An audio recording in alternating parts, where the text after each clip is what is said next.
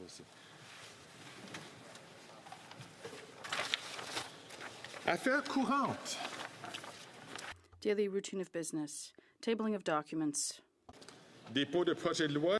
Introduction of government bills. Déclaration. Statements by ministers. Rapport de délégation. Reports from interparliamentary delegations. Présentation de. Presenting reports from committees. Dépôt de. Introduction of private members' bills. Première lecture. First reading of Senate public bills. Examen du Sénat. Motion. Motion. The honourable member from. Motions. Mr. Atchison, seconded by Madame Vien, that the 13th moves that the 13th report of the Standing Committee on Human Resources, Skills and Social Development and the Status of Persons with Disabilities, presented on Friday, October 27, 2023, be concurred in. Debate. The honourable member from Parry Sound, Muskoka. Thank you, Mr. Speaker. I will be sharing my time with the member for Bellechasse-Etchemin-Lévis. I got that correct. It's a very brief motion. You may have noticed. I'll read it. The report is very simple. It is that the Standing Committee on Human Resources, Skills and Social Development and the Status of Persons with Disabilities recognizes Canada is in a housing crisis that requires urgent action by the federal government to end homelessness, and that this motion be reported to the House. So that's a fairly brief report, but we think it's a really crucially important report because housing is a crisis in this country right now. In short, that simple, brief, pithy report is to the point and more than appropriate today. Now, we all recall in 2017 when this Liberal government launched their national housing strategy. Everybody remembers it with great fanfare. The Prime Minister, who was surrounded by many of his colleagues and his ministers, and in front of a big building being constructed, and he announced a $40 billion program. And it was going to be life-changing. Keep clapping. You're going to love the change we're about to talk about. It was a life-changing, transformational national housing strategy. Those were his words. And that's what he said. Now, of course, it's evolved over time to be more like $80 billion. Not all of it federal money. A lot of it's matching provincial dollars. But again, they continue to talk about this national housing strategy being this great thing. Now, if you're living in housing that is unaffordable, or doesn't have enough bedrooms, or needs major repairs, and you can't afford to live somewhere else in your community, you are described as living in core housing need. In fact, it's a statistic that the CMHC, this government's own bureaucrats, track and report on regularly. So those in core housing need are obviously some of the most vulnerable in our society. In 2018, just after they started this national housing strategy, 11.3% of households in Canada were in core housing need. 2022, the Canadian Housing Service Survey, which is the latest data from CMHC on core housing needs, said that core housing need is now 11.6%. So it's actually gone up a little bit. That means that the national housing strategy, when it comes to core housing need and homelessness, has done nothing. $80 billion plan and core housing need in this country is effectively the same. And it's not just the numbers, it's not just the data. We see the results of their ineptitude all across the country. There are tent cities in every single community in this country. Used to be just a big city thing. Now they're everywhere. You know, when I was mayor of Huntsville, housing was already a crisis there. We'd done all kinds of things as a municipality, but it wasn't enough. Parry Sound Muskoka has often struggled with people in what we call hidden homelessness. It's not always visible. Maybe they're sleeping on couches of friends and family, or living in a van is not entirely uncommon for seasonal workers and resort staff. Give you an example. Beautiful Lions Lookout in Huntsville. It's a beautiful hill, and you can see the whole town. It's gorgeous. And periodically, there would be, a van parked up there overnight. People would be staying there. And today, it happens all the time, and not just one van, but multiple vans. Rental vacancy rates in my community of Huntsville and my neighboring communities of Bracebridge and Graners, Parry Sound, have been close to 0% for over a decade. And so the government talks about affordable housing and homelessness, but after 9 years, the situation is worse. More than 235,000 people are estimated to be homeless in Canada. So the core housing need, now we're talking about people who are actually homeless, don't have a home. In addition to these visibly homeless individuals, 450 to 900,000 are among what we call the hidden homeless, so staying with family and friends because they have nowhere else to go. The Parliamentary Budget Officer said in 2018 that the number of homeless people in Canada has increased by 20%. The Auditor General says that the federal government doesn't really know if its initiatives aimed at reducing chronic homelessness were actually working. What a stunning indictment of this government's record. They are very, very good at the photo ops. They're very good at the talking points. They're very good at announcing big ideas, and they're absolutely inept at the follow-through. And the price is in the suffering. And it's not just the big cities. As I mentioned, these encampments are everywhere. Northern Ontario, which is pretty cold in the winter. A lot of hardworking folks in Northern Ontario, but Sudbury, as an example, sees, the situation getting worse and worse as well. According to the report card on homelessness for 2023, the number of homeless encampments in Sudbury has jumped from 25 at the end of 2022 to 113 at the end of 2023. I'll tell you, Mr. Speaker, Canadians are feeling it. It was reported that 28% of Canadians said they are considering moving to another country for greater affordability. There are 1/4 of Canadians who say they are reconsidering whether they can start a family or not. The number of young people in this country who have given up on the dream of ever owning a home is shocking. And so what are we doing on housing starts? So they haven't really done a very good job on homelessness. What about market housing and attainable housing? Well, housing starts are down. Across Canada, housing starts in August 2024 total 16,857 starts. August 2023, it was 19,459. That's a 13% drop in 1 year. In Ontario, the drop has been 25% in the same time period. In British Columbia, housing starts are down 31% in the same time. In Quebec, housing starts have dropped 9%. And we narrow in on places like Toronto, where the housing starts have had a 48% drop in the same time period. Vancouver, a 34% drop. In Victoria, it's a 33% drop. And in Montreal, a 4% drop. And so what's the government's plan when it comes to housing? They've got a housing accelerator fund because they know that apparently we need to speed things up in cities. And so they want to speed things up. So they came up with something really well named called the Housing Accelerator Fund. And they use that fund, it's borrowed money, they use that fund to give money to cities. And what do cities do in return when they get their money? They increase their fees and charges, making it more expensive to build.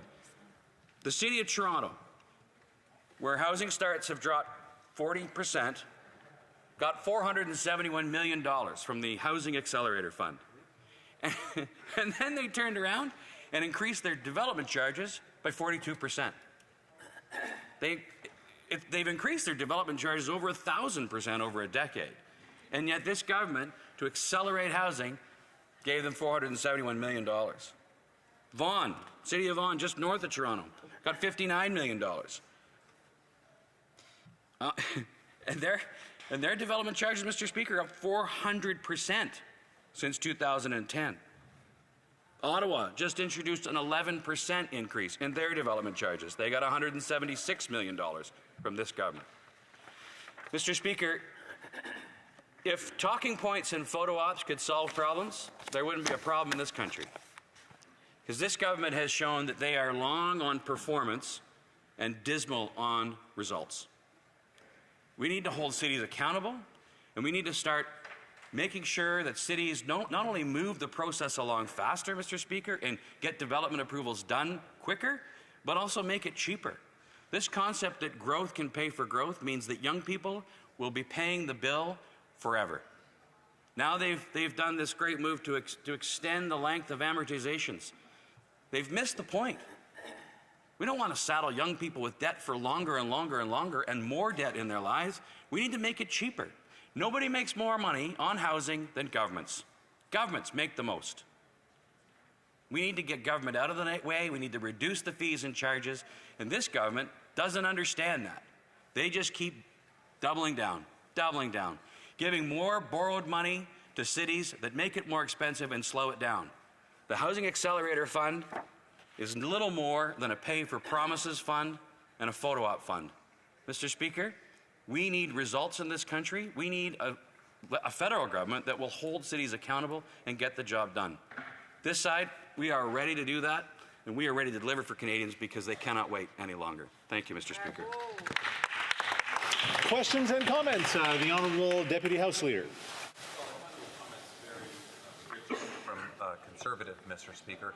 You know, this member and I were both members, we were both elected to city councils in the same time during the Harper years. He would be very aware of what Stephen Harper's government did for affordable housing, which in my community at the time, between at least 2006 and 2014, when I was on city council, Mr. Speaker, we got absolutely nothing from the federal government.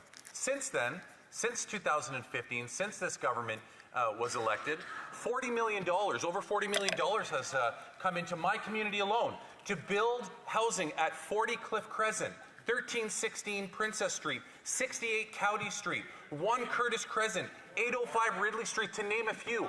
Those are actually finished, constructed housing places where people are living right now. Pardon me? No, they're actually buildings. They're actually buildings. Order. Just need to remind folks to come through the chair. Just let's keep the conversation going, but let's do it appropriately. The Honourable Deputy House Leader. Apparently, Conservatives aren't aware that a unique physical address could represent an entire apartment building. But anyways, I digress. My point is, can this member name just one? I just want one project that the former Conservative government built in his riding when he was a city councillor and later mayor. Just one. I just want one. Zero. Honourable Member for Parry Sound, Muskoka. Well, Mr. Speaker, I always find it entertaining when the member for Kingston and the Island starts talking in here because it's clear he doesn't understand the math. If announcing billions of dollars could solve the problem, we wouldn't have a problem in this country. But I've just given you their own data that shows the situation is worse today than when they started. I don't care how much money they spend, they make the situation worse. And cities make it more expensive every single year. The charges that cities charge to get homes built has gone up exponentially every single year. And this government just rewards them instead of making them reduce those charges and make it cheaper to people buy homes. Questions and comments. The Honourable Member for Jonquière. Thank you, Mr. Speaker. Yes, we do need to note that there is a housing crisis.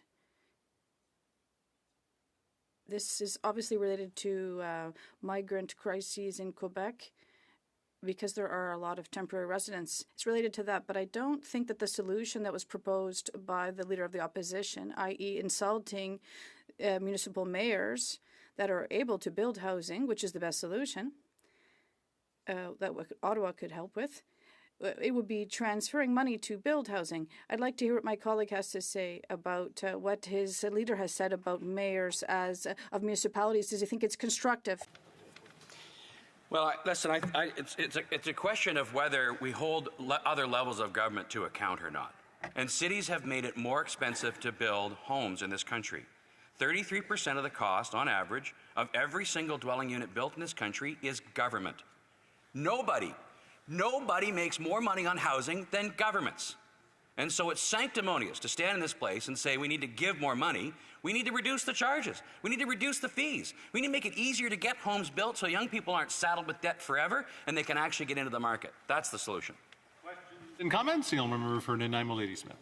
Thank you, Mr. Speaker. Mr. Speaker, we're all very aware that there is a huge housing crisis happening right now. In my riding of Nanaimo Ladysmith, people are being particularly hard hit. We know that a two-bedroom, for example, in Nanaimo right now is $2,459. Who can afford that? Not many Canadians can. Unfortunately, this is a problem that both the Conservatives and Liberal government have been allowing large corporations to swoop in and buy up affordable homes. And yet we have a conservative now saying that he has the solution. Well, when the leader of the Conservatives was the Minister of Housing, he built 0 affordable homes in British Columbia. So my question to the member is, when will the Conservatives actually take this problem seriously and build affordable homes that people can live in, not just for rich developers to be propped up? In the 30 seconds remaining, the honourable member for Parry Sound Muskoka. Well, I'll just simply say that, it gets a little tiring listening to the NDP demonize private sector developers, because we need literally trillions, with a T, trillions of dollars of investment in housing in this country, and we're not getting that done without the private sector. So I think it's time that the NDP and their friends stop demonizing that private sector investment, and let's start finding ways to attract that investment to this country. Thank you. Reprise du débat, l'honorable député de Bellechasse, les Etchemins. The honourable member for Bellechasse, Les Etchemins-Lévis.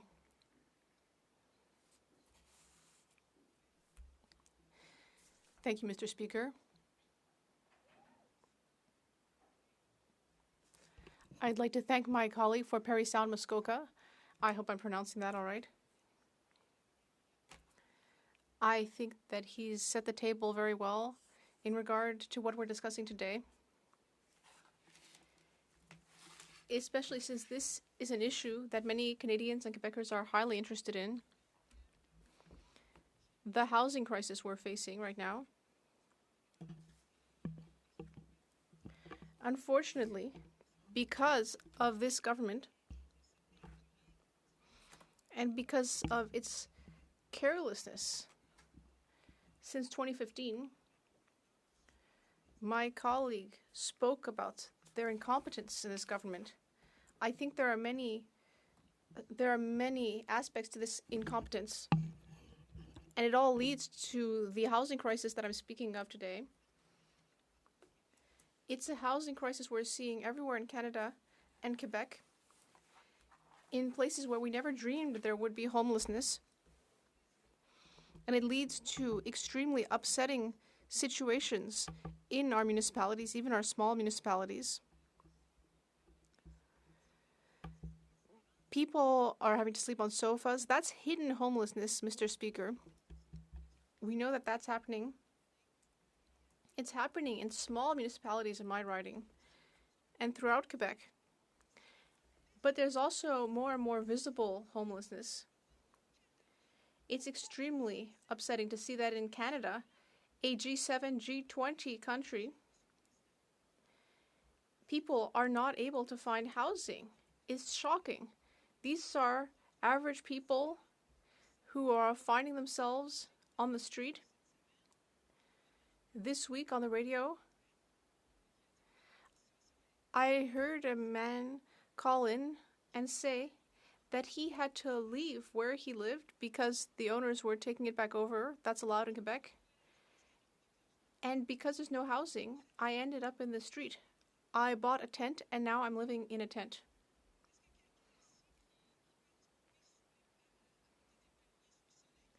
And I hope no one here thinks we're living in a beach climate. No, October is coming, the leaves are going to fall from the trees, temperatures will plummet, and these people will be forced to sleep outside. And the idea that we as parliamentarians are not allowed to look at this issue? No, it's shocking. It's practically criminal.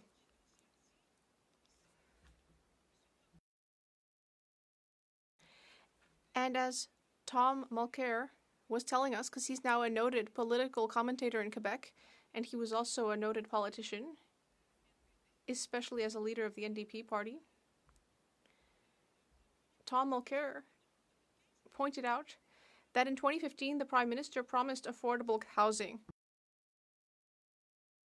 He promised that everyone would have a place to sleep, but instead, today, we're seeing a situation, as my colleague said, which is even worse than the situation 9 years ago when this Prime Minister came to power.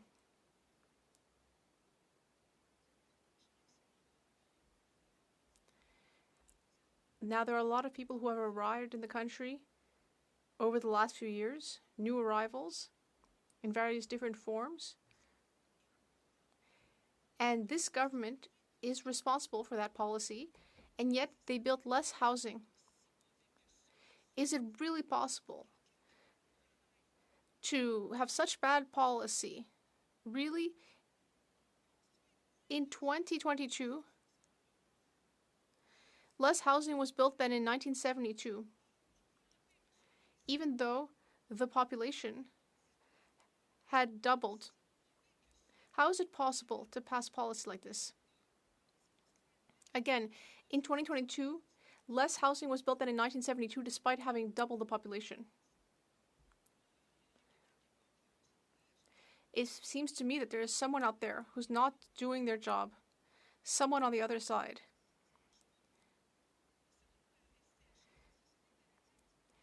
And according to the CMHC, we're going to need by 2030, we're going to need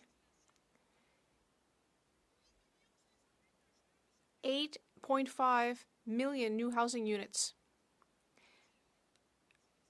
That's according to the Canada Mortgage and Housing Corporation, not according to me.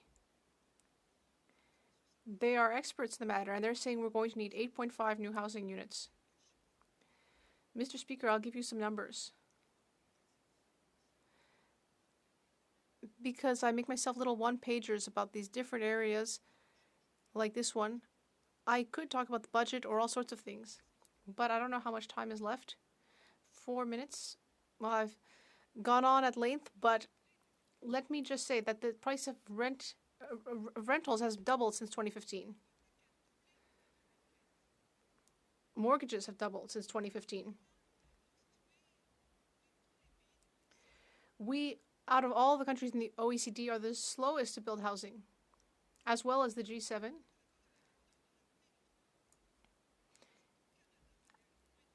Considering the size of Canada, this is the country with the lowest amount of housing. If you look at the map of Canada, it's hard to say that we don't have enough space. Of course we have enough space.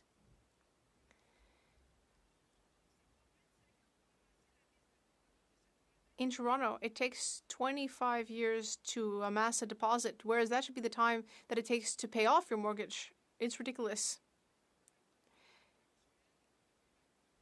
And again, under the current government, less housing was built in 2022 than in 1972. It's deplorable. Our leader has done more than give speeches. He also tabled a bill, Bill C-356, but it was voted down at second reading in the spring. And what did that bill ask us to do? Build housing.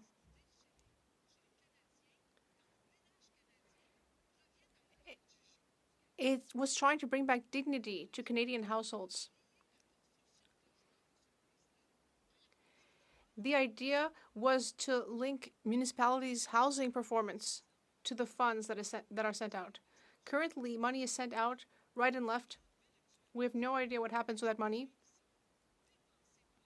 We see that Canada's big cities seem to be overwhelmed by what's happening. For example, in Montreal,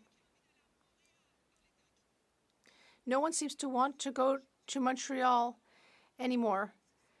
People are shooting each other up in the streets. People are sleeping outside. That's what's happening. So our leader tabled a bill to build housing,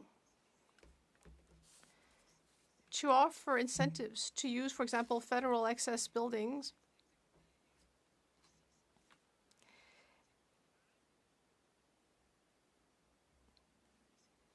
But that bill was voted down.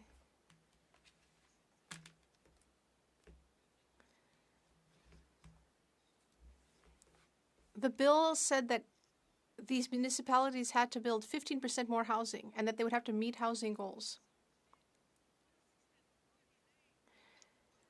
How on earth could anyone think that it was a good idea to vote against this bill? But I'll tell you why they voted against it. Just because it was a conservative bill. That's why. It's a matter of partisanship. Whereas we are trying to help Canadians and Quebecers. We're trying to put a roof over their heads. Règlement, l'honorable député de Drummond.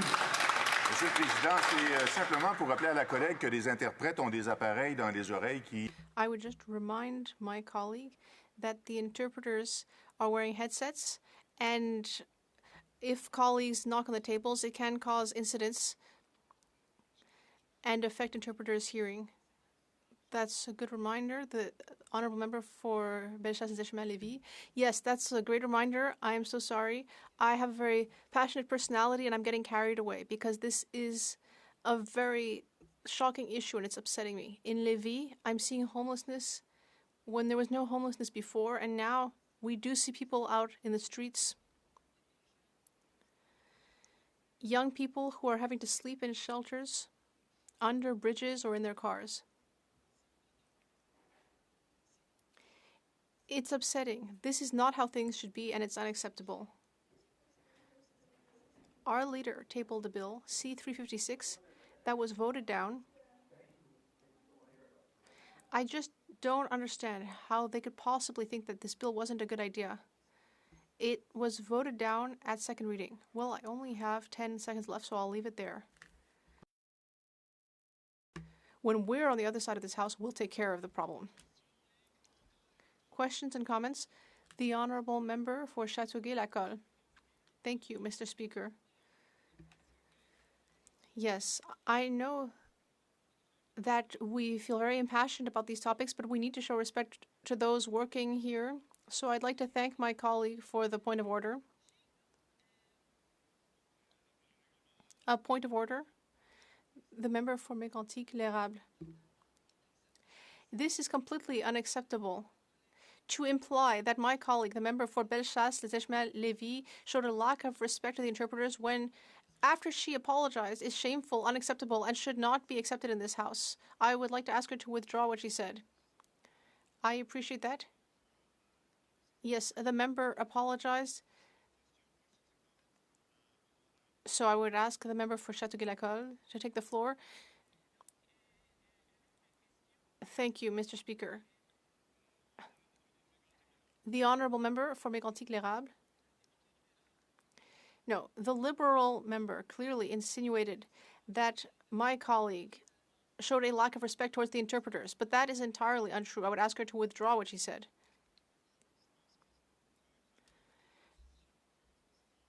Well, I think that the honourable member has already apologized, the member for Bellechasse-Deschamel-Lévis, and I think the member for Châteauguay-Lacolle has a question. And so perhaps we can put an end to this discussion about the interpreters because the member for Bellechasse has apologized. And so I'd ask the member for Châteauguay-Lacolle to proceed. Thank you, Mr. Speaker. Coming back to the issue of housing, in my riding there have been a number of excellent projects that were facilitated by community groups who have a great deal of expertise on affordable housing. For example, Solide or Fram in Montérégie. These groups have said that it's very important that they continue to take action to participate in projects and help them see the light. And so I'd ask my colleague, would she continue to support these kinds of organizations? Or will she continue will she cut money from these organizations or help them continue to work on these valuable projects?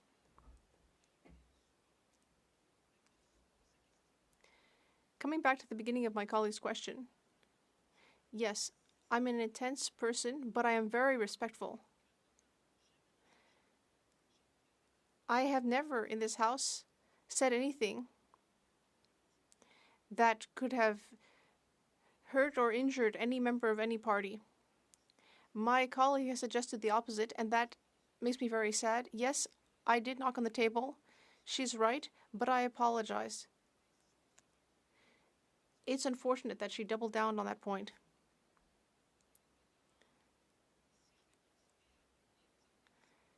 Now she's asking me if I will support community organizations. If she were to simply look into my background, she would see that I started my career in the community sector. And in fact, I have helped many community projects see the light of day.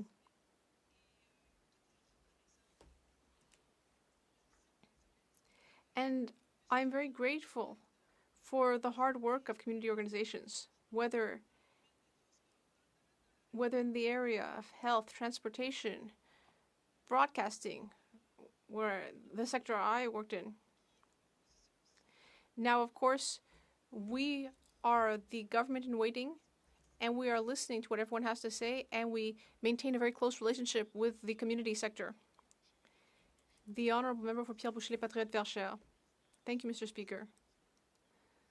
I'd like to thank the Conservatives for having launched this debate because it's important to discuss housing during a housing crisis. But my question is about the Conservative strategy for fixing the housing crisis. Recently, I spoke with people from the UMQ who said that they're concerned to see that Liberal strategies to put a small amount of money into municipal infrastructure, but it's going to be up to the municipalities to make decisions about urban planning. And the Conservatives seem to be doing the same thing. Something similar. They're only going to get the money if they build infrastructure, but they need money to build infrastructure. It seems that the Liberals and the Conservatives both have the same strategy, almost like a coalition. They're both saying the same thing. Ottawa's going to come in and tell you how to manage your own towns. After all, people in municipalities and at the provincial level who should be capable of managing their own matters, why is Ottawa always stepping in? The Honourable Member for Bellechasse-Lévis. Yes, we know that democracy is very important at every level of government. But I would just remind my colleague that when our leader came out to say what was happening in certain towns in Quebec and about homelessness, my colleague may have noticed that things started to shift immediately. Municipalities started doing things. Certain permits that had been in limbo for some time finally got sped up. I think that's a good thing. People see that they're being watched, that they're being paid attention to. And that means that things move forward. And it helps to do something about the housing crisis. Continuing debate, because we're running out of time. Make sure we keep our questions and comments as succinct as we possibly can so everyone can participate in the debate. The Honourable Parliamentary Secretary, Government House Leader. Yes, thank you very much, Mr. Speaker. It's an interesting day. Again, today we have the Conservatives once again continuing a tradition that they have started virtually since they've been in opposition, and that is to prevent legislation of all forms from passing. We have seen that day in and day out, and today they're really eager about things of this nature, Mr. Speaker, because they have such a thirst or a hunger for power that they put that over the interests of Canadians. We as a government have consistently been there to deal with the issues that Canadians are having to face on a daily basis, understanding and appreciating the concerns, the tensions, the anxiety that is out there in our communities, and developing public policies, whether they're budgetary measures or legislative measures, to be able to deal with those real, tangible issues. And all I've witnessed from sitting across the Conservative opposition for many years now is a party that thinks of nothing else but that political far-right Reform/Conservative Party. That is their preoccupation. That of a hunger for power, nothing more, Mr. Speaker. And today really kind of amplifies that fact.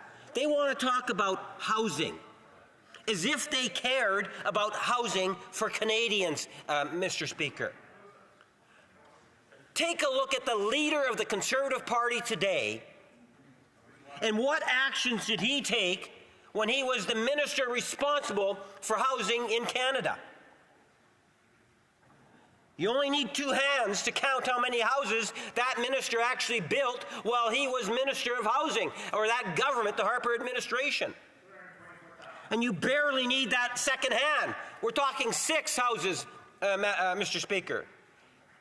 Minister of Housing, today's leader of the Conservative Party, managed to build 6 homes. What a powerful record that is, Mr. Speaker. I suspect even those 6 would have been by accident.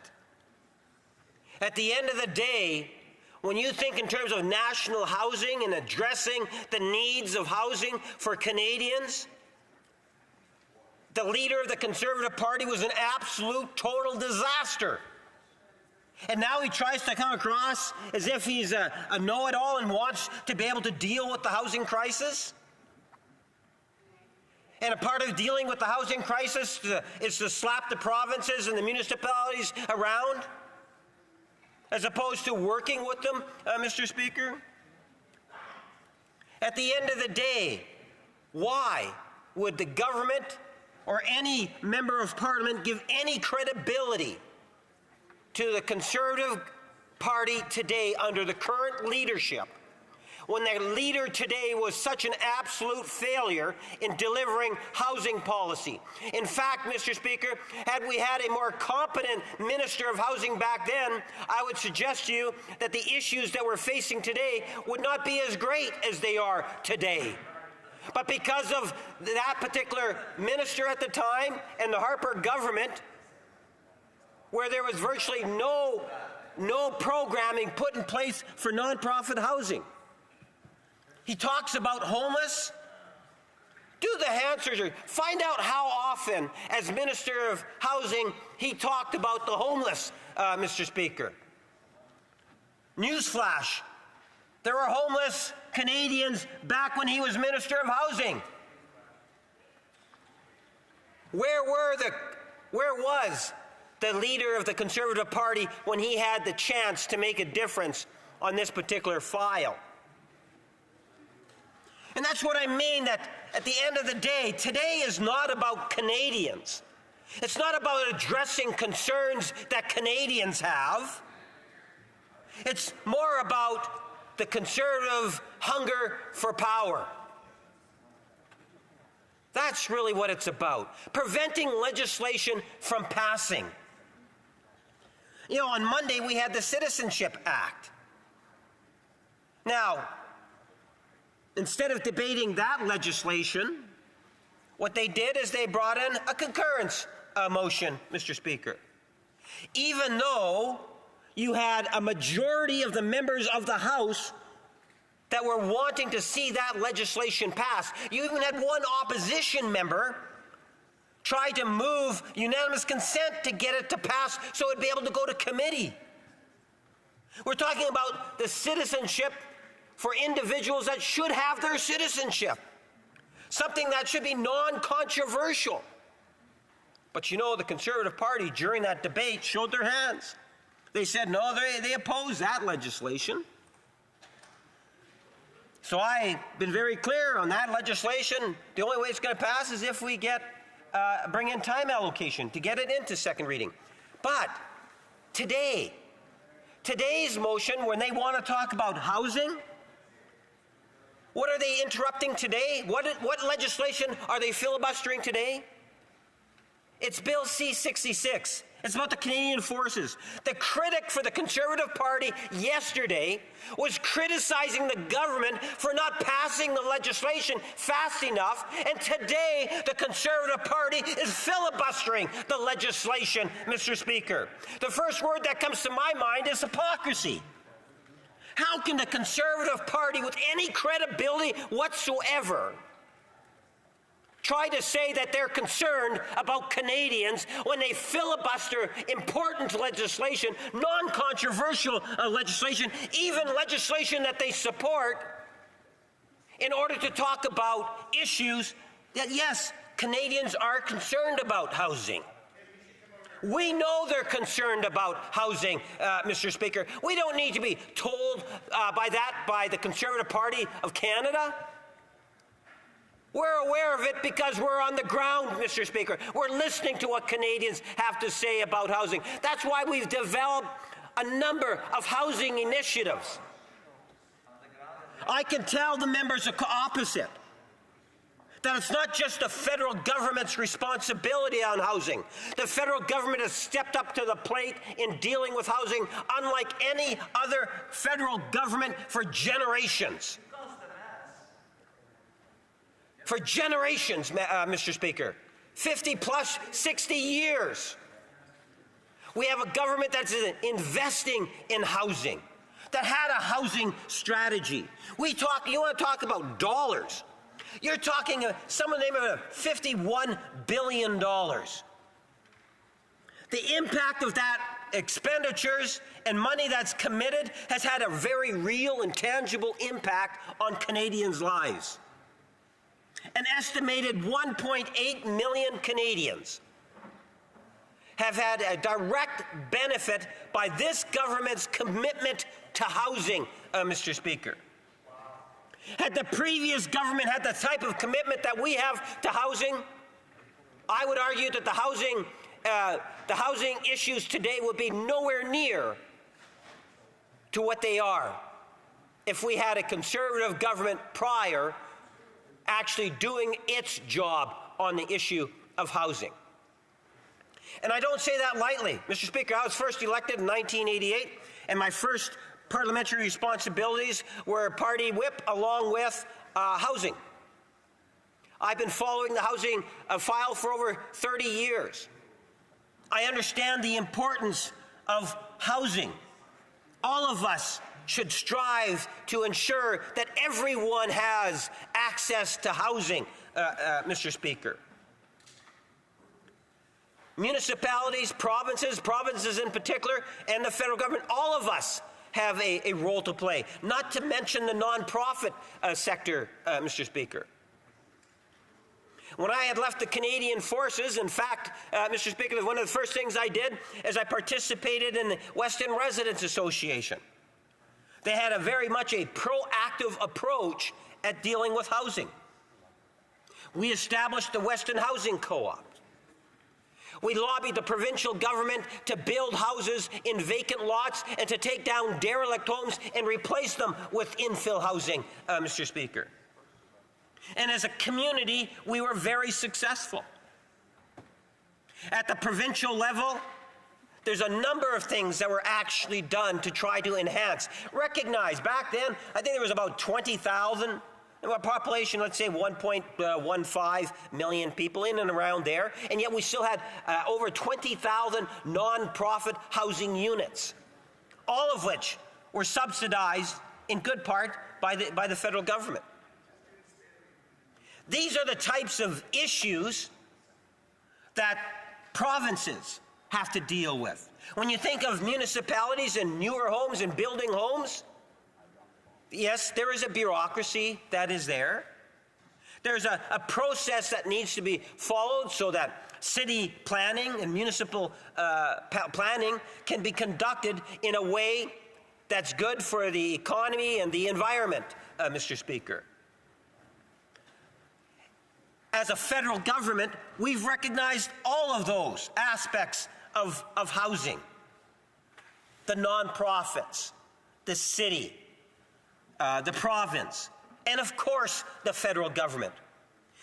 I believe it was late last spring, the Prime Minister was actually in Winnipeg. We were having an announcement, and at that particular announcement, it was I believe it was out in Transcona, or in the Transcona area, Mr. Speaker. I was there, but so was the Mayor of Winnipeg. So was the Premier of the province. I say that because it amplifies the fact that it is more than one government that has to deal with the housing issue that we have today. And as a national government, I would challenge any member, whether it's a Conservative Bloc or a New Democrat, to show me a government, a national government, in the last 60 years that has invested more in housing than this Prime Minister and this government, Mr. Speaker. But that doesn't mean that our work is done. No, we understand that the need is high. That's why as recent as Monday, you had the Minister of Finance taking a look at ways in which we can continue to support first-time home buyers, Mr. Speaker. How we can use the rules to ensure that they have more opportunities to purchase a home. And there's some releases and information on that if people are curious, they can look into it and get the details. Virtually every budget, Mr. Speaker, we see that the federal government is providing programs and incentives. A couple years ago, we had the one dealing with trying to get more purpose-built apartments, units being constructed in the country. And we've had huge take-up on it. Thousands and thousands and thousands of units are going to be built as a direct result of that one federal program. Contrast that to anything that Stephen Harper had done, Mr. Speaker. And it does beg the question. People say, well, that's, 8 years ago or 9 years ago. Well, you don't build a building virtually overnight. And had the Conservatives done their homework, had they worked with the provinces and the municipalities and worked with some of these nonprofit organizations, I believe it would have made a difference. And it's because we've had some of these programs in place now for a number of years, it has had a positive impact. And recognizing the need is so great, we continue to invest more, Mr. Speaker. Because as Liberals, we understand the importance of homes. When you think in terms of those nonprofits, I've had the opportunity to go to a number of key ceremonies, as I suspect many of my colleagues in all political stripes have done that. I'm a big fan of Habitat. Habitat has done so much in terms of providing individuals that would never, or in all likelihood, would have been very challenged to get a new home, have provided them the key to a new home. And, Mr. Speaker, it has done so much, not only for the family unit, but also the communities in which they're built.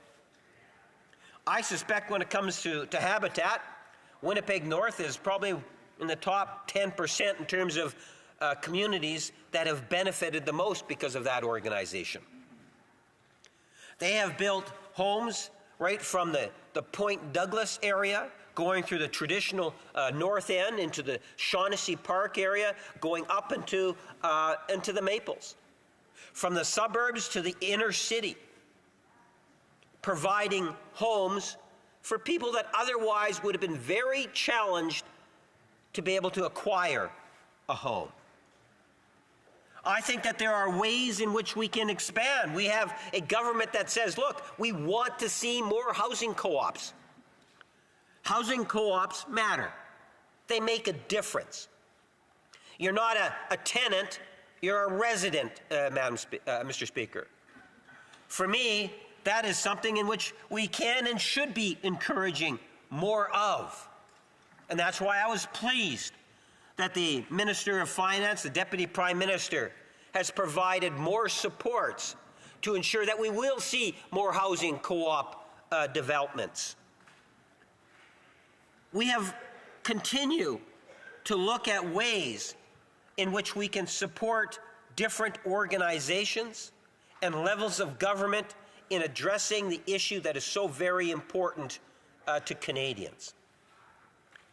What I do not support, Mr. Speaker, is the manner in which we're having the debate on this issue today. Because I believe that the Conservatives are preventing important legislation from passing.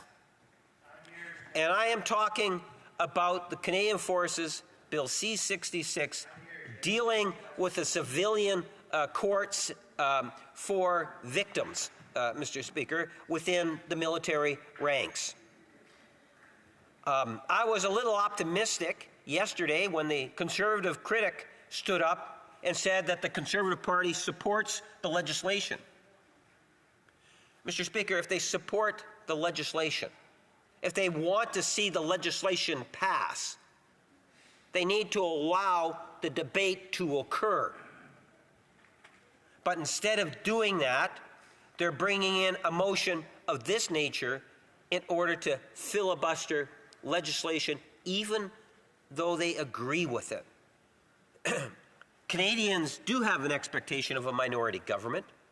There is an expectation that opposition parties would also contribute in a positive way in dealing with private members' bills and government bills, Mr. Speaker. That as an opposition party, you shouldn't have to be shamed into doing the right thing. The Conservative Party's focus, as I have said before, is more on character assassination. And wherever they can slap the word scandal or whatever negative word that they can do so they can post all sorts of false information through social media, that's where they're at. And that's why I say the hunger for power is what's driving the Conservative Party today, and it's a destructive force, and it has nothing to do with the concerns of Canadians and the needs that we need to be able to be talking about and looking at, and how it is that we can pass it so that the lives of Canadians in all regions of our country will be that much better, Mr. Speaker. So as much as the opposition party wants to focus its attention on the negative side of things, we will continue as a government, as the Prime Minister has clearly indicated time and time again, that we will continue to be focused on Canadians and improving the quality of life so that we have an economy that works for all Canadians. Continue to focus attention on our middle class, those aspiring to be a part of it, to build a stronger and healthier economy, to continue to work on the issues of inflation, which is now at 2%, Mr. Speaker. That's pre-pandemic. To continue to build that stronger and healthier economy. And we're going to see that in the months ahead in terms of a healthier economy. And contrary to what the Conservatives continue to say coast to coast to coast, Canada is not broken.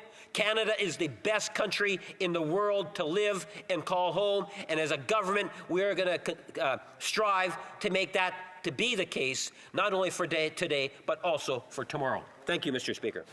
Questions and comments? Monsieur Pointerre, the member for Barrie, Springwater, Oro-Medonte. Thank you, Speaker. And I just listened for 20 minutes to the member opposite talking about the job the Liberals have done over 9 years of the housing project or the housing file in Canada. I represent Barrie, Springwater, Oro-Medonte, Mr. Speaker, and we have encampments, housing encampments all over our riding now. 9 years ago, these did not exist. Just this week, I'm reading in Barrie today, there was another fire at a homeless encampment at Milligan's Pond. Please, can the member opposite not admit that over 9 years, things have gotten much worse in Canada and homelessness is a serious issue now that did not exist 9 years ago? The Honourable Parliamentary Secretary. Yeah, first of all, it's not fair to say that homelessness didn't exist 9 years ago. Homelessness has been around ever since I was first elected back in 1988.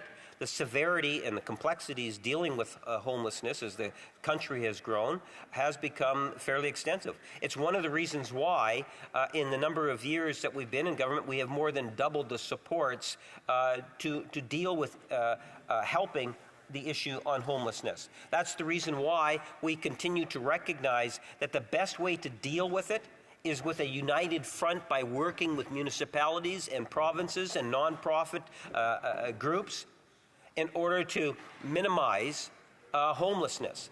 That is something that is absolutely critically important and is one of the issues that we deal with on a daily basis in working with others in order to be able to deal with it appropriately. Thank you, Mr. Speaker. Questions et commentaires. L'honorable député de Shefford. The Honourable Member for Shefford. Thank you, Mr. Speaker. I thank my colleague for a very eloquent speech, as usual, on a topic that's very important to the people of Shefford for two reasons. Now, first, in Shefford, more specifically in Granby, Granby is one of the towns with the lowest vacancy rates. That is a reality. The municipality is doing what it can, but the federal government needs to do its part. Now, also, second, for seniors, I was proud to be along with my colleague, the member for Longueuil-Saint-Hubert, when he proposed 12 action points for seniors and housing in Granby. We have many good suggestions. For example, we need to amend the budget of the Reaching Home program because Granby is not designated as a designated community through that, but cities that have new homelessness problems need to be considered in the Reaching Home program.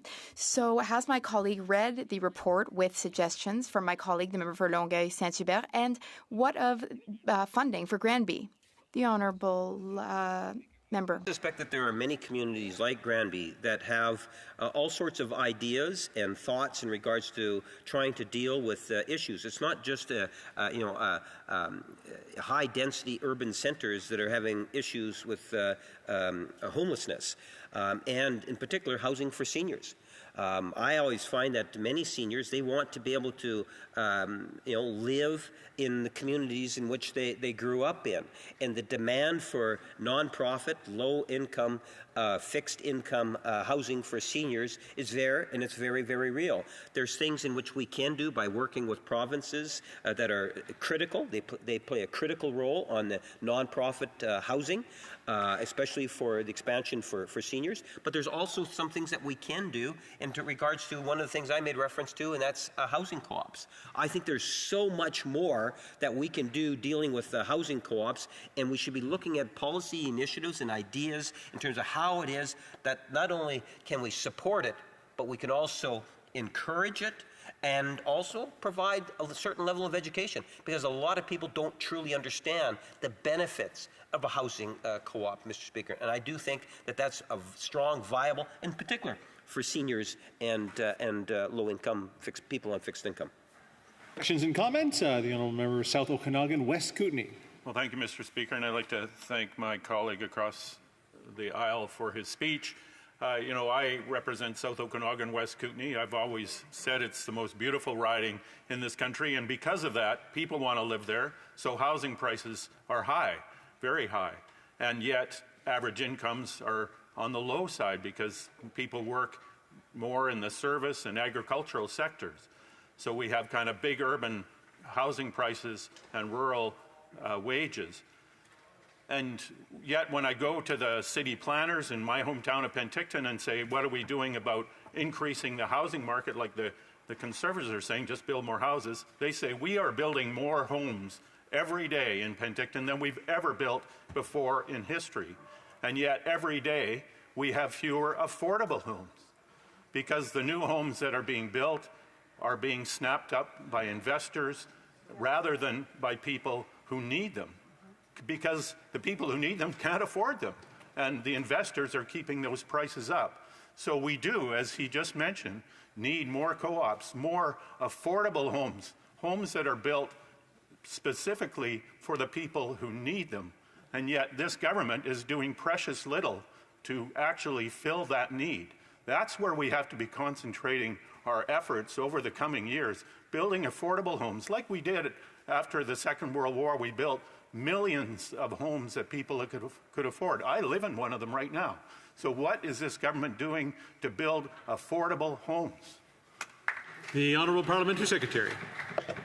First off, Mr. Speaker, you know, we have a beautiful country in Canada. I appreciate his comments about his own personal riding, but there's something to be said when you're flying into Winnipeg and you see these vast prairies full of food, the grain fields and canola fields, and there's a great deal of beauty in regards to that. I think that Canada is so rich in its diversity. Having said all of that, Mr. Speaker, I do want to acknowledge that when you think of nonprofit housing, there's a lot that's out there, whether it's from different agencies. We were just at the Ukrainian, or I shouldn't say, I was over at 800 Burroughs, I'm not too sure of the actual address, 800 Burroughs, 600 Burroughs Avenue, where we have the St. Mary's Protectus Villa celebrating 75 years, doing their mortgage. And it was a seniors complex, non-profit organization celebrating 75 years or 35 years, having their mortgage burning was what it was, Mr. Speaker. A wonderful event. I raise it only because to amplify that building existed because governments, plural, got behind it and supported it.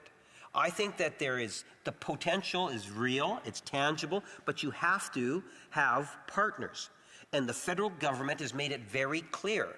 We are looking to expand in whatever way that we can, and we're looking for partners. And I think our actions speak louder than words. We've provided the finances, significant finances, and we've provided opportunities for those partners to be engaged. We will continue to do so. We want to ensure that we have a housing program that all of us can take some pride in. Thank you, Mr. Speaker. Questions and comments? He tried. Yeah, the honourable member for Avalon. Thank you, Mr. Speaker, and I want to thank my colleague for his speech here this morning. I want to give the member from Winnipeg North a chance to once again highlight what this government has done for housing in comparison to the previous government. The honourable parliamentary secretary.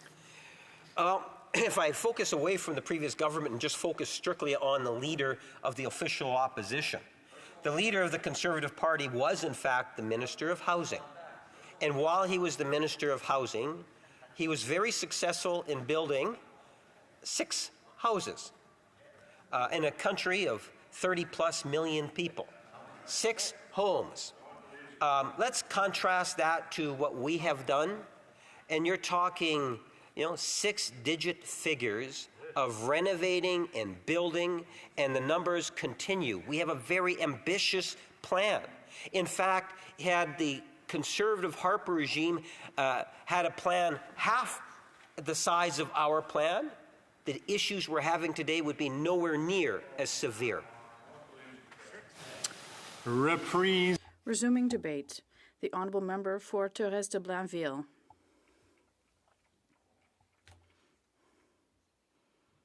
I have some fans this morning. Thank you. Good morning, Mr. Speaker. Good morning, everyone. I'll say it from the onset. Sometimes I forget to say that I'll be sharing my time with my esteemed, incredible colleague from Pierre Boucher, Les Patriotes Verts. Mr. Speaker, I sit on the HUMA committee, and I have the honour and pleasure to sit on it since 2019. For the reasons that sit with me, that motivate me to sit on this committee, and the reason that this report was brought forth in October of 2023, well, I'll be talking about that, but I should be at committee on an important study talking about unionization, but I am here having to present the merits of this motion was adopted by HUMA in 2023 and the context. So as a reminder, what the Standing Committee of Human Resources, Skills, Social Development and the Status of Persons with Disabilities recognized that Canada is plunged in a housing crisis, that it requires urgent action from the federal government to fight homelessness, and that this motion be brought to the House. This motion was adopted unanimously. it was against the backdrop of the current government over the summer at the time left its caucus and made housing a priority. And then what happened after wasn't clear. At the same time, the current Minister of Housing said that there was a crisis in housing. So the committee did recognize what the minister said, that there was a crisis. Unfortunately, despite the numerous studies on this issue at committee, the National Housing Strategy, on this, including a very important one on the financialization of housing, which is still at report stage in terms of funding of housing, that intends to shed light the lack of commitment from both levels of governments, or rather, of both parties in the government, whether it's the Liberals or the Conservatives. There was a lack of commitment from both parties. And at the same time, this looks at the impacts this has had in Quebec and in other provinces. So these studies are major, they're very important. What we have a hard time understanding is why it's urgent to take action on housing and why this doesn't inspire policies from the federal government in this respect. Just in terms of homelessness, because this is about homelessness, federal spending on homelessness. This comes from the PBO, a report on this issue, and that was published in May 2024. It talks about the effects of the National Housing Strategy with respect to homelessness. This is a strategy from 2019, over 10 years, that had the objective of reducing chronic homelessness by 50%. And the PBO, in his report, said that we believe that this Reaching Home program was funded, reduced the number of people who were homeless by roughly 6,000, i.e. a 15% decrease. In Quebec alone, we never saw this. There were 10,000 people homeless, and I go back to the report, and the PBO said that we believe that to reduce homelessness chronically by 50%, that we would need 3.5 billion extra per year, i.e. 7 times higher than what the current budget sets out for housing. So this is a very serious alarm bell. Did the current government really take full stock of this crisis, because it's depriving homes, families, single people from what is most precious to them, i.e. their right to housing? So the answer is no. In Quebec alone, as I said earlier, homelessness rates are up, and as our colleague from Shefford has just said, it's urgent to take action in these regions, and all my colleagues here can talk about vacancy rates, which are very low in all of these regions, and homelessness is high. So if there are any priorities that we need to have for the current government, it's certainly this. We have to recognize the role that the federal government can play on this issue. And my colleague from Longueuil-Saint-Hubert did a tour of all across Quebec and the regions to highlight these issues. At the HUMA committee, we heard many witnesses, and the government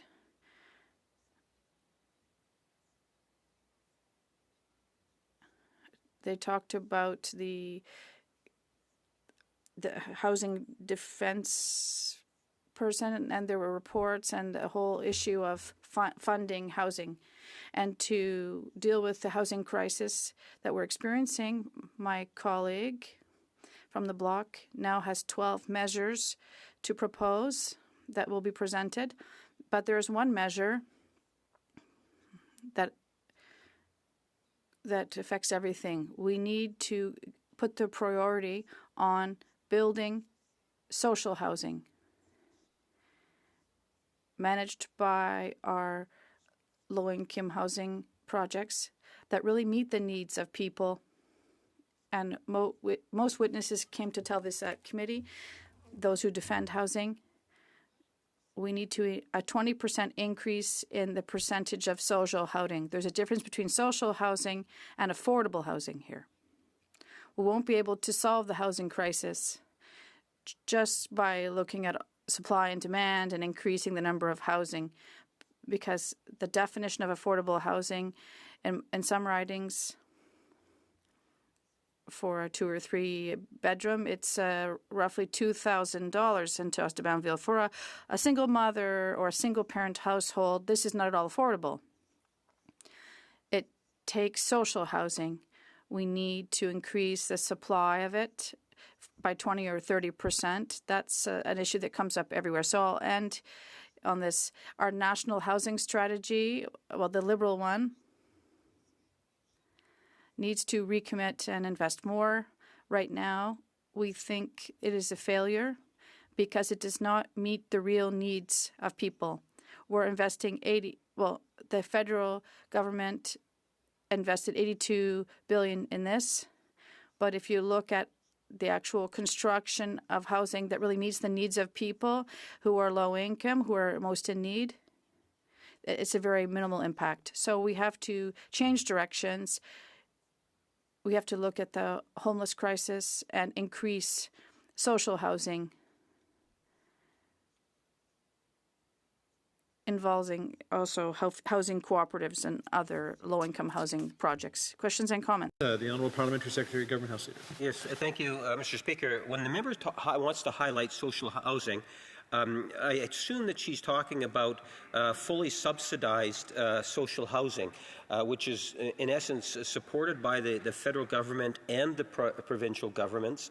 And it's the provincial government that ultimately plays that lead role. And does she have any indication from the province of Quebec, for example, in terms of what their intent is, both short or even long term, in terms of the development of the construction of social housing, and if in fact they've approached the federal government to contribute more directly to a social housing project where, let's say, a tenant would only have to pay 30% of their income? The Honourable Member for Therese de Blainville. I would ask you the question. You're absolutely right. Quebec is in charge of some housing through federal agreements, and the federal government supports it, but it skips over Quebec. I think that what I'm saying is that the federal government, with respect to social housing and community housing, was not their current priority, because it has hundreds of programs through the National Housing Strategy, but they're not focusing on this. There's one project that worked well. That's the CRL, a quick housing project that community organizations were able to get behind. But we focused on this. We put forth a lot of solutions, but right now they're looking at affordable housing, but the definition of affordable housing is not necessarily right. Affordability, that has to be something we need to look at. It shouldn't be more than 30% of the person's income and not median revenue or income of a community. Questions and comments? The Honourable Member for Bellechasse, Les Saint-Germain-Lévis. Thank you very much, Mr. Speaker. I'd like to congratulate my colleague for her speak. The Bloc is always saying that it's listening to the Quebec government, that it listens and that it listens to its demands with respect to Ottawa. And we know that the Liberal government has been racking up failures for 9 years. There's a lot of dissatisfaction.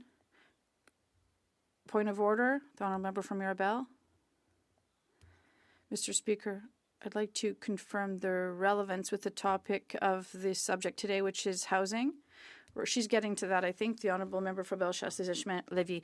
Thank you, Mr. Speaker. They go from failure to failure, the Liberals, particularly in terms of housing. There's a very clear demand from Quebec government that they bloc needs to they need to vote with us and not with the government on next week's motion. The honourable member for Thérèse-Laville. I'd like to thank the member for a question. The honourable member for Rosemont-La Petite Patrie. Thank you, Mr. Speaker. I'd like to thank my colleague for her speech. I'd like to thank her for her quick answer that she just gave. But I do have a question for her because the Liberals today suddenly have a passion for co-op housing. But this does shed a bit of light for future projects. But 6 months ago, but since point of order, the honourable member for Terrebonne. Thank you, Mr. Speaker. Before my colleague from Lévis leaves the room, I'd like to underscore that after my colleague, she said that there was a lack of courage. I think that was insulting. I didn't hear that. We will confirm what was said. The honourable member for Rosemont-La Petite Patrie. Thank you very much, Mr. Speaker. I do hope that there was nothing that was said by the Conservatives that was unparliamentary. That would be regrettable. But the question I had in terms of co-op housing, go ahead. The honourable member for Terrebonne. There are people here in this room that probably heard it. I did hear what was said. I would like the member to withdraw her statement. I have known that member for quite some time. I know that what she decided. I was very surprised that she did not answer. And it was an excellent question. Well, that's all she said. I won't ask her to apologize. We will look closely at what was said in the chamber. The honourable member for Drummond. On to this point of order. No, I think that what my colleague for Bellechasse-Lévis was inappropriate, and in fact the question was not relevant. And then after that, we heard very clearly what was said after the answer was not given. And this is a matter of honor. And so I think if our colleague has any honor at all, she will apologize and withdraw what she said. The honourable member for Caribou Prince George. Mr. Speaker, we're all honourable people in this House, and how dare our colleague from the bloc challenge the honor of our colleague here? How dare he? Okay, on va garder ça. We will come back to this matter after looking at it carefully. And maybe the member for Rosemont-la-Petite could ask his question. Well, Mr. Speaker, it's a shame to see that the Conservatives like to use invective and personal attacks. It's deplorable. Now, coming back to the 2017 housing strategy, there was no mention made of housing co-ops. Then at the last minute, in spring, the federal government finally woke up and had something to say about co-ops, and I'd like to hear from my colleague on that. The member for Thérèse-de-Blainville.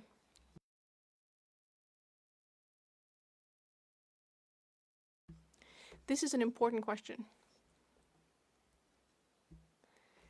And I'd like to say that both on the Liberal and Conservative sides, well, there was just not enough investment in housing.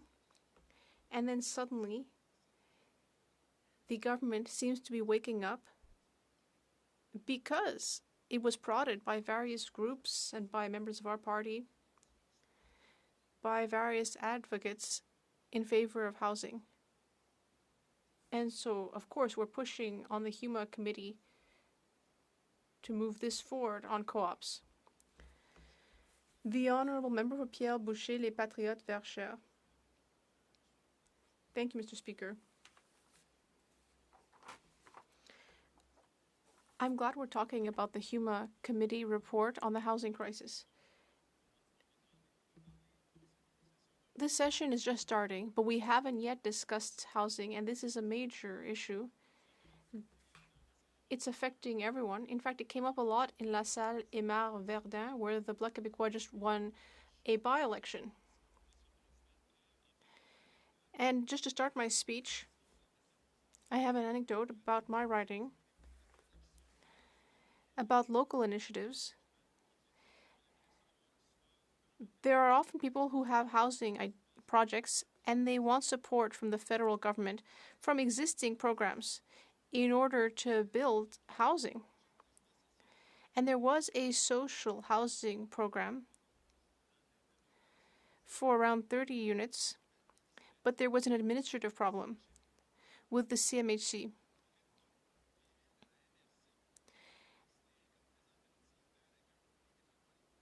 Because all of the towns in this area were considered to be part of the Montreal metropolitan area.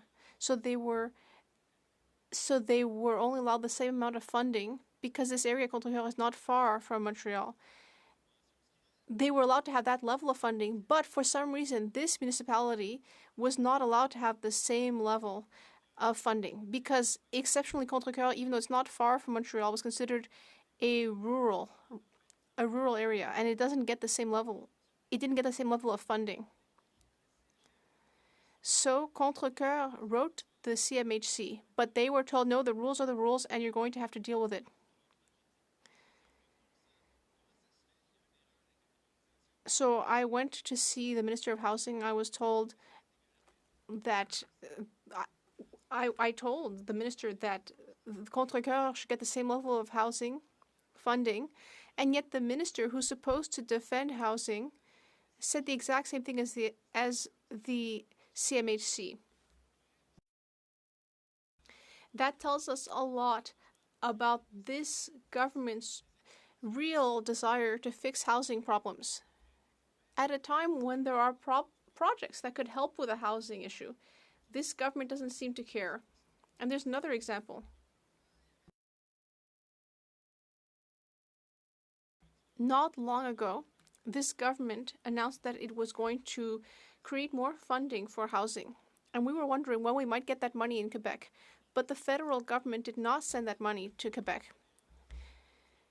It spent more than a year arguing with the government of Quebec because it wanted to decide on the conditions and what would be done, the specifics.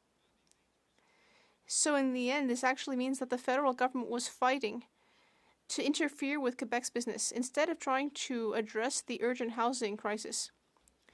It's ridiculous that the money was held back for more than a year in a housing crisis. But it's just because Ottawa prioritizes interfering with the provinces.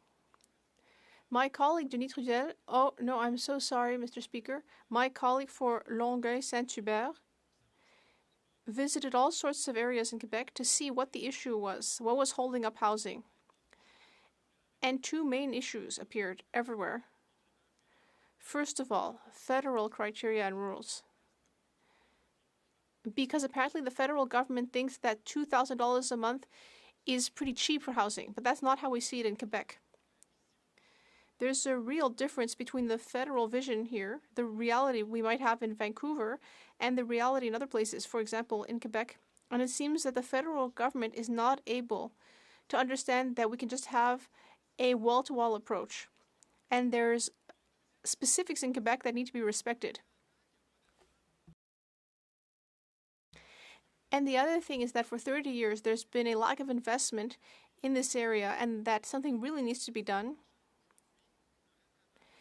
Even if we start investing money today, there's so much to catch up on. It would take a lot more than what's been put on the table to fix the problem. And there is another issue underlying this.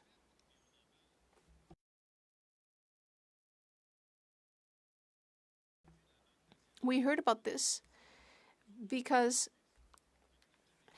well, apparently if the Bloc Québécois says that there are too many new arrivals, they will be called racists. But in fact, the National Bank of Canada said the same thing.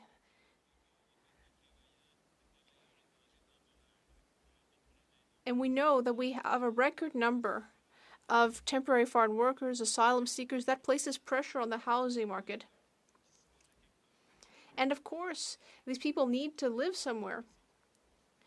And when Quebec said that it's too much, we need to find solutions, we were told we were racist.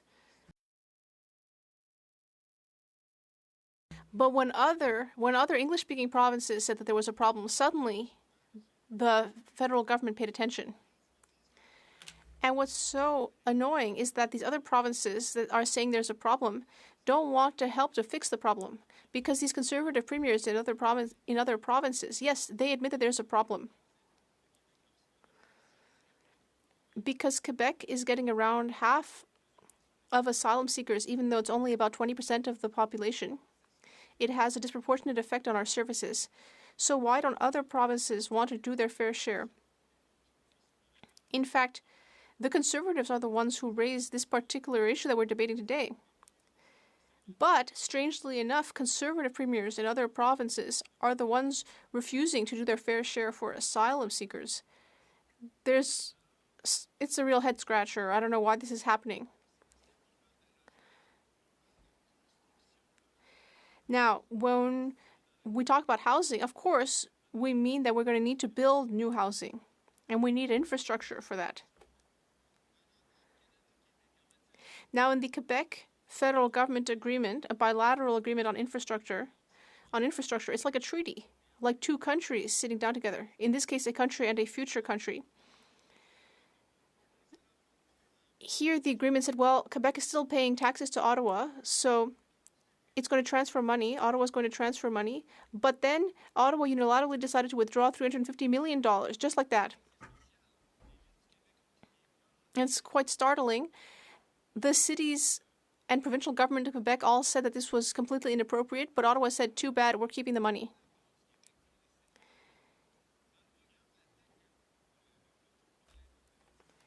Now, when it comes to the Communities Assistance Program, in the 2024-28 program, unlike the previous version, compared to the previous version, there's 30% less money for municipalities. But if towns have 30% less money for infrastructure, because that program is specifically for water infrastructure, so if towns don't have that kind of infrastructure, it's very hard to add new housing because people need money. Shocking, I know.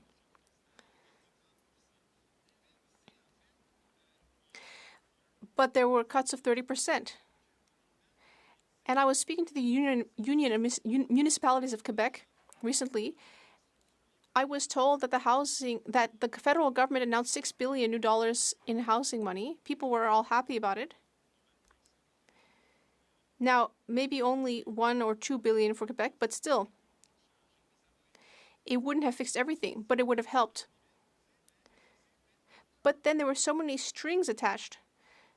Now we were told that Ottawa would be the one deciding town planning rules in exchange for the money. It's horrifying. People at the provincial and municipal levels have been elected. They know how to manage things. But Ottawa stepping in and saying, no, we know best. And in fact, this is actually a conservative policy that the Liberals included in their latest budget. What can we do about this?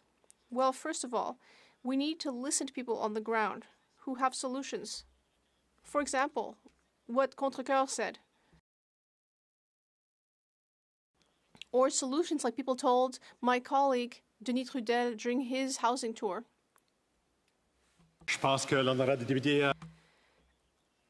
I think the member was referring to the honourable member for Longueuil-Saint-Hubert. Questions and comments? Parliamentary Secretary. Yes, thank you, Mr. Speaker. You know, I think a big part of it is in terms of attitude. When I look at the transitional or the accelerator fund, I've had a couple of discussions, met with the mayor of Winnipeg, and I don't see it's a territorial issue. What I see is that you got governments working together for the betterment of the communities. And I think that that's something that we should be promoting. Governments working together. This way, there is more success, and the biggest benefactor is the people that we collectively represent. Would he not agree that it's much more preferable if you have actually governments working together? That doesn't mean the federal government just giving cash blindly. It means governments working together. The honourable member. Well, what I find interesting about my colleague's question is that this cannot be referring to Quebec towns because they don't agree with this. What they told me is that they're already working with the federal government. There's already money for housing infrastructure. And for example, there's the fund that would go to water infrastructure. Why not send that $6 billion to that fund? No, instead, Ottawa wants to invent new programs and new rules and once again interfere with jurisdiction that it shouldn't. Mr. Speaker, I want to thank our honourable colleague for his speech. I listened intently to it, and one of the things that he mentioned, well, there was a number of things that resonated with me, Mr. Speaker, but a key one that he mentioned was we need to listen to the people on the ground. We need to listen to the people in our communities. I know my community, my region of Cariboo, Prince George, we are seeing unprecedented levels of homelessness that we didn't have 9 years ago, Mr. Speaker. And I know our colleague is probably experiencing the same in his neck of the woods. So if we are to truly listen to the people that elected us to be here, will he and his colleagues vote with our Conservative caucus next week in the confidence vote and let Canadians choose in a carbon tax election? Pierre Boucher, les Patriotes Verchères. Merci, Monsieur le Président. Thank you, Mr. Speaker. This is a very interesting question because it shows how hypocritical the Conservatives are. Because the question he just asked is not about the motion or the report we're debating today, even though the Conservatives are the one who decided to have this debate. So if they really wanted to do something about the housing crisis, then my colleague would ask a question about housing. But instead, he's asking whether we're going to vote with the Conservatives or not in a confidence vote that the Conservatives want to trigger to topple the government. And to me, that shows that their priority isn't to fix the housing crisis, but instead their priority is just to try to replace the Prime Minister with their leader. But we in the Bloc Québécois are not Conservatives, we're not Liberals. So we don't need to vote with one or the other. We vote with whoever has policies that are good for Quebec and just to get gains for Quebec. The honourable member for Rosemont, La Petite Patrie. Well, Mr. Speaker, what I'm annoyed about in this debate is that the Bloc Québécois is always blaming Ottawa, whereas the Liberal government is always blaming the government of Quebec. This has been going on for years, and meanwhile, people are suffering. It's always on the backs of people. It's always on the backs of people who are struggling. So could people stop pointing fingers and trying to blame each other, and instead, could we just work together so that people can finally access affordable housing? The honourable member for Pierre Boucher, les Patriotes Verchères. Thank you, Mr. Speaker. And I'd like to thank my colleague for his question. I agree with him. And this is what the Bloc Québécois wants, because in many cases, there are already agreements and infrastructure funding. So why not just extend existing agreements, send the money, and avoid endless bureaucratic problems, so that instead of quibbling over jurisdiction, as Ottawa is always doing, we can actually accomplish something. Resuming debate, the honourable member for Rosemont, La Petite Patrie. Thank you, Mr. Speaker. Let me just say that I will be sharing my time with the admirable and extraordinary member for New Westminster Burnaby. I think that he will have a number of interesting things to tell us about what's happening on the ground in his region. Mr. Speaker, I'd like to start by thanking the Human Resources Committee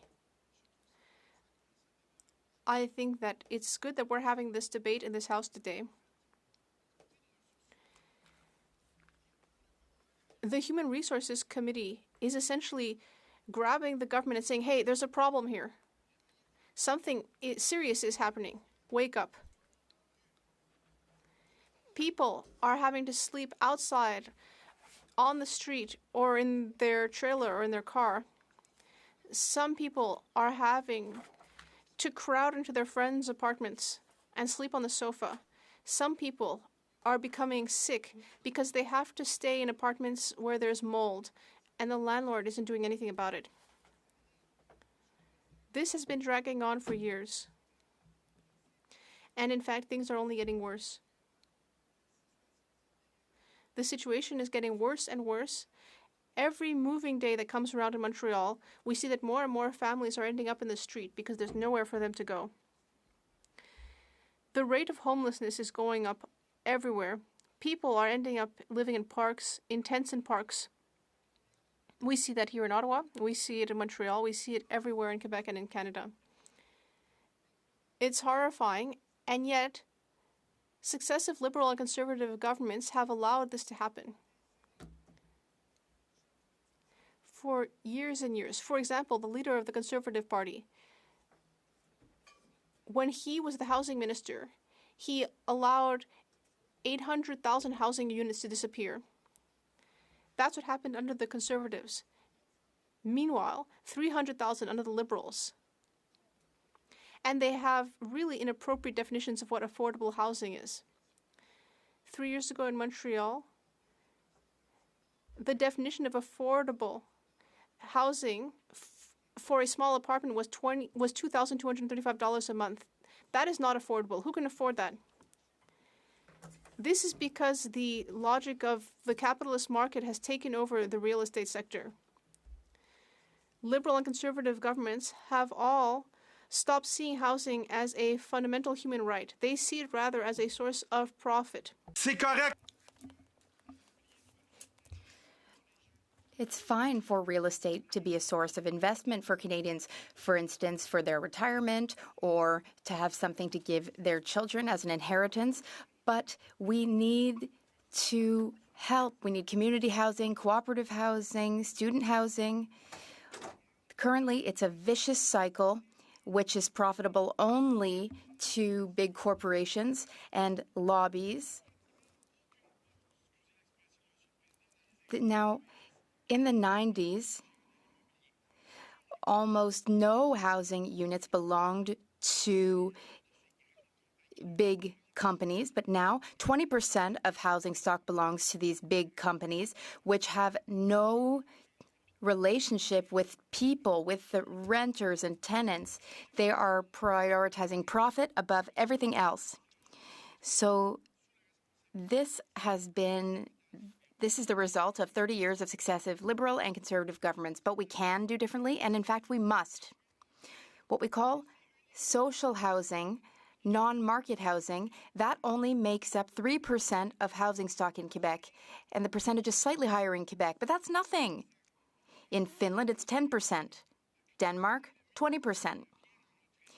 In the municipality of Vienna, in Austria, each time land is for sale, there's investment to control the cost of the house or of the apartment. But now, in Vienna, the municipality owns, so it's under public control, 60% of housing. So there are different ways of doing things. We need to reserve public federal lands for not-for-profit organizations so that they can build truly affordable housing. We need to allow them to do so because that is their mission. The federal Liberal government is finally starting to wake up. But when it comes to housing co-ops, they did nothing for 8 years. In the last budget, there was a slight mention of co-ops. They realized that co-ops could be a good option. Well, it would have been a great option in the 60s, 70s, 80s, at all times.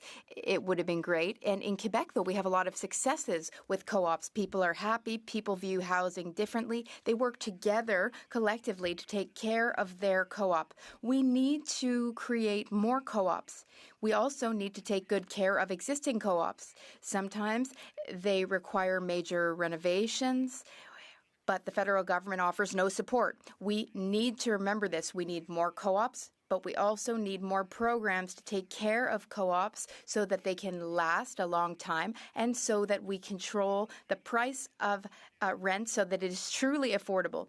There was an announcement yesterday, units which will be built at 56 spots which were chosen for the development of affordable housing. Finally, these will be built on federal public lands. That's positive. The NDP has been calling for this for a long time. But we don't want this handled by private businesses. They are only prioritizing profit. We want not-for-profits to build housing that people will truly be able to afford. We don't want this only in the hands of big developers. There's a simple rule. People should not pay more than 30% of their income on rent. When you go above 30%, you are in a precarious financial situation and sometimes even living in poverty. So with housing, we need to consider not what the median price is in a region, in a given region. No, we need to ensure that people are not going above 30% of income spent on housing. Housing is no luxury. It is a fundamental right.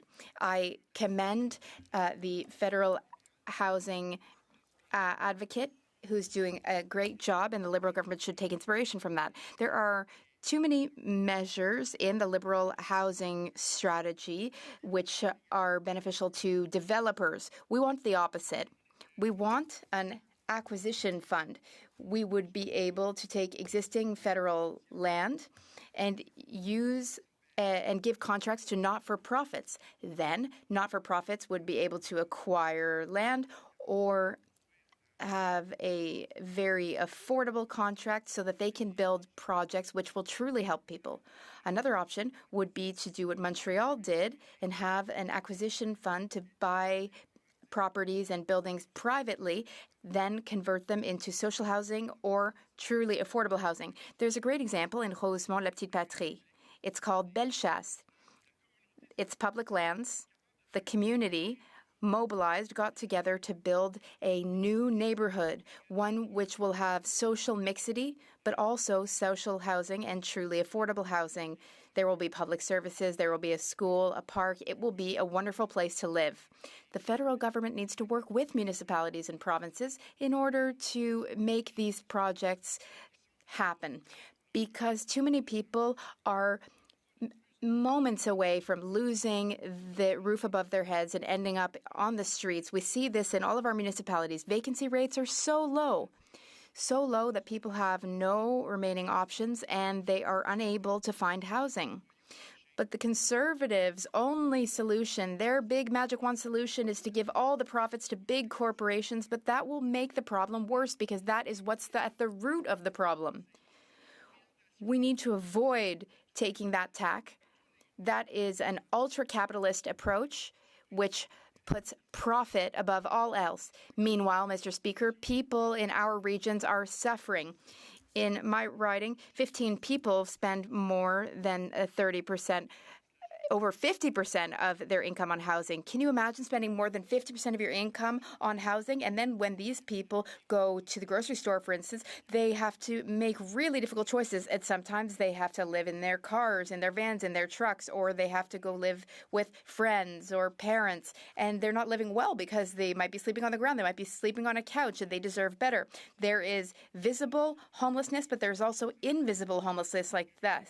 And this is the result of 20 years of poor decisions by successive Liberals and Conservatives. Mr. Speaker, I want to pick up on the housing co-ops. You know, I think what might be the oldest housing co-op actually happens to be in Winnipeg North, the Willow Park Housing Co-op. I have always been, since I've left the Canadian Forces back in 85, 86, a big advocate for housing co-ops. In fact, the first federal administration was Pierre Elliott Trudeau that brought in the first federal housing co-op program. Interesting enough, it's his son that's reinstating and building up that program once again. And I'm wondering if the member can just highlight his understanding of the benefits of a housing co-op versus a rental unit. In short, I've always said in a housing co-op, you are a resident, not a tenant. And that means a great deal. And I wonder if he could just add some thoughts to that. The Honourable Member for Rosemont, La Petite Patrie. Thank you, Mr. Speaker. I remind my colleague that it was under a Liberal government in 1994 that the federal government divested from social and affordable housing, got out of social and affordable housing, even though these types of living situations help people so much. I met someone, Mr. Speaker, who said to me, having access to social housing gave me back my freedom. The Conservatives often say that when the state intervenes, that means taking away freedom. But when someone loses housing or is afraid of losing housing, and then they are helped, that gives people freedom. It gives them peace of mind. It gives them the ability to take control of their lives again, get back to the workforce, give back to their community without fear of ending up on the streets. Questions and comments? The Honourable Member for Caribou-Prince George. Speaker, I listened intently as well to my honourable colleague from the NDP, his speech. I find it a little rich, Mr. Speaker, because the NDP have been propping up this government for the last 9 years and complicit in all of the horrific conditions that our communities have gone into. We have a leader with our Conservative leader that has said that he will axe the tax, make things more affordable for Canadians. He will fix the budget, making it, again, more affordable for Canadians. Build the homes, help those who are experiencing homelessness. He will stop the crime because we have seen that our communities are literally look like war zones, whether it's the safe supply or the decrim that this NDP government has propped this government up. And I will remind him that it is our provincial NDP government that has helped contribute to the way that our province is today, Mr. Speaker. And so through you, Mr. Speaker, I'd like to ask how he reconciles with his constituents when he's going on the doorsteps, asking for their vote, that he propped up this government, one of the costliest and worst governments in the history of our country, and most corrupt prime ministers in the history of our country. How does he reconcile that with his constituents? The Honourable Member for Rosemont, La Petite Patrie. Thank you very much, Mr. Speaker.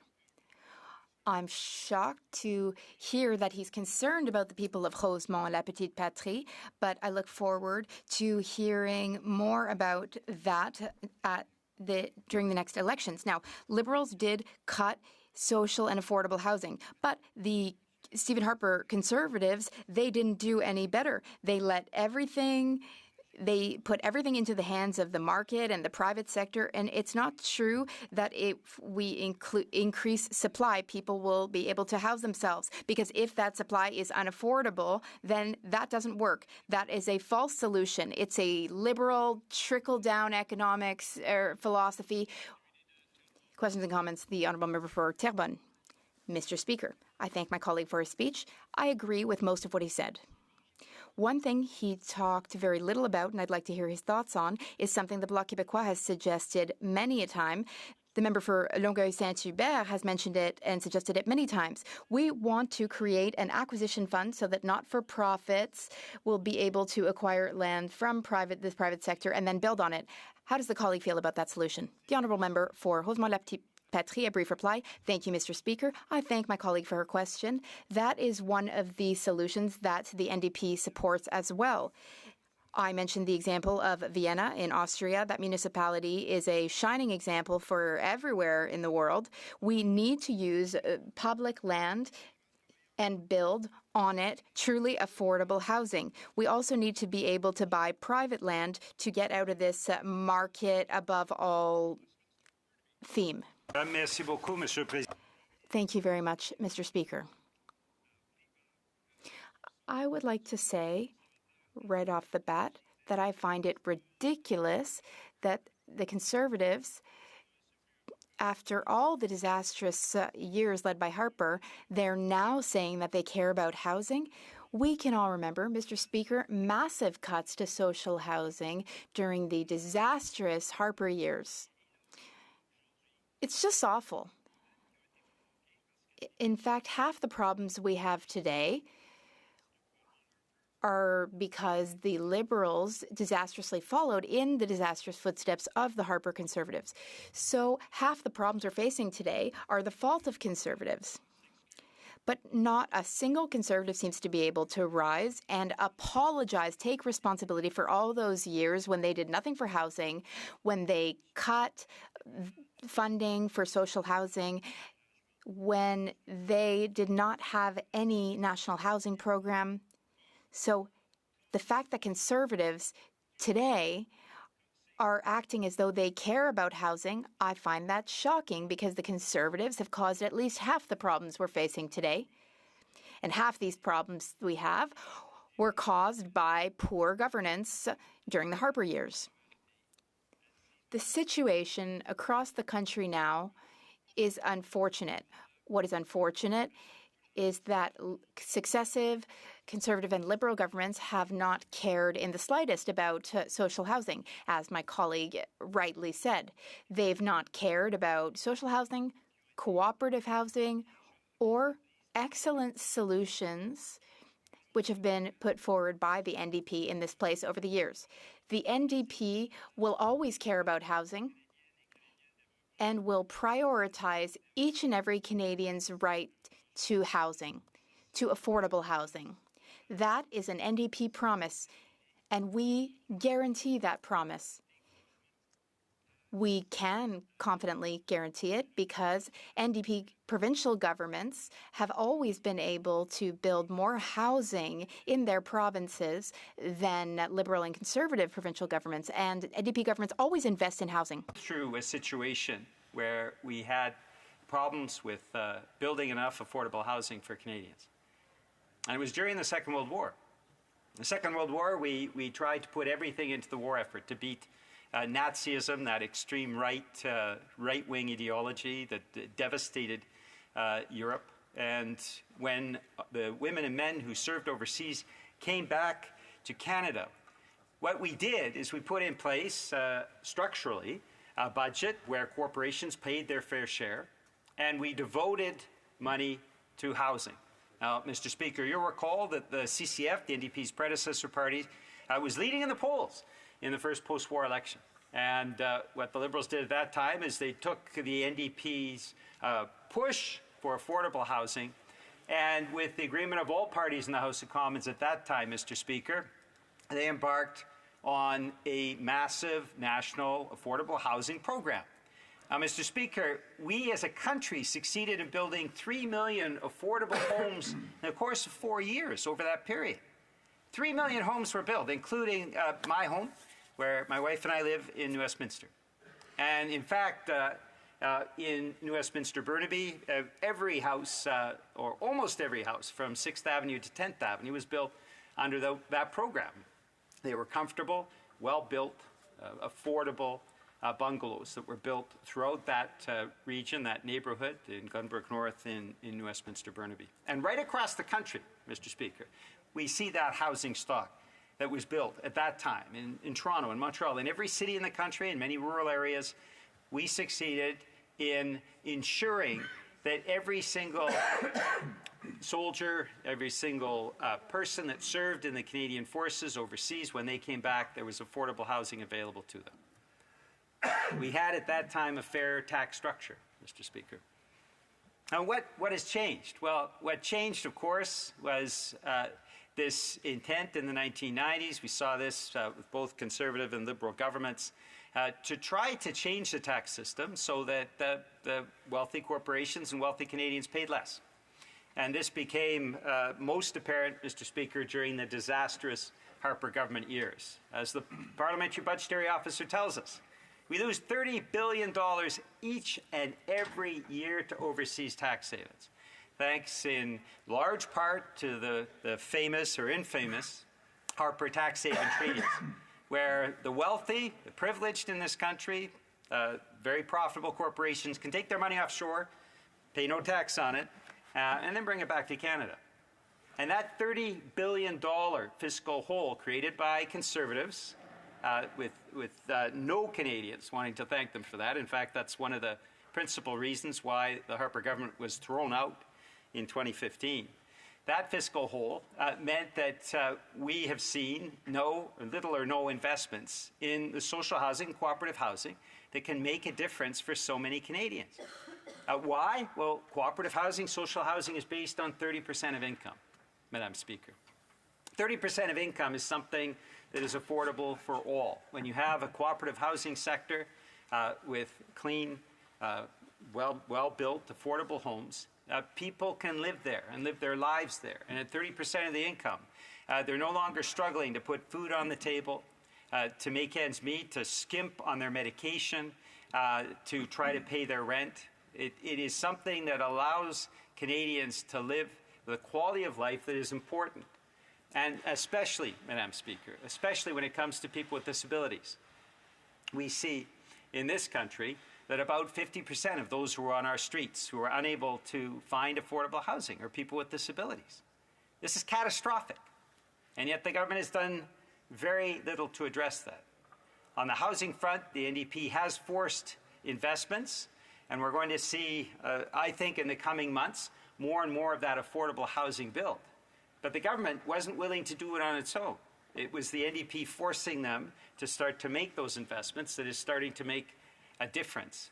But what we really need, Madam Speaker, is something on the size and scale of the undertaking that we took after the Second World War, where we said that we would make sure every Canadian was housed, where we built millions of units of affordable housing.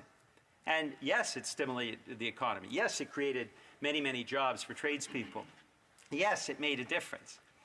But the current government, like the previous Harper government, the disastrous previous Harper government, the worst government in Canadian history, the most corrupt government, the scandals that occurred during that time, we have never gotten to the bottom of course, because you'll recall, Madam Speaker, committees were completely shut down during the Harper majority. You couldn't get to the bottom of the ETS scandal, nearly half $500 million in misspending. Couldn't get it because Conservatives shut down parliamentary institutions, cut back on the Auditor General's Department, ensured that independent officers of Parliament were starved of funds. The disastrous Harper government was the worst government in Canadian history in terms of fiscal management and, of course, in terms of oversight, Madam Speaker.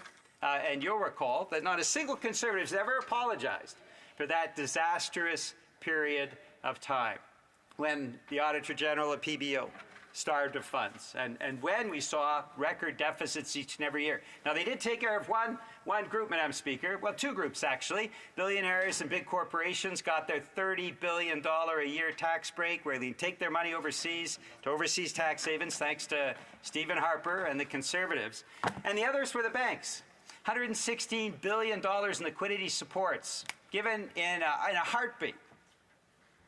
Now, $116 billion in liquidity supports, much of that, tens of billions of dollars, actually came from the Canadian Mortgage and Housing Corporation.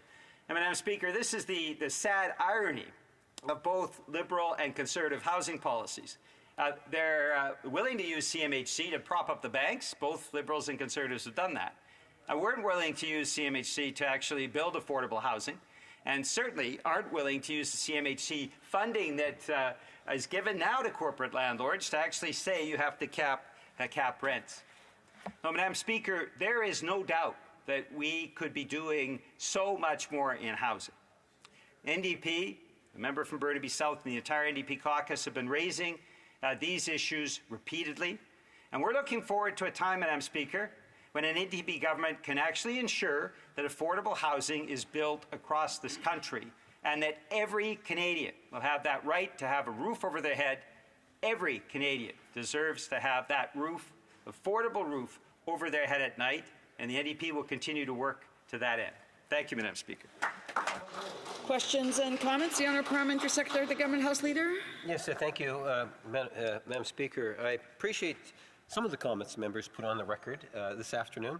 what I was interested in hearing is that on the concurrence report, we're now into day 2 of a session, in the fall session, and the first session we were debating actually the citizenship, in which I understand a majority of the members of Parliament want to see that to go to committee. In fact, his own party had a member stand up for unanimous consent to get it to committee, but it was frustrated because, in part, of a concurrence motion.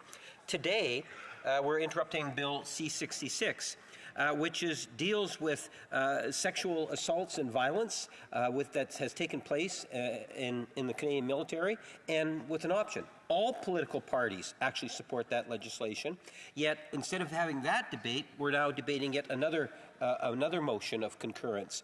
And I'm wondering if my colleague from across the way can provide his thoughts in regards to, not to take away from the importance of the issues, but relatively speaking, what about important legislation that does need to proceed at some point? The honourable member for New Westminster Burnaby. Thank you very much, Madam Speaker. Well, I have said this in the House before. There are 2 bloc parties in the House of Commons. There's the Bloc Québécois and the Bloc Everything Party. And what the Conservatives have done by blocking everything is blocked measures that would actually bring them support to their constituents. Madam Speaker, dental care, the NDP dental care plan that the NDP forced through the House of Commons with the support of the Liberals has now served 700,000 Canadians across the country. That's on average. For every Conservative riding, 2,000 of their constituents have benefited from dental care, and Conservatives blocked that. They've blocked pharmacare. They have blocked every measure that the NDP has been pushing through to actually help their constituents, and I think their constituents will judge them on that in the next election. Comments, the honourable member for Prince Albert. Oh, thank you, Madam Speaker. You know, I have to say, I found his speech rather interesting. He criticized the Harper government from, 9-10 years ago, which his version of history is definitely different than what most Canadians remember. And then he goes on to criticize the Liberal government, which he was a part of. So now we look at it, because they've ripped up this agreement, he says he's no longer a part of it. He doesn't take any responsibility for when he supported the Liberals when they did their actions on housing. So it's time for him to put up or shut up. Is he going to vote with the Conservatives next week and have no confidence in this government and actually go to the polls and take his ideas to Canadian voters so they can decide? Thank you, Madam Speaker. The honourable for New Westminster Burnaby. It's very rich, Madam Speaker. The Conservatives say, oh yeah, we're really concerned about housing. And then they haven't asked a single question about housing through this debate, which shows, again, the hypocrisy of the Conservative Party, that they say, you know, we want to have a debate on housing, but they don't really want to have a debate on housing because their record was absolutely abysmal. Now, the member points out that the NDP has forced the Liberals to actually invest in affordable housing again. And he's right on that point. Yes, the NDP has succeeded in the first investments in 20 years. But my point back to the member is, why did the Conservatives do such an abysmal job on housing? And why won't they take responsibility for the fact that many of the people who are homeless today are homeless because of the cuts in social housing that the Harper government forced on Canadians when they were in power? We have time for one quick question. The honourable member for Shefford. Thank you, Madam Speaker. I'll try to be quick. I roughly agree with the Bloc in terms of the expression they used with respect to my colleague from New Westminster. War efforts to invest in housing. But in terms of housing, they talked a lot about investment. I think that it's important to recognize that the federal government, what can it do in terms of housing, is invest, but without strings. It retained $900 million that was due to Quebec, but at the other time they have to stop interfering into jurisdictional issues, and others criticize the municipalities. They need to support our plans, not criticize people, and not retain money that are owed to Quebec and provinces. Thank you. A brief answer from the honourable member for New Westminster Burnaby. I agree entirely that the municipalities, cities, whether it's Granby or New Westminster or Montreal, Rosemont Petite Patrie, or elsewhere in Canada, they need to be supported by the federal government. This money should be paid. The NDP was finally able to unblock billions of dollars to build new housing, and I hope that we'll be able to reach a consensus here at in the House. funding needs to be increased so we have affordable housing so that everyone has a roof over their heads everywhere in the country. The honourable member for Edmonton-Wetaskiwin. Well, thank you, Madam Speaker. It's a pleasure to take part in the debate today. I'll be splitting my time with the member from Central Okanagan, Similkameen Nicola. Madam Speaker, I find this to be fascinating debate this morning. What we're debating here is concurrence in a committee report that says that the Standing Committee on Human Resources, Skills and Social Development and the Status of Persons with Disabilities recognizes Canada is in a housing crisis that requires urgent action by the federal government to end homelessness, and that this motion be reported to the House. So that's what we're debating today. We talk about it being a crisis that requires urgent action. And yet it was interesting to see the exchange between the Liberal member and the NDP earlier, but the Liberal member particularly complaining about the fact that we're discussing this today. The Liberal member from Winnipeg consistently complains about these things. The bill that he was referring to, C-66, which all parties support in this House, he's making an urgent call for us to get back to that. I know that all parties support it. That bill has been before the House for over 180 days. 180 days. We sat till midnight virtually every night in the spring, and the government didn't bring that bill forward. We didn't have the conversations, so it wasn't urgent at that point in time. Our shadow minister has signaled that we support this, so we recognize that there are some things that all parties in this House support, and that bill is one of them, and that bill hopefully will be a priority for the government and will pass very, very soon. This report also, I believe, passed unanimously, recognizing the crisis situation and the urgent need to have conversations.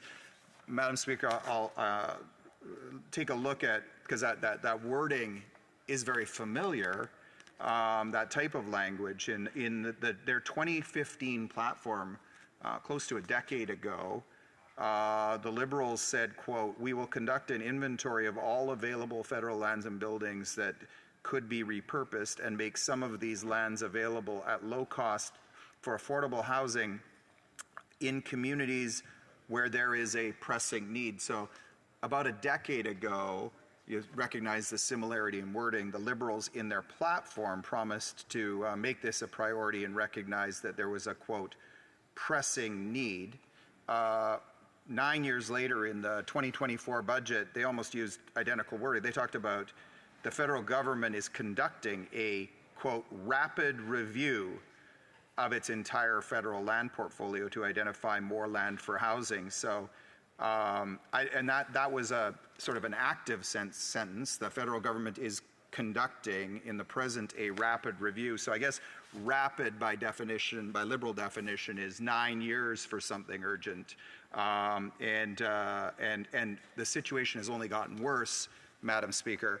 I found it really interesting to listen to the NDP interventions on this, particularly the member from New Westminster, talking about the current government and how terrible they are, forgetting the fact that up until 2 weeks ago, he was, for all intents and purposes, a part of the Liberal government, the Liberal NDP coalition, up until 2 weeks ago. So, and I will note that as terrible a fiscal situation as we were in 2021 when the NDP joined the Liberal Party, things only got dramatically worse after the NDP joined the then completely incompetent Liberal government that we already had. Things got worse for Canadians. And so we're sitting in a situation right now where rents have doubled, where down payments have doubled, where mortgage payments have doubled.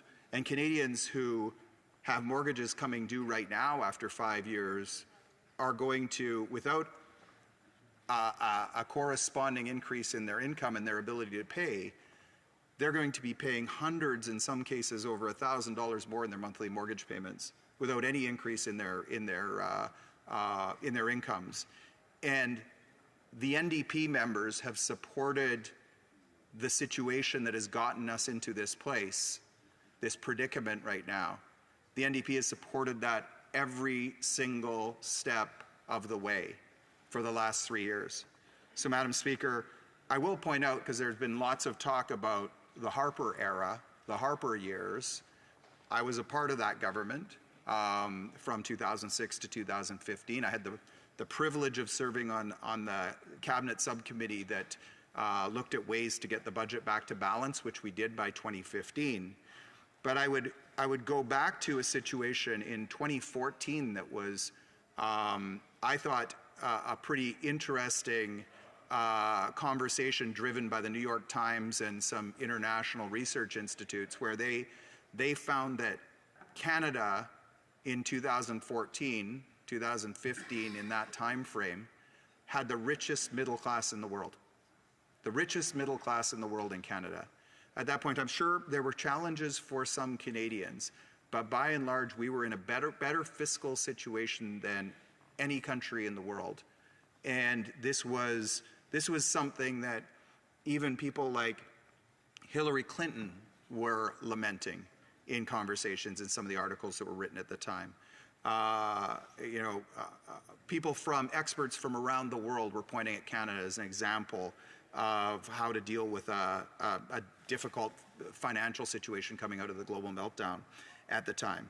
And so fast forward, that was 2014. Fast forward 10 years to 2024, we're no longer the richest middle class in the world. Our middle class is, as a percentage of our population, I think by all measures, contracting. Regular people who never, ever even contemplated the fact that they would need to use a food bank, are now lining up at food banks with their kids in cities across Canada. You take a look at the situation we're in again, listening to the NDP talk about the housing crisis and where we are right now relative to the past.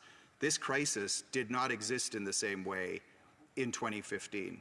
It did not. And you take a look at cities across the country.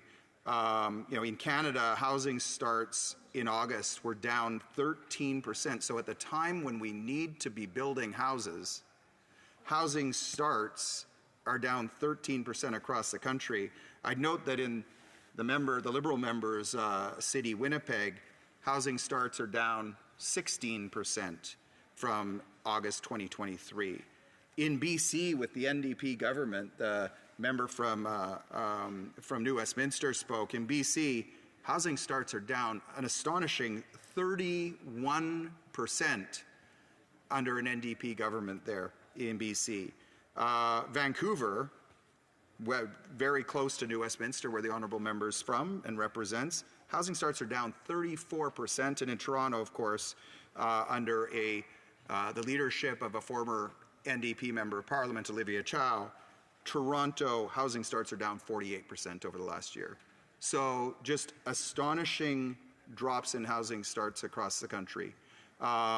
We have a real crisis here.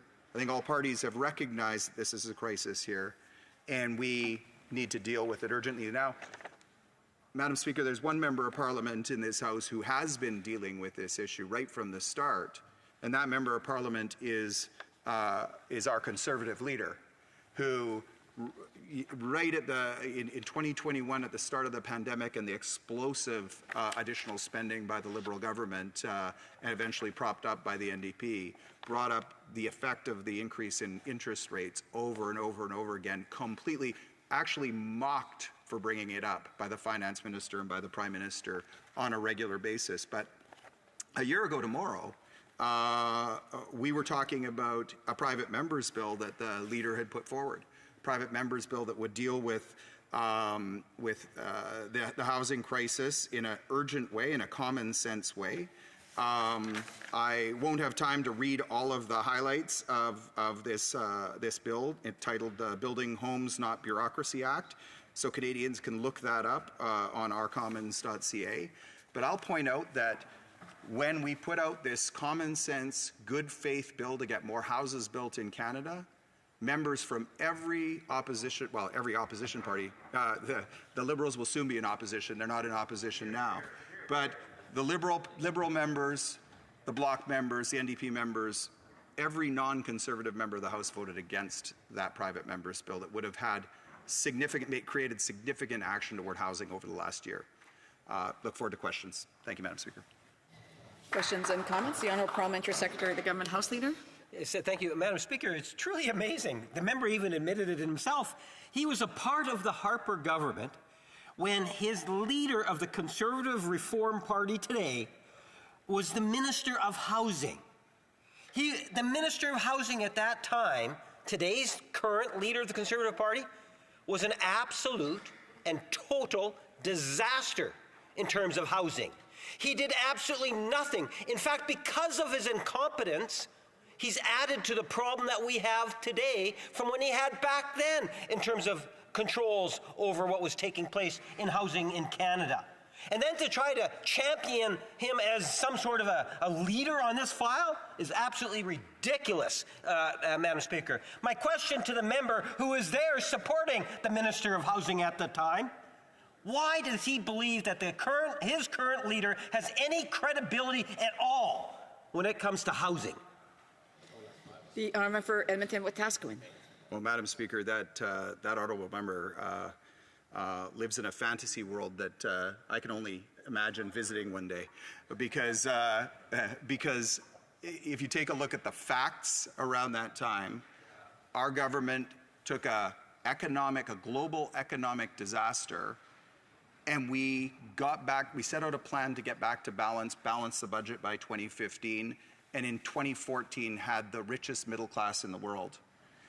Fast forward 10 years, we are running record unthinkable deficits, and the cost of housing, the cost of mortgage payments, the cost of down payments, the cost of rent is double what it was when our current leader was the housing minister. Prices have doubled in that time, and yet that member has the audacity to celebrate here in this House the imagined success of his government. That's ridiculous. The commentaire, l'Honourable député de Shefford. The Honourable Member for Shefford. Thank you, Madam Speaker. I'd like to thank my colleague for his speech. But after listening, I'm wondering what the Conservative housing plan is.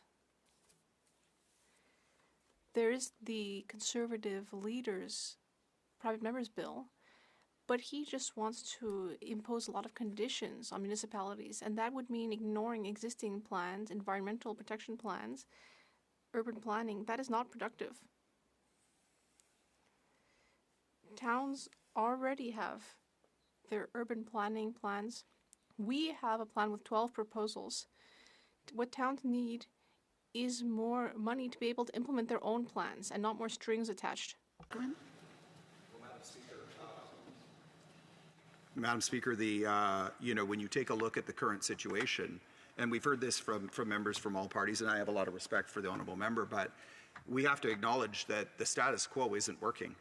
And certainly the answer can't be to throw more money at the problem. The amount of the record spending that the government has done over the last decade has led us to this fiscal crisis we're in, the inflation crisis, the housing crisis, all of these different things.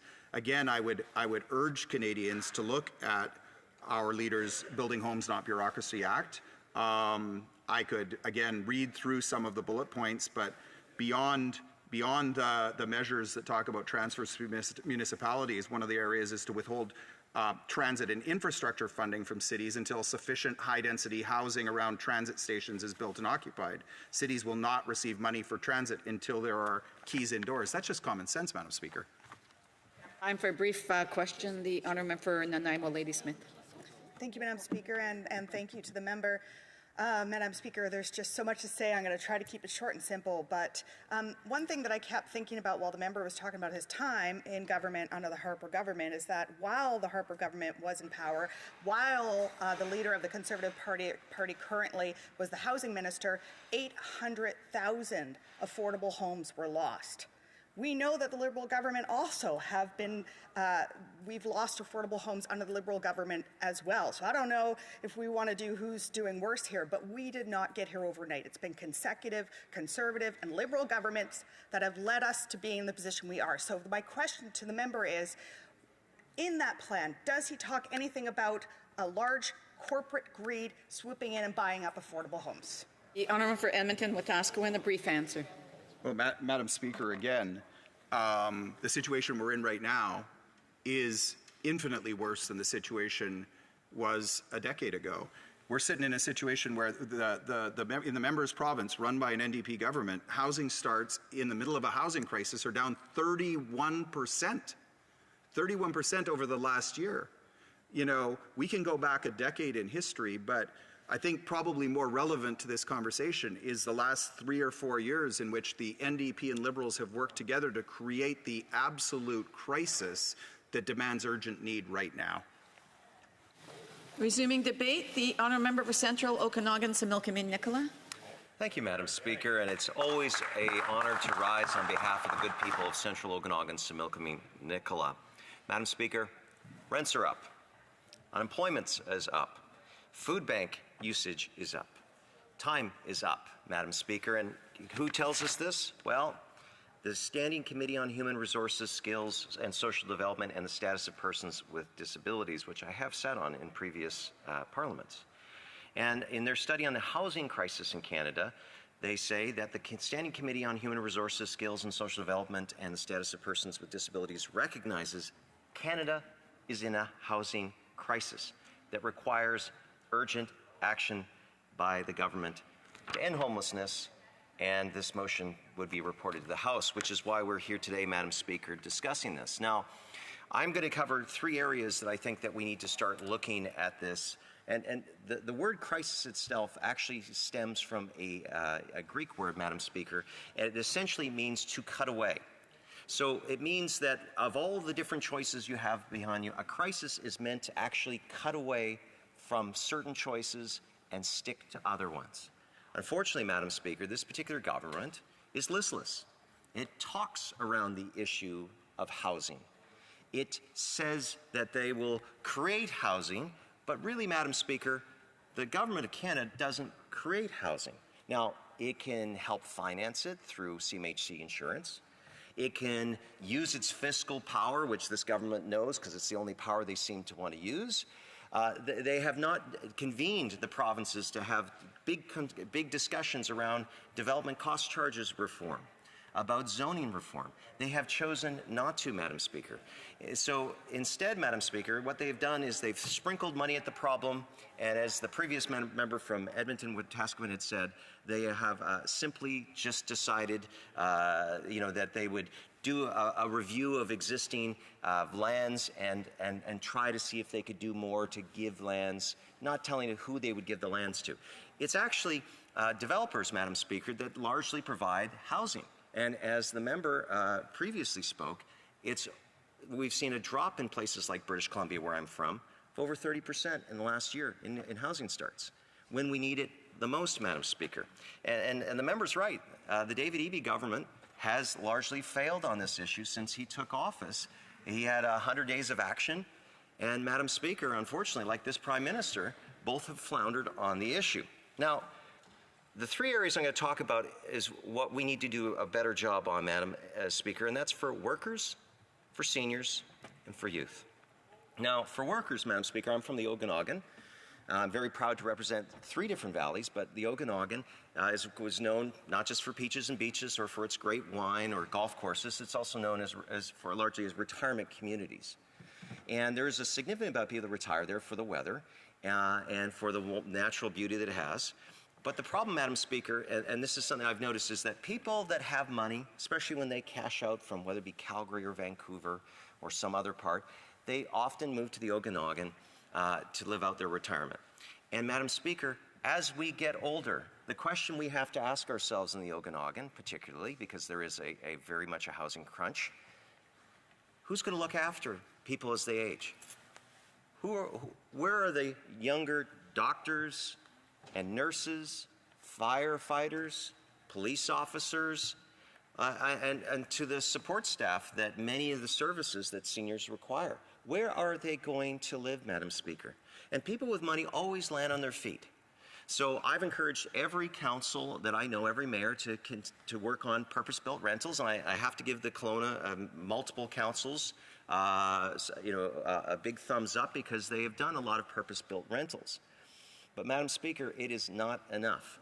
I hear regularly from tech employers, to other industries in the industrial area, welders, etc., that they can't keep welders, they can't keep tech operators because there's very few places to rent, and no one wants to stay in a community long term, even as beautiful as Kelowna can be, or West Kelowna, if they can't secure a home. So, Madam Speaker, workers are being let down by both the Eby government in British Columbia and the Liberal government here in Ottawa. Now, the other side of workers, we have to say, Madam Speaker, is because there is a problem of gatekeeping in this economy. We know that many municipalities have made it difficult to build. The city of Victoria, lots of people want to live in places like Victoria. Where they end up, they go to places like Langford, where they've built a lot of housing to accommodate that, Madam Speaker. It's those gatekeepers in those communities that are making it harder. And what are they gatekeeping? They're not just gatekeeping the homes that people eventually live in. They're gatekeeping the investment of billions of dollars that would come, that would be put into our economy, and that workers would then be able to build these homes. It would support the people that work in mills like Aspen Planers or the Weyerhaeuser mill in Princeton and Merritt, respectively. There would be all the benefits to our economy, realtors, lawyers, as they do some of the conveyancing. There would be so many knockoff effects in a place like British Columbia, Madam Speaker. And that's the problem, is that this government does not see the economic opportunity, nor does the provincial government see that the skilled trades have a huge opportunity to grow into this area. So we're letting existing workers down because they can't stay in places like Kelowna, West Kelowna. Or if they can, they find short-term rentals, but with no chance of ownership. And we're also letting down seniors. I'll give you an example, Madam Speaker, because this particular concurrence report speaks to homelessness. So we've seen rent evictions in places like British Columbia. Why? Because property values have gone up, because mortgage rates have gone up, and some people who have bought and invested all of their sweat and equity into a rental, to rent it out to someone, have suddenly found that due to this government's policies, you've seen inflation and you've seen interest rates rise. Now, those go up and those go down, but we can't negate that people make economic decisions. And many people have said, I can't afford this variable mortgage. I can't afford to remortgage it, so I'm going to sell it. So that individual, that senior now, was living in her car in Tim Hortons. Now, someone came to me and said, can you help this person? I went 3 times to that particular Tim Hortons, Madam Speaker, different times of the day. I did not see them. Eventually, though, I did give the information to the individual to help connect that senior with social services in British Columbia, but she would have to drive to places like Penticton, because we know places like Summerland and other areas in the Similkameen Valley, other areas in the Nicola Valley, do not have the same kind of supports you would see in bigger urban centers like Kelowna or West Kelowna. So, Madam Speaker, we're seeing that by not allowing more building, that seniors right now do not have affordable places to rent. And the NDP likes to say, well, let's just get not-for-profits to build more housing, or we'll get government to build more housing, or co-ops or whatnot. Those take a long time to form, and guess what? They're in the same queue waiting behind the same people, because everyone's begging under the same bridge, so to speak, to get their approvals to be able to proceed under this gatekeeping economy. Now, the last thing I'd like to talk about, Madam Speaker, is youth. Look, partisanship aside, if we do not show young people in this country that they have the same opportunities that their parents and grandparents have to be able to find a home, a place that they can call home, that they can invest in, that they can raise a family in, they will feel shut out by our economic system. And there's a danger in that, Madam Speaker, because if we do not show that our current system works for young people, that they are not locked out from that pride of ownership, right, then Madam Speaker, what will they do? They will go to radical voices that will promise them the moon and stars, and then, Madam Speaker, it's going to create all sorts of chaos, I believe. So, you know what, Madam Speaker, this country, yes, feels broken to many, especially for those young people. My leader, the member from Carleton, has been speaking to them directly, saying we must do better. Madam Speaker, I hope that everyone in this room, you may not like what the member of Parliament for Carleton has to say all the time, but I hope you get the message, because we need to do better, particularly for the next generation of Canadians, so they can have those same opportunities that you and I had, Madam Speaker. The honourable member for Fleetwood Port Kells. Thank you, Madam Speaker. And to the honourable member, development cost charges, of course, are necessary to pay for the water sewer hookups, and I wouldn't mind his reflection on the general policy of municipalities that new pays for new, and whether or not there are some alternatives to that. Over and above, I think, a reasonable ask that those development cost charges be lower. Or one other thing I wouldn't mind him reflecting on, and that is speculators. You know, the number of homes in Canada owned by a speculator, an investor, has gone way up. More than that, though, property, land in municipalities is being brought by speculators. They get zoning up zoning on it, and then they sit on it waiting to flip. And I think that that's another area where we should look to the municipalities to kind of put sunset clauses on that zoning and do a bunch of other things. His reflections on that, please.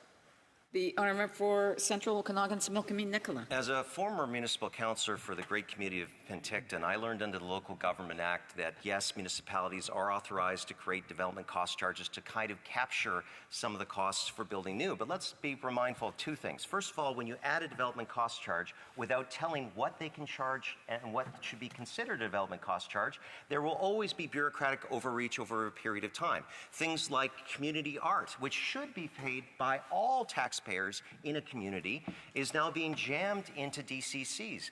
And I will just be mindful that places like my old community of Penticton, just before the new council took office in this current term, the city of Penticton said, well, Kelowna raised their DCCs, we should increase them by 50% to play catch up. Madam Speaker, this is the problem. People are not asking, are these development cost charges correct? Are they the right items and at the right cost? They are playing follow the leader. And the leader, Madam Speaker, is more expensive. And what does that mean? It means young people have less opportunity to own a home, because that's who pays for it. Questions and comments? Questions et commentaires. The honourable member for Victoria. Thank you, Madam Speaker. I want to thank the member for his speech. And, you know, he started off by talking about the Greek word for crisis and the word about cutting to choose. And, you know, I know that people in my community are worried about conservative cuts. They're worried about seeing the same thing that they saw in the Harper government, where there were cuts to healthcare, cuts to investments in housing. You know, we need to invest in building more housing and getting nonprofit housing providers the funding and the support they need to buy up buildings and protect those from real estate investment trusts and corporate landlords. But it's curious to me, I'm curious if the member supports the idea of investing in a rental protection fund, investing in building housing, and ensuring that we are increasing our housing supply. What I'd rather see cut, what I would like to see. I do have to allow for one more question after this. So the honourable member for Central Okanagan, Similkameen Nicola. Thank you, Madam Speaker. I'm glad the member didn't mention, because I believe she also served as municipal councillor at one particular point. And I wanted to let her know that while there are gatekeepers, I'm sure she was mindful when she made her votes at Victoria Council of young people and their opportunities. But I'll say this. First of all, the Harper government worked with the Campbell government at the time, and instead of having dueling agencies, they gave all the money to the province of BC, and that was one that I remember the BC government at the time said was the best way, so they could invest soundly across the whole country, including places like Penticton at the Kiwanis housing facility that I was happy to open with Bill Barasoff, Madam Speaker. Now, what I would also say to this member, though, is that at the same time, is we need to see that we have a government that tries to remove those gatekeepers. We need to have a system that is responsive to youth. And Madam Speaker, we can finger point of what happened during the Harper years. We're here to focus on the government and what they've done during this government's tenure, and it's gotten worse. Reprise de débat. Resuming debate. The honourable for Charles Wood, St. James, Assiniboia, Headingley. Thank you, Madam Speaker. And I think I'll start off by saying a few things that I know have never been said before in this House. Axe the tax, build the homes, fix the budget, and stop the crime. Anyone heard that before? They're not just slogans, Madam Speaker. These are 4 lines that actually capture the real life struggles of real Canadians. And today, one of the struggles we're talking about today is about the struggles around homelessness and housing. I have an announcement to make. After 9 years of this NDP Liberal government, we have a housing crisis in Canada, in case anyone didn't know, and particularly in the Liberal bench across the way. It's a crisis caused by the worst housing policy ever in Canadian history. Now, Madam Speaker, I thought I'd lay out for all those watching some of the Liberals, what I call their greatest hits of housing. Let's start way back in 2017 when the Liberals announced to much fanfare that they would reduce chronic homelessness by 50%. Well, that was only 7 years ago, Madam Speaker. Then in 2020, they said they had upped our commitment and declared our focus to be entirely eliminating homelessness in Canada. Back in 2018, they brought in their national housing strategy. They spent $82 billion on housing. And what is the result?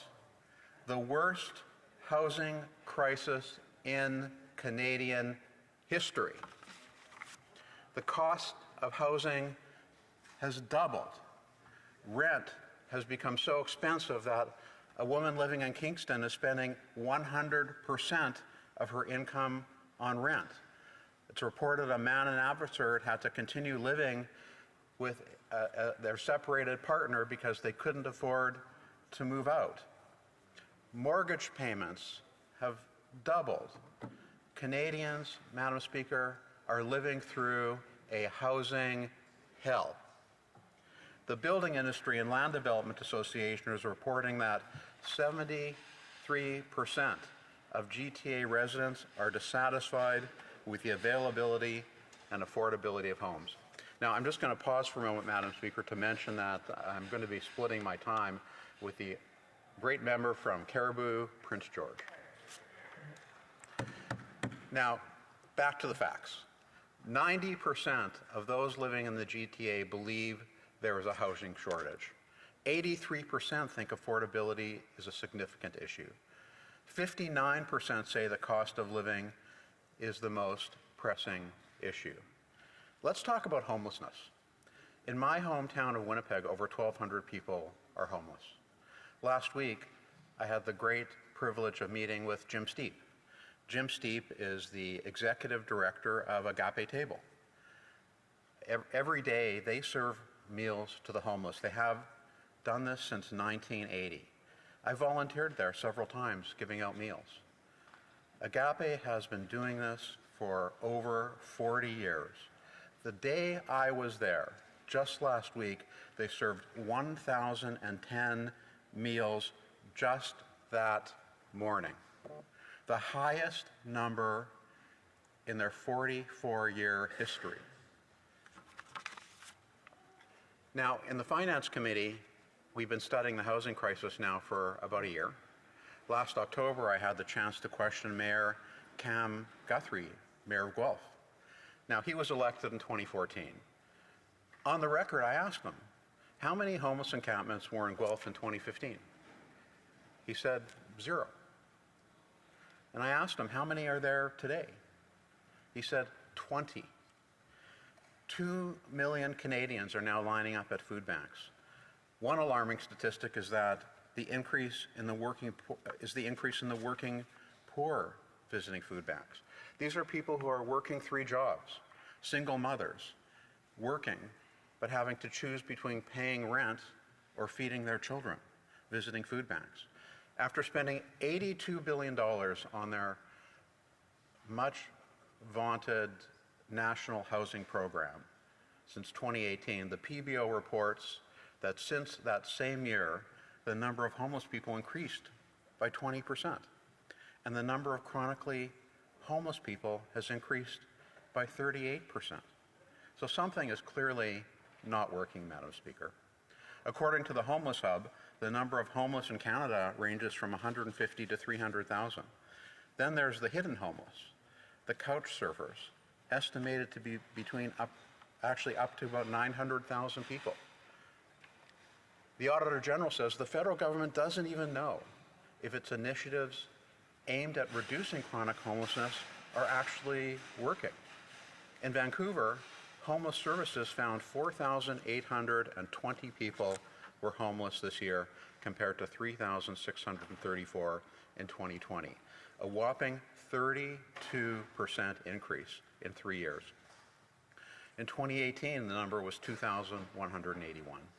In Halifax alone, the number of homeless jumped from 119 in 2019 to 879 in 2024, an increase of 637%. Let's talk Toronto encampments. In that city, on March 15, 2023, there were 82 encampments at 24 sites. 1 year later to the day, so March 15, 2024, there were 202 at 72 locations. These are just facts, Madam Speaker. The Government of Ontario estimates nearly 250,000 people, roughly 3 out of every 200 residents, are homeless. In Mississauga, as of May 5th of this year, there were 256 encampments. It's been reported that so many people are homeless, they're being turned away from homeless shelters. It's so bad, people have resorted to sheltering in ERs. In cold weather, ER visits by homeless skyrocketed by 68%. In St. John, New Brunswick, the number of homeless has reached 600, according to Fresh Start. In Quebec City, the number of visible homeless increased by 36% between 2018 and 2022. Sudbury, up from 164 to 237. Waterloo, up 129% since 2020. Montreal, up 33% since 2018. I could go on and on, Madam Speaker, but the reality is there is a tsunami of homelessness across this land. I find it ironic in this debate. Every day we are privileged to come here to work in the House of Commons, privileged to come here to work in this place, the People's House. But the stark reality is that after 9 years of these Liberals, while we work in the People's House, the people don't have a house. It's a catastrophic failure of this Prime Minister. Last year, CMHC came to the Finance Committee and told us that to get back to housing price equilibrium, Canada would need to build 3 million additional homes by 2030. In 2023, Canada built 240,267 homes. 3 million additional homes by 2030 would mean, on top of that number, we would need to build an additional 500,000 homes in a year, each year. It's not going to happen. We have never built more than 270,000 homes in a single year. Yet, just last April, the Prime Minister announced to much fanfare that he would build 3.87 million new homes by 2031. It's just not going to happen, like so many of his promises. Remember, we're going to plant 2 billion trees. We're going to reduce cellular costs. We're going to balance the budget by 2019. Instead, he doubled the national debt in just 9 years. The reality is that Canada's housing inflation is now the worst in the G7 relative to income. I could go on and on, Madam Speaker, but I think my time is almost up. So I'll just also point out that Conservatives brought a common sense bill, the Build Homes Not Bureaucracy Act, which would have incentivized municipalities to build more homes. The Liberals and the NDP coalition voted it down. The reality is only common sense Conservatives will build the homes that Canadians can afford by firing the gatekeepers and tying infrastructure funding to housing starts. Let's build the homes. Questions and comments? The Honourable Parliamentary Secretary, the Government House Leader. Yes, thank you, Madam Speaker. Over the years, the Government of Canada has provided literally hundreds and hundreds of millions of dollars in support for the issue dealing with housing and the homeless. We've been working very closely with provincial governments, nonprofit organizations, municipalities, and we are in fact making a difference. Now, if you contrast what the Liberal plan is, or the Government of Canada's plan is, and you contrast that to the leader of the Conservative Party, who, while he was the Minister of Housing, did absolutely nothing. And there's no doubt about that. There is no minister that was more of a disaster than the current leader of the Conservative Party when he was the Minister of Housing on the housing file. That's just a plain fact. My question to the member is, why should Canadians believe that the Conservative Party is going to be able to deal with the issue of housing and working with the different levels of government and nonprofits to... The Honourable Member for Charles Wood St. James, Assiniboia Headingley. I want to thank the honourable member, my colleague from Winnipeg across the way, for the question. And I noted he said in his question that, well, their policies made a difference. And you know what? He's absolutely right. They made it worse, far worse. And I went through the litany of statistics that proves that they made it far, far worse. Now, I wasn't here in the, back and when the next Prime Minister of Canada was the housing minister, but I've heard him speak eloquently in this House about his formidable record of low housing costs, low interest rates, low mortgage payments, and low rent. I think that's a pretty good record, Madam Speaker.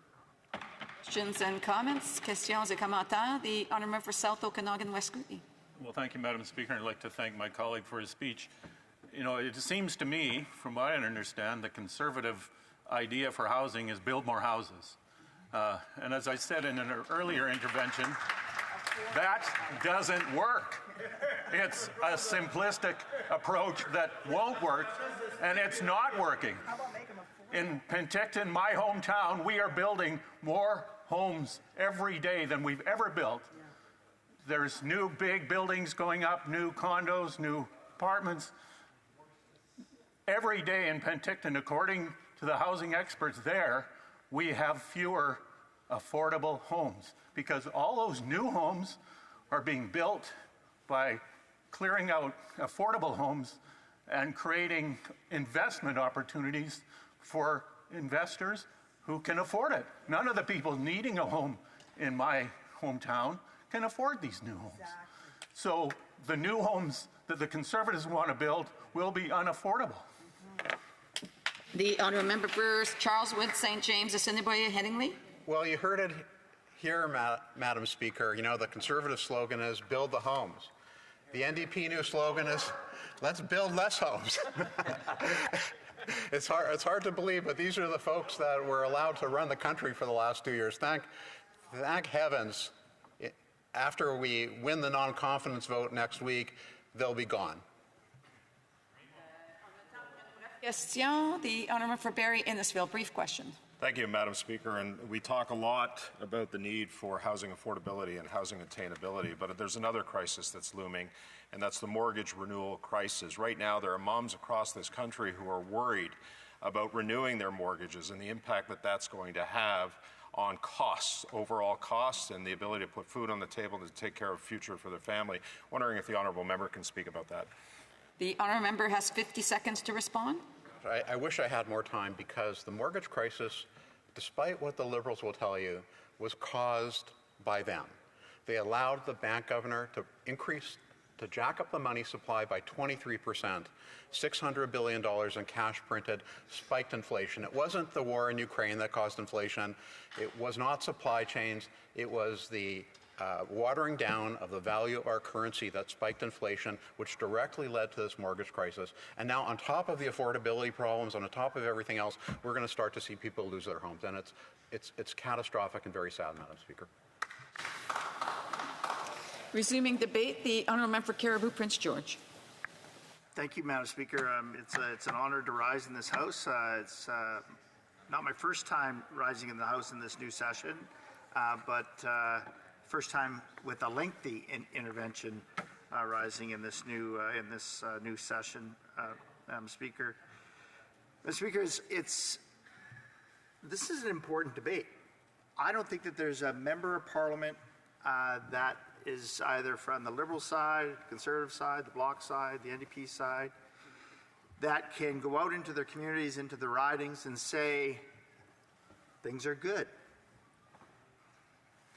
If they're being truly honest and take a look in the mirror and take a look around, they're seeing that our communities look like war zones. We have encampments that we didn't have 9 years ago, and that's the honest to goodness truth. I ask Canadians that are paying attention to this debate today and all those that are in the gallery to really ask yourselves, are we better off today, 9 years after Prime Minister Trudeau came to power, or the Prime Minister came to power? Pardon me, I'm new. Okay, maybe not. He sure jumped on it real quickly, didn't he? Madam Speaker, the Liberal Party came to power. This housing crisis in Canada is no longer just a crisis.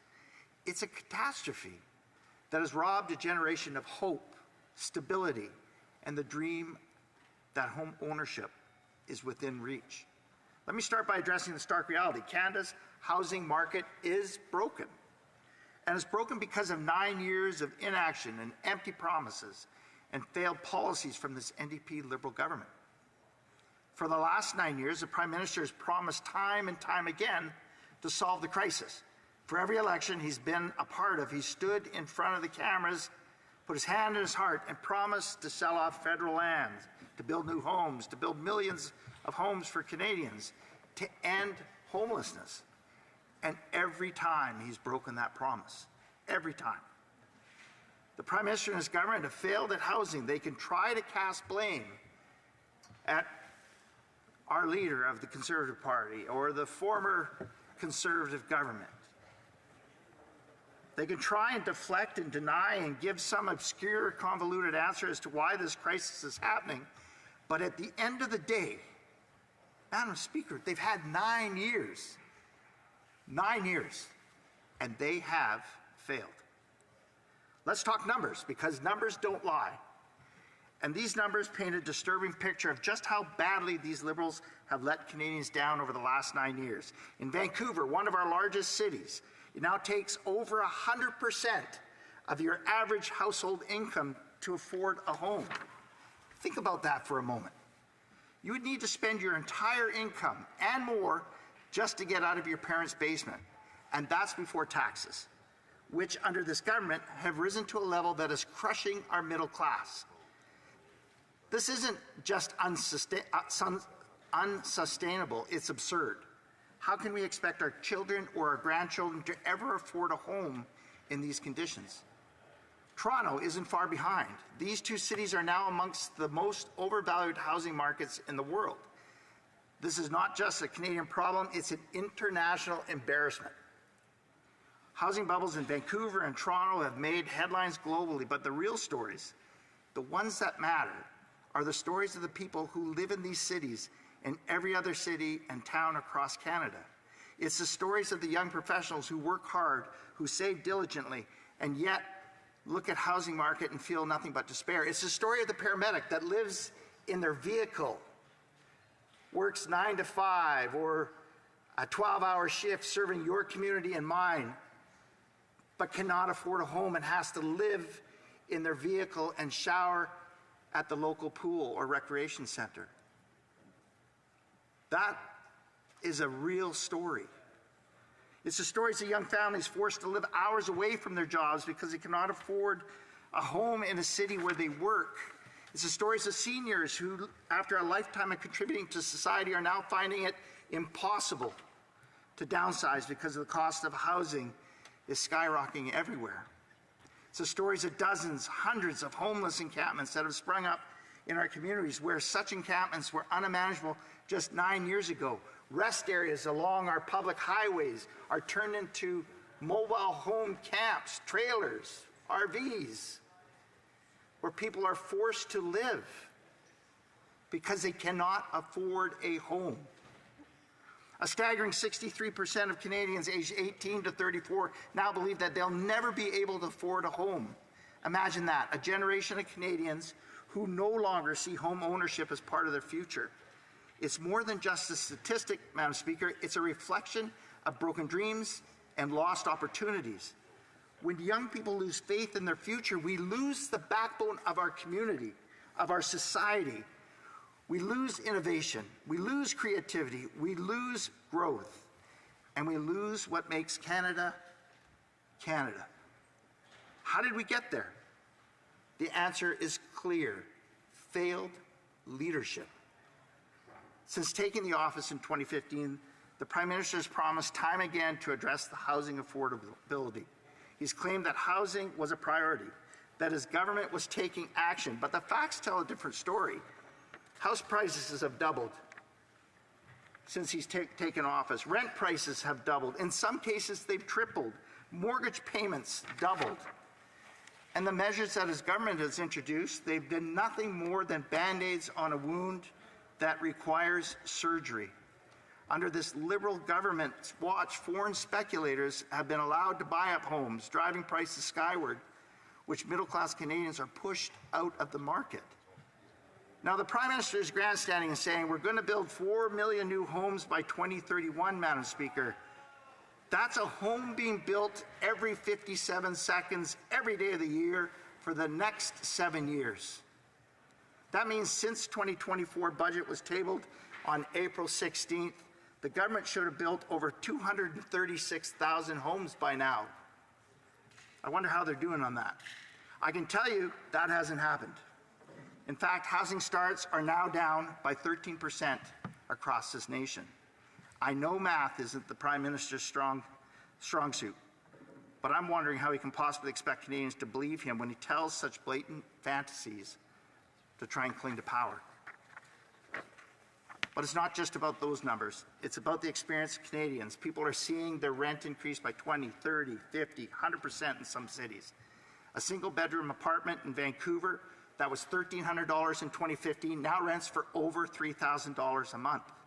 Two-bedroom apartment in Toronto is unaffordable for most middle-income families. For many Canadians, home ownership is no longer the dream. It's just about surviving. In my riding in Prince George, the average home price has jumped by 140% from 2016 to 2020. It's even worse now. Ali Landry, a single mother of two from Prince George, used to be able to rent a whole house with a backyard for $800 a month. Sadly, under this NDP Liberal government, rent has skyrocketed, forcing her and her children out of their home into a smaller unit where she was forced to share a bedroom with her daughter. She said this: "There were nights I went to bed crying because I just didn't know what I was going to do." I heard the same story from Prince George resident Derek Campbell, whose mental health suffered as she and her partner strained to find an affordable home on a limited budget after being forced to move. She said this: "I was really, really anxious. I would cry in my car. It was really hard just not knowing where I was going to live." Over 5,000 new homes are needed in Prince George by 2031 just to meet the projected population growth. If we don't get those homes built, people will end up homeless. Prince George already has the highest homeless rate in British Columbia. My constituents are calling out for help from the federal government, only to be met with empty promises and soaring costs. But hope is on the horizon, Madam Speaker, because when the Canadians get the carbon tax election that they deserve, they will be able to vote for a Prime Minister that will axe the tax, build the homes, fix the budget, and finally stop the crime and bring home a Canada that they can be proud of. Thank you. Questions and comments? The honourable member for Fleetwood Port Kells. I'd like to thank the honourable member for his comments, but I'd like his reflection on kind of the share of responsibility between provincial governments, municipal governments, and the federal government. Federal government is usually just the ATM that helps things happen. the actual policy, the actual regulation, the actual control usually rests with provinces and municipalities. So maybe he can kind of spread the news about who needs to do what around a little bit more equitably than he has today. Prince George. Madam Speaker, I appreciate the comment from our honourable colleague across the way. This government has continued to funnel billions of dollars to municipal gatekeepers who in turn have raised the prices on permitting and the length of time to get homes built. Madam Speaker, our colleague from the NDP is right. We need more affordable homes. Madam Speaker, our government, led by the honourable colleague from Carleton, will incentivize municipalities to build up more affordable homes. That's how things are going to get done under our Conservative government, Madam Speaker. Questions et commentaires, questions and comments. The honourable from Nanaimo, Ladysmith. Thank you, Madam Speaker, and thank you to the member. I'm happy to hear the member talking about the importance of affordable housing. I do think also that it's important that we are focused on this. I do want to point out, though, however, when the Conservatives were in power, they lost 800,000 affordable homes while they were in power. I also want to point out that while the now leader of the Conservative Party was the housing minister, he built 0 affordable homes in British Columbia. And so I'm wondering, how exactly does the member suggest that we do this, and why is he never talking about the fact that both the Conservative and Liberal government are allowing rich CEOs to swoop in and buy up affordable homes, leaving people without the basic human right and dignity of a house to put over their head, a home to put over their head? The honourable member for Caribou Prince George. Thank you, Madam Speaker. Madam Speaker, I can't even... I wonder how this member is going to reconcile the fact that she propped up one of the most costly and corrupt governments for the last 9 years under her leader and the leader of the Prime Minister. She's going to have to answer for this on the doorsteps when she goes door to door asking for the vote in what's looking like a Tory seat coming up, Madam Speaker. So through you, I would just say she's casting stones right now, and she should really look inwards and look at a mirror. It is my duty to now interrupt deliberations and now put forth the motion that the House is seized with. Seconded by Ms. Vien. Move that the 13th report of the Standing Committee on Human Resources, Skills and Social Development and the Status of Persons with Disabilities presented on Friday, October 27, 2023 be concurred in. If a member participating in person wishes that the motion be carried or carried on division, or if a member of a recognized party participating in person wishes to request a recorded division, I would invite them to rise and indicate it to the chair. Mr. Eigerson. I request a recorded division. Pursuant to Standing Order 45, the division stands deferred until later today at the end set out for oral questions. The House will now resume with the remaining business under routine proceedings. We are under the rubric of motions. Motion. Presenting petitions. Présentation de pétition. The honourable member for Charleswood. The honourable member for. I'm drawing a blank right now. Dawson, Swan, River, Nippewa. Thank you, Madam Speaker. It's an honor to present a petition for the first time in the fall on behalf of the constituents. Madam Speaker, I rise for the 44th time on behalf of the people of Swan River, Manitoba, to present a petition on the rising rate of crime. The rural region of 4,000 is overwhelmed out of the out-of-control crime caused by this Liberal government's soft-on-crime laws like C-5 and C-75. Jail has become a revolving door for repeat offenders, as Bill C-75 allows violent offenders to be in jail in the morning and back on the street the same day. And Bill C-5 allows criminals to serve their sentences from home. The people of Swan River are calling for jail, not bail, for violent repeat offenders. Madam Speaker, the people of Swan River demand that this Liberal government repeal their soft-on-crime policies that directly threaten their livelihoods and their community. I support the good people of Swan River. Presenting petitions, the Honourable Member for Saanich Gulf Highlands. Thank you, Madam Speaker. It's an honour to rise and present today a petition. Constituents concerned about the question of how people who are dealing with addiction in need of rehabilitation and treatment are handled by society. The petitioners note that treating those who suffer from drug abuse as criminals that policy has proven ineffective in alleviating the burden of drug abuse on our society, and instead it has driven those with a potential to be rehabilitated into the streets and exacerbated issues of mental health and homelessness. Therefore, Madam Speaker, the petitioners call for this government to cease incarceration of those who suffer from drug abuse, rehabilitate as quickly as possible with wraparound treatment programs, and they cite Portugal as an example. Thank you, Madam Speaker. Presenting petitions, présentation de pétition, the Honourable Member for Winnipeg North. A petition in regards to international flights signed by a number of my constituents, and what they're looking for is to encourage, whether it's airlines, different levels of government, those that are concerned or have an impact in ensuring that we would see more international flights between Canada, in particular my home city of Winnipeg, ideally going to India direct, given the growing population and the demand to go over to India, failing that, something over into Europe. Just more international flights, Madam Speaker, in particular going out of Winnipeg. Thank you. Presenting petitions, the Honourable for Kamloops, Thompson, Caribou. Thank you, Madam Speaker. It's always a pleasure to rise on behalf of the people from Kamloops, Thompson, Caribou, and I have a petition here to present today.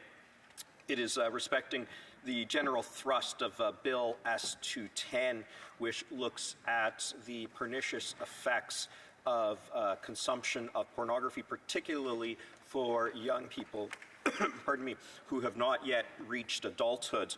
The petitioners advocate for online age verification, and it is always a pleasure to stand and rise in the House of Commons. Thank you. Présentation de pétition, l'honorable. The Honourable Member for Rosemont-La Petite Patrie. Thank you very much, Madam Speaker. I have an important petition signed by thousands of individuals who are saying that the Palestinian state government with status of the UN, even though the Israel government is illegally occupying the West Bank, 145 states out of the 193 in the UN, including Norway and Slovenia, have recognized a Palestinian state. And these individuals are asking the government of Canada to officially recognize the Palestinian state as a fully rights-holding member of the United Nations. Calgary Shepherd. Thank you, Madam Speaker. So I have 4 petitions to table today. My first petition actually relates to one of my favorite issues. The Calgary Co-op is unable to use plastic compostable bags. And so the petitioners want to draw the attention of the Government of Canada to the following points: that the Calgary Co-op has successfully kept over 100 million plastic bags out of landfills with the use of their compostable shopping bags, that the City of Calgary supports the use of the Calgary Co-op compostable bags, stating that they do fully break down in their composting facilities. Furthermore, the federal ban as it stands now allows for Calgary Co-op to sell its compostable bags on store shelves, but prevents them from selling these same bags a few feet away at the checkout, which makes, again, little sense and does very little to limit their use. And they go on to say this unnecessary ban could send signals that stifle the adoption and development of environmentally responsible products. And they call on the Government of Canada to recognize that compostable bags do not constitute single-use plastics and are therefore worthy of an exemption to the upcoming ban.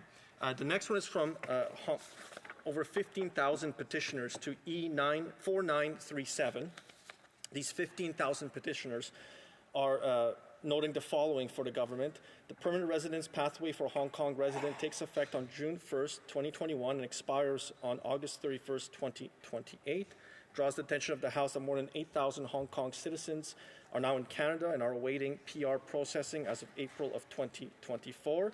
The target number for permanent residents based on humanitarian and compassionate grounds will be reduced by the Government of Canada to 13,750 in 2024 and then lowered to 8,000 in 2025. This reduction raises significant questions about whether Hong Kong citizens will still be accommodated, and are calling for the following things from the Minister of Immigration, Refugees and Citizenship: to accelerate the processing, to ensure that Hong Kong citizens' applications for PR will not be rejected due to target restrictions, and they'll be considered on a case-by-case basis, and to renew Stream A and B applicants as they apply if they're found to meet the criteria eligibility.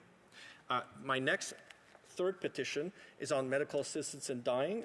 There is now a delay on it, but not a complete ban. The petitioners are asking for that Parliament reconsider it a priority issue and to ensure that there are supports for people with mental health illnesses for everyone in Canada. They're calling on the government of Canada to definitively stop the expansion of medical assistance in dying to those with solely a mental illness as an underlying condition. And finally, Madam Speaker, thank you for your patience. This final petition is from petitioners I met at the doors. They signed this petition. They're calling on the House of Commons to have a call for a vote of non-confidence and a federal election within 45 days of that successful vote. Thank you, Madam Speaker. Presenting petitions, présentation de pétitions, the Honourable for Sherwood Park, Fort Saskatchewan. Thank you, Madam Speaker. The first petition that I'm tabling today is in support of the recognition of the universal dignity of the human person.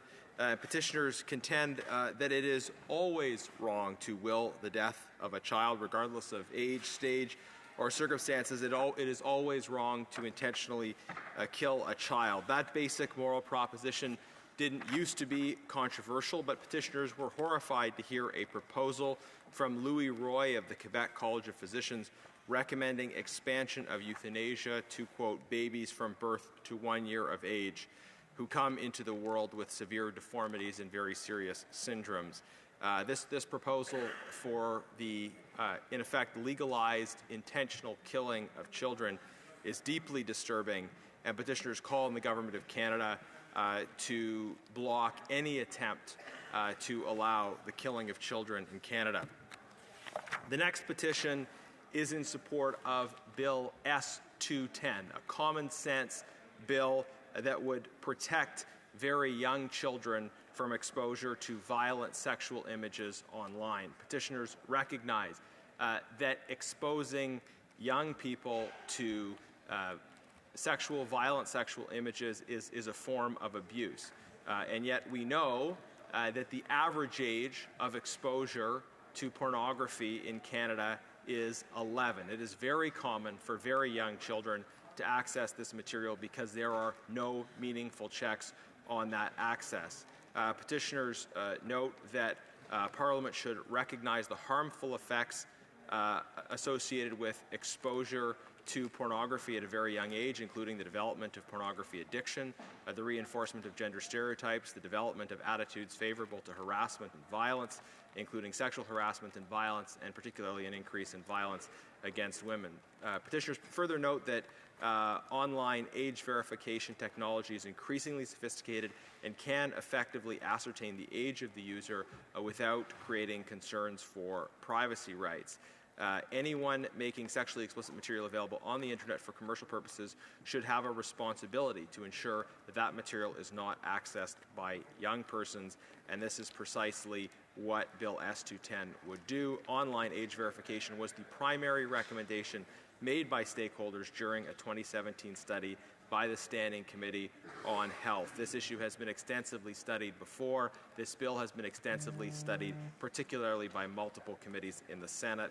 Therefore, petitioners call upon the House of Commons to adopt Bill S-210, Protecting Young Persons from Exposure to Pornography Act.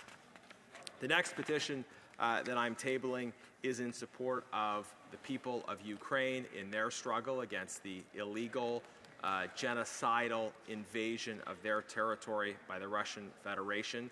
In particular, petitioners are in support of Bill C-388, my private member's bill that would advance a number of measures aimed at giving Ukraine the support that it needs, particularly in the area of weapons.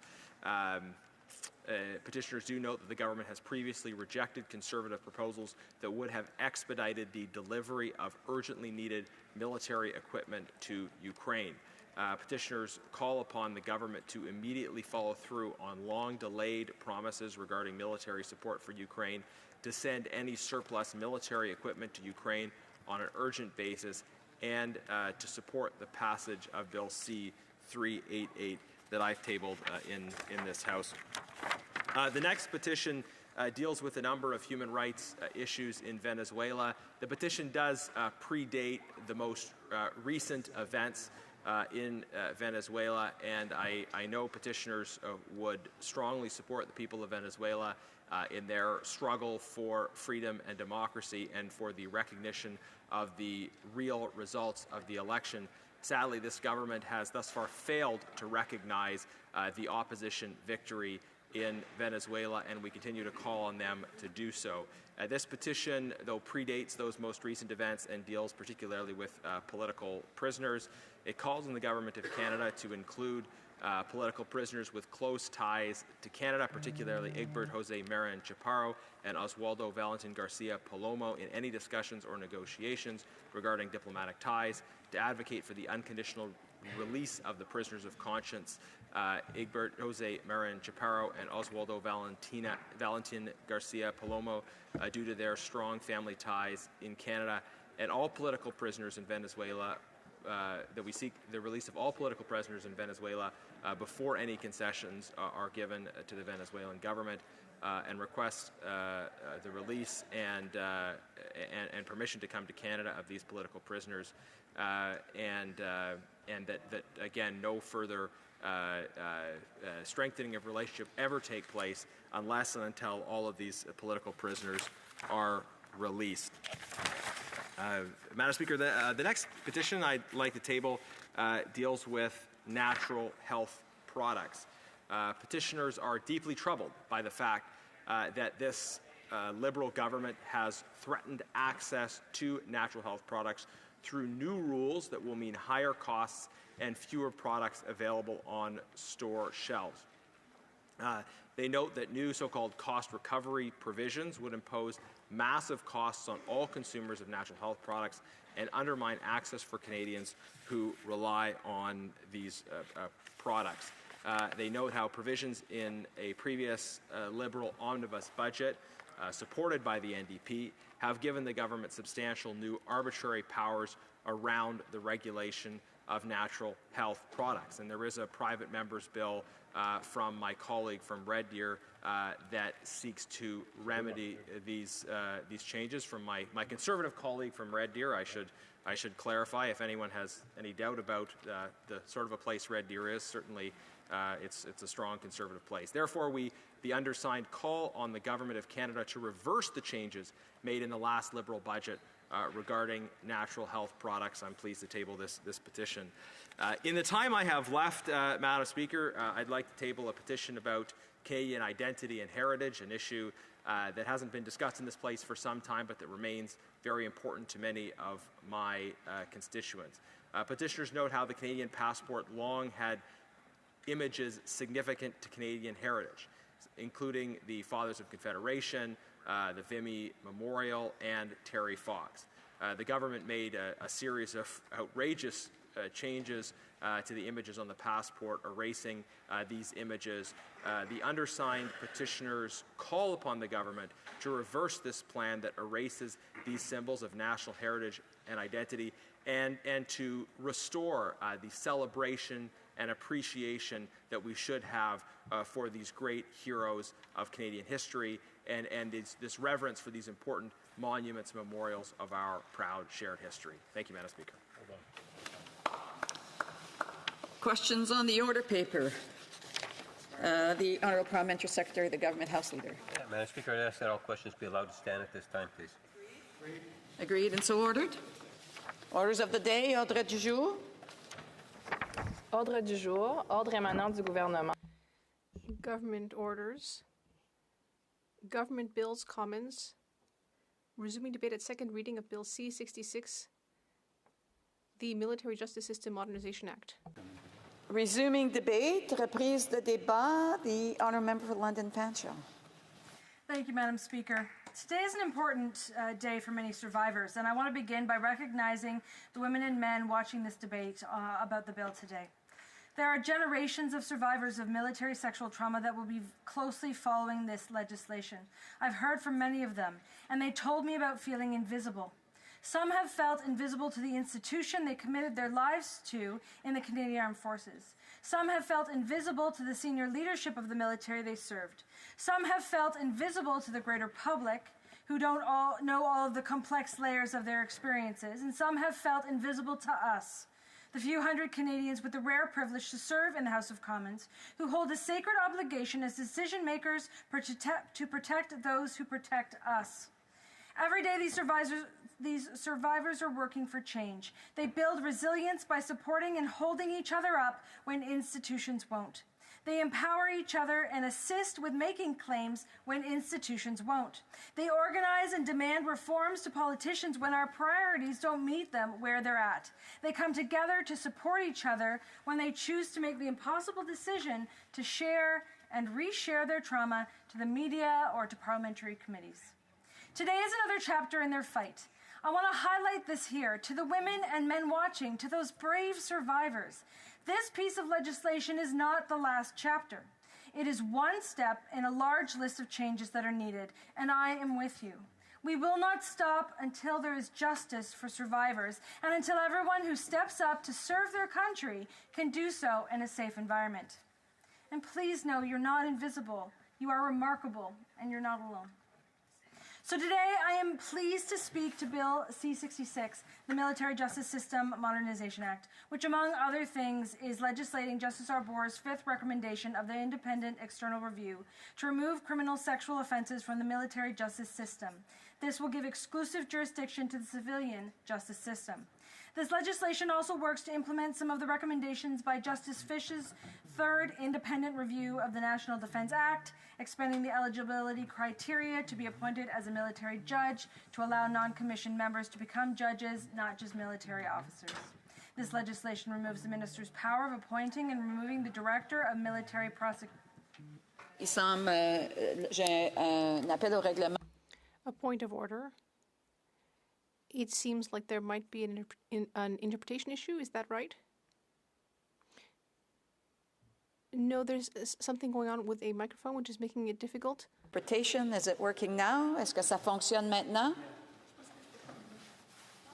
Is it working now? Oui, ça fonctionne? Parfait. Je m'excuse, je vais mettre mon... L'interprète signalait qu'il y avait un téléphone.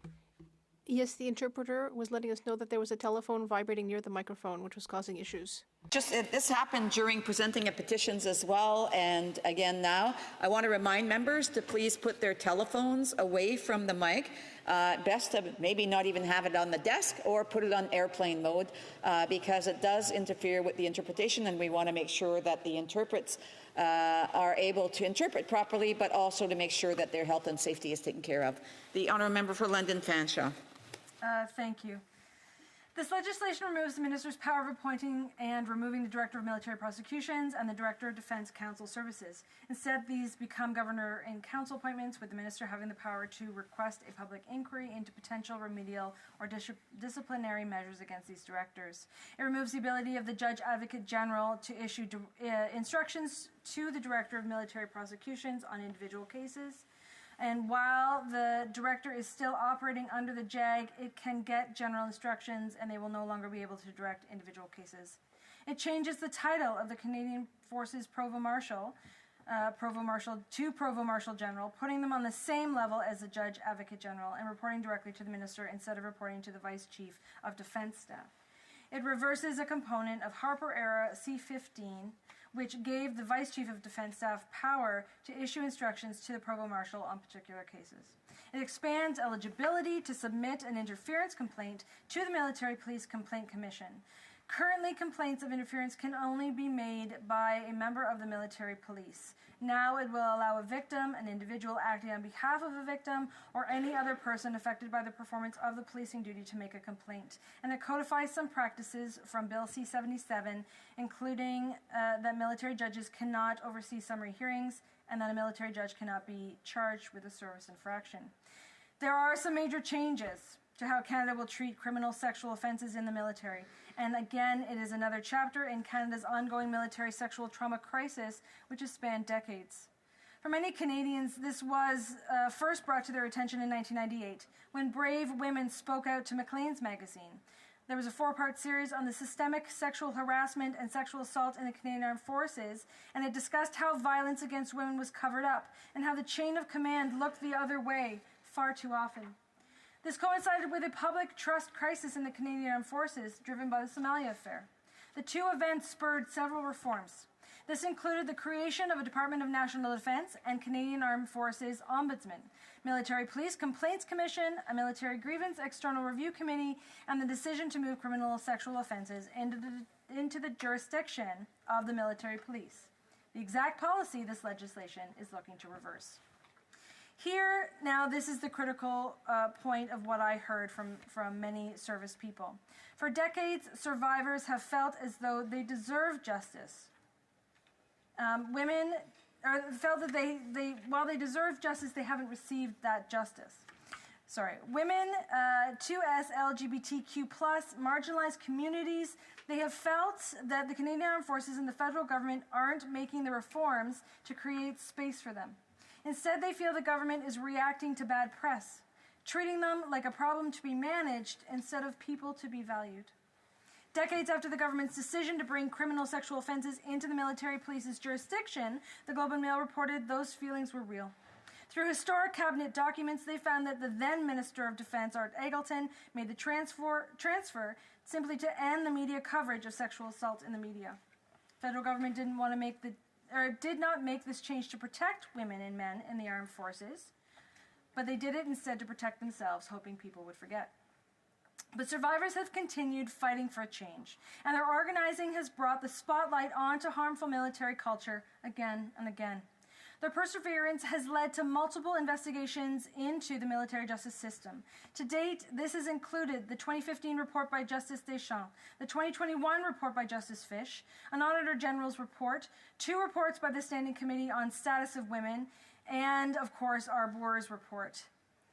And I want to also include the recent history-making report by the Standing Committee on Veterans Affairs for Women's Health. Supporting survivors of military sexual trauma is generational. Even before my time in the House of Commons, it was my mother, Irene Matheson, who worked on this issue and spoke with many women about their experience. For so many, they've told me she was the first member of Parliament to believe them, to hear them. She saw the urgency of this crisis, and she fought for women in the military and victims of military sexual trauma. When I was elected, I joined the NDP team as the critic for status of women. And when the scandals broke involving the most senior military officials being perpetrators and enablers of sexual misconduct, we saw the Standing Committee of National Defence get caught up in the partisan politics of this place. I saw parliamentarians weaponize the experience of these survivors to score political points against each other and endless filibustering. But women parliamentarians from across the political spectrum knew that survivors deserved better. We brought this study to the Status of Women Committee, and I heard the stories of these brave survivors. I promised them and myself that I would fight for them, and I'm honored that they trusted me with their experiences and asked me to help them make the change. I can never forget that promise. So now I serve as the critic for national defense, and I have used every opportunity to push for that change. I have challenged every minister, every departmental official, every senior CAF official to move on the long list of recommendations that can create meaningful culture change.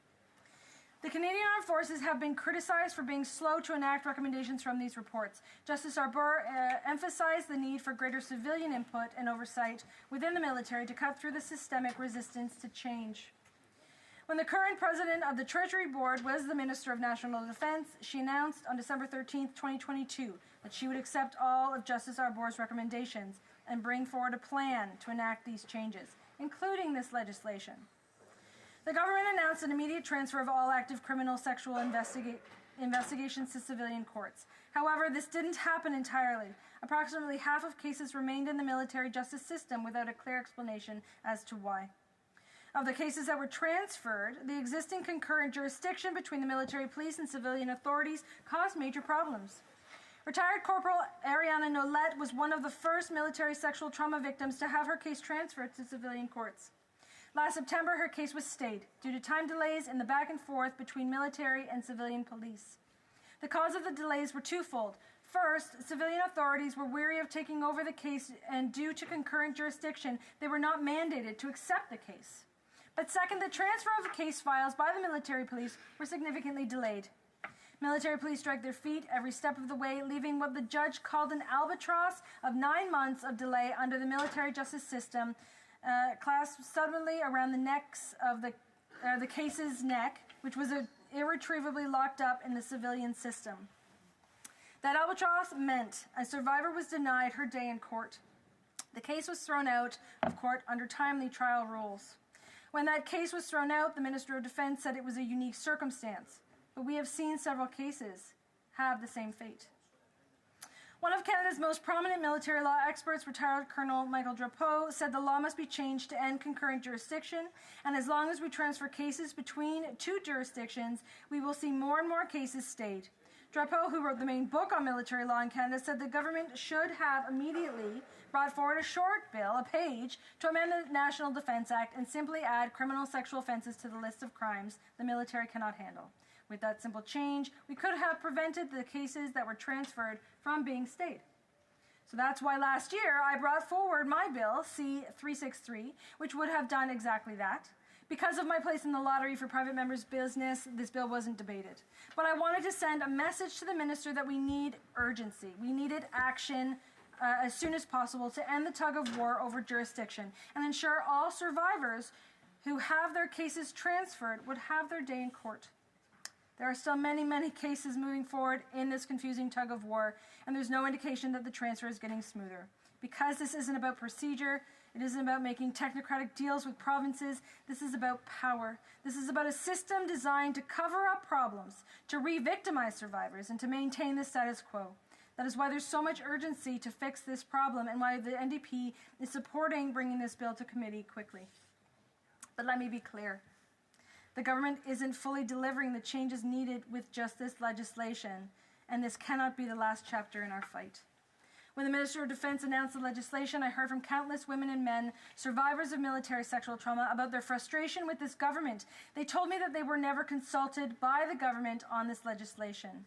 Much like they saw in 1998, they were seeing another checking of a box, that exercise, so they've once again felt invisible. You cannot make legislation about survivors without survivors. You cannot treat survivors as a communications problem to be solved or a legal liability to be avoided. These are women and men that have stepped forward to protect our country, who are willing to put their lives on the line when the federal government deploys them. Parliamentarians have a moral, sacred obligation to do everything we can to protect them, not re-victimize those who have faced institutional betrayal. I have spent the summer in conversation with dozens of survivors with first-hand experience of reporting their cases in the military and civilian justice systems, and they need to be consulted. That's why we need to get this legislation to committee quickly, where we can center around the voices of survivors and through amendments can give them a voice in this change. I certainly don't have enough time to speak about all of the ideas that I heard, but some of the feelings and ideas that I heard need to make it to the committee study. But I would like to provide a bit of context here today during my speech, Madam Speaker. First and foremost, we need to end the framing of this problem as a criminal justice issue alone. It is easy to say the sexual misconduct scandal was carried out by a few bad apples, that it was the old boys club covering up for their buddies, and by swapping people around we could end it, or that this is about a handful of truly horrific, violent, random acts of violence. Criminal sexual offenses don't come out of nowhere. This is a result of a permissive environment, a culture where gendered and power dynamics are encouraged, a culture that allows powerful men to test and push boundaries over and over without anyone speaking up. If we only focus on criminal justice reform and not the tough conversations around institutional culture change, we aren't doing justice for survivors. It isn't enough to just hold perpetrators accountable. We must go to the roots and prevent sexual violence. We cannot put all the resources and energy for change into a legal reform basket. We need a top-down review of the CAF, from recruitment, training, the healthcare system, promotions, and so much more. Now, I also heard concerns that a criminal code focus of this bill is not addressing the escalatory nature of sexual misconduct and could create problems with drawing the line between acceptable and unacceptable behavior. I heard that many survivors have lost faith in the justice system as a whole, and the divide between faith in civilian versus military justice does not address that loss of faith. The problems of the civilian justice system must be addressed. I heard concerns that this legislation could continue that rotten apple theory, that the problem is a handful of powerful perpetrators that need to be stopped instead of a wider institutional and cultural driver. I heard that there needs to be more options for survivors to get justice, not less. There needs to be greater opportunities and supports towards pursuing human rights court cases and non-criminal cases, as well as opportunities for restorative justice. Survivors need more agency and more say in how their cases move forward. I heard that survivors need greater supports and information, including legal services, prior to reporting, to be fully informed on the process. I heard many conversations about whether the bill is protecting investigations from chain of command interference. There are concerns around civilian police gaining access to conduct new investigations, collect evidence, and accessing necessary information for historical cases. I heard concerns about the expertise and preparedness of the civilian system to handle military cases. This included concerns about local police units and connections with current or former military personnel within those institutions. Concern about resources of civilian police, jurisdictions between and across provinces, willingness to open complex cases, the ability to understand and access military records and spaces, and the need of a dedicated national team to handle these cases instead of local police units. I heard concerns about the creation of new senior positions and changes to military judge appointments and the need to ensure accountability, scrutiny of appointments, and opening to voices outside of that old guard. I heard concerns about pursuing aspects of a criminal case that are illegal under the National Defence Act but are not currently codified in the Criminal Code of Canada. I heard the need to ensure that this reform is not set in stone forever, and that research and legislative reviews are proactively scheduled to ensure this legislative change is having the intended impact. I heard strong concerns about international misconduct cases, including the collection and preservation of evidence and the ability of the military justice system to handle these cases. I heard strong concerns that the members of the cadets, the reserves, the Navy, the civilian employees on base were not adequately considered in this legislation. I heard strong concerns that members that are not on base cannot access the same quality of services and supports, and that new supports in this bill do not adequately address this gap. I heard that the new rules on the victim's liaison officer positions need to be reconsidered and strengthened, and a need for a legal and policy advocate independent from the chain of command. I heard some talk about the importance of underlying that this is not only a women's issue and to increase outreach to all service members. That's just a little bit of what I heard. But there was one unified message from everyone that we spoke to. This bill is simply not enough. This cannot be the be-all and end-all. Survivors will not remain invisible. Culture change isn't just something that happens overnight. I understand that, Madam Speaker, nor can it be fixed by one piece of legislation. This issue will need to be something to which the government is committed and to which we are all committed to in this place. I'll just conclude, Madam Speaker, with where I started. Generations of military sexual trauma survivors have felt invisible. They have fought every day to demand that we fulfill our responsibility to protect everyone who serves. When this gets to committee, we will hear from survivors. We will center their voices and their proposals, because we cannot do this legislation about survivors without survivors. Thank you, Madam Speaker. Questions and comments? The Honourable Minister of National Defence. Thank you very much, Madam Speaker. And through you, I'd like to extend my appreciation to the member opposite for her remarks, for her lifelong dedication to ensuring that every member of the Canadian Armed Forces and all of the employees of the Department of National Defence are treated with respect, compassion, and are provided with the appropriate supports. I agree wholeheartedly with the need for action, and we are taking that action. I would refer the member, first of all, we also need to listen. We need to hear the voices of survivors, victims, witnesses, to hear of their lived experience. Their advocacy and their testimony is important. I want to assure her in this process, the Canadian Armed Forces have interviewed over 16,000 of those people and heard their voices. Madam Justice Arbour interviewed hundreds of witnesses and advocates in order to reach the conclusions. I believe that what we brought forward in this bill is helpful. It's important steps. And finally, Madam Speaker, I know the time. I would refer the member. The honourable member minister might be able to get up for other questions after, but at this point, it's the honourable member for London Fanshawe. Time for response. Thank you, Madam Speaker, and I certainly thank the honourable minister for his comments as they're related. I think that we can never do enough to hear. It's true that we also have to listen. I think that a lot of the people that I heard from were referring to the fact that specifically about this legislation, they were not consulted. It may have been in other formats, done by other people, but not by this government and not for this legislation. So I hope that we can continue on to work together to ensure that they're brought to committee, but also to, in fact, bring forward those recommendations that we heard in the Veterans Committee study about women's health to be included in the work of the National Defence Committee. And comments, questions et commentaires. Oops, the honourable member for, sorry, this is Toronto St. Paul's. Thank you, Madam Speaker. The Liberal Soft on Crime Bill C5 allows criminals convicted of sexual assault to serve their sentence at home in front of the television. Does the member believe that survivors of military sexual trauma should have to endure their attacker serving out their sentence in the comfort of their house right down the street? The honourable member for London Fanshawe.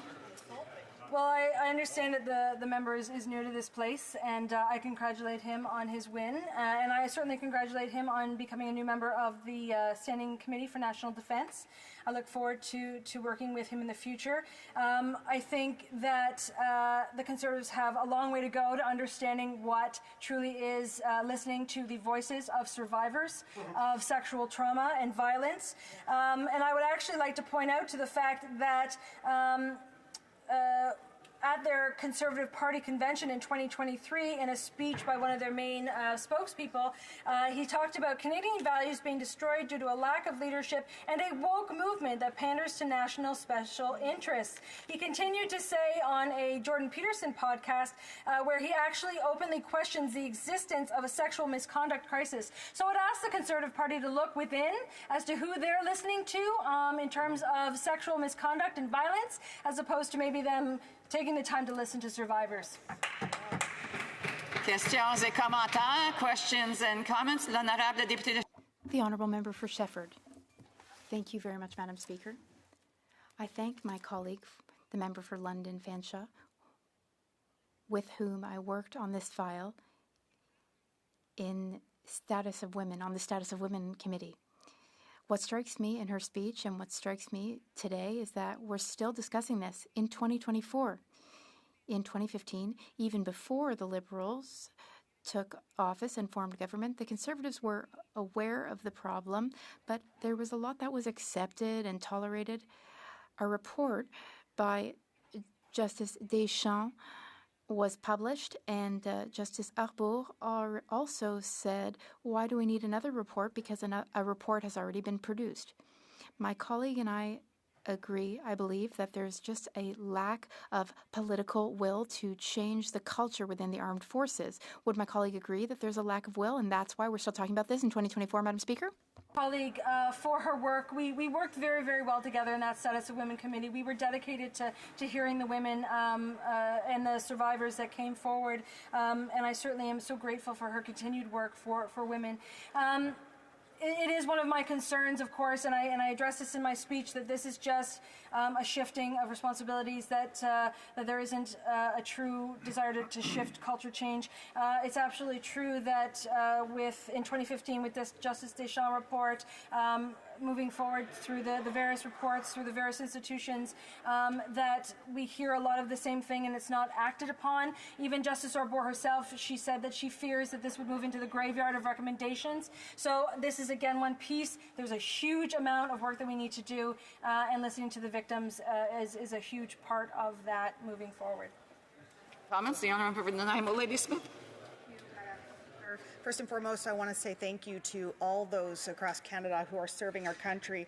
And I want to acknowledge the victims of sexual trauma and assault serving in the armed forces who've not received the justice they deserve or the reassurance that things will be different for those who choose to serve after them. I'm thankful for the work of my colleague from London Fanshawe, and I want to ask my colleague about a bill that she's worked really hard on, Bill 362, that's calling to make the National Defence Ombudsperson an officer of the Parliament. Can the member please share how the bill that she put forward relates to the bill that we are talking about today? The Honourable Member for London Fanshawe. Thank you so much, my honourable colleague. That specific bill is one that I did bring forward at the same time that I had brought forward the changes moving sexual assault cases from the military into the civilian system. To do it quickly, I've met oftentimes with the National Defence Ombudsperson.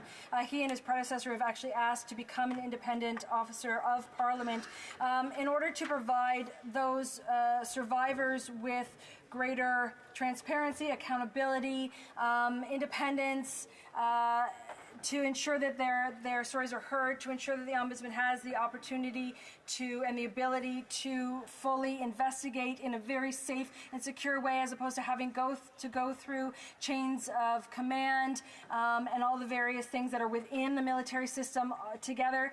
It's that independence that is really key, and something that I will continue to fight for in collaboration with the new Ombudsperson, who I want to congratulate today. Questions and comments? And I remember for Saanich Gulf Islands. Madam Speaker, and I thank my honourable colleague for London Fanshawe and add my words to those ministers, thanking her for her work, and because I also worked with her mother, I'd like to thank Irene Matheson for consistent leadership on this issue of justice for women who suffered sexual violence in the course of their military service. I ask the honourable member, having studied the bill, if she believes it will be possible to make sufficient amendments in clause by clause in committee to make C66 ready for speedy passage. The Honourable Member for London Fanshawe. I want to thank the honourable member for her question.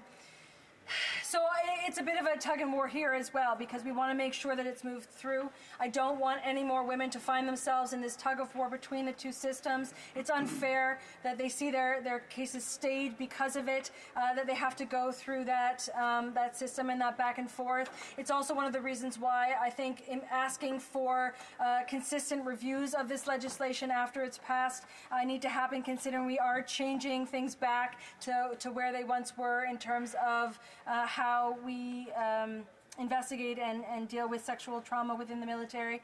I can only say that I wish that this consultation had happened with survivors before, so that the legislation provided, slow as it was to come forward, had been done so in a better way and more fulsome way. But it is work that we can do in committee. We have to work together. We have to get through a lot of partisanship to do it, but it's possible. I've seen it happen in status of women. I hope to see it in national defense.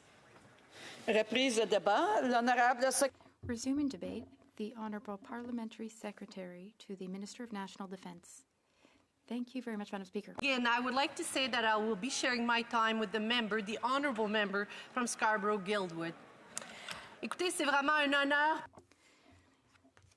It's an honour for me to rise in the House today to speak to Bill C-66.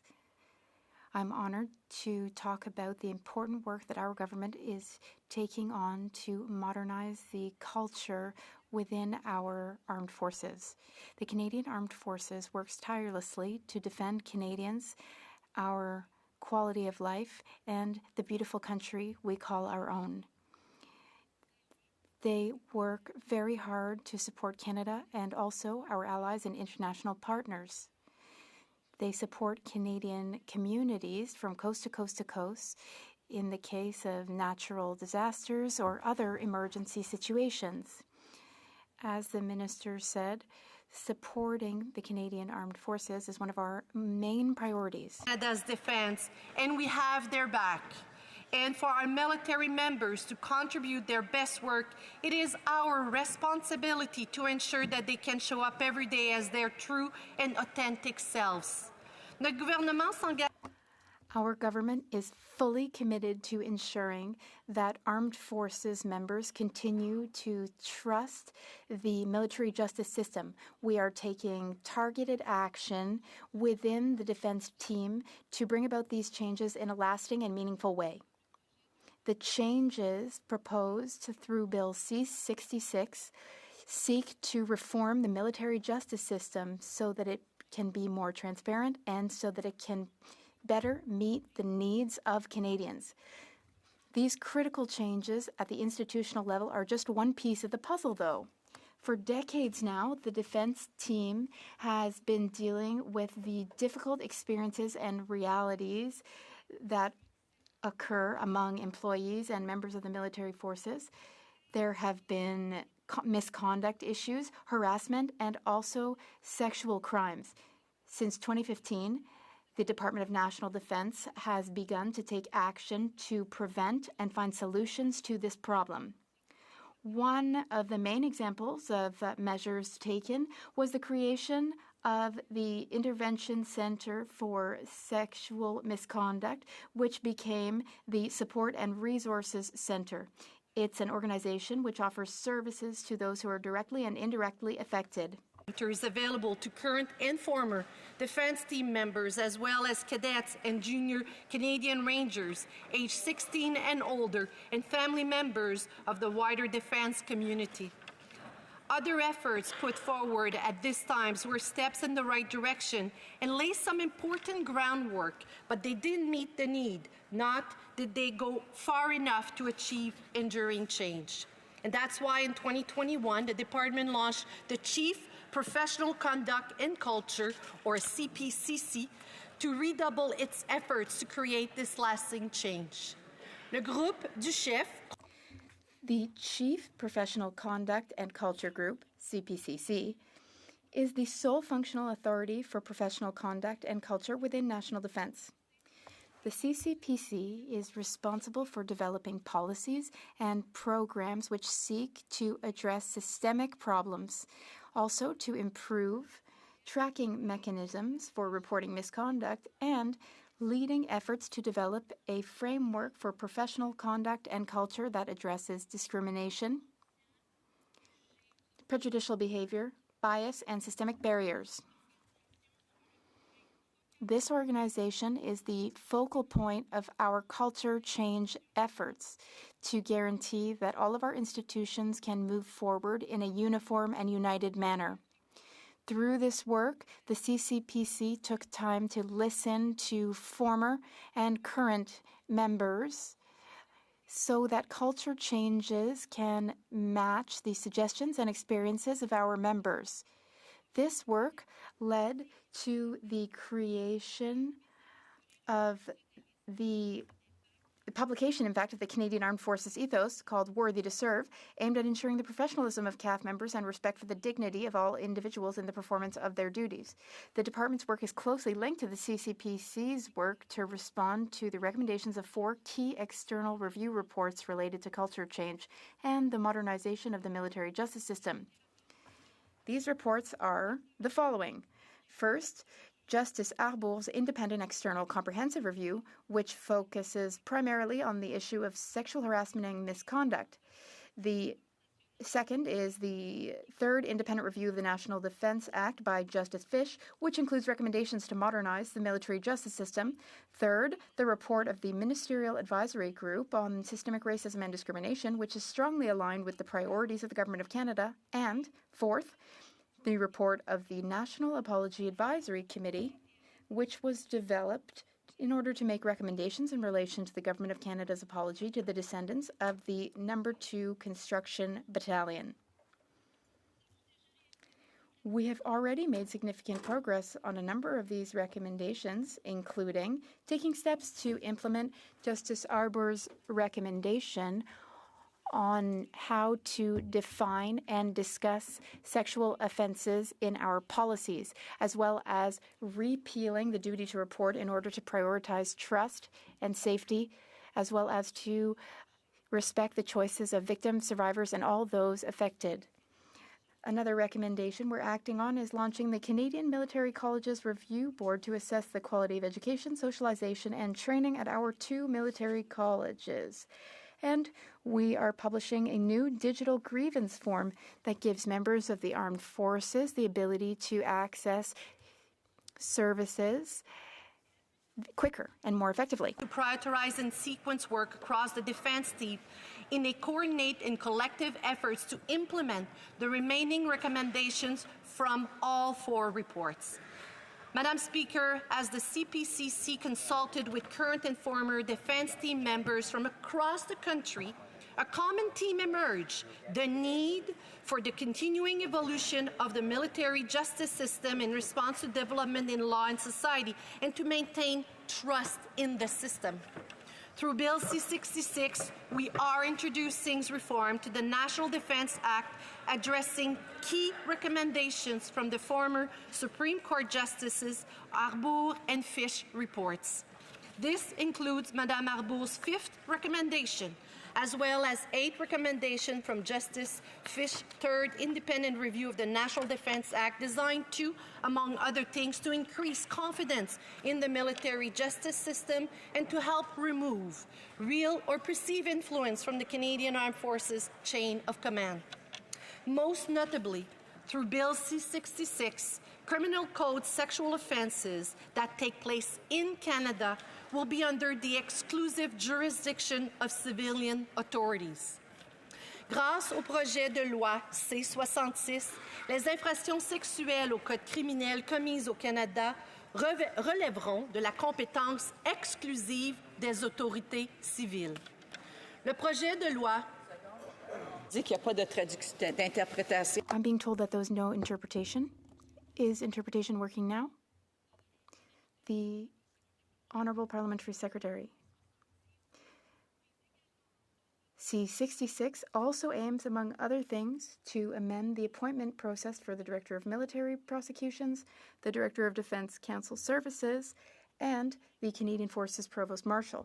It will also expand the category of persons eligible to be appointed as military judges to include and expand the category of persons eligible to file an interference complaint with the Military Police Complaints Commission, and provide persons acting on behalf of a victim with access to a victim's liaison officer under the Victims' Bill of Rights. Madam Speaker, the well-being of members of our armed forces is one of our top priorities. They work tirelessly to defend us, the country, and our partners around the world. It is our duty to ensure that they can work in an environment free of all discrimination, harassment, and misconduct. Our government has committed to changing the culture within our armed forces so that each and every one of our defense teams and their members can feel included, can be authentic, and can be encouraged to reach their full potential and give the best of themselves each and every day. We support our armed forces. This is an ongoing process. Madam Speaker, in conclusion, I would like to thank all of our armed forces here in Canada or abroad for your extraordinary service. And on this particular bill, I really hope that this House will find strong resolution fast to bring it to committee. Merci beaucoup. Thank you. The Honourable Parliamentary Secretary will have 5 minutes remaining for questions and answers after debate. The next time this bill is being debated. Député, the honourable member for Ottawa Centre. Thank you, Speaker. I am thrilled to recognize the Centretown Citizens Ottawa Corporation, also known as CCOC, as they celebrate a phenomenal milestone, 50 years of transforming lives and building communities. CCOC owns and manages over 50 properties that provide nearly 1,600 affordable homes, primarily in the heart of Ottawa Centre. Their mission is to foster diverse, inclusive, and sustainable communities for individuals of low and modest income. It has been an honor, Speaker, for me to work with them on many projects like the Beaver Barracks community. This summer, we announced a $12 million investment with CCOC that will help them retrofit and repair 1,200 homes. That's 75% of their total housing stock. This isn't just about an investment in bricks and mortar. It's an investment in people, in community, pride, and the future of our city. I congratulate them for all their hard work in building our community for everyone. Thank you. The honourable member for Yellowhead. This summer, the people of Jasper faced a devastating tragedy as wildfires tore through their community, destroying homes and threatening lives. But in the face of this disaster, we witnessed the extraordinary strength of the people of Jasper. We saw an incredible response from nearby communities coming together to support evacuees and relief efforts. Volunteers and first responders risking their own lives showed remarkable courage to protect what they could and support those in need. We owe a deep debt of gratitude to all who risked their lives, especially Morgan Kitchen, a young firefighter who made the ultimate sacrifice just weeks after his 24th birthday. The bravery of all who faced the flames will never be forgotten. The road to recovery is long, but the spirit of Jasper is stronger. Together, we will rebuild, and together, we will heal. The honourable member for Fredericton. Yesterday, on September 18th, the Canadian Medical Association apologized for its role and the role of the medical profession in the past and ongoing harms to First Nations, Inuit, and Métis peoples in the health system. This apology was delivered at a public ceremony in Victoria, BC, on the traditional unceded territory of the Songhees and Cossapsum nations. In preparation for this apology, the CMA underwent a multi-year process to review its archives, social media accounts, parliamentary debates, and committee records.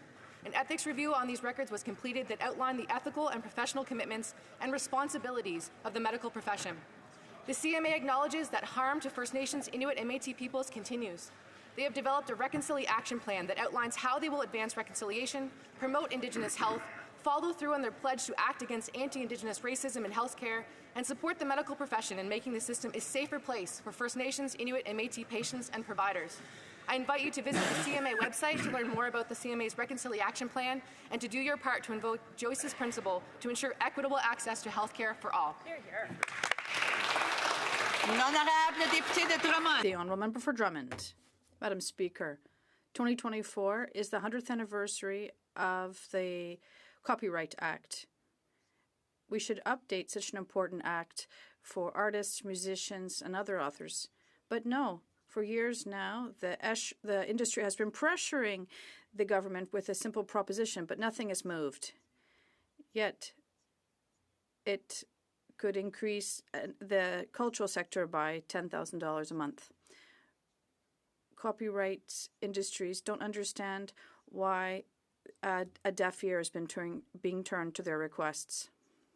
Our artists, writers, cinematographers, and authors all don't understand why our culture is slowly being condemned to disappear quietly. And maybe it's not too late. We need to update the Act, and happy 100th anniversary. Honourable member from Brampton East. Mr. Speaker, today I want to take a moment to recognize the remarkable achievements of our athletes from the Summer Paris 2024 Olympic and Paralympic Games. Nice. We have won an astounding 27 Olympic medals this year, making the Paris 2024 Games our best performing Olympics in history.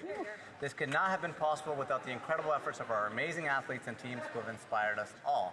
They have not only elevated our national spirit, but have also showcased the exceptional talent emerging from all corners of our country. Let's also recognize the incredible Paralympians who have represented Canada with immense skill, bringing home 29 medals. Woo! Your hard work, determination, and excellence have continuously inspired us and represented Canadian excellence on the global stage. Mr. Speaker, a big congratulations to all of our Team Canada athletes on a historic Olympic season. You've inspired millions of Canadians across our country from coast to coast to coast. Allez le Canada! The honourable member from Central Okanagan, Similkameen, Nicola. Mr. Speaker, imagine living in a rural community like Merritt or Princeton, British Columbia. You work hard, pay your taxes, but see little return from Ottawa. In 2021, these communities were devastated by massive floods. The Prime Minister told them that he had their backs. Ministers visit, telling them to hang tight for their new Disaster Mitigation and Adaptation Fund. The municipalities apply, jump through every hoop, spending hundreds of thousands in engineering studies only to be denied. Adding insult to the injury, communities that never experienced flooding or fires are receiving funds, while Merritt and Princeton are left behind. Every member here should know that the people in these communities are angry at these broken commitments. It's gotten so bad that Merritt has created an e-petition calling on the government to honor its promises. I encourage all concerned citizens to support petition E5135. If being Canadian means anything, it means looking after one another. I remind the Prime Minister it's never too late to do the right thing for Merritt and for Princeton.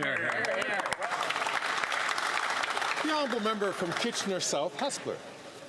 Mr. Speaker, I rise today to highlight the invaluable contributions of orthotic and prosthetic professionals to the health and well-being of Canadians. These dedicated certified orthotists and prosthetists and registered orthotic and prosthetic technicians help individuals regain mobility and lead active lives. Through their expertise, they enhance the quality of life for countless Canadians, including those in my riding of Kitchener South Hespeler, and strengthen our communities and healthcare system. This year, we will celebrate the first ever National Orthotics and Prosthetics Day on September the 19th, 2024. This day will highlight and promote their essential services and the individuals who benefit from their care. By commemorating this day, we aim to build stronger partnerships and a more collaborative support network for orthotic and prosthetic professionals and their patients across Canada. The honourable member from Yukon. Mr. Speaker, this month the Yukon lost one of its most accomplished and best-loved citizens, Rolf Hogan. If you walk around downtown Whitehorse, you will see Rolf's impact everywhere in the variety of businesses he built over the 80 years that he lived in the Yukon. He also founded the territory's first cable TV company, as well as its first commercial radio station, CKRW. Among many other philanthropic activities, Rolf established the Yukon Foundation in 1980, opening doors for numerous Yukoners to pursue their education and research. Rolf's generosity touched the arts too, donating space in the Hogan Centre to support local artists. He was also one of the founders of the Yukon Sourdough Rendezvous, evolving from the winter carnivals he started in the 1940s. A passionate photographer and historian, Rolf captured the essence of his family, his businesses, and our territory with great care. Rolf Hogan was the Yukon's nation builder, and his legacy will continue to inspire us. As Yukoners reflect on his passing, let's hold on to Rolf's spirit of connection, his commitment to the community, and his boundless kindness. The honourable member from Barrie Springwater, Oro-Medonte. Mr. Speaker, after 9 years of the NDP Liberals, taxes are up, costs are up, crime is up, time is up. Yep. Due to this Liberal government's elimination of mandatory prison time for countless violent offences, criminals are given free rein to terrorize our communities. The results of this Liberal government's soft-on-crime policies are clear. Canadians don't even feel safe walking down their streets or taking transit. A new study by the Macdonald-Laurier Institute shows that sexual assaults and robberies such as muggings and carjackings are up in practically every major city in Canada. Between 2016 and 2023, the sexual assault rate has almost doubled in York Region, and sexual assaults are up by more than 30% in the neighbouring Peel Region. Unbelievable. Conservatives will ensure that repeat violent offenders remain behind bars while awaiting trial, and we will bring back mandatory jail time for serious violent crimes that were repealed by this Liberal government. A Conservative government will bring home safe streets. Hear, hear. The honourable member from Toronto Danforth. I rise today in the memory of Louis March. I first had the opportunity to meet Louis March when he came to my office with a mother who had lost her son to gun violence. He was always there to support people in need, but also to empower the voices of people who had been impacted by gun violence. He was a truly committed advocate and someone who could be counted on to be at every event and to always support the needs of the communities who were trying to fight gun violence in our city. And he was effective. So I would like to take this moment to recognize all of the great work that was done by Louis March. May his memory be a blessing, and may we all stand and recommit to ending gun violence in our communities. The honourable member from Cypress Hills Grasslands. After 9 years of this NDP Liberal government, taxes are up, costs are up, crime's up, and time's up. The Prime Minister wants to quadruple the carbon tax, but to appease his new unelected finance minister, Mark Carbon Tax Carney, he is implementing a second carbon tax that will cost Canadians another $9 billion on top of the already $25 billion that the carbon tax is costing. Costs are also up due to the carbon tax addiction and government corruption.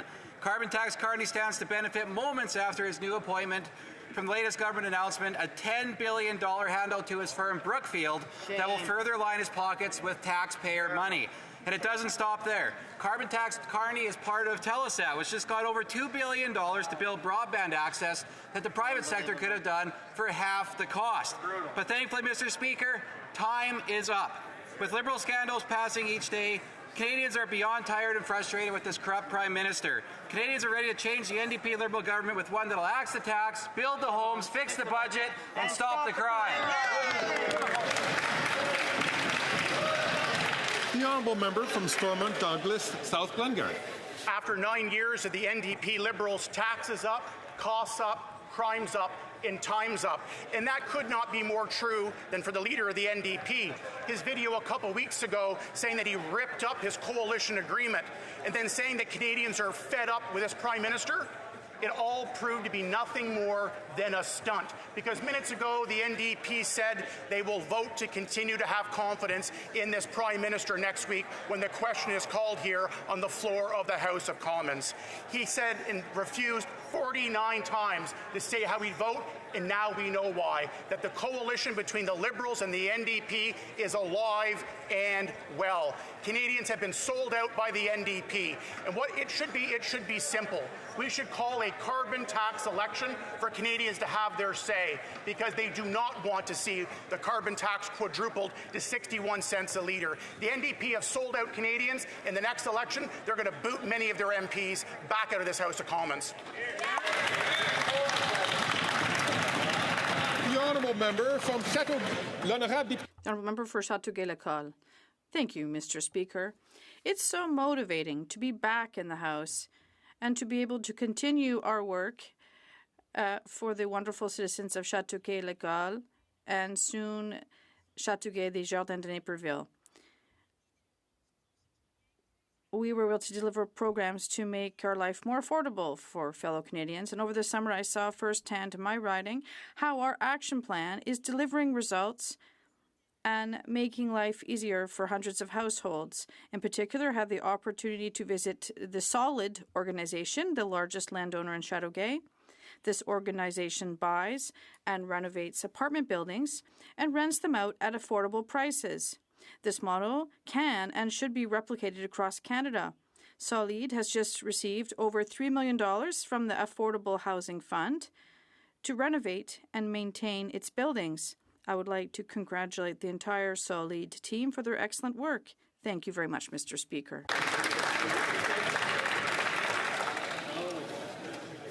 The honourable member from Victoria.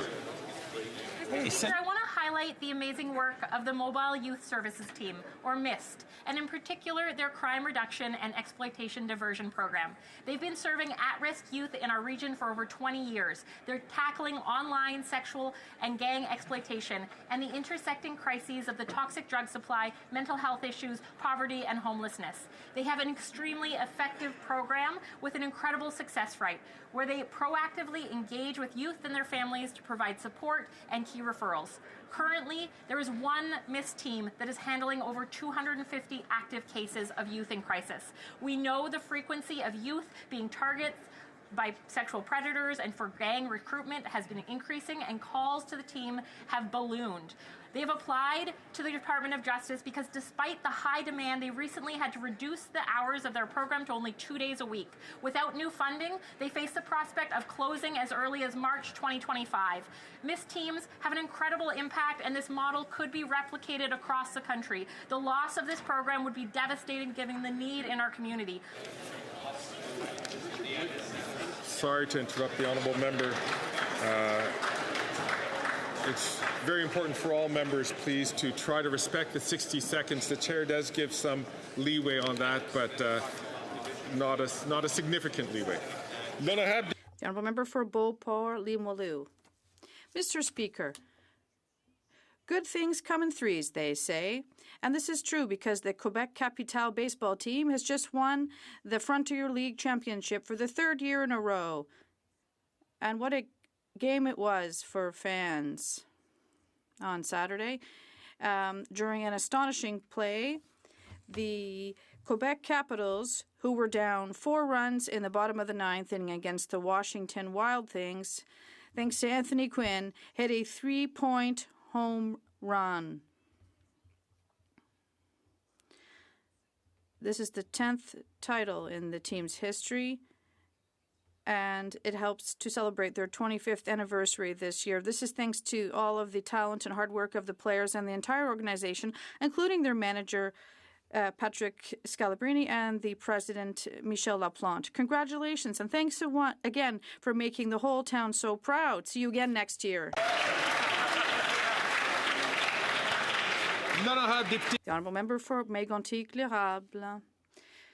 What is the Bloc Liberal Coalition? It's the most centralizing, wasteful, and divisive Liberal government in recent history. It's the Liberal government that doesn't respect the provinces by imposing programs that the occupant of the big chair as Prime Minister knows and can do better than the elected representatives of Quebec and the provinces. It's a government that breaks the rules without taking responsibility for the consequences and calls a Canadian citizen a terrorist. What is the Bloc Liberal Coalition? It's the bloc that has voted to keep this minority government in place 180 times. It's the bloc that has authorized this Liberal government to spend $500 billion creating inflation and raising the cost of everything. It's the bloc that supports the Liberal government's radical plan to hike gas taxes, ban hunting weapons, and allow house arrest for violent criminals. It's the bloc that will profess its faith in this Liberal government again next week, proclaiming its confidence in this Prime Minister going against the interest of Quebecers. The Bloc is the worst negotiator Quebec has ever known. That's what the Bloc Liberal Coalition is. The honourable member from Windsor-Tecumseh. Mr. Speaker, today I had the honour of hosting the second Young Polonia Leadership Summit on Parliament Hill. We brought together 35 young leaders from across Canada to talk about issues important to Polish Canadians, including getting more young people engaged in politics. Over 1 million Polish Canadians contribute to building vibrant and generous communities across Canada. And now we see a new generation of Polonia taking the mantle to lead the Polish diaspora in this new century. Young people who say, yes, we can, and who have the courage and the power to build a better Canada and a better world. I want to thank the Canadian-Polish Congress, the Polish-Canadian Business and Professional Association of Windsor, and the Embassy of Poland for working together to organize this summit and to empower Canada's young eagles. Thank you. Good job.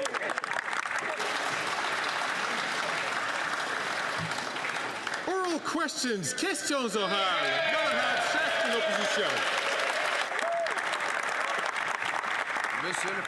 Mr. Speaker, the Premier of the Quebec Nation said today that the Liberal government's decision to double the number of temporary immigrants, bringing it to 600,000, will imperil social services for Quebecers. Will the leader of the Bloc Québécois listen to what the Premier of the Quebec Nation is asking, who is asking that the Bloc Québécois not support the Liberal government next week, and that they support the interests of Quebec and the Quebec Nation?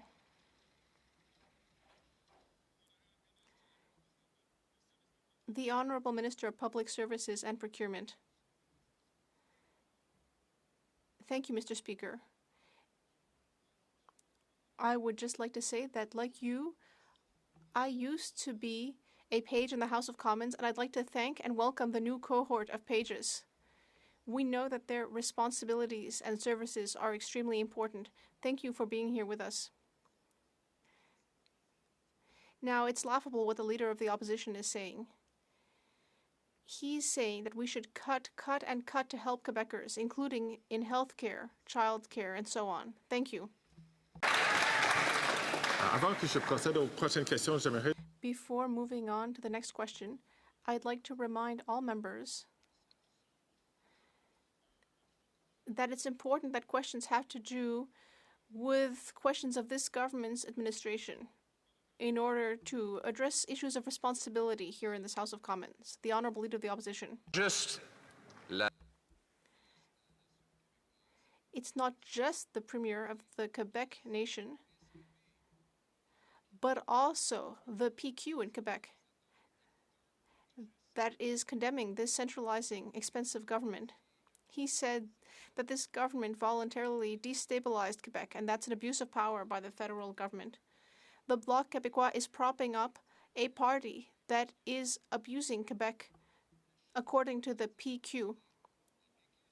Why has the leader of the Bloc Québécois abandoned the Parti Québécois and all Quebecers to keep the most centralizing prime minister in history in power?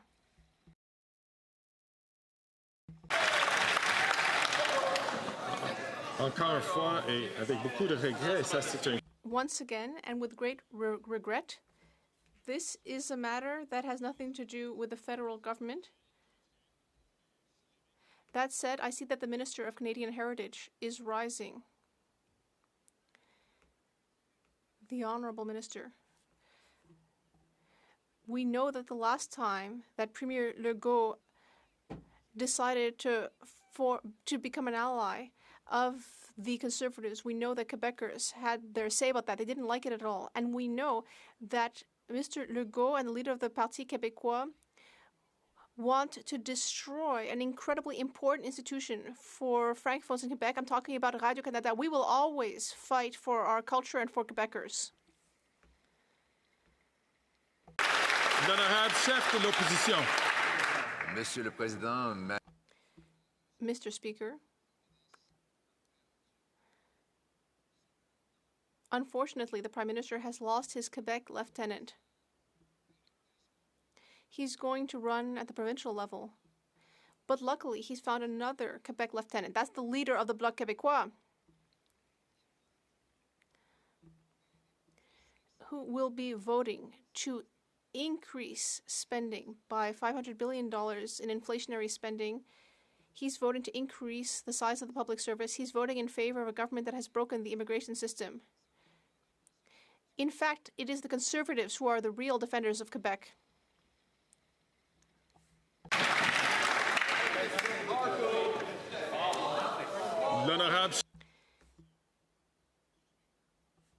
we all knew that the NDP leader had sold out the people and signed on to a costly coalition with this carbon tax prime minister to tax people's food, punish their work, double their housing costs, and unleash crime in their communities.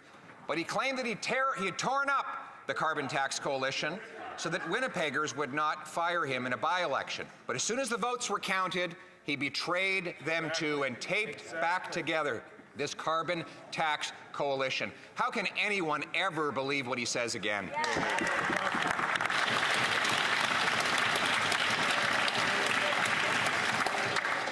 The chair is in a very uncomfortable situation here. The Honourable Leader of the Opposition.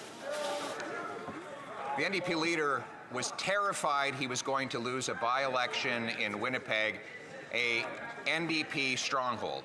So he put out a Hollywood production where he claimed he had torn up the carbon tax coalition onto which he had signed up, that he was going to stop fighting for his pension and start fighting for the people. But once the votes were counted, he betrayed them again. He is a fake, a phony, and a fraud. How can anyone ever believe what this sellout NDP leader says in the future?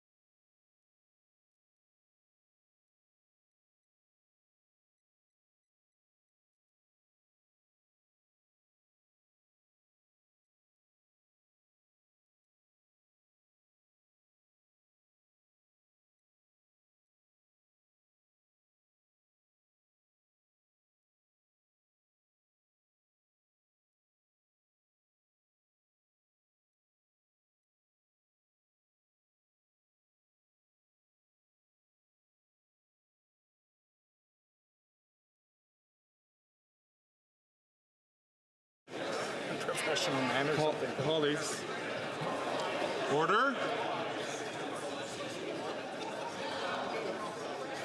Colleagues, there are some long-standing traditions of this House which we should endeavor to respect. It is important that we ask questions in question period to make government accountable to the people of Canada.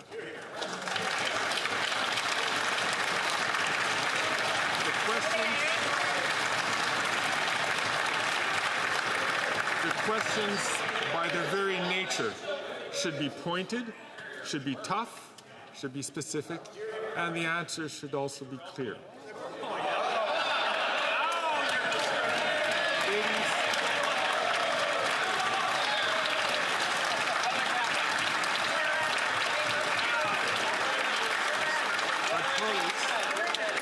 But colleagues, for this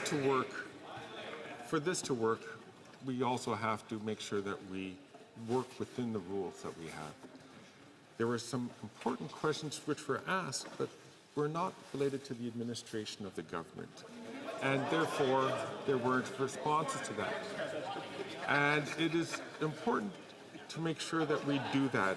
We have so many other tools available to us as members to make the comments that we need to make outside of question period, to comment about how we want to do. Now, while the microphone was off, there were, I would suspect, although the chair didn't hear that, there might have been some strong words which were exchanged between members. I ask members to please remember that Canadians are looking at us. And let us conduct ourselves in a way really befitting of each of our constituencies and a country as a whole. So, avec cela, on va... So with that in mind, let's move on to the next question. The Honourable Member for La Prairie. Merci aux citoyens. I'd like to thank the people of La Salle Aymar Verdun for having placed their trust in the Bloc Québécois. Let's be honest, the Bloc Québécois hasn't been in such a good position for more than 15 years. If our priority was our own party, we'd already been in an election campaign. But our priority is the well-being of Quebecers, and Quebecers are worried about seniors' living conditions. That is why we're asking the Liberals to stop discriminating financially against people between 65 and 74. Will they finally raise old age security by 10% for this age category? Leader du gouvernement à la Chambre des communes. Merci, Monsieur le The Honourable Government House Leader. I'd like to thank my colleague in the Bloc Québécois for asking a real question in this House. It is very important that we pose questions that have to do with this government's work. This government is here to work for Canadians. And we are here to demonstrate every day what we are doing for Canadians. I would like all members in this House to bear that in mind. The Honourable Member for La Prairie. The Liberals need to understand something very simple. There are two possibilities, and they both have a price. Either they raise OAS by 10% for 65 to 74-year-olds, or they will pay the price at the ballot box. Liberals will have to choose, and the other parties as well. If you think that old age security is not important, well, try saying it to their face. The Liberals will pay the price one way or another. Are they going to raise OAS by 10%? Yes or no? L'honorable ministre du Travail et des Aînés. The Honourable Minister of Labour and Seniors. Mr. Speaker, I'd like to welcome the member for La Prairie to assistance for seniors, because in the past he had not assisted or supported Canadian seniors and services for them. In fact, he voted against lowering the age of retirement to 65, and he voted against increasing the guaranteed income supplement for the poorest Quebecers. And when we implemented a dental plan, what did the member for La Prairie do? He voted against it. South. The Canadian Medical Association is deeply concerned about privatization. Thanks to years of cuts, Canadians are worried that there's a... Excuse me, colleagues, I'm having some difficulty hearing from some shouting coming from the latter third of the House. Can I ask all members, please, who do not have the floor to not speak? I'm going to invite the honourable member from Burnaby South to start from the top, please. The Canadian Medical Association is worried about privatization in our healthcare system. They're worried about the real impacts of a dangerous shortage of frontline healthcare workers, family medicine, family healthcare workers. They're worried about specialist shortages, nurse shortages. The Conservatives want to make people pay to receive healthcare, and the Liberals are too weak to stop them. Why the Liberals letting Conservatives force people to pay out of pocket to receive healthcare? Here, here.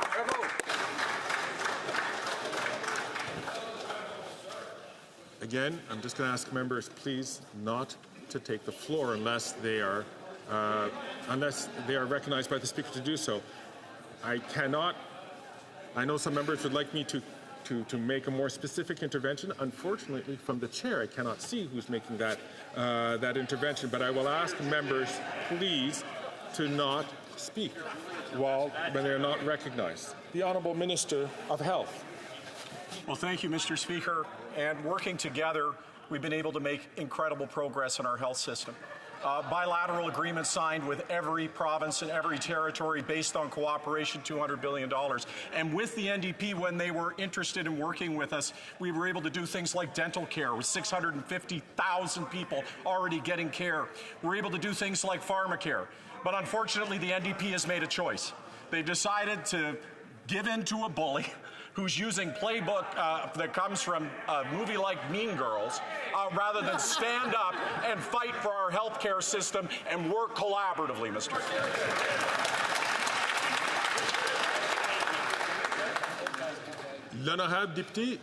The Honourable Member for Burnaby South. Medicare, Liberals and Conservatives are tearing it down. Liberals promised to help seniors in Quebec with the Aging Well at Home initiative, but Quebecers aren't getting anything because the Liberals and the Legault government are too busy fighting between themselves. Is the Prime Minister going to stop dragging his feet and finally deliver the assistance to Quebecers? The Honourable Minister of Health. Choose to continue the work on pharmacare? No. Did they choose to continue the progress on dental? No. Did they choose to make progress on working with provinces and territories in a spirit of collaboration? No. Instead, they yielded to a bully. They abdicated the field. They got afraid. They walked away. Well, we're not afraid, Mr. Speaker. We're going to stand up and we're going to fight for public health care in this country. We're going to get it done. We're going to deliver dental care. We're going to deliver diabetes medication. We're going to make sure that every woman has access to contraceptives, and nothing is going to stop us.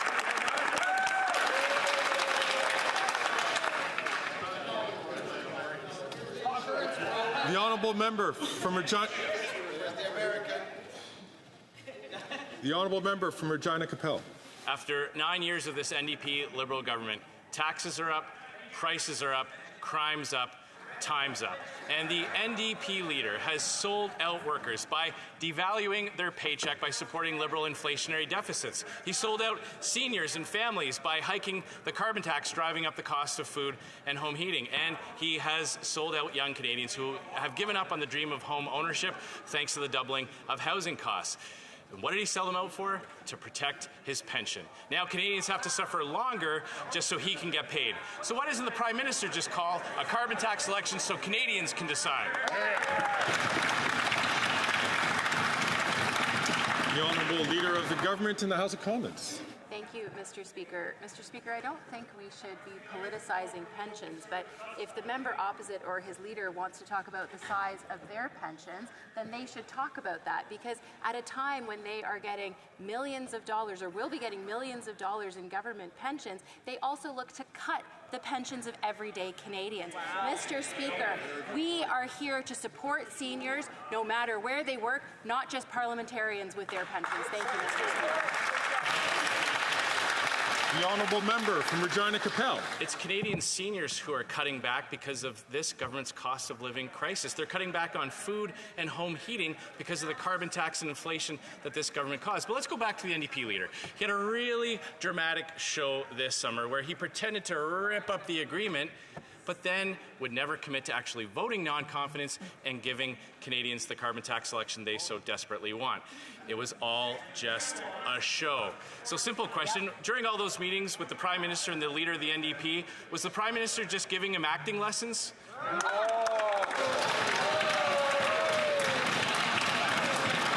The Honourable Minister of Labour and for Seniors. Mr. Speaker, it's very interesting to hear my friend from Regina Capel, who was around in those days. In fact, he was sitting right where you're sitting, Mr. Speaker, when Prime Minister Harper went to Davos. Yes, Davos. For a reminder for some of you in the back, that's the World Economic Forum. And he went there to do what? To tell Canadian seniors that their retirement age was moving to 67 from 65. How dare the member from Regina Capel stand in this House and talk to us about pensions, Mr. Speaker?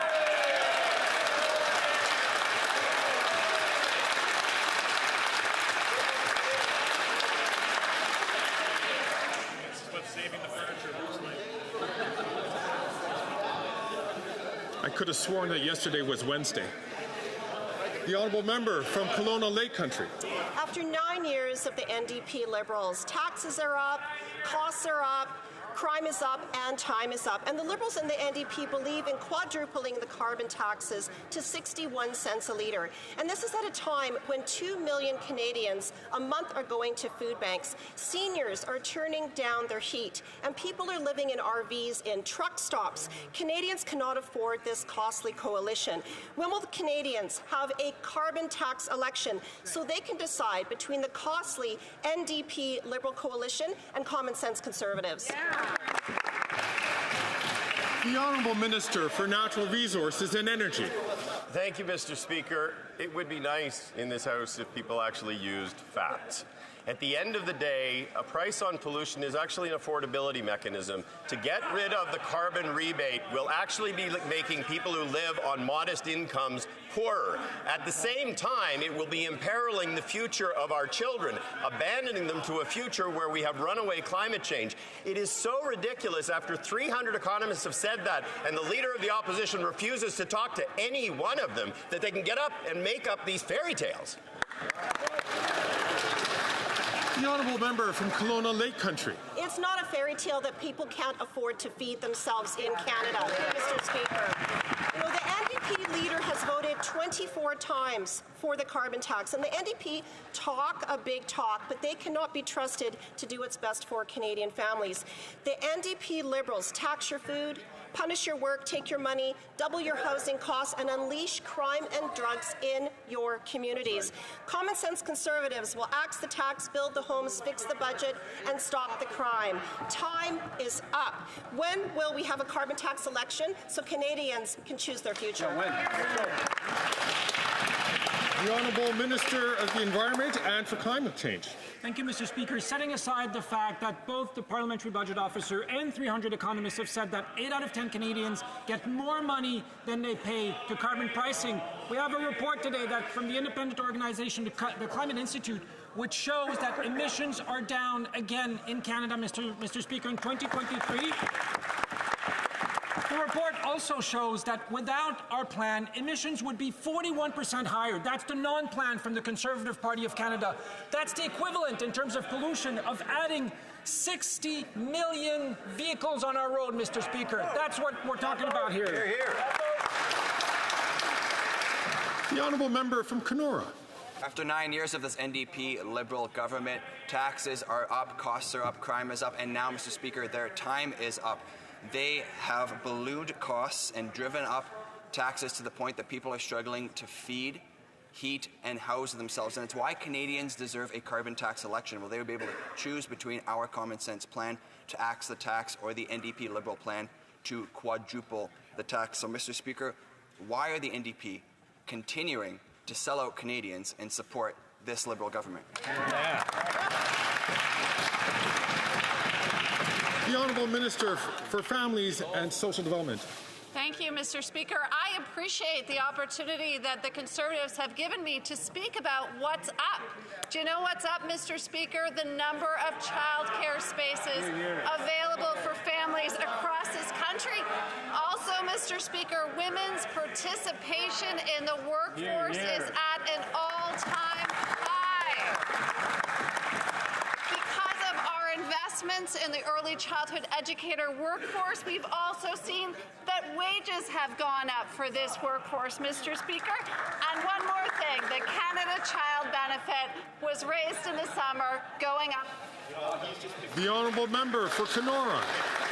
Mr. Speaker, that is cold comfort to the people struggling to fill their gas tanks, put food on the table, and afford simple, basic necessities. But we know the NDP will only pretend to stand up for Canadians if they can be assured that they have the backing of the Bloc to keep this tired and corrupt government in power. 24 times, in fact, the NDP voted in favour of the carbon tax while Canadians are struggling just to get by. So once again, this is why we need a carbon tax election, so that Canadians can choose between our plan or the NDP Liberal plan. Why are they so afraid to give Canadians a choice at the ballot box?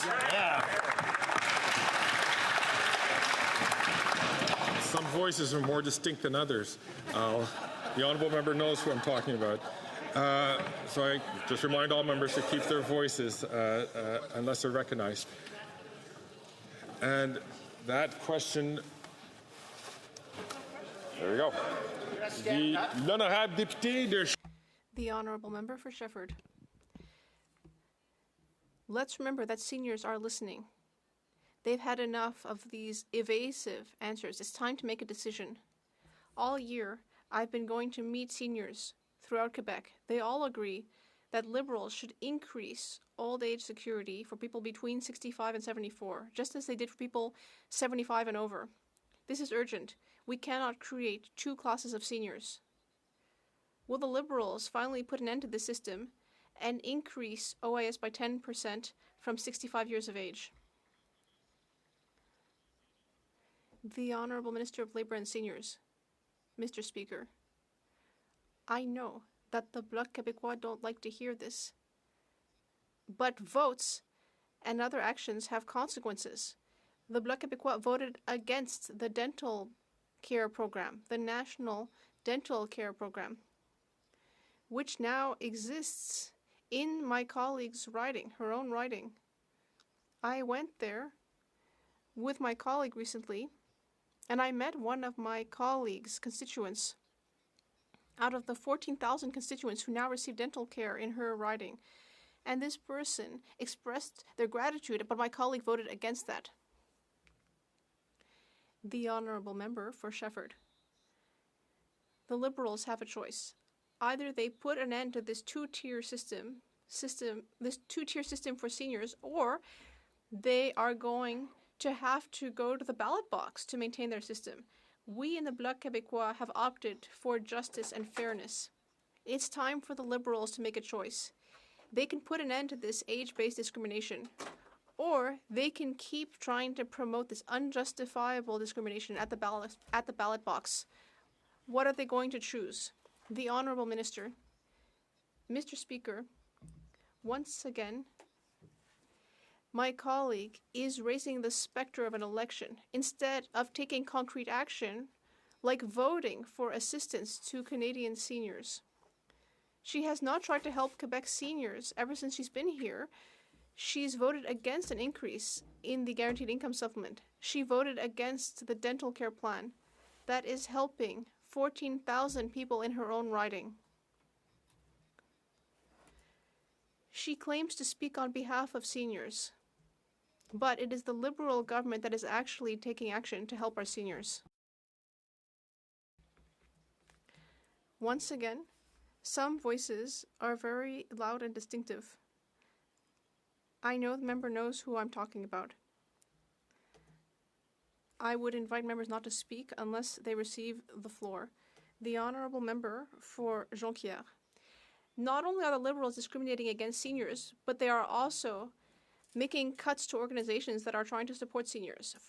For example, they've been making cuts to the Aging Well at Home initiative because they don't want to sign an agreement with Quebec. Once again, a cynical attempt to interfere with Quebec's jurisdiction, and seniors are suffering for it. In fact, Quebec's intergovernmental affairs minister said that it's disgusting. That's what the minister said, not me. That is disgusting. When will the Liberals make an agreement with Quebec and stop taking seniors hostage? The Honourable Minister, we have a very important pilot project to help seniors age at home. And there are some excellent projects, like at the Chambly community organization, which has a program to broaden the scope of services with more and more volunteers to help seniors who are in a vulnerable position or living in a rural milieu. The government of Quebec is blocking that. My colleague should address his question to the government of Quebec that is blocking the money. Member from Regina Leuven. After 9 years of this costly coalition, taxes are up, costs are up, crime is up, time is up. The NDP Liberal government's reckless policies have forced 2 million people to food banks. Their destructive carbon tax has made it almost impossible for our farmers to make affordable food to put on the tables of Canadians. Canadians want and deserve a carbon tax election. They can decide between the costly coalition or a common sense conservative government that will axe the tax, build the home, fix the budget, and stop the crime. The question is, when will this lame duck Prime Minister call carbon tax elections so Canadians can have their say? To remind members to be careful about making comments about specific members of Parliament. The Honourable Minister of Justice and Attorney General. Let's review the facts for a moment about the carbon price. The carbon price reduces pollution and puts money back into the pockets of Canadians. In fact, 8 out of 10 families receive more money back than they pay with an increasing price on pollution. It is the single best market mechanism known to reduce carbon footprints. We used to have a lot of parties in this chamber supporting that price. Unfortunately, we've seen a flip in terms of position by virtue of the leader of the NDP's position. What that does is it signals voter cynicism, but it also signals to progressives, including in my riding of Parkdale High Park, that if you want a party that's going to fight against climate change, your only choice is the Liberal Party of Canada. The Honourable Member from Regina Leuven. When a single mother is deciding to put milk in the fridge or gas in the car for their children, that answer is going to give them no comfort this winter, Mr. Speaker. The NDP has sold out Canadians. For what, Mr. Speaker? It's time to know the truth. Will the NDP stand with Canadians and make sure that there is a carbon tax election that they want? Or is it true, Mr. Speaker, does the leader of the NDP care more about his pension than what Canadians want?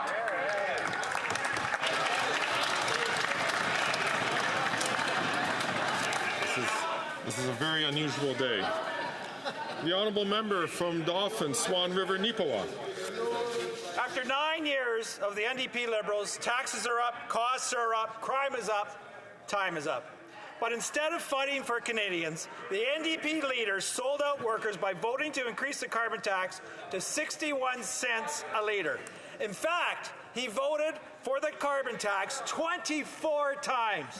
We know the NDP leader is keeping the Prime Minister in power to secure his own pension. So will the Prime Minister listen to Canadians and call a carbon tax election?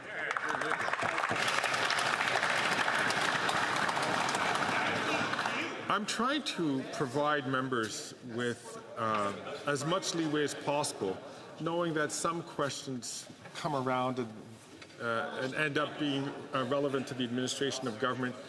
If I could ask members, please, this is an important time for us to seek accountability from the government. It's important to then to ask questions which are germane to the administration of the government, as opposed to questions which are better directed in a private conversation or in a public declaration, but not a question period here because it doesn't relevant to the administration of government. The Honourable Member from Vancouver, Kingsway. Mr. Speaker, the Liberals just appointed Mark Carney, a millionaire investment banker from Goldman Sachs, to dictate their economic agenda. The Conservatives have lobbyists from Loblaws and Walmart sitting on their front bench and setting policy. New Democrats are listening to working Canadians who are experiencing real economic struggles on the ground. Canadians deserve a government that understands their needs and works for them. Why do the Liberals and Conservatives keep putting the interests of elites ahead of hardworking Canadians?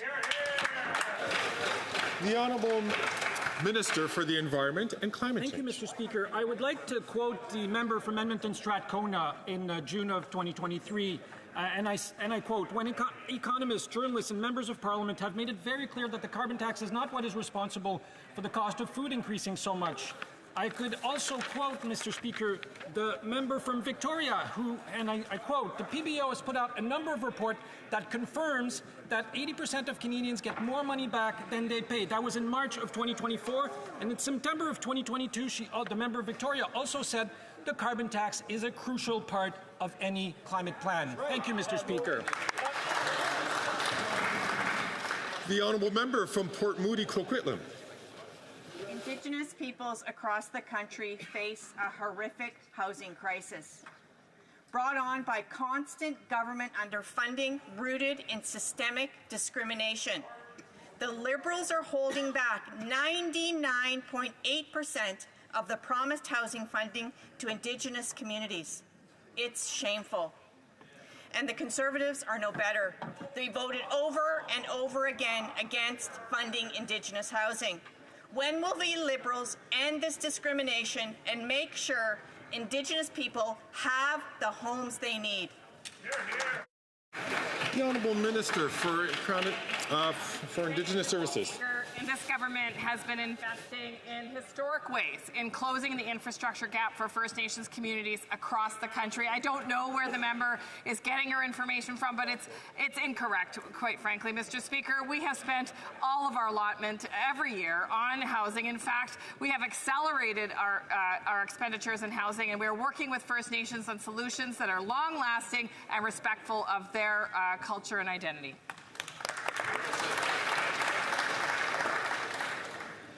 The Honourable Member for Sudbury.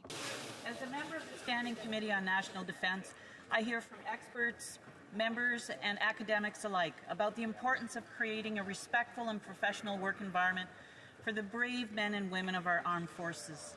Over the past 2 years, Canadians have watched as Superior Court Justices Arbour and Fish put forward recommendations to modernize Canada's military justice system. Can the Minister of National Defence please update this House on the progress we are making on these very important recommendations? The Honourable Minister for National Defence. Thank you, Mr. Speaker, and I want to, of course, thank the member for her very important question. I'm pleased to share with this House that the Military Justice Modernization Act is being debated in the House this week. And among a number of substantive amendments to the National Defence Act, this legislation will codify in law that CAF will no longer have jurisdiction over criminal code offences, sexual offences committed in Canada, and it will increase the independence of military justice actors. Mr. Speaker, this is the right thing to do for our people, for our military, and for our country. Let us not engage in political gamesmanship with this important legislation. Let's get it to committee to allow it to do its important work, and let's get it done. Mr. Speaker, people are counting on us.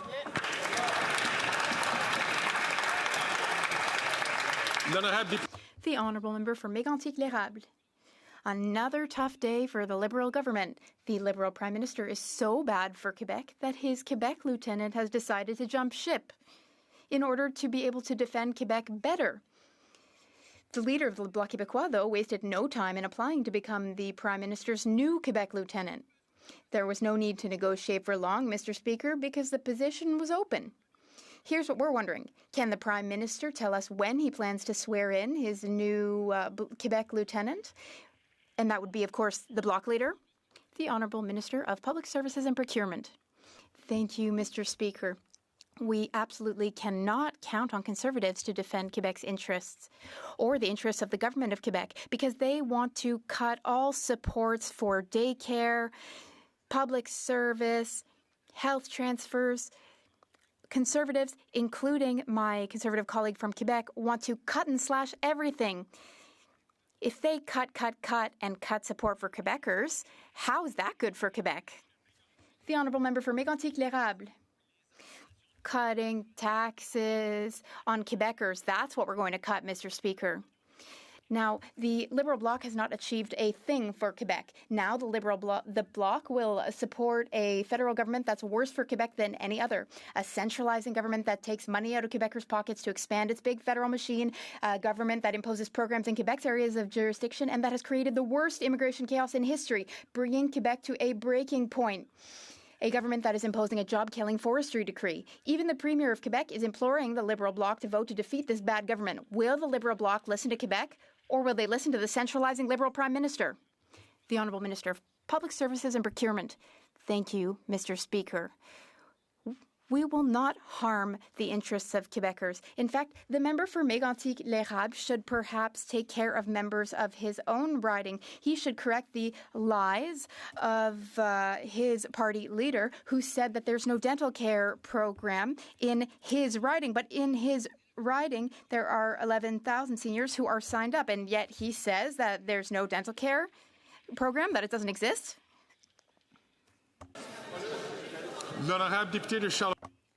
The Honourable Member for Charlesbourg-Haute-Saint-Charles. The Bloc leader showed his true colours yesterday when the Bloc committed to supporting the Liberal government. But that won't benefit Quebec in the slightest. They've gotten no wins for forestry workers, no wins for seniors. That's the Liberal Bloc for you. When will the Prime Minister officially announce that the leader of the Bloc will take on the role of Liberal Lieutenant for Quebec? The Honourable Minister of Public Services and Procurement. Well, unfortunately, Mr. Speaker, we can't count on Quebec's the Conservatives' Quebec lieutenant, because a few weeks ago he said money for modern transit said it should go to Quebecers, but then the leader of the party humiliated him and said, don't listen to my Quebec lieutenant. We're going to take that money from Quebec and give that money elsewhere. So this money doesn't belong to the Conservative Party or to the Conservative leader. It belongs to the Quebecers, and we would use that money to help Quebecers.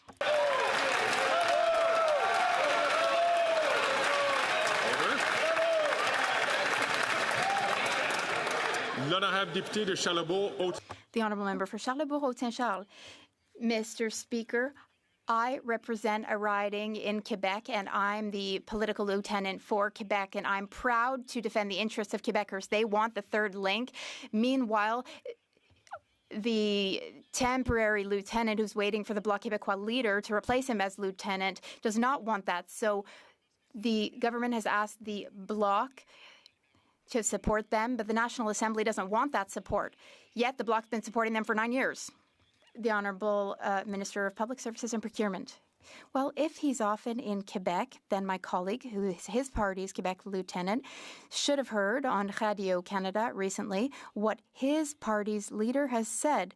He said that the Canada Dental Care Plan does not exist. Meanwhile, in his own riding, there are 10,500 seniors who have benefited from the dental care plan. So, you know, the Conservative Party leader is a liar.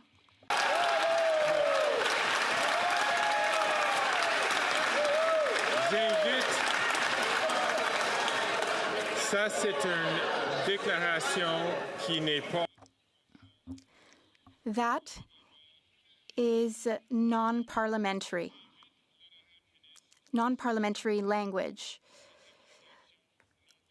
I encourage the member to withdraw his non-parliamentary language. I apologize, Mr. Speaker, for my use of non-parliamentary language. The Honourable Member for Lac-Saint-Jean.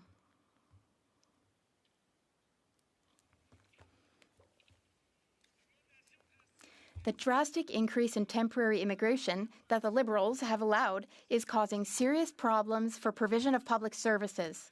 Let's take a look at what's happening right now with asylum seekers. There are 4 provinces refusing to help Quebec by taking in their fair share of asylum seekers. 4 Conservative premiers, Mr. Speaker, New Brunswick, Nova Scotia, Saskatchewan, and Alberta. These are Conservative premiers who are forcing Quebecers to take in a disproportionate share of asylum seekers. It's funny, though, we've never heard the Conservative leader tell his gang of Conservative premiers to stop overburdening Quebecers. So, according to the Immigration Minister, is that because the Conservative leader agrees with his gang of Conservative premiers? The Honourable Minister of Immigration, Citizenship and Refugees. Thank you, Mr. Speaker. I listened carefully to the question. Here's my answer. Where there's smoke, there's fire. The Honourable Member for Lac-Saint-Jean.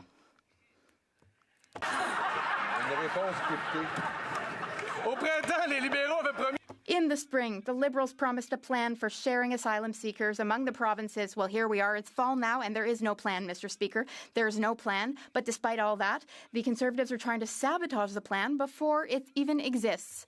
Caught in the middle of all this are Quebecers, Mr. Speaker, Quebecers whose public services are overstretched. Asylum seekers can't meet their basic needs in a Quebec whose intake capacity has been exceeded. When will the Liberals and Conservatives understand that their irresponsibility is hurting both Quebecers and asylum seekers? The Honourable Minister of Immigration, Citizenship and Refugees. Mr. Speaker, we all have responsibility. We all have a responsibility to show humanitarian compassion toward asylum seekers. Now, some provinces are playing politics at the expense of asylum seekers, but we will continue to work with provinces to ensure that all provinces do their fair share. Yes, Ontario and Quebec have taken on a disproportionate share, but we will make things fairer. The Honourable Member for Chicoutimi-Le-Fjord. Mr. Speaker, it was interesting to have the chance to talk to forestry workers yesterday in committee. They're very worried about their future. The Environment Minister's decree threatens to kill at least 1,400 jobs, at least, not to mention the closure of several businesses and the possibility that some communities could be wiped off the map. If the Conservatives were in power, we wouldn't be talking about this decree. That's why I don't understand why the Bloc Québécois is keeping the Liberals in power without negotiating to have the decree cancelled. Why doesn't the Liberal Bloc understand that our regions need the forestry sector and need forestry workers? The Honourable Environment and Climate Change Minister. Thank you, Mr. Speaker. I'd like to remind my colleague that in 2013, the Harper government used the same emergency decree to protect a species. It wasn't considered radical then, but now all of a sudden it's radical because we're doing it? You know, I've met with forestry workers. They've testified at the Environment Committee. We've heard from environmental experts. They tell us that we need to protect the forest in order to protect forestry jobs. It's the only party that doesn't understand that is the Conservative Party. The Honourable Member for Chicoutimi-Le-Fjord. Mr. Speaker, the cost of living, inflation, interest rates, Quebecers already have enough to deal with. Yet, the Minister of the Environment wants to make life even harder for forestry workers by imposing his disastrous decree. Many forestry workers are worried. They wonder why he's going after them. Meanwhile, the Bloc Québécois, which claims to defend Quebecers, is supporting the Liberals by giving them their vote of confidence without even negotiating to have the decree overturned. Will the minister think about the people behind all this and guarantee that he will not impose his decree? The Honourable Environment and Climate Change Minister. Mr. Speaker, we held consultations over the summer. We consulted hundreds of people, workers, people in the regions, experts, industry experts, environmentalists, ecologists, First Nations, many consultations. We will go ahead with our decree, but if they want us to cancel it, then Quebec needs to present us with a caribou habitat protection plan. They said they would do so. They committed to producing a plan. They haven't done so, but they didn't. So we needed to step in to protect both the environment and jobs. The Honourable Member for Beauce. Mr. Speaker, not only is the Bloc helping to keep the Liberals in power, but the Bloc is also blocking important committee work in order to protect the Prime Minister. Hiring carbon tax Carney is a conflict of interest.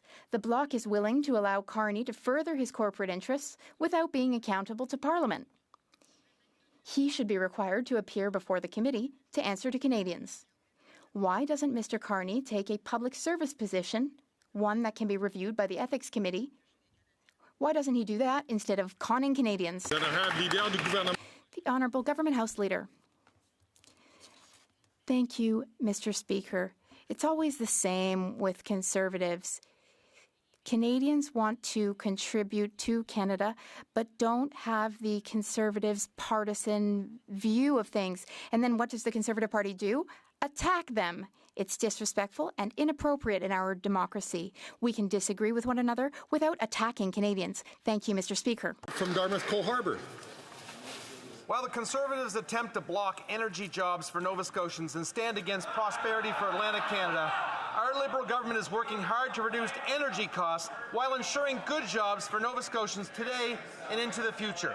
Can the Minister of Energy inform this House of our plan to protect Nova Scotians from an expensive power rate increase?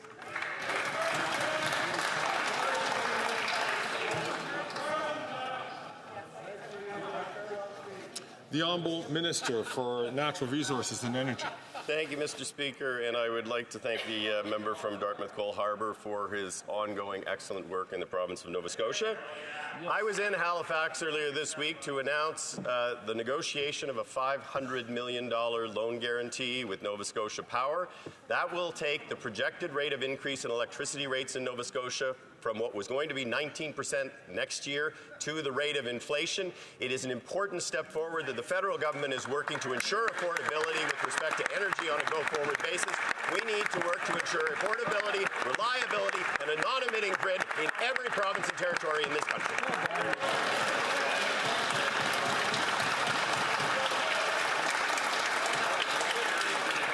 The Honourable Member from Kamloops, Thompson-Caribou. After 9 years, taxes are up, costs are up, crime is up, and time is up. Mr. Speaker, let's play some Jeopardy! I'll have conflicts of interest for $1,000, Mr. Speaker.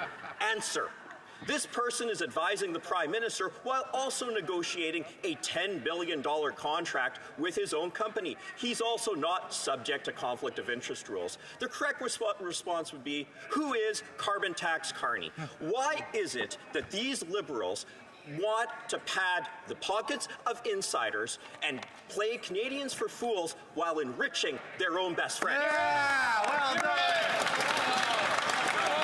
The Honourable Leader of the Government in the House of Commons. Thank you, Mr. Speaker. Mr. Speaker, I guess that member opposite will only get half his gold star from the leader today because all he did was announce the slogans, but he forgot to attack the other political parties.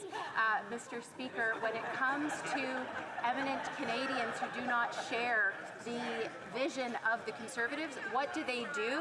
They attack them. Mr. Speaker, there's a diversity of views in this country, and whether you agree with people or not doesn't mean that you should denigrate their character. Mr. Speaker, the Conservatives should be ashamed of how they treat their fellow Canadians. Thank you, Mr. Speaker.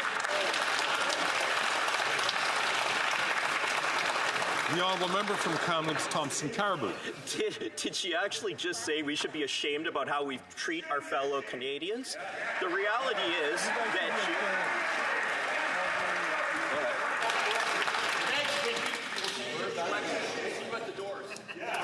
Colleagues.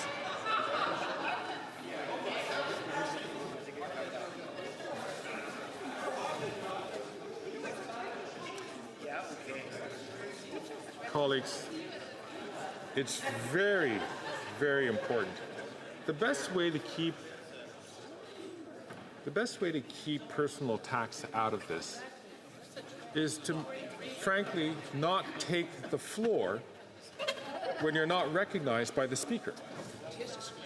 And then that way, we don't have unfortunate comments that I'm certain that outside of this place, when you're downstairs in the room somewhere or talking to each other as real people, you would regret.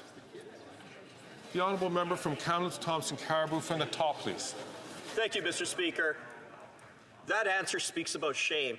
These Liberals should be ashamed for the way they are squandering Canadians' money while people are lined up at the food bank day after day. That answer tells us another day at the office, another Liberal scandal, no big deal. This is a Liberal government that is long on entitlements and short on ethics. Carbon Tax Carney started advising the Prime Minister. Shortly after, one of his best friends got a $2 billion government. Why is this government lining pockets of its friends while Canadians line up at food banks?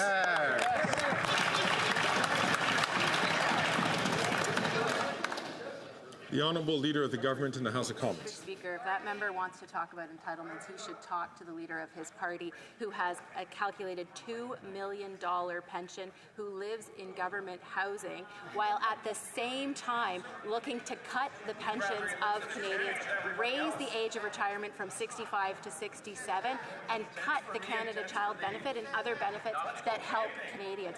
Mr. Speaker, if he wants to talk to entitlements, he should look in the mirror first. Thank you.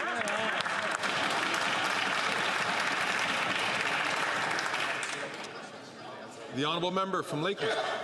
A After 9 years of these NDP Liberals, taxes are up, costs are up, crime's up, and time's up, but this fake feminist Prime Minister is still up to his old tricks. Like so many women before, he shoved aside his female finance minister for his rich conflict of interest carbon tax crony, Carney, to take over. Carbon tax Carney will slap the carbon tax right back on home heating oil and let Canadians freeze in the dark this winter. He can afford those taxes, but they can't.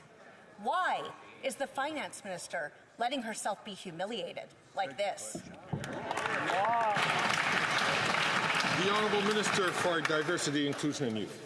Mr. Speaker, we won't take any lessons from the party opposite when it comes to fighting for equality in this country. Mr. Speaker, they were against $10 a day childcare. These are the cuts that they want to make, Mr. Speaker. They want to ensure and they support backdoor legislation that actually would ban abortions and take away women's right to choose, Mr. Speaker. Or, Mr. Speaker, the fact that their leader uses misogynistic hashtags in their videos to attract men who hate women. Mr. Speaker, we won't take any lessons from them when it talks to ensuring that we support women in this country.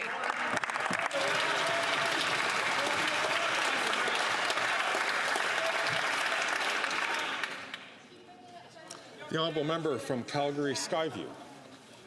Mr. Speaker, this summer, I, like many Canadians, watched in horror as wildfires ravaged the municipality of Jasper and Jasper National Park.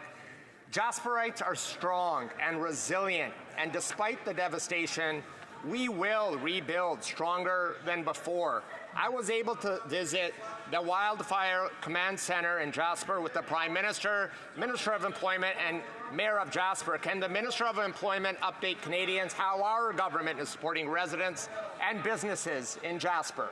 Good question. Door knocking and riding George. You're the other night. They don't like you there. They don't like you here either, George. Colleagues. The Honourable Minister, rather. Mr. Speaker, I had the opportunity as a kid to go to Jasper with my grandparents and my parents, and this July I visited Jasper and witnessed the devastation firsthand. And I want to thank from the bottom of my heart all of the first responders that made sure that the destruction wasn't even worse. Mr. Speaker, we have a historic opportunity to help Jasperites recover and rebuild faster. We have an act to amend the Canada National Parks Act, which will get the powers that the mayor needs in his hands. I urge every single party in this House to vote this motion in.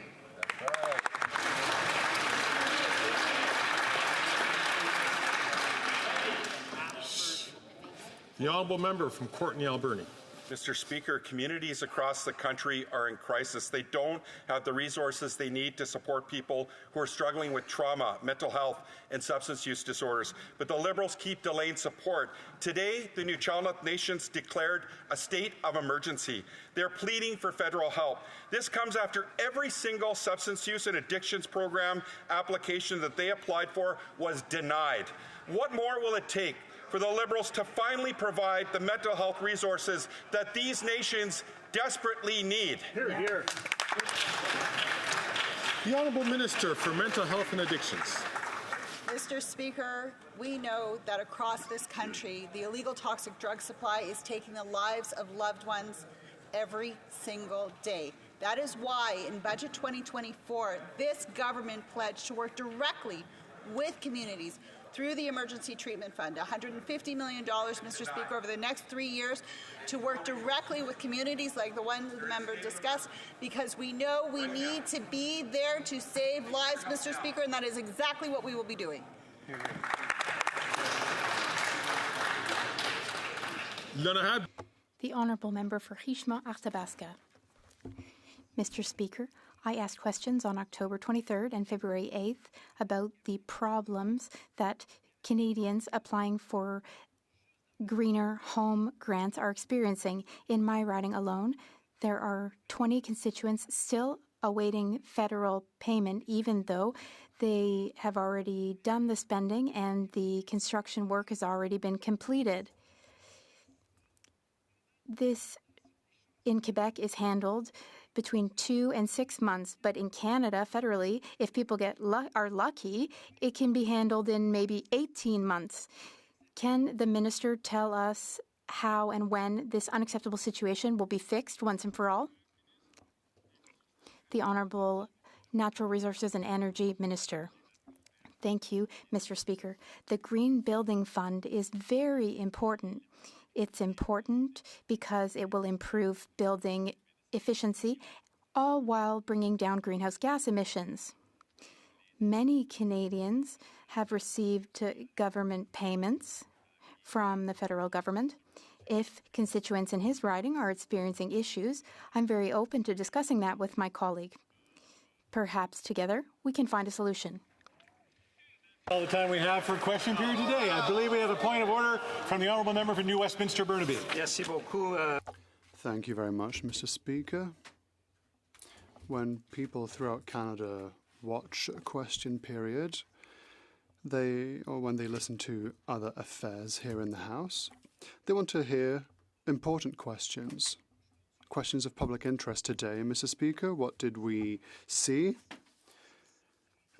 Vitriol, insults against the leaders of the NDP and the Bloc Québécois and other members, and Mr. Speaker. And that is simply not allowed under our rules. Very clearly that disrespectful and offensive language is not permitted. And the member from Carleton had questions that were simply an expression of spewing personal insults and had nothing to do with public administration. I just want to make sure the Honourable Member gets to what the point of order is. So the Honourable Member for New Westminster Burnaby. Mr. Speaker, I would ask you that you review the tapes from question period today, and that after reviewing those tapes, you oblige the member from Carleton to rise in his place to withdraw and apologize for those offensive and disrespectful comments. We'll take that under advisement. It being 3:19, the House will now proceed to the taking of the deferred recorded division on the motion to concur in the 13th report of the Standing Committee on Human Resources, Skills and Social Development and the Status of Persons with Disabilities. Call in the members.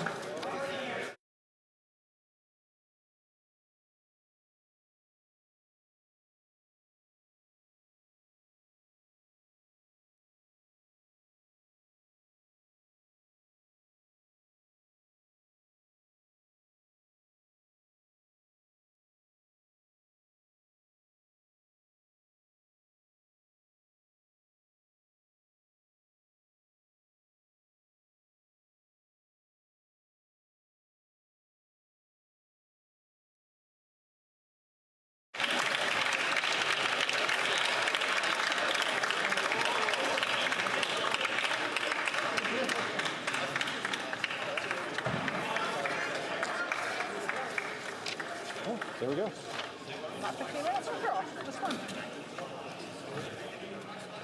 Bon.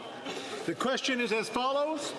Monsieur Aitchison, appuyé par Madame Vian, propose que le Mr. Aitchison proposes that the third report, 13th report of the Human Committee, presented on Friday, October 27, 2023, be concurred in. And the House will now proceed to the vote for members participating in person. All those in favor of the motion will please rise. Mr. Scheer. Mr. Scheer. Mr. Schmale. Mr. Schmale. Mr. Bazan. Mr. Bazan. Mr. Kimmich. Mr. Kimmich. Mr. Brock. Mr. Brock. Mrs. Stubbs. Mrs. Stubbs. Mr. Paulus. Monsieur Paulus. Ms. Lanceman. Ms. Lanceman. Mr. Barrett. Mr. Barrett. Mrs. Gray. Mrs. Gray. Mr. Barlow. Mr. Barlow. Ms. Dancho. Ms. Dancho. Mr. Ellis. Mr. Ellis. Mr. Kelly. Mr. Kelly. Mr. Baldinelli. Mr. Baldinelli. Mr. Cooper. Mr. Cooper. Mr. Williams. Mr. Williams. Mr. Beltold. Monsieur Berthold. Mr. Workington. Mr. Workington. Mr. Abu Taif. Mr. Abu Taif. Mr. Stewart, Miramichi Grand Lake. Mr. Stewart, Miramichi Grand Lake. Mr. Viss. Mr. Viss. Mr. Macaulay, Edmonton West. Mr. Macaulay, Edmonton West. Mr. Lloyd. Mr. Lloyd. Mr. Brassard. Mr. Brassard. Mrs. Goodrich. Mrs. Goodrich. Madame Bien. Madame Bien. Mr. Morantz. Mr. Morantz. Mr. Malello. Mr. Malello. Ms. Gladue. Ms. Gladue. Mrs. Roberts. Mrs. Roberts. Mr. Patzer. Mr. Patzer. Mrs. Gallant. Mrs. Gallant. Mr. Shipley. Mr. Shipley. Mr. Muse. Mr. Muse. Mr. Van Popta. Mr. Van Popta. Mr. Steinley. Mr. Steinley. Monsieur Lehoux. Monsieur Lehoux. Mr. Généreux. Monsieur Généreux. Mr. Mazer. Mr. Mazer. Mr. Martel. Monsieur Martel. Mr. Gould. Monsieur Gould. Mr. Epp. Mr. Epp. Mr. Zimmer. Mr. Zimmer. Mr. Dreeshen. Mr. Dreeshen. Mr. Majumdar. Mr. Majumdar. Mr. Cram. Mr. Cram. Mr. Tolmie. Mr. Tolmie. Mrs. Wagenthal. Mrs. Wagenthal. Mr. Albus. Mr. Albus. Mr. Dalton. Mr. Dalton. Mr. Nader. Mr. Nader. Mr. McLean. Mr. McLean. Mr. Weber. Mr. Weber. Mr. McGuire. Mr. McGuire. Mr. Shields. Mr. Shields. Mr. Arnold. Mr. Arnold. Mr. Morrison. Mr. Morrison. Mr. Soroka. Mr. Soroka. Mr. Vierson. Mr. Vierson. Mr. Kitchen. Mr. Kitchen. Mr. Giovanni. Mr. Giovanni. Mr. Stewart, Toronto St. Paul's. Mr. Stewart, Toronto St. Paul's. Nope. Mr. Sajan. Mr. Sajan. Mr. Blair. Mr. Blair. Mr. Holland. Mr. Holland. Mr. Varani. Mr. Varani. Ms. Murray. Ms. Murray. Mr. McKay. Mr. McKay. Ms. Scrow. Ms. Scrow. Mr. Casey. Mr. Casey. Mr. Vandal. Mr. Vandal. Ms. Cara. Ms. Cara. Madame Saint-Onge. Madame Saint-Onge. Madame Petitpas-Taylor. Madame Petitpas-Taylor. Mr. Beach. Mr. Beach. Mrs. Valdez. Mrs. Valdez. Ms. Jasic. Ms. Jazik. Mr. Aria. Mr. Aria. Madame Lalonde. Madame Lalonde. Mrs. Romanato. Mrs. Romanato. Mr. Sheehan. Mr. Sheehan. Madame Bendayen. Madame Bendayen. Mr. Lamoureux. Mr. Lamoureux. Madame Fortier. Madame Fortier. Mr. Fragascatos. Mr. Fragascatos. Mr. Bruson. Mr. Bruson. Mr. Vancouverden. Mr. Vancouverden. Mr. Baptiste. Mr. Baptiste. Mr. May Cambridge. Mr. May Cambridge. Ms. Dillon. Ms. Dillon. Mr. Assassi. Mr. Assassi. Mr. El Khoury. Monsieur El Khoury. Mr. Hardy. Mr. Hardy. Mr. Yakino. Monsieur Yakino. Mr. Johari. Mr. Johari. Mr. Nakfi. Mr. Nakfi. Mr. Sidhu Brampton East. Mr. Cedar Brampton East. Mr. Badaway. Mr. Badaway. Mr. Sousa. Mr. Sousa. Mrs. Atwin. Mrs. Atwin. Mr. Housefather. Mr. Housefather. Mr. Sarai. Mr. Sarai. Mr. Kellaway. Mr. Kellaway. Ms. Vandenbelt. Ms. Vandenbelt. Mr. Sanson. Monsieur Sanson. Monsieur Serré. Monsieur Serré. Madame Koutrakis. Madame Koutrakis. Madame Brière. Madame Brière. Mr. McKinnon, Coquitlam, Port Coquitlam. Mr. McKinnon, Coquitlam, Port Coquitlam. Mr. McLeod. Mr. McLeod. Mr. Morrissey. Mr. Morrissey. Madame Shanahan. Madame Shanahan. Ms. Cedar Brampton South. Ms. Cedar Brampton South. Ms. Hefner. Ms. Hefner. Ms. Yip. Ms. Yip. Mr. Lewis Kitchener-Conestoga. Mr. Lewis Kitchener-Conestoga. Mr. Van Bynen. Mr. Van Byner. Mr. Weiler. Mr. Weiler. Ms. Bradford. Ms. Bradford. Mr. McDonald Malpeck. Mr. McDonald Malpeck. Mr. Meow. Mr. Meow. Ms. Thompson. Ms. Thompson. Monsieur Bergeron. Monsieur Bergeron. Madame Gill. Madame Gill. Madame Michaud. Madame Michaud. Madame Gaudreau. Madame Gaudreau. Madame Vignola. Madame Vignola. Monsieur Savard-Tremblay. Monsieur Savard-Tremblay. Madame Bérubé. Madame Bérubé. Monsieur Desilets. Monsieur Desilets. Mr. Julian. Mr. Julian. Mr. Johns. Mr. Johns. Ms. Idlout. Miss Idlout. Mr. Green. Mr. Green. Ms. Barron. Ms. Barron. Mr. Backrack. Mr. Backrack. Madame Hughes. Madame Hughes. Mr. Cannings. Mr. Cannings. Ms. Zerillo. Ms. Zerillo. Ms. May Sanish Gulf Islands. Ms. May Sanish Gulf Islands. All those opposed to the motion will please rise. The House will now wait for the electronic voting period to end before resuming its proceedings.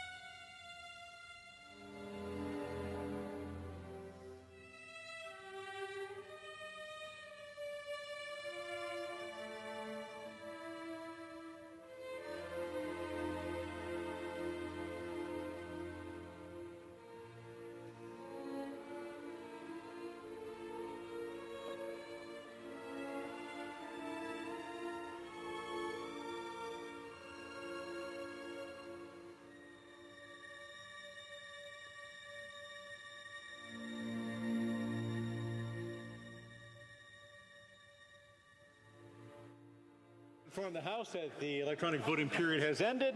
Seated deputy, now pop your vote. If members were not able to vote due to technical difficulties, they may now use the raised hand function, and the chair will recognize them. Mr. Ananda Sangari. Mr. Speaker, I vote yes. Mr. Maloney. Mr. Speaker, I vote yes. Maloney, yay pour. Mr. Fisher. I vote yes. Mr. Fisher, yay pour. Anybody else come running into the chamber? No. The table will now compile the results of the vote. Yeas pour, 322, 322. Nays contre, 0, aucun. Je déclare la motion. I declare the motion carried. I wish to inform the House that because of the deferred recorded divisions, government orders will be extended by 12 minutes. As mentioned in the Speaker's statement of Monday, September 16, 2024, the volume of earpieces will now be reset. Members using their earpiece at this time will have to readjust the volume. I thank you for paying particular attention to the sound level. Thursday question. And now time for the Thursday question. I recognize the Honourable House Leader for the official opposition. Thank you very much, Mr. Speaker. That time of the week when CPAC ratings skyrocket. The Thursday question.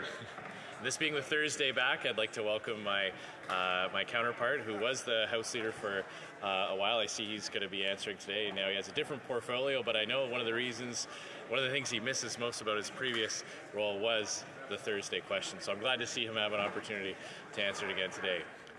We already know a little bit about what might come next week, but I'd like to know if the government could inform the House officially what will be the business of the House for the rest of this week and next week as well.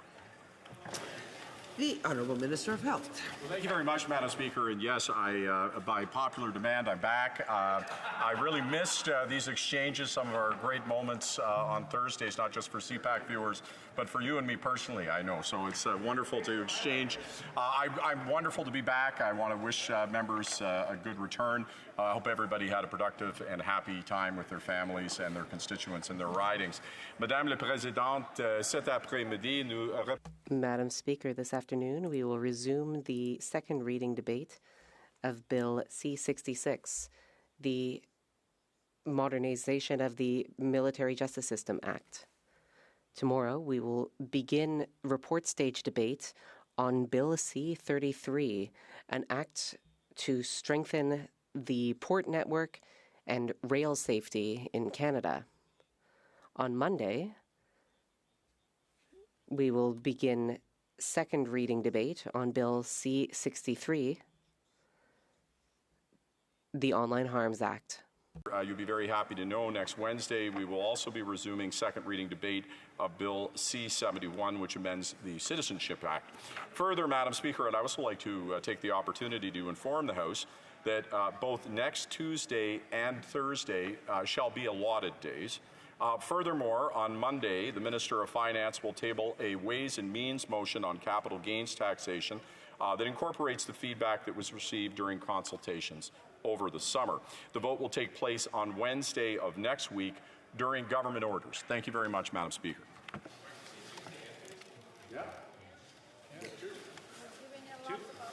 I believe the Honourable Member for Regina Capel would like to rise on the question of privilege. Yes. Thank you very much, Madam Speaker. I want to respond to the interventions on my question of privilege concerning the government's failure to obey the House order adopted on June 10th, 2024.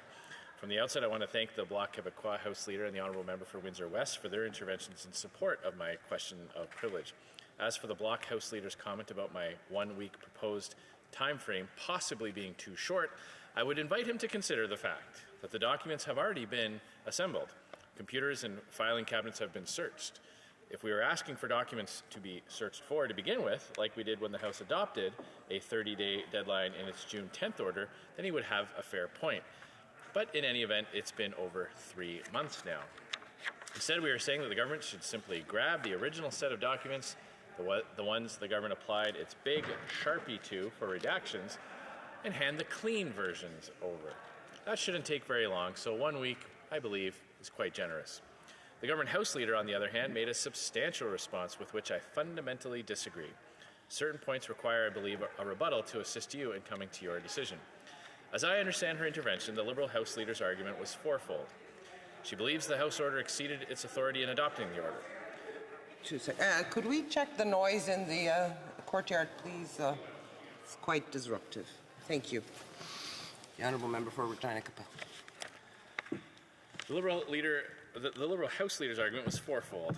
She believes that the House order exceeded its authority in adopting the order, that redactions were authorized because the order did not explicitly require unredacted documents, that any use made by the Royal Canadian Mounted Police of the documents produced could amount to a breach of the Canadian Charter of Rights and Freedoms, and that the only permissible remedy here would be to refer the matter to the Standing Committee on Procedure and House Affairs.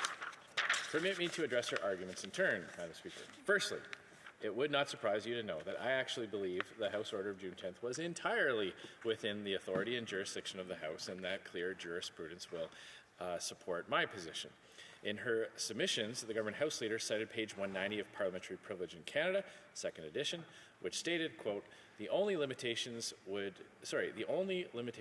could only be self-imposed would be that any inquiry should relate to a subject within the legislative competence of Parliament, end quote.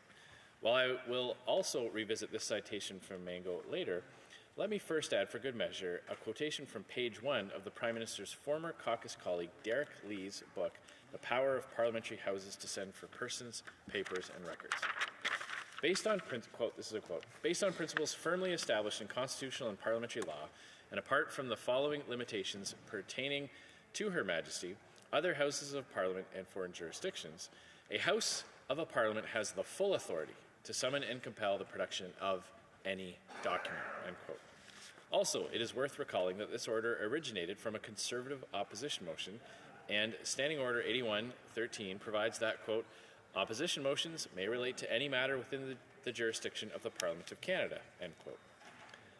I would respectfully submit that the motion debated on June 6th and adopted on June 10th was squarely within the jurisdiction of the Parliament. It concerned Sustainable Development Technology Canada, an organization incorporated by Parliament through the Canada Foundation for Sustainable Development Technology Act. Many of its directors and the chair of its board are appointed by the federal cabinet, which is most certainly accountable to this Parliament. Quite importantly, SDTC's operations are run with monies which had been appropriated by this Parliament. The motion was precipitated by the bombshell report of the Auditor General of Canada, an officer of this Parliament, which outlined a massive scandal. Conservatives were troubled that, given the conduct uncovered by the Auditor General and brave whistleblowers, crimes may well have been committed. The criminal law is, of course, a well-established area of federal jurisdiction. The documents were to be transmitted to the Royal Canadian Mounted Police, Canada's police force, also established by an Act of Parliament. Parliamentary Leader to the Government, Parliamentary Secretary to the Government House Leader on a point of order. The speakers actually had asked for additional comments a while back. Everyone else has responded. The members already addressed this particular issue. I'm not too sure why it is that he would be standing up again. The Honourable Member is answering the Leader of the Government's points. I think it's his privilege to do so, yes. Normal practice for parties to listen attentively to arguments raised by other parties and respond to them and provide information to the Speaker to consider that would rebut one of those points. This is a very normal course of action. I raised my original point of... We agree that the Honourable Member for Regina Capel has the right to raise the question again. Thank you, Madam Speaker. We're not talking, Madam Speaker, about ordering the production of documents about the administration of a hospital or curriculum decisions of a school, both areas squarely within provincial jurisdiction, so the Liberal House Leader's concerns about jurisdiction simply do not carry water. Secondly, on her view that the House may not exercise its power to send for papers which are, in turn, provided to another body, I would draw the House's attention to the fact that this issue has been judicially considered. In its 1989 decision, Canada, Auditor General v. Canada, Minister of Energy, Mines and Resources, the Supreme Court of Canada considered the matter of a previous Auditor General being stonewalled by a previous Trudeau government. The court reconciled subsection 13.1 of the Auditor General Act, which entitles her to free access to government information, with paragraph 7.1b, which requires the Auditor General to report to the House, quote, on whether in carrying out the work of her office she received all the information and explanations she required, end quote. Chief Justice Dixon held, on behalf of a unanimous bench at page 98, quote, the section refers to a duty to report of the Auditor General, but can, in my view, simultaneously be characterized as a reporting remedy. There must be some purpose for conveying such information to the House of Commons, and one must assume that Parliament intended the House of Commons to exercise its judgment as to whether to seek the information its servant had not been able to secure, end quote. While it is irregular to cite court decisions as precedent for procedural debates here, it is worth reflecting on the fact that this country's highest court has clearly contemplated the concept of this House exercising its right to send for papers in aid of a third party holding the government to account. But it is not just a hypothetical exercise. There is, in fact, at least one practical example which I know the Speaker would be familiar with. On July 22nd, 2020, the Standing Committee on Access to Information, Privacy and Ethics, on which the Speaker then sat, voted to compel the production of documents related to Margaret and Sacha Trudeau's speaking contracts and to provide a copy to the Conflict of Interest and Ethics Commissioner. Parliament was, of course, cynically prorogued one day before those documents were to be turned over.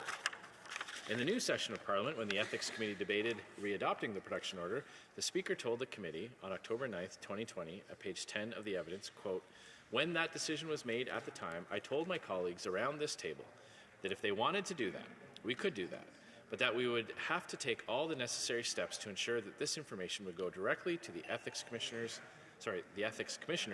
through the clerk, end quote. However, if the Speaker's views on compelling the production of documents to be passed through the hands of the clerks have changed, then I would invite the Chair to consider this aspect of the motion to be an exercise of the House's privilege to publish papers. That privilege traces its origins to the United Kingdom's Parliamentary Papers Act 1840, the preamble to which begins, quote, whereas it is essential to the due and effectual exercise and discharge of the functions and duties of Parliament that no obstructions or impediments should exist to the publication of such of the reports, papers, votes, or proceedings of either House of Parliament as such House of Parliament may deem fit or necessary to be published, end quote. While we normally think of publication as referring to making something known far and wide to the public, that is not the only such meaning. Page 1250 of the Canadian Oxford Dictionary, 2nd edition, defines the verb to publish as, among other things, to, quote, communicate to a third party, end quote. Thirdly, another one of the privileges of this House is the right to regulate its internal affairs, sometimes also known as having exclusive cognizance of its proceedings. Paragraph 11.16 of Erskine May, 25th edition, explains, quote, both houses retain the right to be sole judge of the lawfulness of their own proceedings and to settle or depart from their own codes of procedure. This is equally the case where the House in question is dealing with a matter which is finally decided by its sole authority, such as an order or resolution, or where, like a bill, it is the joint concern of both houses, end quote.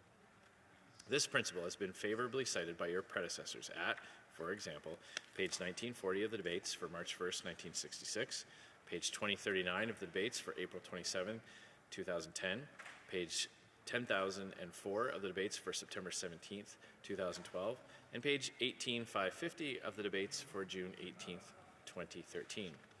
The Procedure and House Affairs Committee, for its part, wrote in a report, which this House concurred in on December 2nd, 2013, quote, Parliament is the sole judge of the appropriateness of the exercise of any of its privileges, end quote. On parliamentary privilege, House of Commons Procedure and Practice 3rd edition notes at page 81 that, quote, this area of parliamentary law is therefore extremely fluid and most valuable for the Commons to be able to meet novel situations, end quote. So it is, I would submit, no barrier for the House to consider exercising a novel approach to a document production order, nor does disobedience to that order fall outside the ambit of contempt. Indeed, it may be worth recalling that many of the House's powers were not neatly distilled but evolved over centuries of struggle and fight, building up the body of precedents. Fourthly, I would argue that the time for challenging the order's admissibility was back in June, when the House considered the Conservative Opposition Day motion. Bosk and Gagnon note at page 565, quote, before reading a motion to the House, it is the Speaker's duty to ensure that it is procedurally in order. This is done by verifying that the notice requirement, if any, has been met, that the wording of the motion corresponds to that of the notice, and that the motion contains no objectionable or irregular wording. Any part of a motion found out of order will render the whole motion out of order. If the chair finds the form of the motion to be irregular, he or she has the authority to modify it in order to ensure that it conforms to the usage of the House. If the motion is found to be in order and has been moved and seconded, the Speaker proposes it to the House." End quote. When the House considered the Conservative opposition motion on June 6th, this is exactly what happened. Indeed, the Liberals put forward no challenge at all to the motion's admissibility. The opposition motion was placed on notice 48 hours ahead of debate, as required by the standing orders, debated for a full sitting day, and then a vote was deferred to the 4th calendar day following the debate. The motion was placed on the notice paper on a Tuesday afternoon. It was voted on the following Monday afternoon. At no point in between did anyone object to the motion's admissibility. Only now are we hearing someone make any argument to that effect. This reminds me of a situation with which I have some personal familiarity. On March 27, 2014, the House adopted an order requiring Tom Mulcair, the then leader of the New Democratic Party, to appear before the Standing Committee on Procedure and House Affairs, which he did on May 15th of that year. The following day, the NDP House Leader rose on a point of order to argue that the motion and resulting order were inadmissible.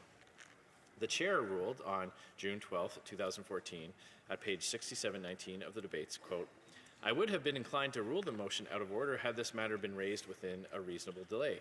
To be clear, the Chair did not readily deem the motion to be procedurally inadmissible, as the NDP House Leader suggested. Instead, in the absence of any objection at the time the motion was moved, the matter went forward and the motion was adopted." End quote. To argue inadmissibility more than 14 weeks after the House adopted the order, as the Liberal House Leader now attempts, simply cannot be allowed. But of course, I would argue that the ruling that the motion was admissible. I would argue that the ruling that the motion was admissible would be the same today as it would have been on June 6th. Fifthly, as to whether redactions were authorized or not, I would recall the Law Clerk and Parliamentary Counsel's own words on page 2 of his July 17th report to you on compliance with the order. Quote, "I also note that the order did not contemplate that redactions be made to documents or that information be withheld." The Mango passage, which the Government House Leader cited, reads, crucially, quote, "The only limitations which could only be self-imposed," end quote. No limitation in the House's June 10th order to allow for redactions were self-imposed, Mr. Speaker. Madam Speaker. As I mentioned in my original arguments, it is always for the House itself to determine the scope of its document production orders and to judge the government's reasons for refusing to provide information. It does that through the course of debate, amendment, and voting. Regardless, should you disagree with me on this point about redactions, it still does not excuse those government institutions which have failed to provide all the required documents by the deadline imposed in the House's order. Sixthly, with respect to the Government House Leader's concern about the charter rights of anyone who might have defrauded the government or otherwise participated in government corruption, I would recall for you her own acknowledgement that the Chair does not decide questions of law. In any event, it is also important to recall that the law of parliamentary privilege is a body of constitutional law on equal footing with the Charter. As for a policy-based argument about Charter concerns, that is one which I would submit would be more properly made in the course of debate on the June 6th opposition motion, or should you find a prima facie contempt on the subsequent privilege motion which the House would debate. These views certainly weren't advanced during the June 6th debate. During that debate, Liberals were much more focused on speaking about a machinery of government announcement that the Liberals had come up with a new way to deliver its green slush fund. My counterpart suggested that perhaps a Procedure and House Affairs committee study might be appropriate. To that, allow me to quote from paragraphs 84 and 86 of the 2019 report of the UK House of Commons Procedure Committee on Document Production I cited in my original arguments. Quote, "Ministers are responsible for putting before the House their arguments against the disclosure of information which they believe requires protection. If they then cannot persuade the House to endorse those arguments by the process of decision and vote, or do not attempt to do so, they must determine how far they should comply with the resulting resolution or order of the House. It is not for the House to put in place procedures and practices which shield ministers from the exercise of this responsibility. The House alone determines the scope of its power to call for papers. In its consideration of each motion, it is able to discern whether an inappropriate or irresponsible use of the power is sought, and whether it is being asked to require the production of information from ministers on a scale disproportionate to the matter under debate. We expect that in each such case, the House will continue to exercise its judgment in favor of a responsible use of the power, end quote. Seventhly, as for the Liberal House Leader's concerns about it appearing as if the House is directing law enforcement, I would recall the comments of the Bloc Québécois House Leader that it is up to the RCMP to decide what to do with the documents. The House order solely required the law clerk and parliamentary counsel to transmit the documents. It does not oblige the RCMP to open the envelope or insert the USB key into a computer. In any event, I would take note of the paragraph 11.29 of Erskine May 25th edition, quote, in cases of breach of privilege which are also offences at law, where the punishment which the Commons has power to inflict would not be adequate to the offence, or where for any other cause the House has thought a proceeding at law necessary, either as a substitute for or in addition to its own proceedings, the Attorney General has been directed to prosecute the offender, end quote. Lee expands upon this issue at pages 211 to 213 of his book, for those who are interested in reading more. Students of the UK Parliament will recall that their House of Commons used to have, until recently, an annual practice of adopting, on the opening day of each session, a sessional order directed to the Commissioner of the Metropolitan Police to keep the streets leading to the Palace of Westminster free and open. Now, I'm not suggesting that we direct the police or prosecution here, but it is a point which is important to understand the authority of the House of Commons. Finally, as for the Liberal House Leader's argument that the only appropriate motion would be to refer the matter to the Procedure and House Affairs Committee, I disagree.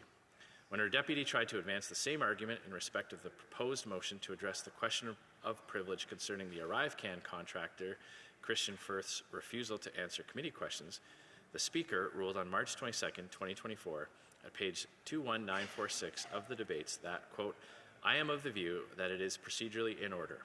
As with the case cited from June 2021, the motion provides for a specific remedy to the offence, end quote. My motion would do just that, provide a remedy to reorder the production of the documents.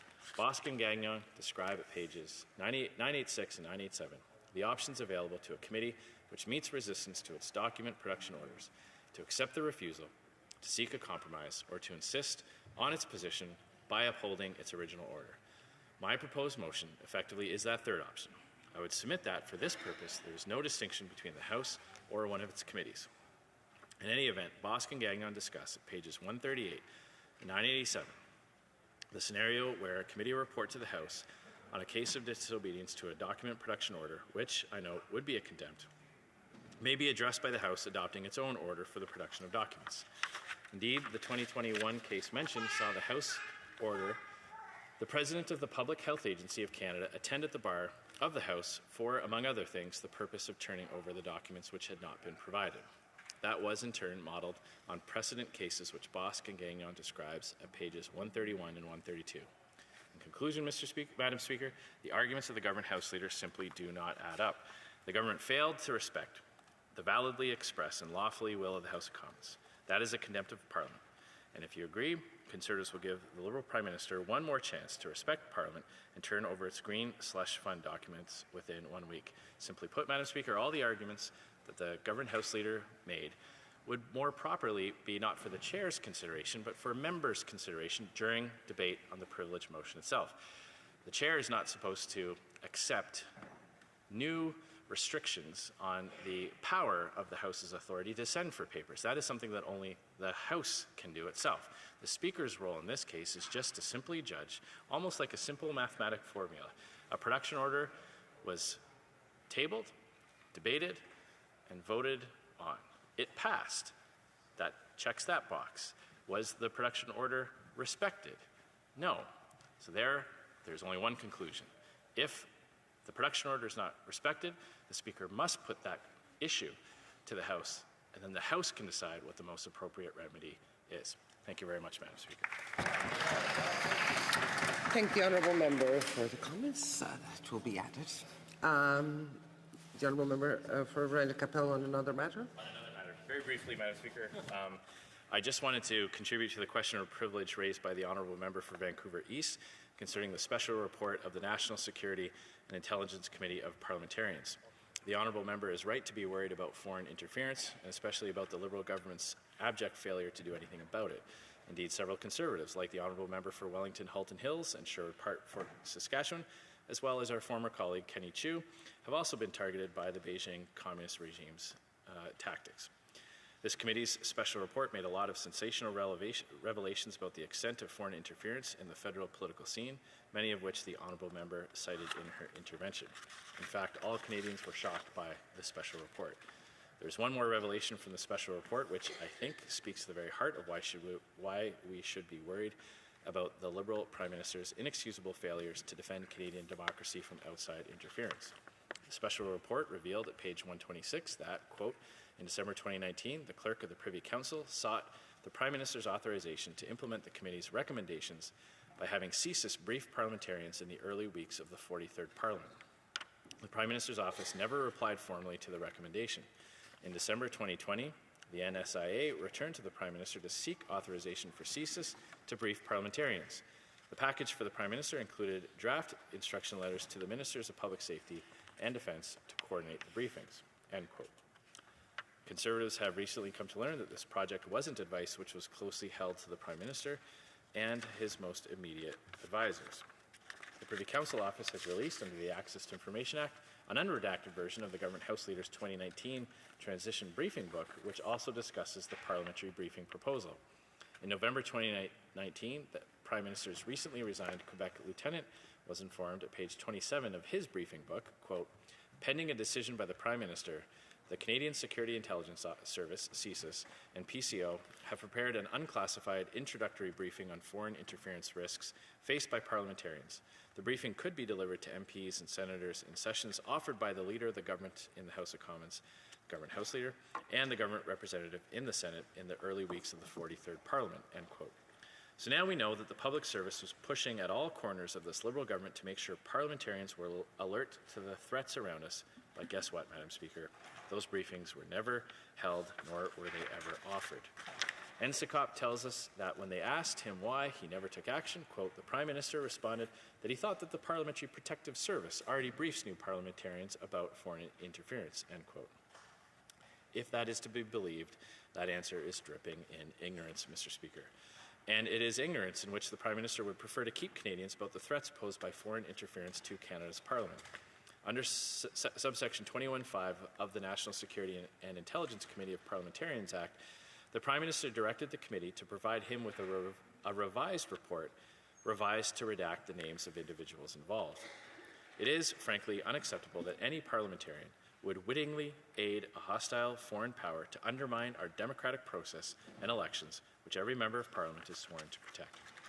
Canadians deserve to know if federal parliamentarians have knowingly engaged in activities on behalf of foreign governments that have undermined Canada's national interest. NSICOP's findings cannot be ignored, and we can't trust the Prime Minister on this critical issue. That is why Conservatives have been calling since June for those parliamentarians who have betrayed Canada's interests to be named. If Canadians are to continue to have faith in their federal democratic institutions, they need to know who has broken their oath and betrayed their trust. This is what Canadians deserve. Anything less risks fueling public suspicion about a cover-up of information known to this Liberal government about members of Parliament working for foreign states against the interests of Canada. Thank you, Madam Speaker. Again, I thank the honourable member for the comments. Ordre du jour, orders of the day. Government orders, government bills, commons, resuming consideration at second reading of Bill C-66, Military Justice System Modernization Act. The honourable member for Scarborough-Guildwood. Thank you, Madam Speaker, and thank you for the opportunity to participate in this important debate. At one level, this is a relatively simple bill and transfers the issues of sexual offenses from the military jurisdictions to the civilian jurisdictions so that military personnel are treated in the same manner and fashion that are civilians. So, and this flows from a rather lengthy response. No bill or no change in culture happens quickly, whether it's in the military or otherwise. But this is the House Standing Committee on National Defence, MND update to Parliament on the Arbour recommendations, December 13th, 2022. And in the last page of this 50 or 60 page document, Madam Speaker, is recommendation number 5. which is that the Government of Canada proceed with this bill. And it goes into some detail, which is not necessary, but I'm happy to table it. But it does also outline the implications and the efforts that the government has made to complete this recommendation, including consultations with territories and provinces, and ministers meeting with ministers, both the National Defence Minister, Public Safety Minister, Justice, and Justice Minister with all the provinces and territories. I won't detail all of the work that has gone into this responding to this recommendation. It may well appear that it's kind of a simple thing to just take the jurisdiction from the military courts and put it into the civilian courts, but it is a lot of work, and I want to commend the ministers, and I think it is ministers, who have worked diligently on bringing us to this point today. Now, Madam Speaker, I understand that this bill will gain a lot of support in this House, and I think so it should. And it is, I think, in some respects, symbolic of what has been how should we say, a slow and painful culture change in the military. And in some respects, it's a very symbolic bill in that it's a particular marker of response by the military. And, Madam Speaker, Canada's military today is not your father's military. It is certainly not your grandfather's military. It is a far more sophisticated organization, and it calls upon a range of talents and abilities that probably couldn't have even been dreamed of even 10 or 20 years ago. And therefore, Canada's military needs to be a welcoming and inviting organization for all of Canada's citizens to participate in.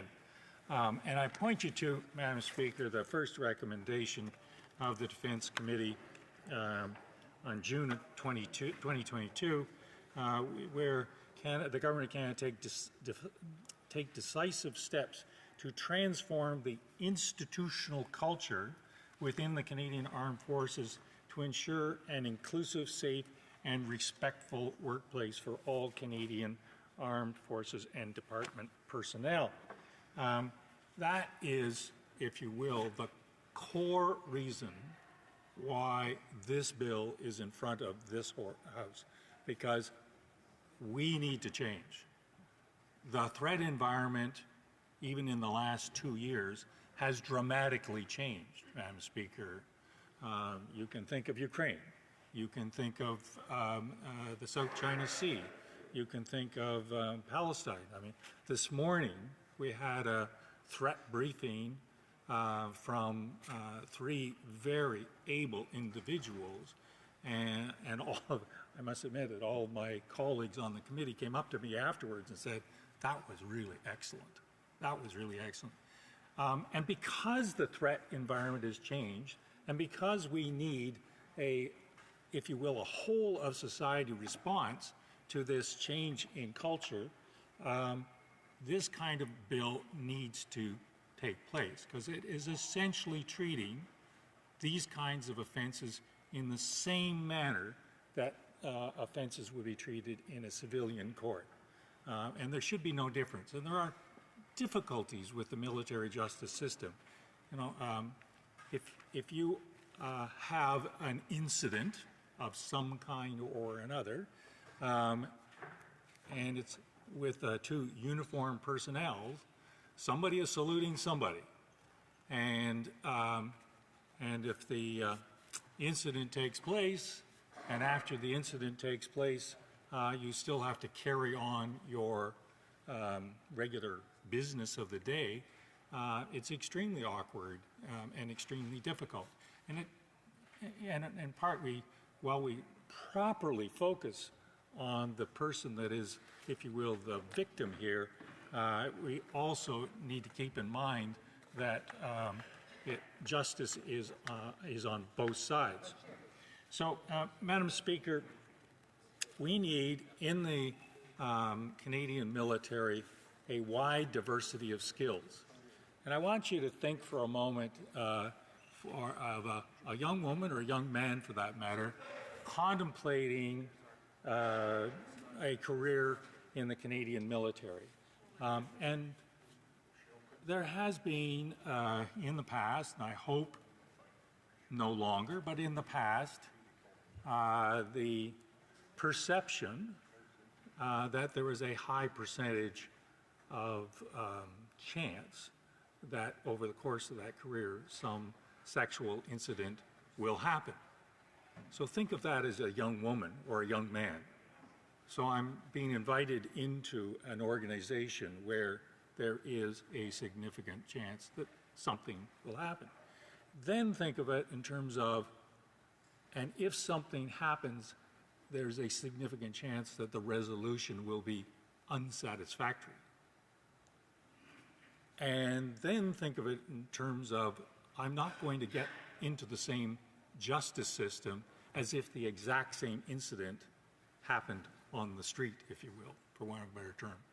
And then think of it in terms of, that's going to affect my career. And then think of it in terms of the discharge arrangements for my career will not be as satisfactory as they otherwise could be. Now, ask yourself how that works for a military that's trying to recruit people.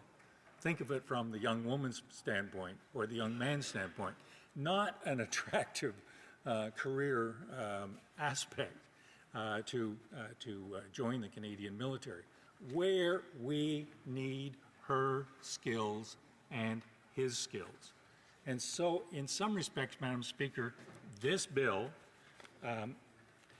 deals with one of the more egregious aspects of recruitment and retention.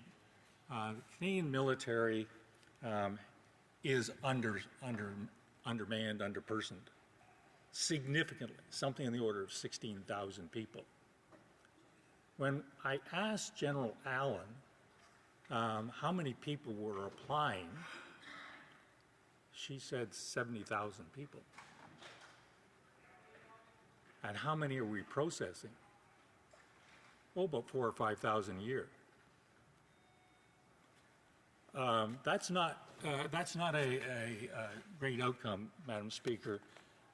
This is, we need to up our game.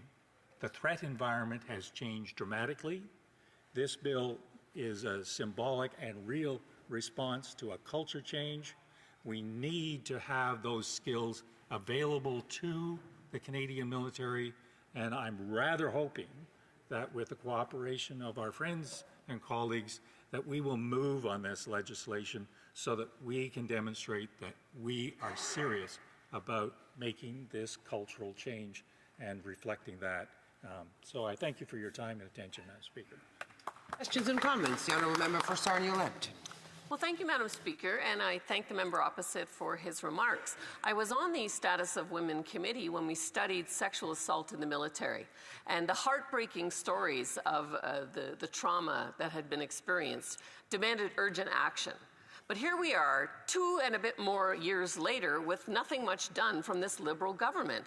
And here we are, bringing a bill that may not even make it through the Senate by the time the next election happens. Specifically in this bill, I am concerned about the increase of ministerial powers to get involved in an individual case, because we saw in the past those same members and ministers of defense obstructing in the General Vance case and in several other cases. And so could the member comment on what protections will be in place to ensure that ministers don't intervene in a way that is detrimental to the survivors? The Honourable Member for Scarborough-Guildwood.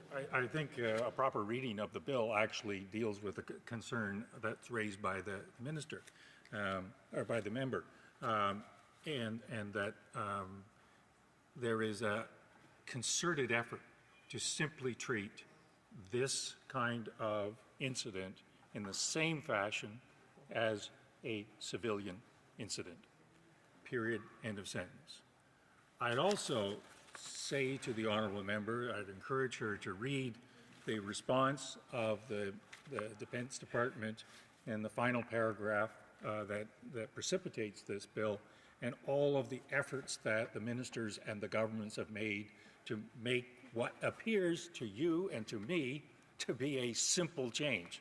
It actually turns out to be fairly complicated and with some resistance on the part of civilian courts and the various governments that they represent. Questions et commentaires, l'honorable député. The Honourable Member for Rivière-des-Mille-Îles. Thank you, Madam Speaker. I appreciated my colleague's speech. He is wise, but I just want to remind him when he says that the example has to come from the head. The General Vance, that was appointed by the Conservatives and that was protected by the Liberals, was during his entire term not accused, but there were some red flags in his file. My question is the following. We're talking about 2015, the first Deschamps report that talked about the same issues of sexual misconduct. In 2022, Ms. Arbour presents a report, or is asked to present a report that goes in the same direction. She said, why should I draft a report on this? Because the report has already been done. Could my colleague explain why nothing was done after 2015? Because it's been many years since the two reports have come out now. Scarborough-Gilwood.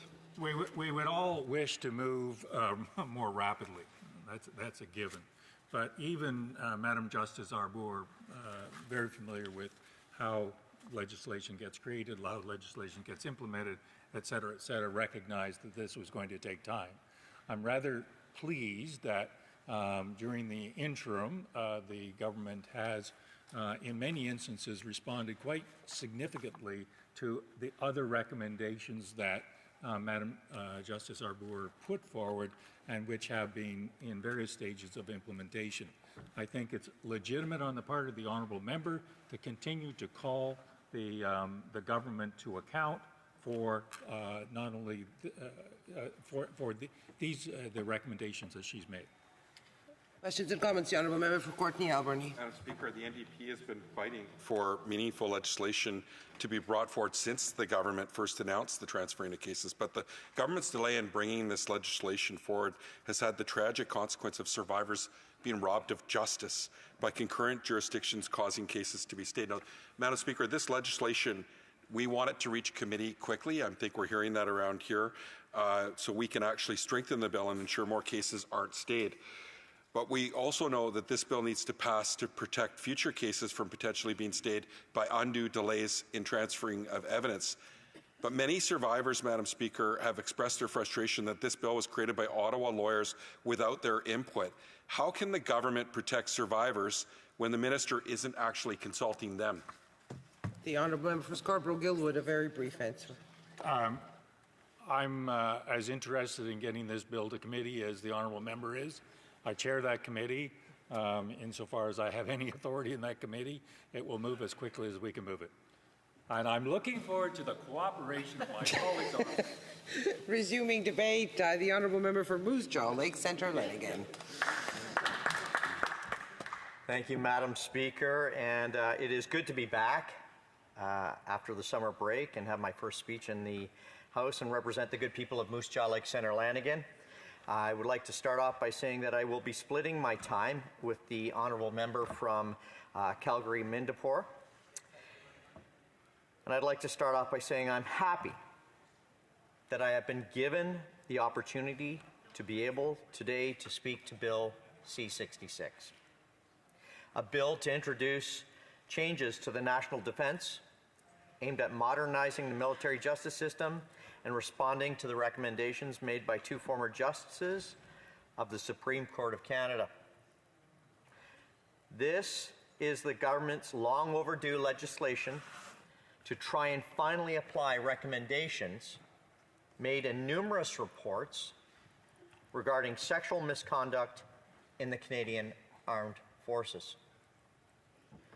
we must continue to address sexual misconduct, discrimination, racism, and other forms of harassment in the Canadian Armed Forces, because all military members deserve a safe and respectful workplace. The previous Conservative government accepted all recommendations from the Deschamps report to eliminate all forms of sexual harassment from the Canadian Armed Forces. This important report was ignored by this government, and it is disappointing that this Liberal government has failed to act on this important report. Liberals can't be trusted to stop sexual assault within the Canadian Armed Forces because of their soft-on-crime policies.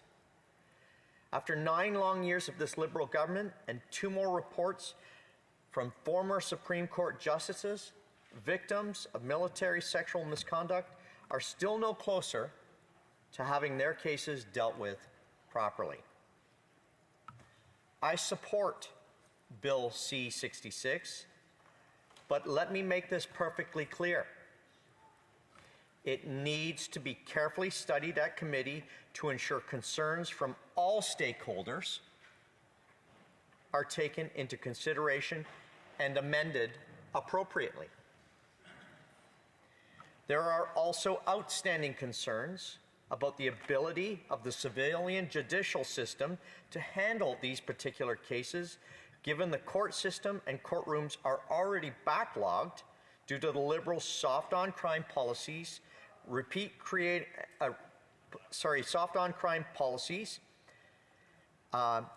offenders on the get out of bail and jail and committing more crimes.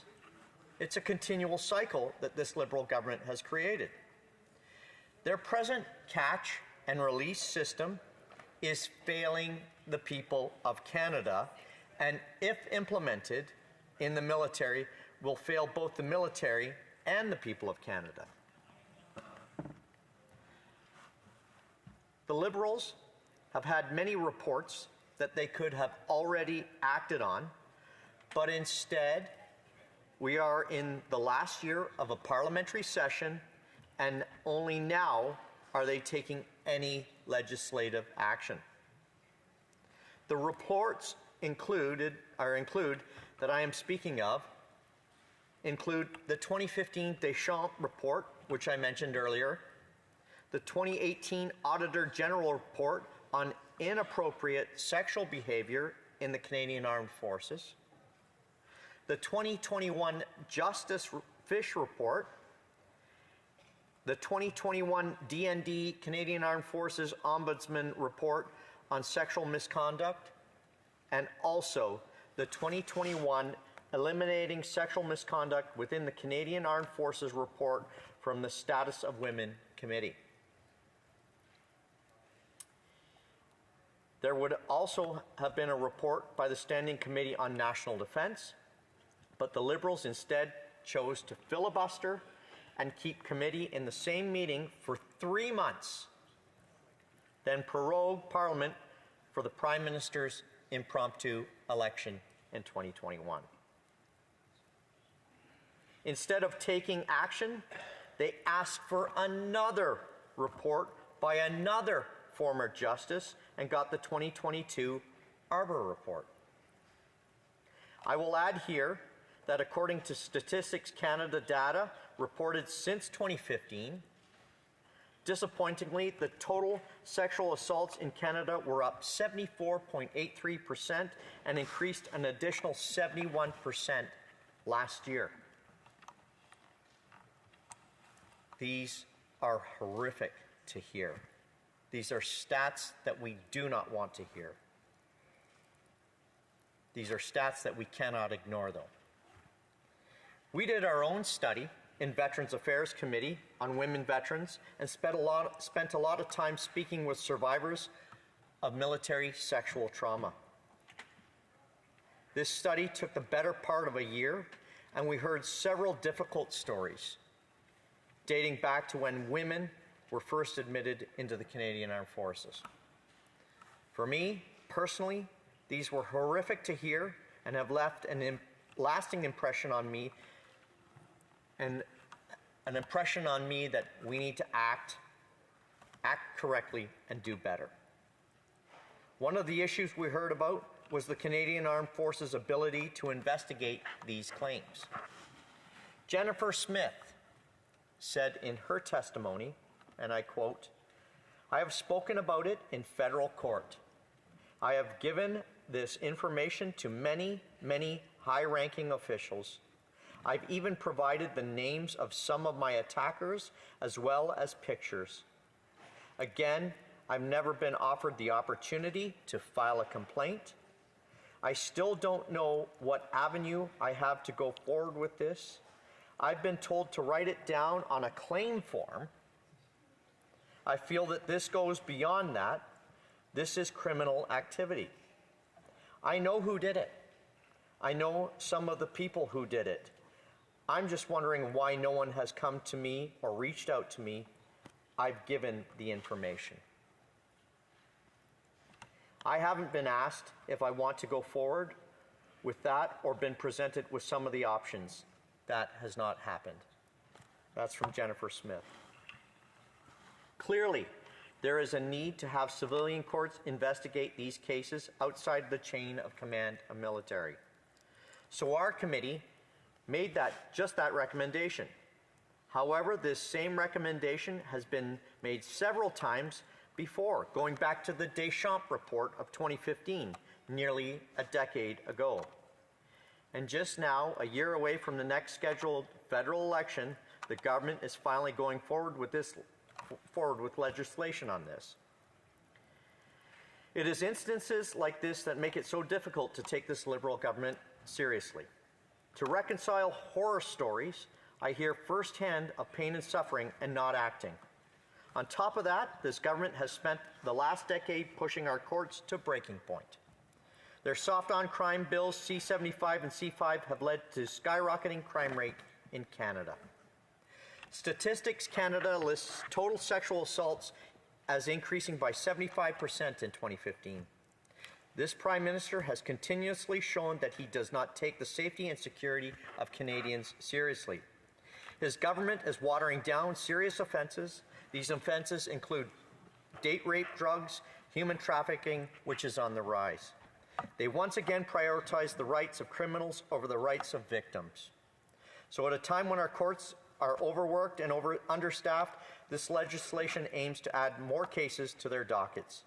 This is one of the serious issues that needs to be examined in committee. I want to share that I've seen the military justice system work while I served. Whether it was summary trial, court-martial, or dismissal of military personnel, I have seen it work, but there has to be another level of oversight. Madam Speaker, the next Conservative government will rebuild the Canadian Armed Forces by cutting down the bureaucracy on consultants. We will make sure that the money is going to the Canadian Armed Forces, and we will restore the honour and integrity of our military heroes that Canadians can be proud of. And finally, Madam Speaker, we will reserve the left-wing Liberal woke culture and return the warfighting capabilities of the brave women and men in the Canadian Armed Forces. Questions and comments? Questions et commentaires? L'honorable secrétaire parlementaire. The Honourable Parliamentary Secretary to the Minister of National Defence. Thank you, Madam Speaker. Here's what I want to know. How can the government talk about how can the opposition talk about the previous government doing so much for the military justice system? They didn't do anything. They didn't do anything when they were in power, and now they're criticizing us. That's why this bill is important.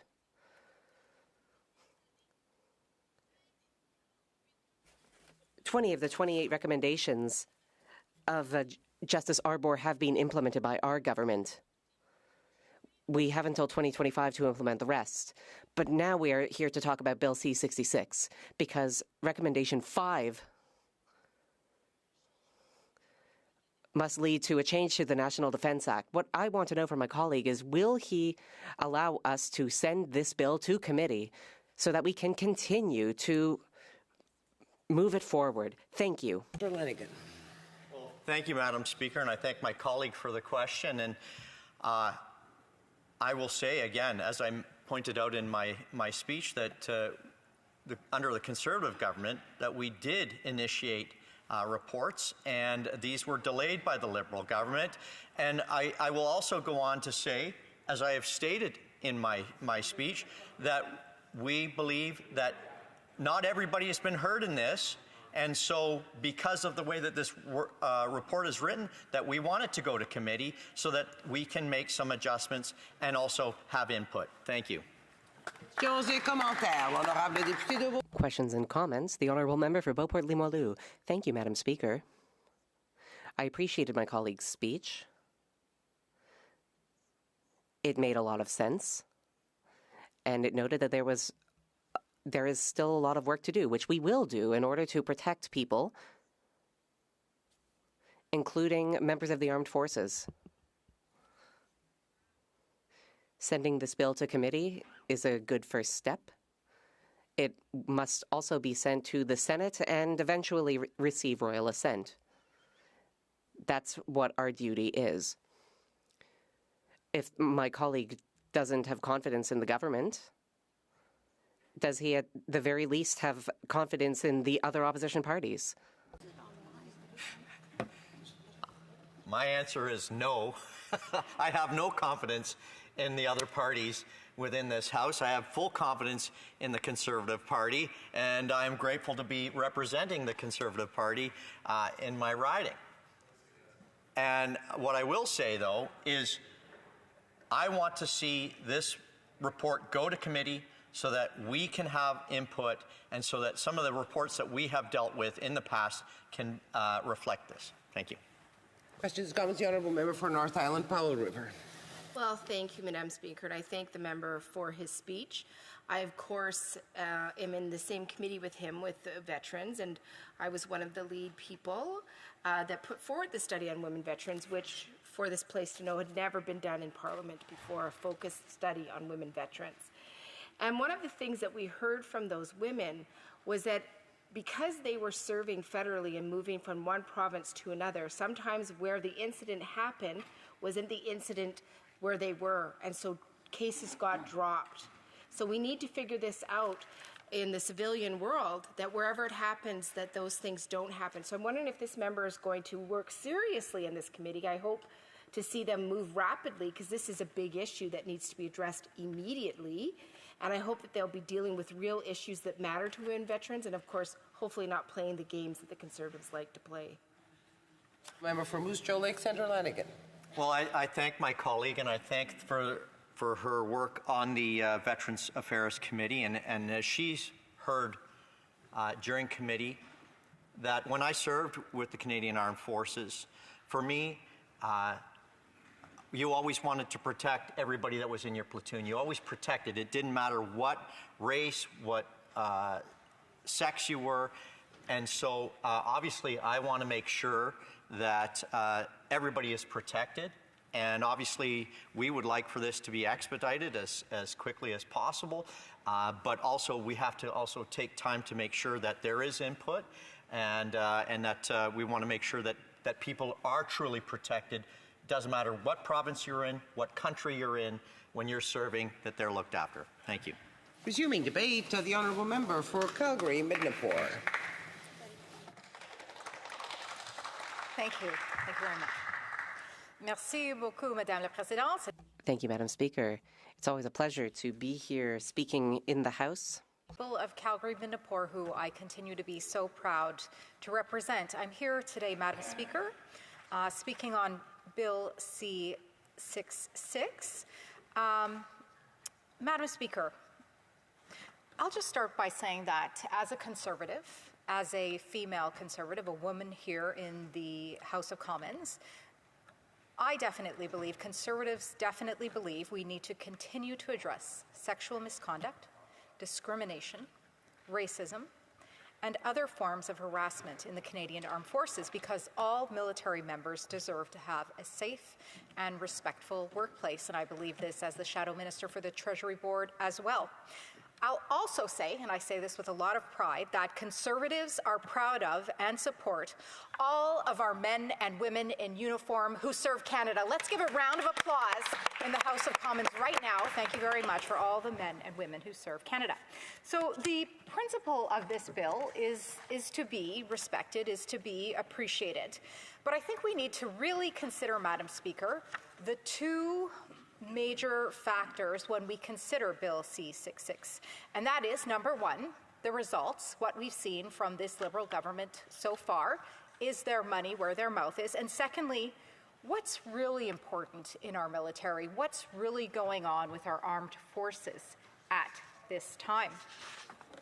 Now, Madam Speaker, the Liberal government has had several reports that they could have acted on, but instead, here we are in the last year of the parliamentary session for this government, and only now are they taking action on certain reports. These reports include the 2015 Deschamps report, first of all, the 2018 Auditor General report on inappropriate sexual behavior in the Canadian Armed Forces, the 2021 Justice Fish report, Madam Speaker, the 2021 DND CAF Ombudsman report on sexual misconduct, the 2021 Eliminating Sexual Misconduct within the Canadian Armed Forces report from the Status of Women Committee, which my colleague, the member for Sarnia-Lambton, alluded to in her question to the previous Liberal Speaker.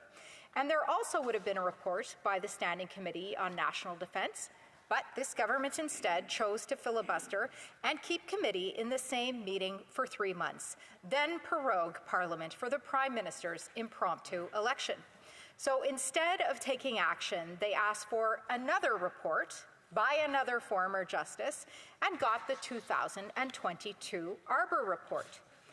Meanwhile, according to Statistics Canada data, since 2015, total sexual assaults at all 3 levels in Canada were up to 74.83% and increased an additional 71% last year alone, Madam Speaker.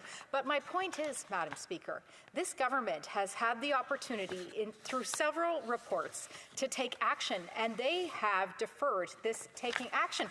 Most insulting, Madam Speaker, which my colleague referred to, was how this government handled the sexual misconduct cases in 2021.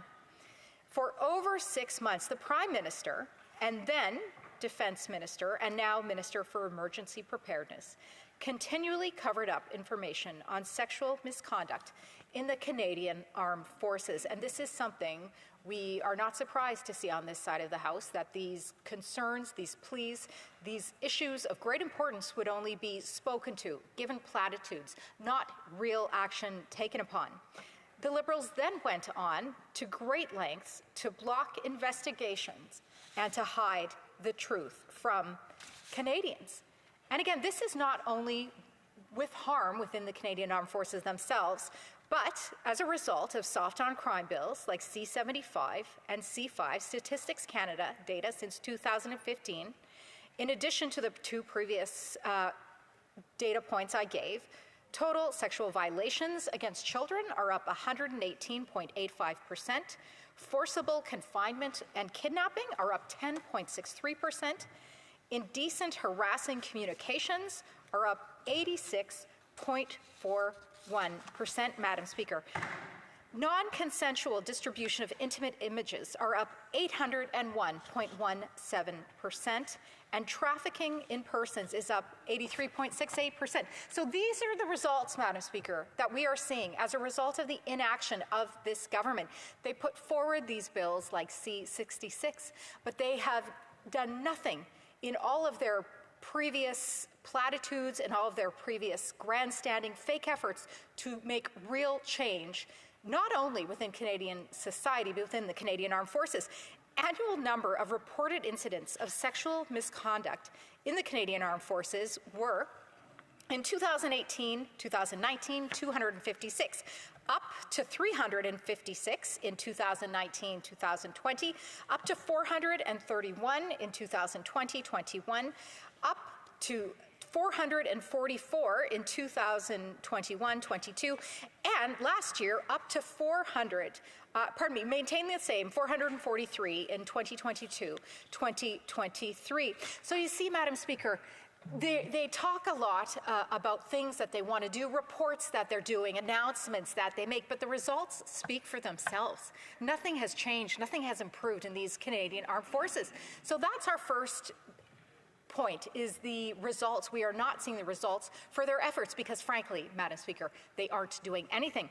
The second is, Madam Speaker, we need to admit the serious status of our Canadian Armed Forces. And after 9 years of this Liberal government, our military is in a state of disrepair. This government has failed our Canadian Armed Forces and the men and women who serve. Our troops are hurting at home and abroad. They've been sent overseas and forced to pay for their own meals and buy their own equipment. Military families are turning to charity because they can't even afford the basic necessities.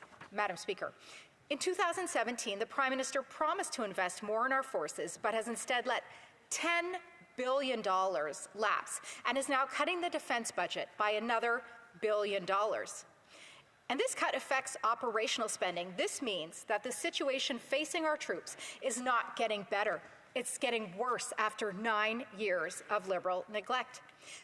And the Liberals have overspent in every department except our military. They have shown that they don't care about our troops or the Canadian forces. And, Madam Speaker, this is being noticed internationally. It's being noticed at NATO. It's being noticed by what is historically our greatest neighbor and ally to the south, the United States of America. It's the reason, Madam Speaker, we were excluded from AUKUS, the Australia-UK-US arrangement, as well as the quadrilateral security dialogue between Australia, India, Japan, and the US. And, Madam Speaker, if you can believe it, there are even discussions to exclude Canada from the G7, if you can believe it, as a result of our lack of commitment. We do not put our money where our mouth is. But then again, this is not a surprise from a Prime Minister who told our heroes that they are asking for more than we can give. We are not taken seriously abroad, Madam Speaker, as a result of constant lack of judgment, whether our Prime Minister is praising the Cuban regime, whether they are siding with Hamas over Israel and refusing to support the U.S. and moving their embassy to Israel. So it is just a constant lack of decision-making to stand with our allies. And, as I said, Madam Speaker, the funding, the Prime Minister and his Defense Minister cutting $1 billion per year over the next 3 years and allowing $10 billion to lapse in the defense budget over the last several years. And in fact, according to the most recent public accounts, lapsed $1.2 billion in defense spending in 2021 alone. So, Madam Speaker, in conclusion, they can say that they care, that they're doing these nice things. They have had the opportunity to do much. They have constantly kicked the ball down the field, not done anything. But the results speak for themselves. The numbers show that crime, acts of violence have not improved in society with their legislation, nor within the Canada Armed Forces. And most humiliating, most embarrassing is the standing we've lost with our allies within the world, that we are being considered getting kicked out of the G7. And the numbers, the spending show it. A Conservative government will commit the spending, will stand with our allies, will show our men and women in uniform that we support them, and I look forward to doing that along with the member for Carleton. Thank you very much, Madam Speaker. Questions and comments. The Honourable Minister of National Defence. Thank you very much. Appreciate the member opposite's speech. I would just like to inquire. We had a couple of important votes here in the House, not just recently, in the last 6 or 7 months, where we were voting on money for the Canadian Armed Forces. We were voting on money, for example, to support their Operation Unifier, the work they were doing in support of Ukraine. We voted on money for their raise. And the member opposite, who just proclaimed her support for the Canadian Armed Forces, actually voted against those supports. And every single time over the past 8 years, we've more than doubled the defense budget. And every single time those votes came up, the member opposite, while she's been a member of this House, voted against it. And so I just wonder how she reconciles her statement of support with her actions. And I would remind her that deeds speak. The honourable member for Calgary-Midnapore. Yeah, well, thank you very much, Madam Speaker. The numbers speak for themselves, like $1.2 billion in defense spending alone. This is a minister who's trying to stand up and defend helping Russia export oil and natural resources relative to Ukraine, to help stand against our allies. This is the turbine. The turbine is what I am talking about. Thank you very much. This is a government that is making efforts not to help our ally Israel in sending equipment and which would actually help our allies. I mean, it doesn't matter because they have reduced spending, which shows disrepute to our allies, and as well they have the actions consistently go against what they're saying. He can say whatever. Questions et commentaires. Questions and comments.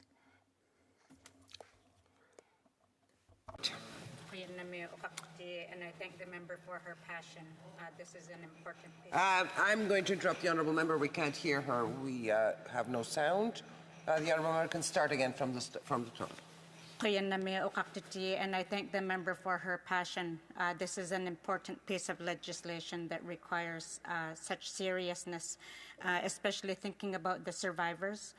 We've heard that survivors say that this bill wasn't thought through well enough, especially for survivors. And I wonder if she could tell us if the Conservatives would agree at committee to extend the study so that we could make sure that more survivors' voices will be heard at committee. Calgary-Midnapore. Yeah, thank you very much. I believe the NDP member when she says that the survivors feel that the bill wasn't thought through well enough, because nothing which has been done by this government has been thought through well enough, or it has been thought through well enough with the bad intention of covering up, which is what we saw in the Status of Women committee. So I stand with the NDP member in her concern for the survivors, and I hope that the government will take them seriously and start to take actions which show that not only are their intentions better, but that they are making true efforts to stand behind what they're saying. Thank you very much, Madam Speaker. Questions and comments. L'honorable député d'Abitibi. The Honourable Member for Abitibi, Bay James. Thank you, Madam Speaker, and I thank my colleague for her speech. When people talk about this bill, I have certain questions. I'd like to know what the Honourable Member thinks of this bill. How does she think it could be improved? Merci beaucoup à ma collègue. I thank my colleague for her question. In my opinion, I think that the Canadian Armed Forces are not in the best condition. I think we have to look at the Canadian Forces and see them as a priority. They will be for the Conservatives because we will make sure they have the money necessary to do their jobs, and also because we respect our friends worldwide. I think we have to have a much better military force, and this is for Canadians as well. Thank you, Madam Speaker. Pursuant to Standing Order 38, to inform the House of the questions to be raised tonight at the time of adjournment, that the questions to be raised tonight at the time of adjournment are as follows. The Honourable Member for Kelowna Lake Country, the Honourable Member for Spadina Fort York, and the Honourable Member for Courtenay Alberni. Reprise du débat, resuming debate, the Honourable Parliamentary Secretary to the Minister of Small Business. Thank you, Madam Speaker. The Minister of National Defence has made it clear that he is committed to ensuring that the Department of National Defence and the Canadian Armed Forces are workplaces where all members, military and civilian, feel supported, respected, and included. While much has been accomplished towards this goal, there is still more to do. Bill C-66 is another critical step towards lasting institutional reform, as well as strengthening trust and confidence in the military justice system. It's the next step in the Department of National Defence and the Canadian Armed Forces efforts to implement recommendations from the Independent External Comprehensive Review and the third independent review of the National Defence Act. Apart from the recommendations addressed in Bill C-66, the Department of National Defence and the Canadian Armed Forces have also made progress on recommendations from the Minister's Advisory Panel on Systemic Racism and Discrimination report and the National Apology Advisory Committee report. Overall, these 4 reviews have helped define how DND and CAF are undertaking changes to the military justice system and culture change. That's why today I'd like to provide you with an overview of these independent external reviews and the progress the Department of National Defence and the Canadian Armed Forces have made to implement the recommendations to date. I'll begin with the Independent External Comprehensive Review, also known as the IECR. This review was launched in April 2021 and led by former Supreme Court Justice Louise Arbour to examine harassment and sexual misconduct in national defence and the Canadian Armed Forces, as well as policies, procedures, programs, practices, and culture, including the military justice system. And I apologize, Madam Speaker, I should have mentioned in the offset I need to split my time with the honourable member from Hamilton Mountain. Madam Speaker, the final report was made public on May 30th, 2022, and the Minister at the time welcomed all 48 recommendations. When the final report was received, there were 17 recommendations for which implementation could actually be undertaken immediately. These included, but not limited to, the implementation of Recommendation 48, appointing an external monitor to oversee the implementation efforts of the IECR's recommendations. The Minister at the time appointed Madame Jocelyn Therrien as the external monitor, who provides monthly progress reports to the Minister on the implementation of the IECR's recommendation. She also provides biannual progress reports that are made available publicly, Madam Speaker.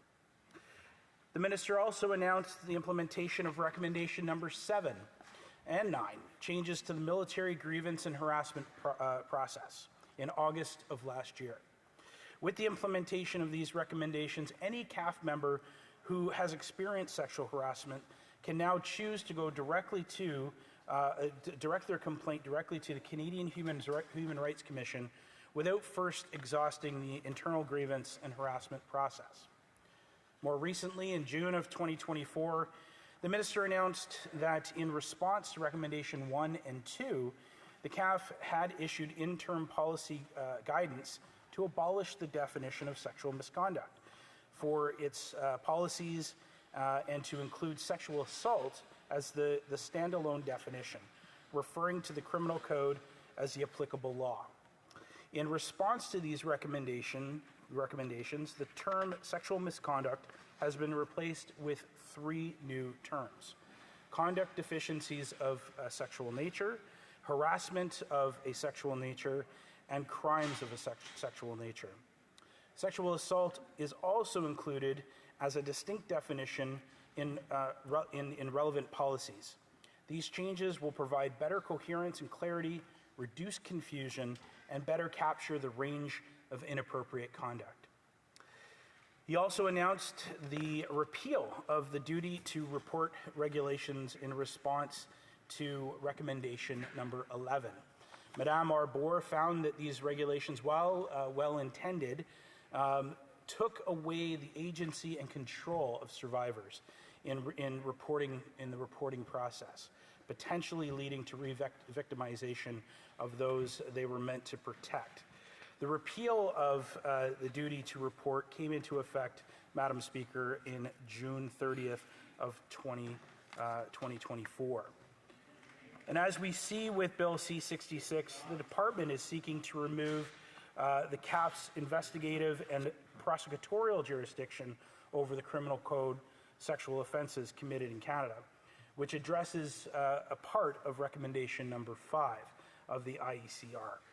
Since December 21st, all new Criminal Code sexual offence charges are now being laid at the civilian justice system, and no new sexual offence charges are being adjudicated in the military justice system. Bill C-66 also addresses recommendations from the third independent review of the National Defence Act. In November of 2020, the Honourable Justice Fish was appointed to conduct an independent review of specified provisions of the National Defence Act and their operation. In June of 2021, the Minister tabled the report before Parliament. Justice Fish provided the Minister with 107 wide-ranging recommendations which support the ongoing modernization of the military justice system, military policing, military police oversight, and the grievance process. This is the most comprehensive, independent review and far-reaching examination of the military justice system since the reviews led by the former Chief Justice of Canada, Brian Dixon, in the late 1990s. Bill C-66 addresses 8 recommendations from this review.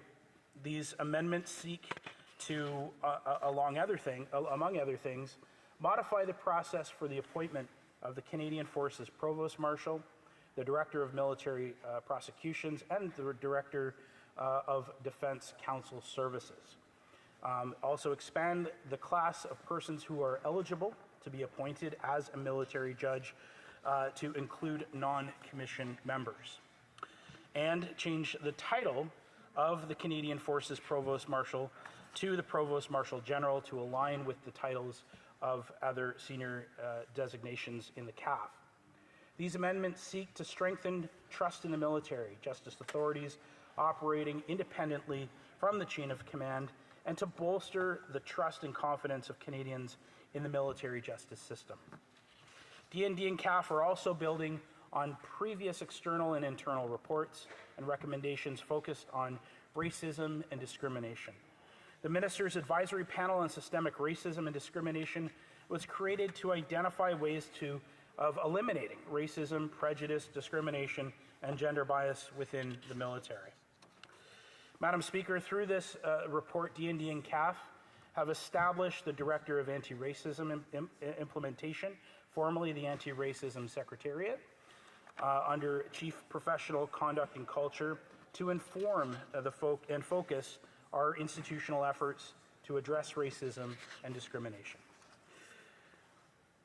We also are collaborating with other government departments in the development of Canada's anti-racism strategy and are expanding the availability of anti-racism resources. Madam Speaker, there are many intersections between this report and the National Apology Advisory Committee report, which included 8 recommendations of the Government of Canada. This included an apology for the treatment of the No. 2 Construction Battalion, the largest all-black military unit in Canada's history. The government made this historic apology in July of 2022.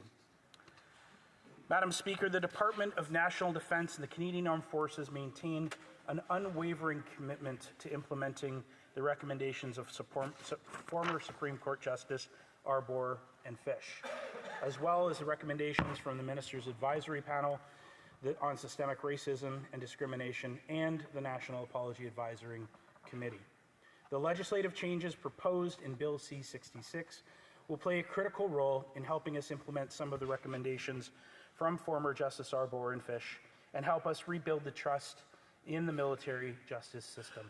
Thank you, Madam Speaker. Je crois comprendre que l'honorable ministre de l'Environnement. I believe the Minister of the Environment. No? Okay. Questions and comments. The Honourable Member for Rivière-du-Nord. Thank you, Madam Speaker. I'd like to thank my colleague for the speech. I see that in this bill, it is proposed that common law judges deal with certain issues that previously were within the jurisdiction of military courts.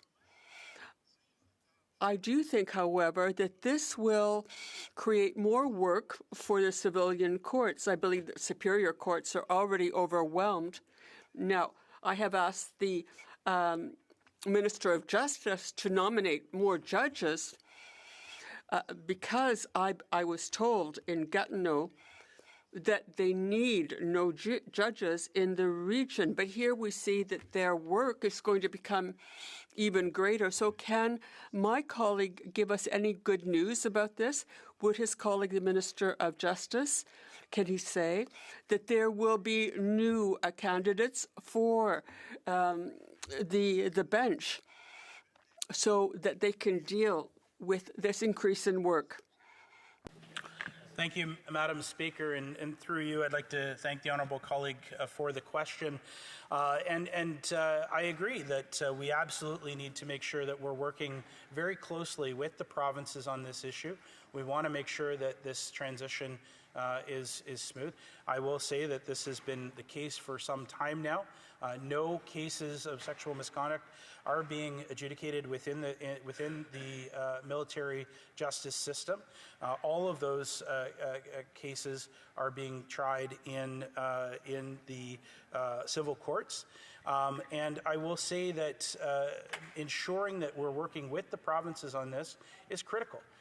We've heard a number of comments this evening criticizing our government in terms of delays that are provincial in focus. And I think that we have to make sure that we encourage the provinces to make sure that they're investing effectively to make sure there's no backlogs within their court systems. Thank you, Madam Speaker. Questions and comments? I have a point of order from the Honourable Minister of Environment and Climate Change.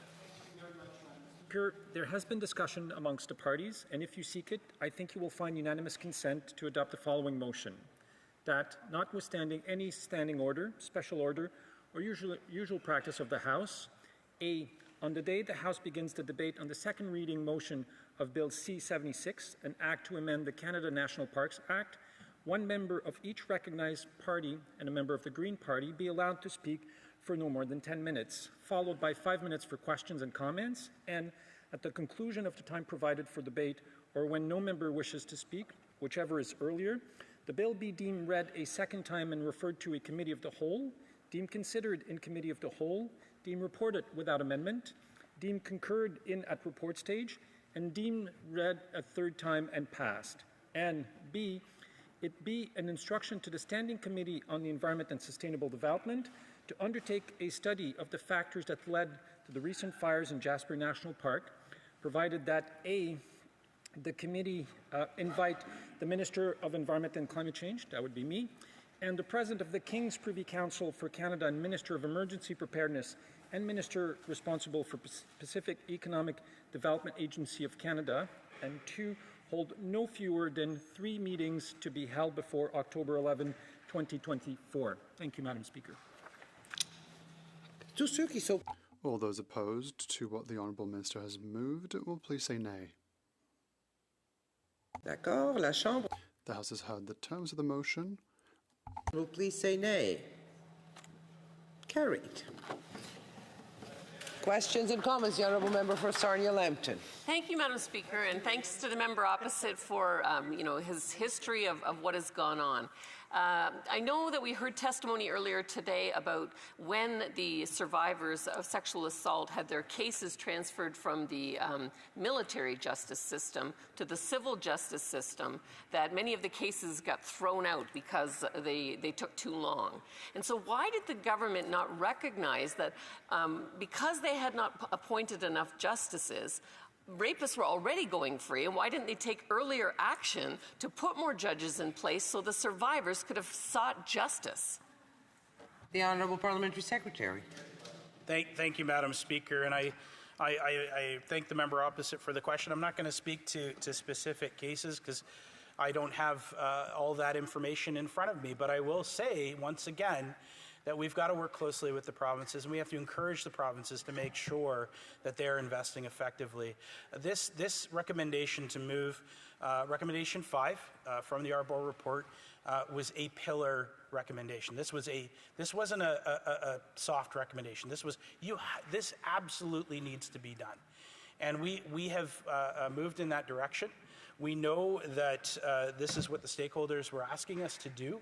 We know that there are going to be challenges as we move forward in regards to resourcing and in regards to making sure that the provinces are properly equipped to manage. But again, this is a provincial level issue. This is a provincial level question. Thank you. Questions and comments? The Honourable Member for North Island Powell River. Well, thank you, Madam Speaker. Almost found me. Almost there. Here I am.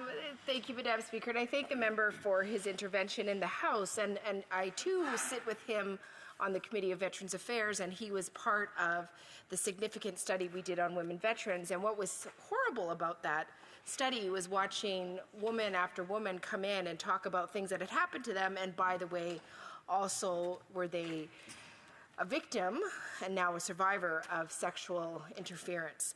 And so one of the things that is very clear to me in any marginalized group is there's nothing about us without us. I mean, that's a common thing we hear all the time. So my concern, and I want this bill passed very quickly because I want to protect these women. I want to have their voices heard. But my concern, of course, is if they are not a key part of the consultation process, then that won't be reflected. So I'm just wondering if this member could talk about that and if that's going to happen, if the minister will be held to account to make sure it does. The Honourable Parliamentary Secretary, brief answer. Thank you, Madam Speaker, and I'll try to keep it brief, but there's a lot in that question that deserves an answer. And I do, too, want to see this go to committee. And as you know, Madam Speaker, I was the Parliamentary Secretary to the Minister of National Defence when the meat and potatoes of this study from Arbor came through, and the work that we've done on this has been critical. I agree wholeheartedly with the member opposite, and I think we will work together. I will point out before you stand up that this is the first piece of legislation in 18 months that I hope and I believe we will see full party support for. Resuming debate, the Honourable Parliamentary Secretary to the Minister of Women and Gender Equality and Youth. Thank you, Speaker, for the opportunity to explain why I heartily support Bill C-66, the Military Justice System Modernization Act. The legislation now before us aims to advance culture change within the Canadian Armed Forces, the CAF, and the Department of National Defence, DND. In particular, the legislation aims to foster a culture free from sexual misconduct, sexual abuse, and misogyny, all of which are forms of gender-based violence. Bill C-66 envisions a safe work environment for all CAF and DND employees with supports for victims and survivors of sexual misconduct, including ready access to mechanisms of justice that are currently available to all other Canadians. The vision of Bill C-66 is aligned with its time, Canada's strategy to prevent and address gender-based violence, and the National Action Plan to End Gender-Based Violence, which guide the Government of Canada in preventing and addressing gender-based violence. And through my work as Parliamentary Secretary to the Minister of Women and Gender Equality and Youth, I've traveled the country and I've heard from survivors about the work that still needs to be done to ensure women veterans are heard and that they are represented and visible in this strategy. The whole of government must address the issue of gender-based violence, not only through the National Action Plan to End Gender-Based Violence, but through all departments. And this is why Bill C-66 is so important. All federal departments must be part of this strategy. In recent years, Canadians have come to understand the gravity of sexual misconduct, the effect it has on victims, survivors, their families, and on our wider society. The Me Too movement inspired thousands of victims and survivors to tell their stories, often for the first time, and we started to see some real change. Women were not allowed to serve in combat roles in the Canadian military until a Human Rights Tribunal decision in 1989. That was the year Heather R. Erxleben became the first woman to join an infantry unit. But I've learned that at the time, there was little thought or effort to accommodate the needs of women who joined the armed forces, like properly fitted uniforms and safety equipment and an appropriate military culture. Recently, as part of my role on the Standing Committee for Veterans Affairs, I participated in the study that led to the report, Invisible No More, The Experiences of Canadian Women Veterans. And Speaker, I'm going to share some of the things that we heard at that committee, but I want to start with a warning, because these are stories of sexual violence. They're difficult to hear, and I imagine some of the people watching will want a moment to turn away. They might be triggered with what I'm about to share. One witness told us, "I was drugged, kidnapped, and gang raped while attending mandatory training. The last thing I remember was dozing off in class after our lunch break in the cafeteria and waking up in complete fear in an unknown location with motel staff waking me. I was completely naked with no identification, covered in blood and bruises. I couldn't walk. While the military government covered up a crime, the criminals climbed the ranks." Another one said this, "I've seen it over and over again. I've seen on basic training warrant officers sleeping with cadets and using it as a tool to get sex, convincing a cadet that if they do this, they'll pass basic training. Sexual abuse was used as a way of almost controlling women. I spent a year at one time in my career as a commander hiding from senior officers. I mean that literally." Another veteran, "How do I tell you what it's like to be in the middle of the ocean with no land in sight for days, or in the Gulf of Oman, or off the coast of Panama, or even 12 nautical miles off the coast of Vancouver Island, and to be told that if there was an accident, no one would hear my screams?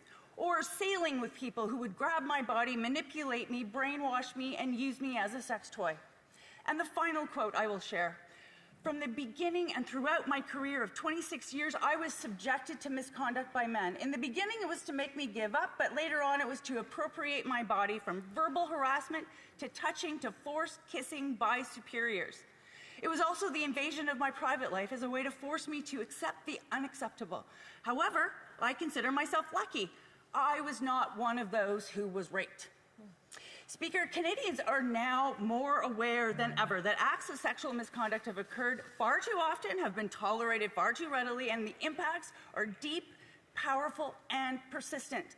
Bill C-66 is a step toward ensuring the goal that all CAF members are respected and safe while they serve. Canadians have also heard about policies and practices, formal and informal, that help create a culture of secrecy and tolerance and make perpetrators feel like they can get away with their actions without any consequences. By eliminating some of these policies and practices, C-66 would put an end to this sense of impunity, and it would help CAF and DND establish and maintain more trauma-informed, progressive, respectful, and positive organizational cultures. The effective elements of Bill C-66 are rooted in studies led by two of Canada's former Supreme Court justices. The Honourable Morris Fish completed the third independent review of the National Defence Act 3 years ago, and the Honourable Louise Arbour published the independent external comprehensive review of DND and CAF 2 years ago. Both of these landmark documents come with recommendations for improving organizational culture, particularly when it comes to sexual misconduct. And one of the most effective recommendations can only be adopted through legislative change. It's recommendation number 5 from the Honourable Louise Arbour. It calls for a complete overhaul of the way that sexual offences listed in the Criminal Code and involving CAF personnel are investigated and prosecuted. For sexual offences committed in Canada, Bill C-66 would assign exclusive jurisdiction to civilian authorities. This change puts a much-needed distance between the chain of command and the team of investigators and prosecutors. And for victims and survivors, the current lack of distance makes it very difficult for them to pursue and achieve justice. Bill C-66 would also implement several recommendations made by former Supreme Court Justice Fish, which make it easier to hold offenders to account.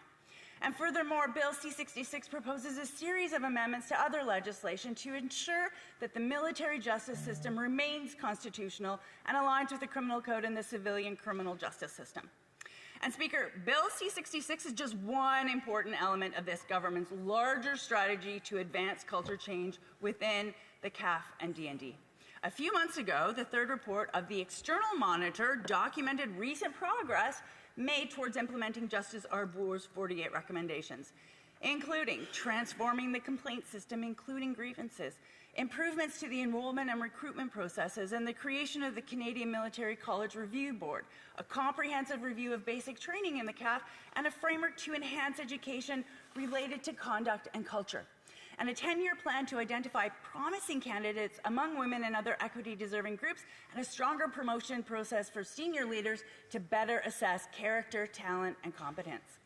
Each of these accomplishments is important, and the External Monitor's report notes that the CAF's commitment to change does seem genuine.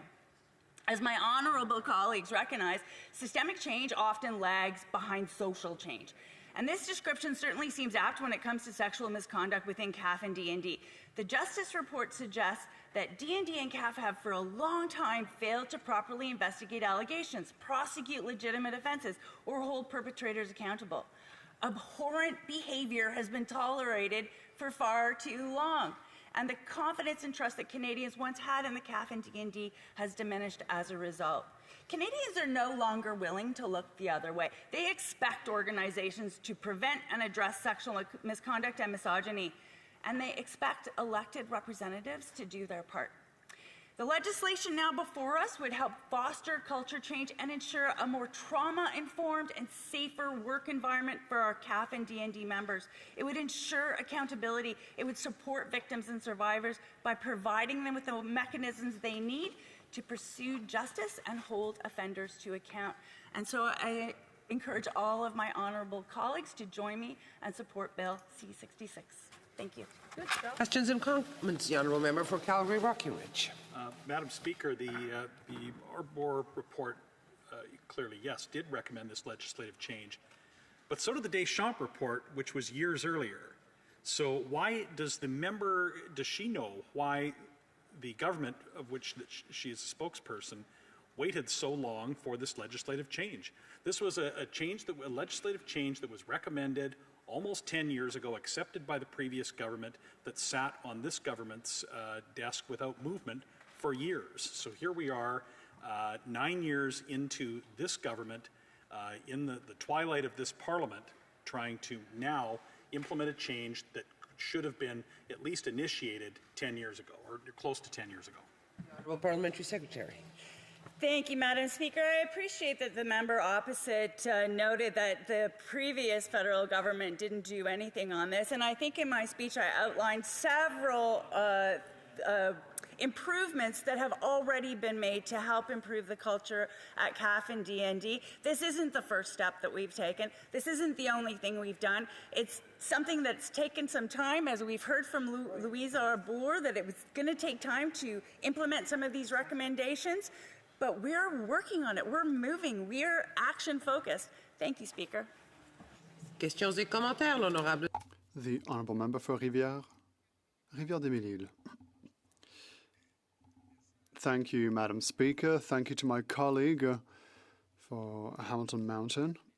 I'm very much in favour of this bill so that we can deal with sexual misconduct and other such offences in our civilian justice system. I do hear some victims that are asking to have the choice, civilian court or military court, which surprises me, to be frank, but I would like to ask my colleagues, how does she see this? Could we perhaps allow a victim to choose between the civilian court and a military court? Le secrétaire parlementaire. Merci beaucoup. Thank you very much, Madam Speaker. I very much appreciate my colleague across the way who works with me on the Veteran Affairs Committee. Yes, I think it's very important that victims be given a choice. But in this case, yes, I'm also surprised by this kind of will. I know I'm not an expert in legal affairs, but I think that there should be one system for everyone. I think that things should be in civilian courts. Comments, the Honourable Member for Nunavut. And I'd like to thank the member for her intervention. The more that I'm learning about this bill, the more I'm seeing how important survivors are, survivors of violence in the military. I'm sure that it's already very traumatizing to have to serve in the military, especially in today's society. Globally, anyway, with all the violence that we're seeing, So in particular with survivors of abuse within the system itself, makes me quite concerned that there are still a lot of questions that need to be answered, including being told that provinces in different provinces, law enforcement in different provinces might not be equipped to deal with investigations or those kinds of things. And I wonder if the member agrees that once this gets to committee, that extending the committee to study this bill specifically to focus on survivors will be so important that that extension is going to be necessary. The Honourable Parliamentary Secretary. I want to thank the honourable member from Nunavut for her question, a very smart question. Absolutely, we want to get, I think that the focus should be getting this study to committee as soon as possible so that it can become legislation as soon as possible. So I'm a little concerned about any delays that may happen. I don't want to see any overextension. I want to see a committee look at this study, make any improvements that are possible, that are necessary, and get it passed in this House of Commons as soon as possible. Thank you. Excellent. Resuming debate, the Honourable Member for Calgary, Rocky Ridge. Well, thank you, Madam Speaker. It's always a pleasure to speak in the House, and I'm going to split my time with the member for Lennox, Hastings, and Addington. And so I support C-66. I support the principle of this bill. This is a legislative change that is needed to implement a recommendation that was made to the previous government in March of 2015. So that was only a few months before the House rose in 2015, and this government was elected in the election that followed. So this government came into office with the Deschamps report freshly in hand, and did absolutely nothing to make this legislative change happen until this year. So last March, 6 months ago, they tabled this bill, and so here we are this week, finally attempting to make the legislative change needed to implement this important recommendation. So the approach on this legislative change for moving the investigation and prosecution of sexual misconduct from military justice to civilian justice is exactly the same approach of everything else that this government does when it comes to the Canadian Armed Forces. Just like everything else, it's delay in implementation. We have, Madam Speaker, right now, ships rusting out at sea. We have fighter jets that we still have not been delivered. This is another thing that 9 years ago they could have made a decision on that. We'd have the fighter jets by now, but for years and years and years of delay, we don't have them. Submarines. We are lucky to have one submarine in the water for maybe a few dozen days of the year.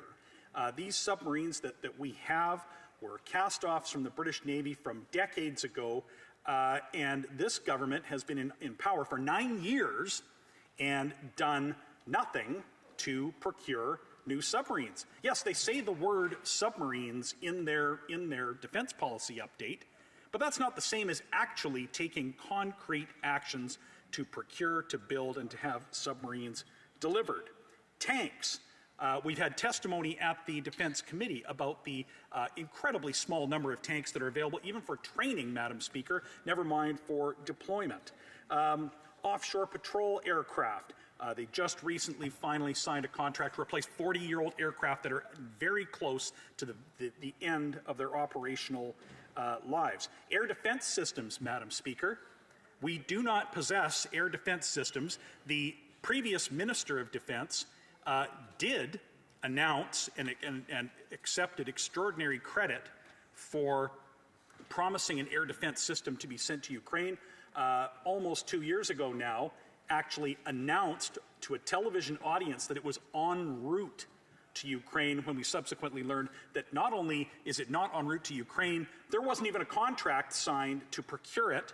In fact, it's not even produced, Madam Speaker. So this is, again, the delay, the culture of delay, the neglect of this government. So we have information technology that we hear at Defense Committee that is lacking. Housing, base housing in deplorable condition, Madam Speaker. Houses falling apart. A 7,000 long backlog for people to access base housing. Barracks in horrific, unsanitary conditions. Health care lacking for military families. Hangarage for new transport aircraft and transport and refueling aircraft that are beginning to be procured without a hangar to place them or even a commitment for where they will be based. Howitzers, artillery pieces, Madam Speaker, entirely lacking, and shells. Madam Speaker, under this government, they let a production line mothball in the threat environment that was emerging, and so now Canada and its allies desperately need artillery shells. We don't have the production. They have for a year and a half been dithering without firm contracts to industry or being able to send a firm enough signal to industry for industry to make the investments necessary to get our production lines up and running for artillery shells. 2,500 a month. Madam Speaker, that's nothing. That's less than the Ukrainian army would fire before lunchtime on a given day if they have the equipment ready. That is the nature of contemporary threats that we have, Madam Speaker. Artillery matters. If the present conflicts in the world have taught us anything, it's that these equipment pieces and their ammunition supplies are critical. Training, Madam Speaker, 10,000 members of the Canadian Armed Forces do not have adequate training to be deployed. And Madam Speaker, these men and women want to be trained. They want to be up to deployable levels. They want to do missions. And so 10,000 are undertrained and 16,000 vacancies, Madam Speaker. So we've heard, even the Defense Committee chair earlier in this debate talked about the inability of the Canadian Armed Forces to adequately take in people. Thousands of people are applying, Madam Speaker, to join the forces. And they don't have the capacity to take people in. So there are 16,000 vacant positions in the Canadian Armed Forces. So this bill is addressing the well-known and well-documented problem with sexual misconduct in the military, which is a factor in recruitment and retention, and certainly a factor in morale. And I can tell you, Madam Speaker, I traveled the summer before last, this past summer, to Latvia with the Defense Committee, where I met some of our troops that are deployed on a critically important mission, Madam Speaker. And these people are the best. I met a 19-year-old private who has more responsibility than I can imagine any young person being given. This very young man actually was responsible for training and for helping Allied soldiers improve and get up to the best of their ability to execute their roles in Latvia. 19-year-old from northern British Columbia. I met a young lieutenant. She was a platoon commander there.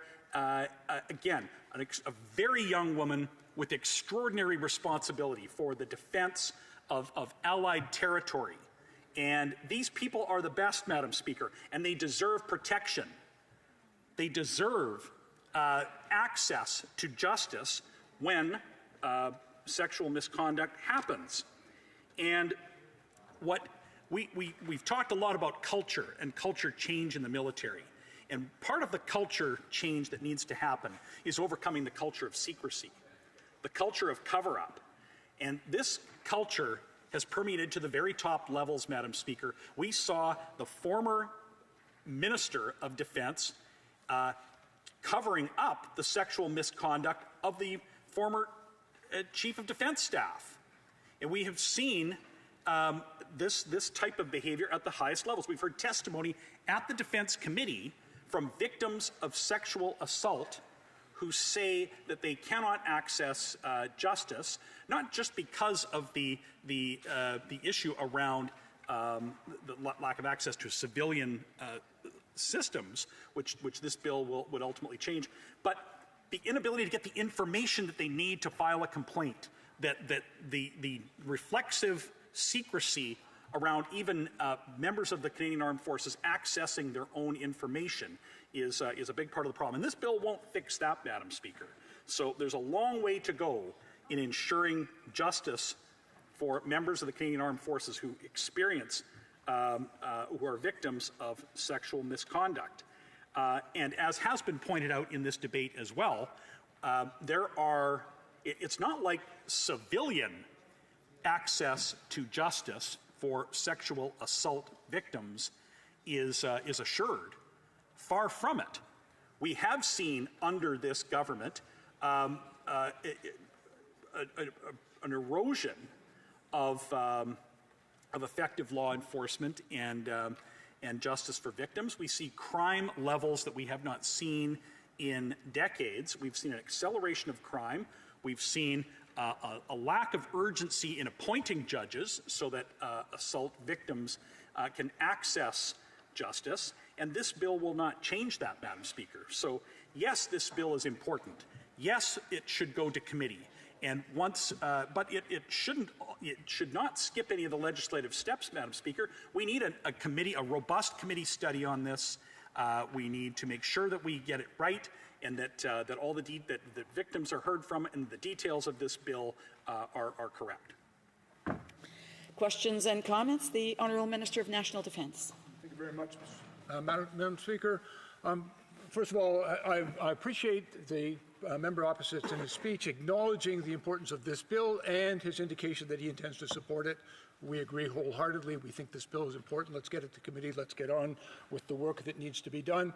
I also would like to ask, though, I heard a long litigation of all his previous grievances with respect to the government, but he indicated his personal support for members of the military, and I just would like to know, how would he then reconcile when a vote came before this House to provide the money in order to provide members of the Canadian Armed Forces with a pay raise? He voted against it. And I'm a little curious, like deeds speak, your words are betrayed by your actions, and so I wonder how you reconcile that. I want to remind the Honourable Minister that he needs to address the questions and comments through the Chair and not directly to the members. The Honourable Member for Calgary Rocky Ridge. Madam Speaker, I voted against confidence in this government. When the estimates were presented, we voted every chance we had to bring down this government. And those estimates that he speaks of that we voted against contained a cut to the military budget. So I won't take any lessons from him on who supports the military. This government has failed the military every step of the way and continues to do so, notwithstanding this bill. Questions and comments? Questions et commentaires, l'honorable député. The Honourable Member for Saint-Hyacinthe-Bagot. Thank you, Madam Speaker. Thank you to my colleague. He wandered a little bit, but occasionally he did touch on the bill in his speech. Better than nothing. We have observed that the Conservatives are ready to vote for the bill to go to committee so it can be examined and improved. We are of the same opinion. In the current bill, in Section 18, it mentions that guidelines and instructions for investigation should be available to the public. This doesn't seem to be included in the new version of the bill. Could this not lead to problems? The Calgary Rocky Ridge. The Honourable Member for Calgary Rocky Ridge. A good point that he has brought up, and this is why we have legislative processes. This is why this bill needs a thorough study at committee. And while the passage of this bill is urgent, given the length of time that this government has delayed in creating this legislative change, it still can't be rushed. It's got to be done right so that we make sure that this bill does best serve victims and the members of the Canadian Armed Forces. Questions and comments? The Honourable Member for North Island Powell River. Well, thank you, Madam Chair, and I thank the member for his intervention. This is an important bill, and we've seen far too long the reality of women serving our country being put in positions that are incredibly unjust, and a system that really continues to press upon them silence. So I'm just wondering, I hear what the member's saying about his concerns about how long it's taken. I share those concerns. It would have been nice to see a lot of things happen a lot faster. But in this process, when this bill gets to committee, will it be a priority of the Conservatives to get this done as quickly as possible, knowing that it has to be done well, so that we can see people in the service fully protected in a new and important way? That's right. The honourable member for Calgary Rocky Ridge. Well, the Conservative members of the committee, I am actually no longer a member of the Defence Committee, but my colleagues that remain there are always prioritize important work to ensure the best for our troops, and they will take that approach. They will ensure that this bill is examined correctly, identify any issues that need to, if there are amendments required. We had an intervention a moment ago about some of the details of this bill.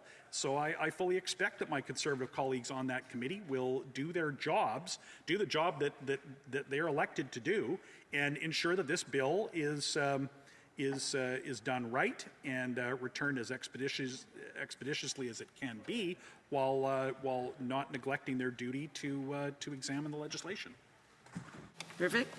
And I just, before we go up to the next speaker, I just want to remind members, if they're taking if they're going to be speaking, that to make sure their phones are not on their desk, because it causes problem unless their phone is on airplane mode. The reprise de débat, resuming debate, the honourable for Hastings, Lennox, and Addington. Thank you, Madam Speaker. In my previous role, I had the great privilege of sitting on National Defence Committee and dealt with a great many issues related to our Canadian Armed Forces, from housing to procurement, access to medical care and supports, recruitment, retention, and closing the commitment capability gap. I was honored to get a near first-hand account of many of the issues DND and the CAF are facing every single day. While these are all incredibly important issues, they desperately need immediate and full attention by this government. There was one in particular that stuck with me, an issue that my colleague on the Status of Women Committee have seen and studied far too often: violence against women. In this session alone, the committee has studied violence against Indigenous women in the context of resource development, interpartner violence, and we are currently in the middle of a study on coercive behaviour. In fact, Madam Speaker, in the last Parliament actually studied the very issue that led to today's legislation, sexual misconduct in the Canadian Armed Forces. Having sat on these two committees at length, so far, the intersection of national defence and violence against women are issues that I, along with my colleagues, are acutely aware of and uniquely positioned to speak on. Sexual misconduct in the Canadian Armed Forces is particularly close to my heart, as I have the honour of representing the brave woman that first brought the issue into the public sphere 26 long years ago by appearing on the front cover of Maclean's magazine. Dawn McLemoyle with the words, "Rape in the Military," emblazoned on the front page beside her photo.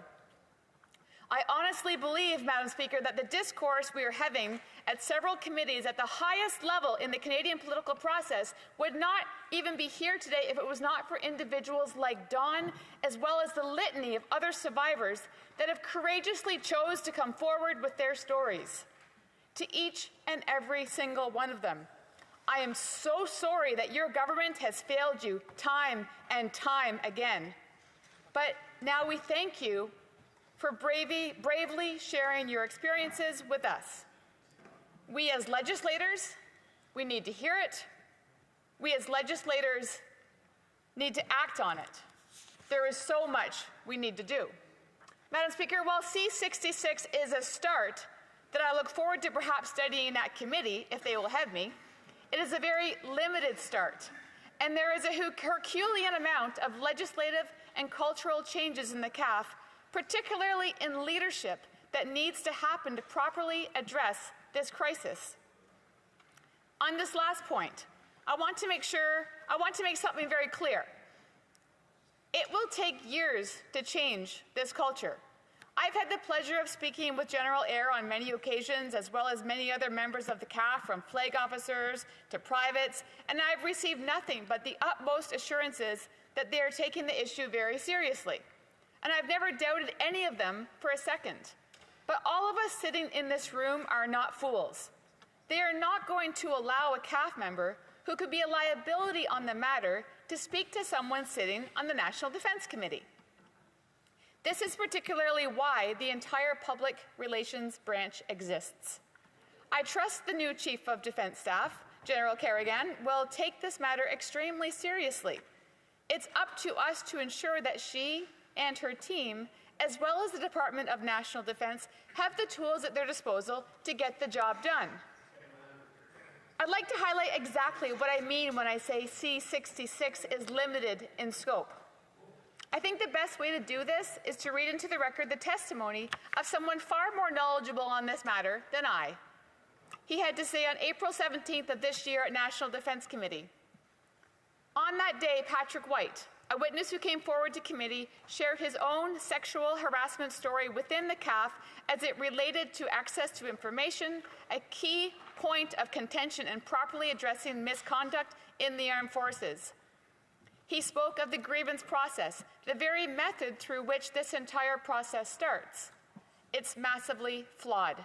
One of his many salient points is as follows. The grievance system, as it stands, requires individuals like me and others to spend our limited part-time, our free time, to fight a system that is paid and employed full-time to fight back. That's the challenge I have. I'm not an expert on military regulation, military law, etc., but they have access to all of those resources. They also have access to legal advice on those issues. Members don't.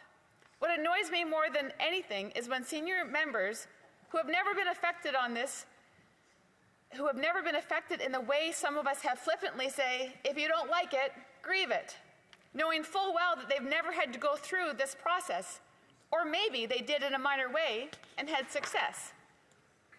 Unfortunately, C66 does not amend the grievance section of the National Defense Act in any way, shape, or form. It addresses a very specific element of a crisis that is caked in generations of institutional rot, flippant indifference, and outright arrogance in the Canadian Armed Forces, in the National Defense, and in Parliament.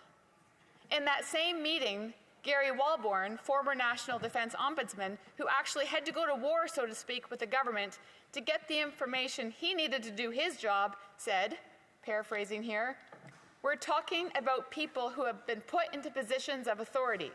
There are guidelines on what they're supposed to do. They're well written. However, it's funny that the farther you get up the ladder, the thinner the air gets. I'm sure that's what happens, and the blood rushes to their heads or their egos. We have a system in place. It's circumvented by people in the system. So how do we change the culture? I'll go back to this again. We have to start rewarding proper behavior and punishing bad behavior. Why do we promote people when they do the wrong thing? Others come forward and offer themselves up saying, listen guys, this is what's going wrong. Can we get a little help here? These people are turned on. You absolutely have a fundamental flaw here, but it's not with your policies. Your policies need updating. Sure they do. And you need to adjust a few, add a few things to them, and bring in a few more nuances and codicils there. But what we have to get at is the behavior of the people currently sitting in the seats. Mr. Walborn is extremely clear. We don't have a policy problem, we have a people problem. And we cannot fix our policy problem if we do not fix the people problem. Any framework set up by any legislation will just fall victim to the same institutional cancer that every single policy framework, D&D and CAF, relating to justice for victims and survivors has since women first entered our armed forces, and quite frankly, festered for decades beforehand. Again, Madam Speaker, to quote Mr. White, if I could leave the committee with one final point to think about, it's that if you really want to get to culture change and solve these issues, you need to look at every single aspect of the system and understand how it feeds back in. That includes the honors and recognition system, the promotion system, the grievance system, and the military police system. All of it, but with a central view of what the effect would be on these sorts of things that we get to. Madam Speaker, correcting the colossal problem starts with us. First, our willingness to actually address the change, and second, our willingness to strengthen, entrench, and enforce legislation and policy that holds public officials, including those in the Canadian Armed Forces, public servants, and ourselves as legislators accountable. While C66 does address some very specific issues in the CAF, there is still no single 35-page bill that will solve a 50-year crisis in the making. C66 needs to be the first of a suite of legislation brought forward in the place to fix the crisis in the CAF, and it needs to continue past the Liberal government, whenever that may be, into the next, whoever that may be, and it needs continued support from all parties involved. Without that willingness to move forward, men, women, and marginalized Canadians will continue to be victimized, not just in our armed forces, but our public service and society writ at large. Madam Speaker, I'd like to end by addressing the men and women of the Canadian Armed Forces directly, both current and former.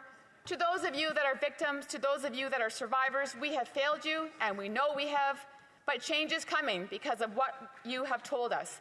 To the vast majority of armed force members who recognize there is a problem but feel helpless because of a broken system that punishes speaking out of drawing attention to inappropriate behavior, stay strong. I'm not here to admonish you.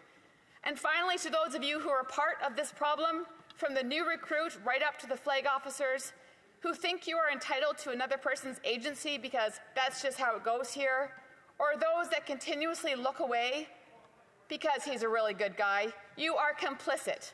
If what I have said upsets you today, good. I want you to be upset. I want you to lay awake at night and every night worry. Worry that the system has enabled and protected your behavior for generations, will collapse, and expose you for what you are. You have no place in the Canadian Armed Forces, and you never have. Sorry, the honourable member's time is up, and the time for this debate is up. The honourable minister has a point of order. Madam Speaker, given that all members in this House have spoken in favour of the legislation before us, would there be unanimous consent to allow Bill C-66 to be sent to committee? Sure. Why not? Why not? What's wrong with that? All those opposed to the honourable minister moving the motion will please say nay. The House has heard the terms of the motion. All those opposed to the motion will please say nay. No, sorry, nay. There's no consent. Okay. There's no consent. The honourable member will have 5 minutes of questions and comments the next time that this matter is before the House. It being 5:42, the House will now proceed to the consideration of private members' business as listed on today's order paper. What did you gain by that? Private members' business, resuming consideration. Private members' business, resuming consideration at second reading of Bill C-223, National Framework for a Guaranteed Livable Basic Income, standing in the name of Ms. Gazan. It's not in my control. You can't expect us to say yes to something. Yes. Order. I'm trying to get the House procedure continuing, and it's very difficult to do that when the clerk's trying to read what we are going to be debating and when individuals are trying to have a debate across each other, across the floor. And so we are now resuming debate, reprise de débat. The honourable member for Winnipeg South Centre. Thank you very much, Madam Speaker. It's always a pleasure for me to rise in this House on behalf of those I represent in Winnipeg South Centre. Madam Speaker, I want to thank my colleague across the way from Winnipeg Centre, who is also a neighbour of mine. Our constituencies border one another. And I know that the member for Winnipeg Centre comes to work every day, Madam Speaker, with a genuine desire to advocate for those that she serves. And in many instances, Madam Speaker, those that she serves are amongst the most impoverished in our city and in our country. During my years, Madam Speaker, as an educator, as a teacher and a principal in particular, I learned a lot about the various things that are required for kids and their families to live a successful and healthy life.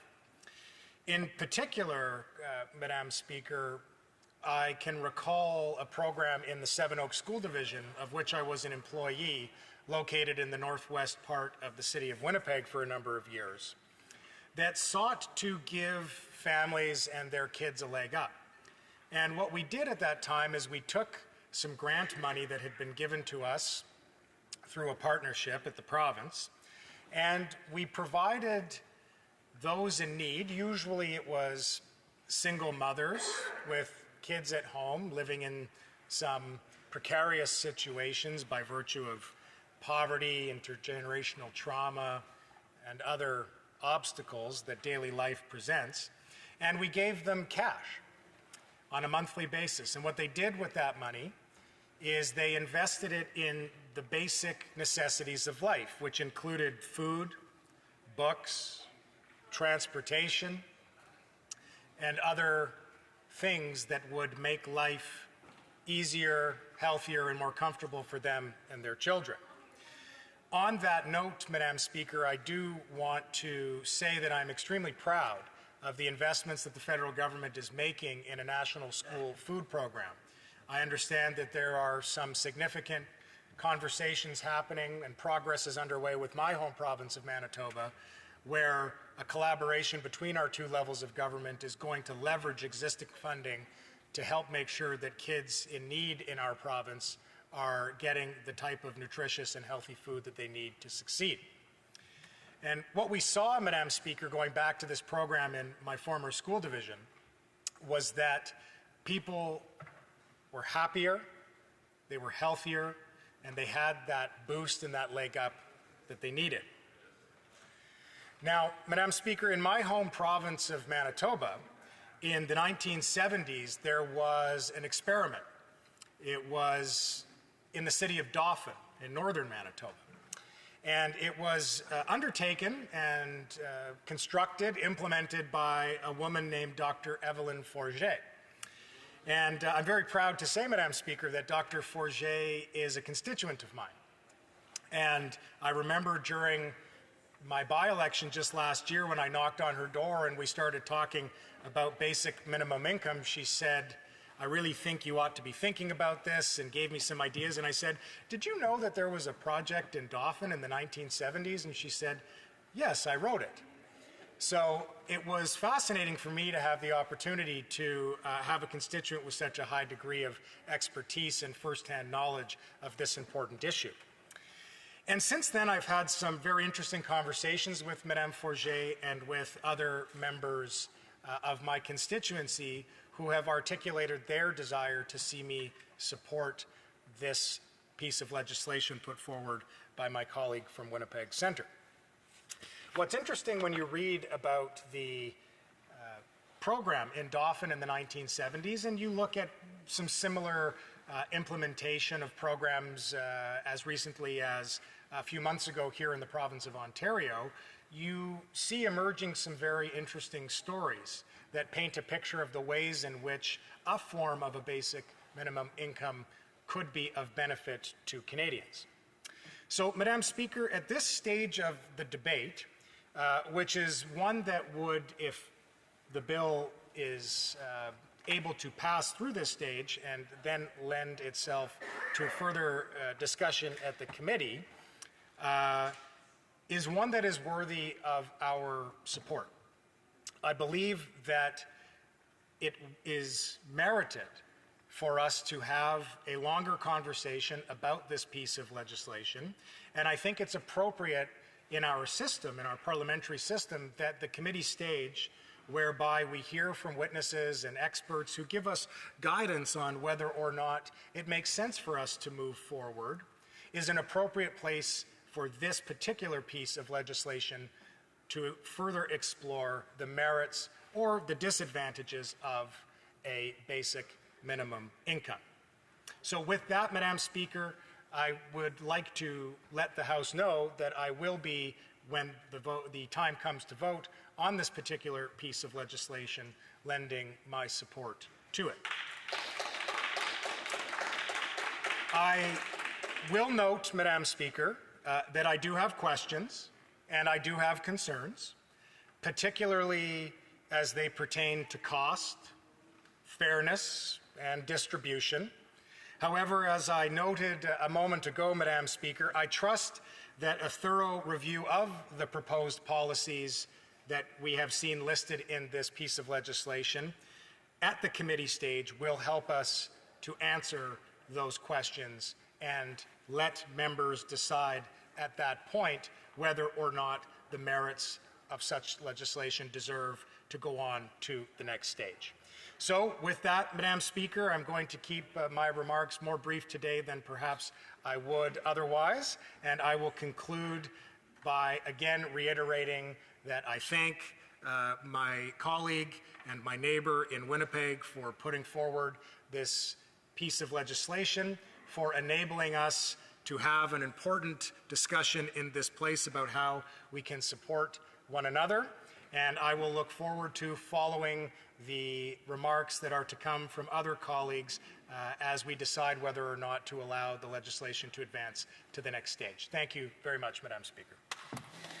Resuming debate, the honourable member for Calgary-Shepherd. Thank you, Madam Speaker. So it's always a great privilege to rise in the House to speak on behalf of the residents of Calgary-Shepherd, who over the past basically 2 years have written to me on multiple occasions, both for and against universal basic income, and specifically on this legislation as well as what I'll call its partner legislation that is in the Senate as well, which very confusingly has almost the same numbers, so sometimes people get them confused with other bills, and it's very difficult to understand when they send you in the subject line this particular bill, but they don't explain S or C, and then you're trying to figure out, are they talking about certain legislation or others? So I'm always looking to respond to them, but sometimes I get it wrong.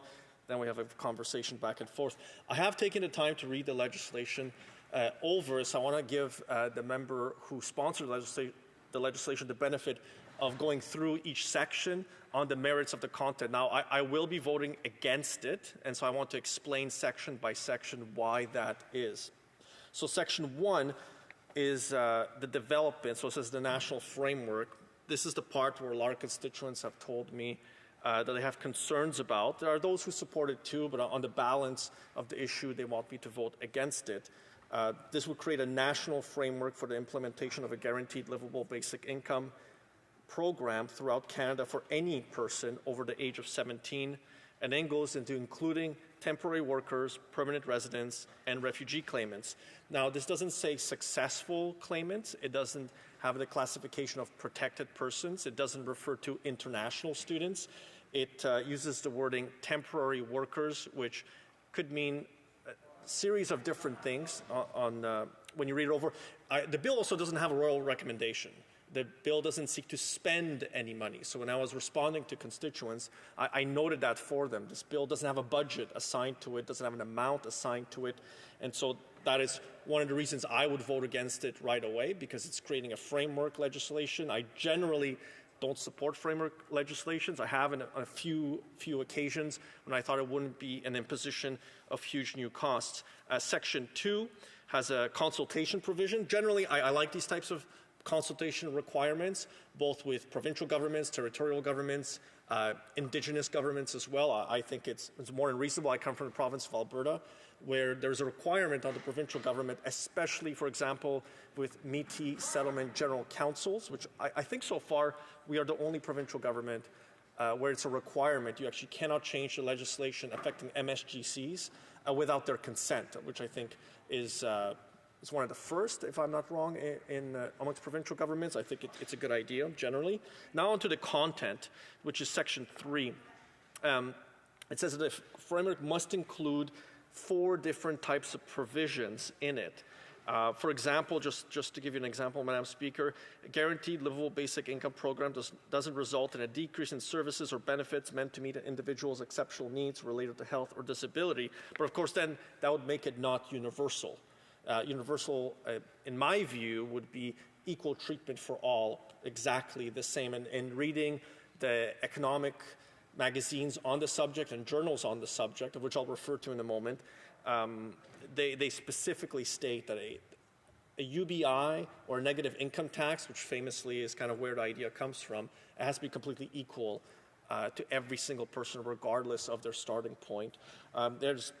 information in here ensuring participation, education, training, or the labor market is not required in order to qualify for a guaranteed livable basic income, which then and I would have questions then about temporary workers being made eligible for something like this. And international students, like I said, are not mentioned, but international students as of September 1st of this year can continue to work 24 hours in our labor market. But if their non-participation would allow them to participate in this, except they're specifically excluded in Section 1. I just wonder whether that was intentional or not. I don't know. There's a second section here that create national standards for health and social supports that complement a guaranteed basic income program and guide the implementation of such a program in every province. So I have two major concerns: provincial jurisdiction. This is an encroachment into a provincial jurisdiction. My province gets to set what programs it wants. It doesn't have to in any way submit to the federal government when it's purely with its own provincial jurisdiction. That's one. Setting national standards encroaches on provincial jurisdiction. I'm sorry, on healthcare, social supports, my province has an AISH and PDD programs, many others, and it's an encroachment to set a national standard, even if you consult with them. Consultation doesn't always lead to agreements, and our Constitution is very clear that there are areas of exclusive jurisdiction. I know that's a comment often made by Quebec members of parliament from different political parties, but it's one I think a lot of us Albertans make as well, is we have exclusive jurisdiction in many areas, and we want the federal government to stay out of them. The A component here, again, talks about what would constitute a living basic income in each region of Canada without spelling out what region would mean. In the Constitution of Canada, regions is actually separated into four if you use the Senate rules, and it has Western Canada, Ontario, Quebec, and Atlantic Canada, which hopefully that's not what region means in this sense, because I think our state has evolved quite significantly, where now the province of Alberta and the province of British Columbia combined together have a bigger population than the province of Quebec. If I go on here, there's a framework that's required to be tabled. And there's more information on when it must be tabled, when must the report be provided to the House. So I have a Yiddish proverb, Madam Speaker, as I always do. I did forget to give one when I started speaking on C-71, which I will always admonish myself for doing so. So it says, he who is aware of his folly is wise. And I think in this instance, it's one of those situations where in the moment that we are in, let's look at what's going on so we don't do something rash with our finances. We're facing a $40 billion deficit, and I wonder how will we pay for this. And Jim Seeley in my writing was actually the one that wrote this great email just asking a lot of questions about cost, percentages, who'd be eligible, how would CPP work, how would old age security work, just questions and questions and questions that he was wondering about. And I had to tell him, I don't know, I'm not quite sure. I did go and look, though, at the government's projections for future years. When does it expect to have a surplus? And then from a surplus, presumably, you would be looking then at, could you do a universal basic income? Could you do a negative income tax? There's a $20 billion deficit in the last financial year that's forecast. The government of Canada expects to accumulate a deficit of $157 billion by fiscal year 2028-2029. $157 billion, Madam Speaker. That's without any new spending announcements. That means no new public infrastructure dollars added on top of what's already been announced. That means no new procurement. That means nothing new, nothing extra above and beyond that. And they would still run a $20 billion deficit. So how would this all be paid for is what I wonder. And finally, like I mentioned, the negative income tax, this has been something that's been talked about for at least the last 50 to 60 years. It was first produced in a newspaper by the Nobel Prize-winning economist Milton Friedman, now oftentimes tagged as an economist of the right. I don't think that's entirely fair to him. I think on UBI, NIT, whichever acronym you want to use, and they work in a slightly different way, but their goal is sort of the same. He recognized that a lot of public advocates on the left generally were very enthusiastic about the ideas he explained, especially the mechanisms it would work on and its end goal. And those public advocates on the right said that they were much less enthusiastic and actually heavily criticized him at the time that he wrote the journal, so he recollected about this quite often. There's a great YouTube video I send to constituents quite often for them to hear from the expert and from him basically on the logic of how it would work. But one of the things about UBI or NIT that he talked about, so these are his thoughts on the subject, is that you would have no other welfare programs competing at the same time, and you would have much less of he called civil servants, he called them nannies, that would look over the spending of citizens, of how they were living their lives and what they were doing. So I really hope, Madam Speaker, just back to my Yiddish proverb, that we would be careful with the public's finances. We see it reflected in the polls, but I heard it at the doors while I was door knocking in my riding of Calgary-Shepherd.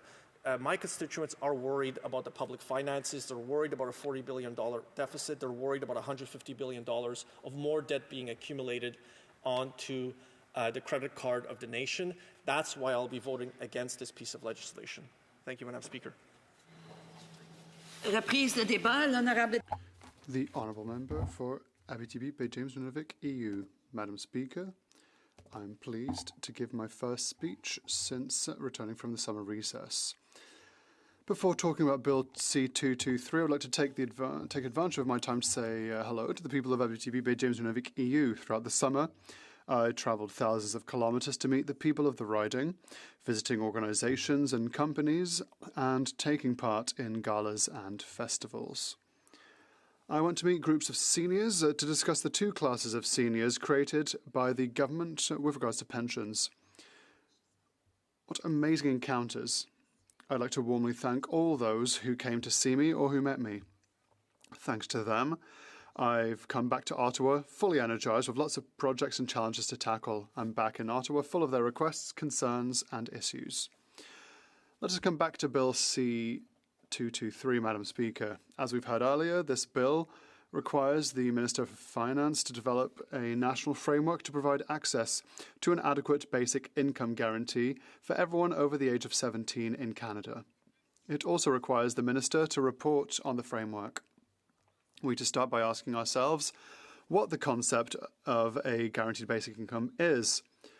According to the Library of Parliament's legislative summary for Bill S-233, a basic income guarantee is a transfer of money from the government to individuals or families to provide them with a basic income below which they cannot fall. You know, Madam Speaker, this summer I heard a lot of good stories from my fellow constituents, but I've also heard some not so good ones. These are very difficult times. Everything is more expensive and many people simply can't cope anymore. Some have reached the point where they have to choose between buying their medicine, paying their insurance, or eating properly. For example, there's a mother of a 3-month-old baby who chose to feed her child tinned ravioli because it's cheaper.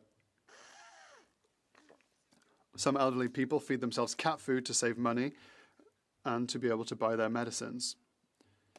I met workers who can no longer afford accommodation, have to sleep on their family or friends' sofas or live in their cars. So the intention of this bill is noble, Madam Speaker. But unfortunately, this is another centralising bill that flats the jurisdictions of Quebec, the other Canadian provinces and the territories. What is more, it does not take into account Quebec's particularities and the particularities and characteristics of other Canadian provinces and territories.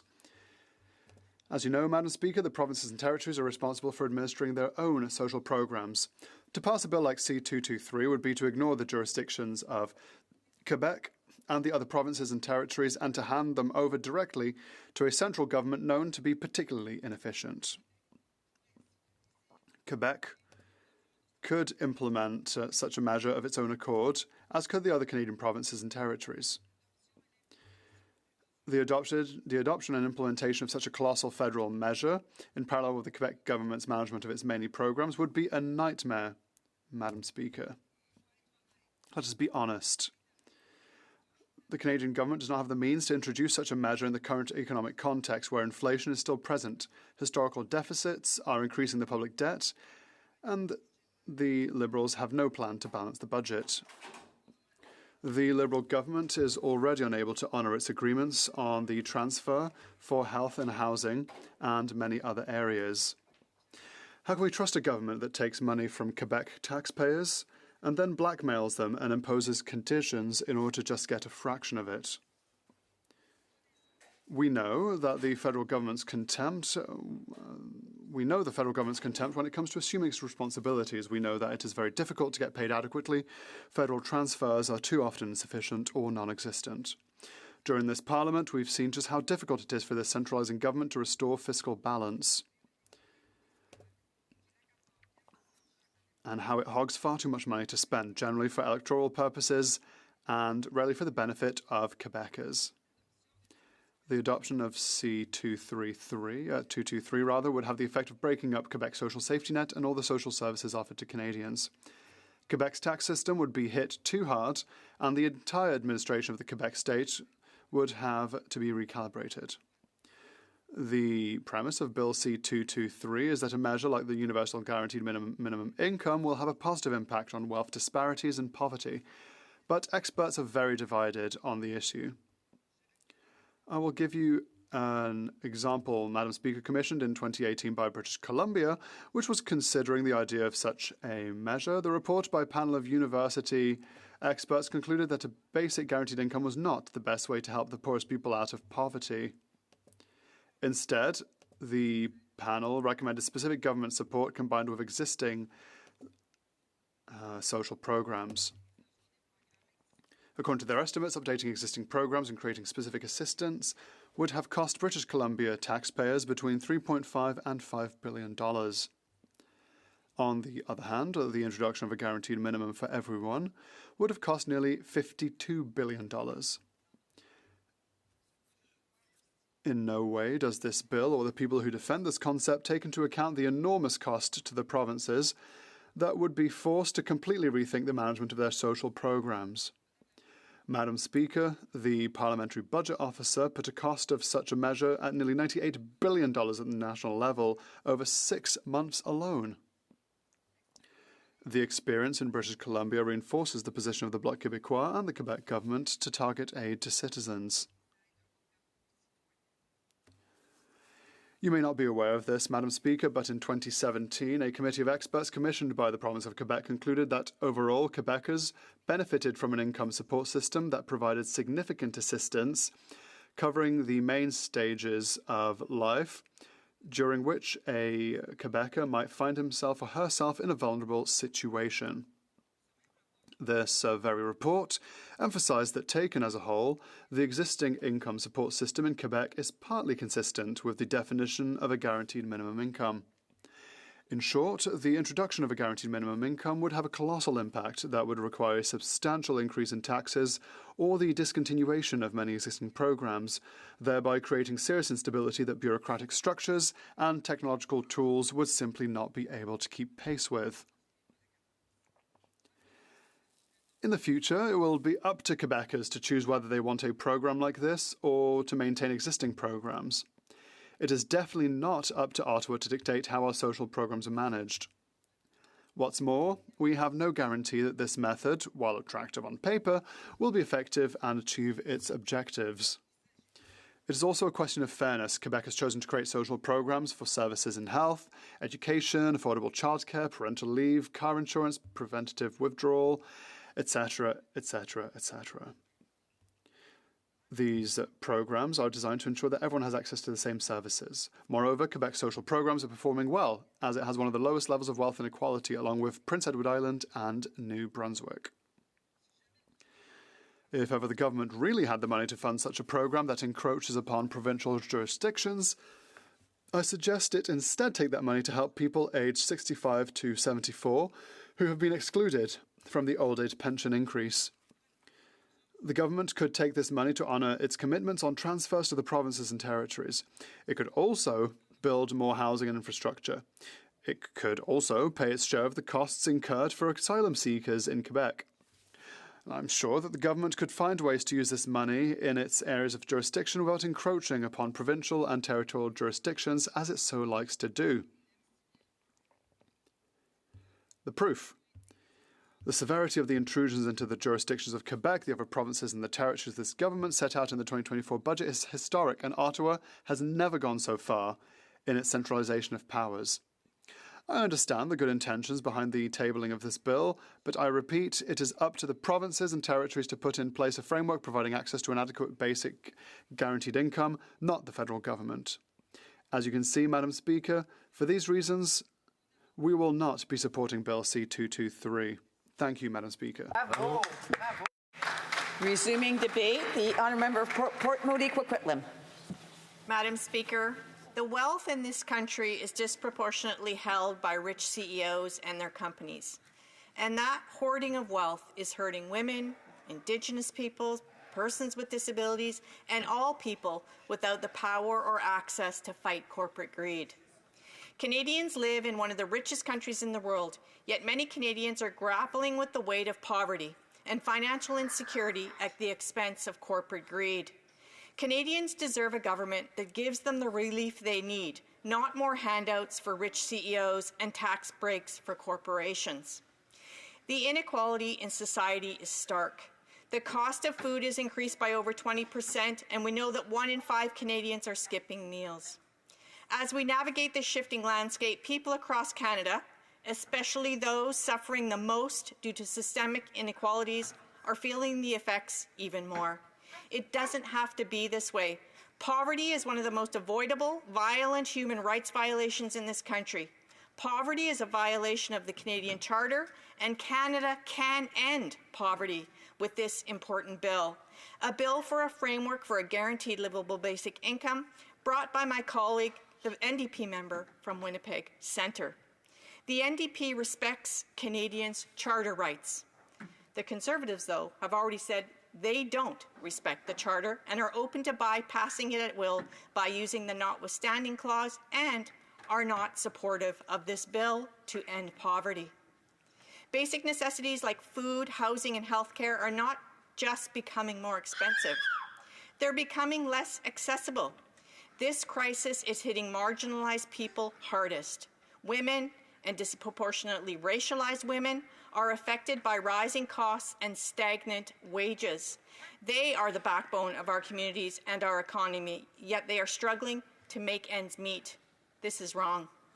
Under the Liberals' watch, we have seen basic necessities grow increasingly out of reach.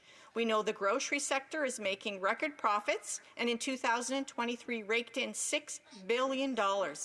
This is unconscionable when families are struggling to feed their children, and workers across this country have to choose between rent and food.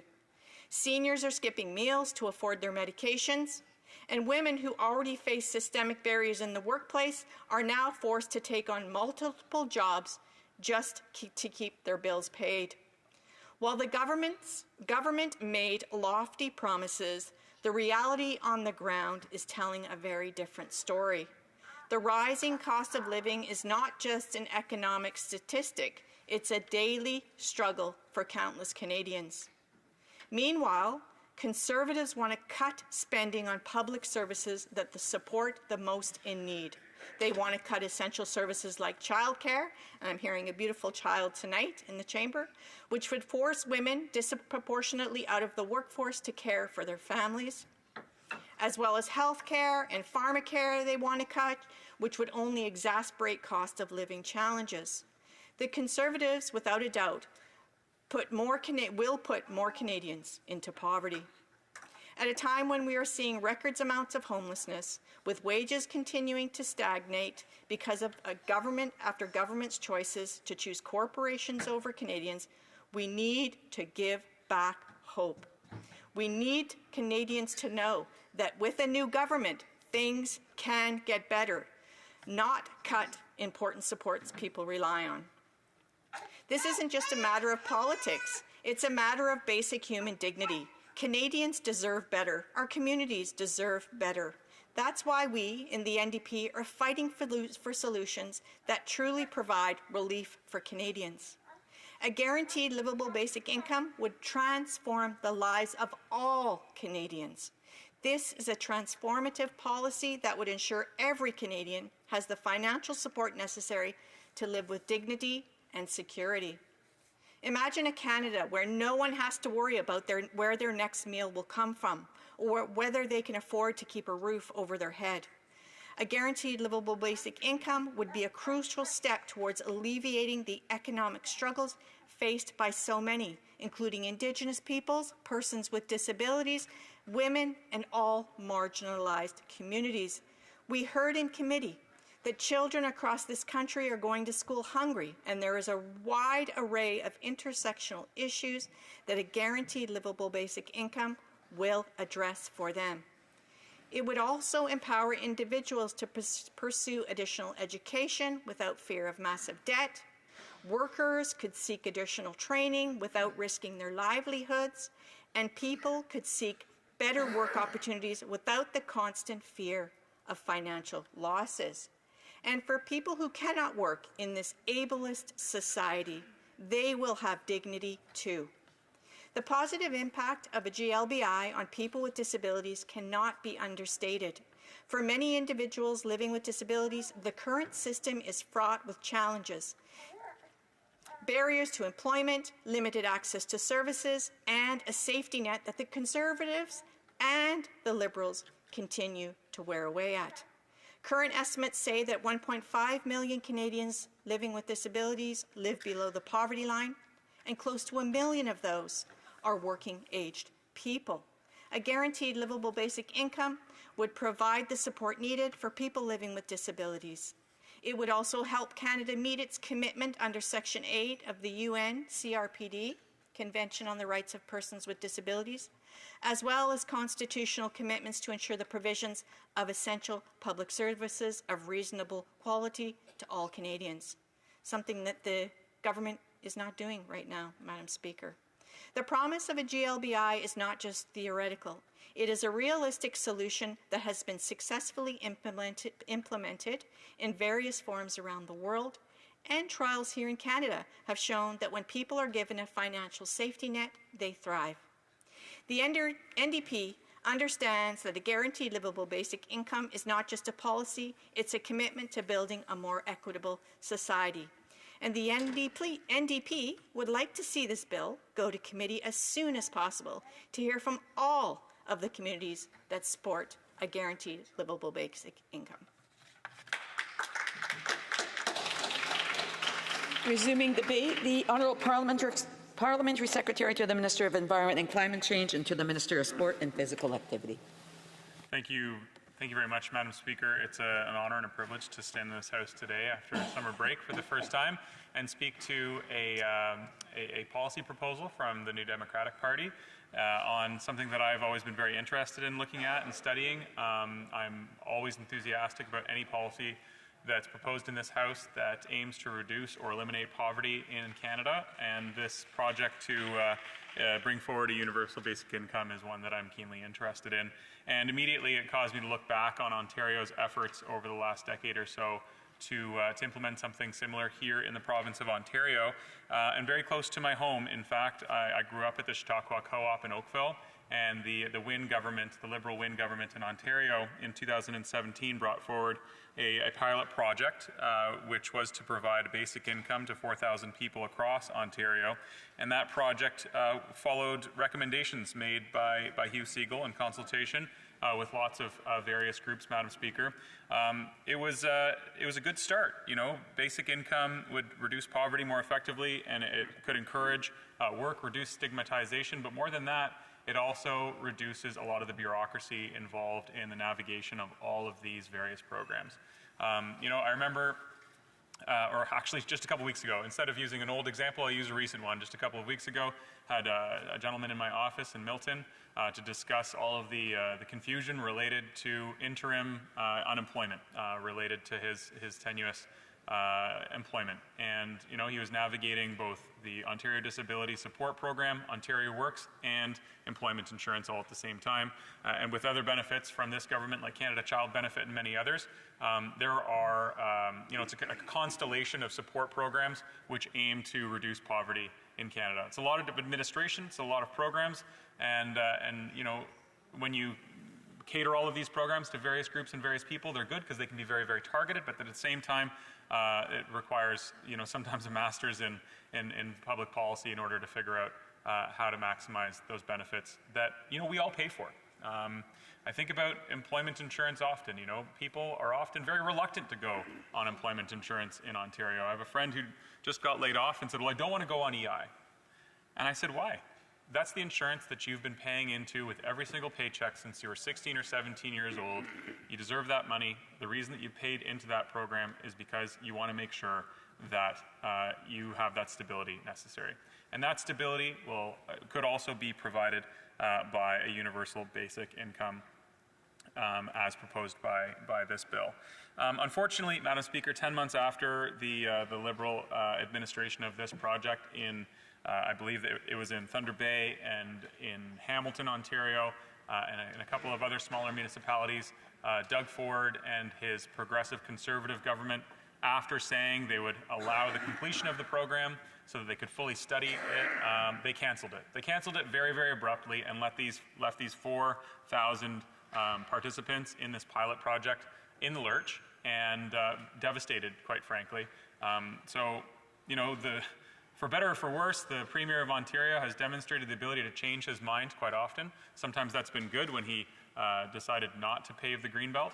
And other times like this, he went back on his word and canceled a program which he said was worth completing. It was worth completing, and this is worth studying.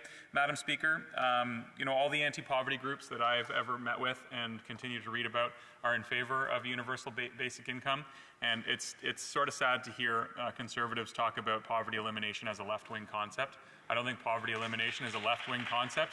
I think it's for everybody in this House. I think we should all be concerned with how legislation encourages poverty, creates poverty, and sustains poverty in Canada.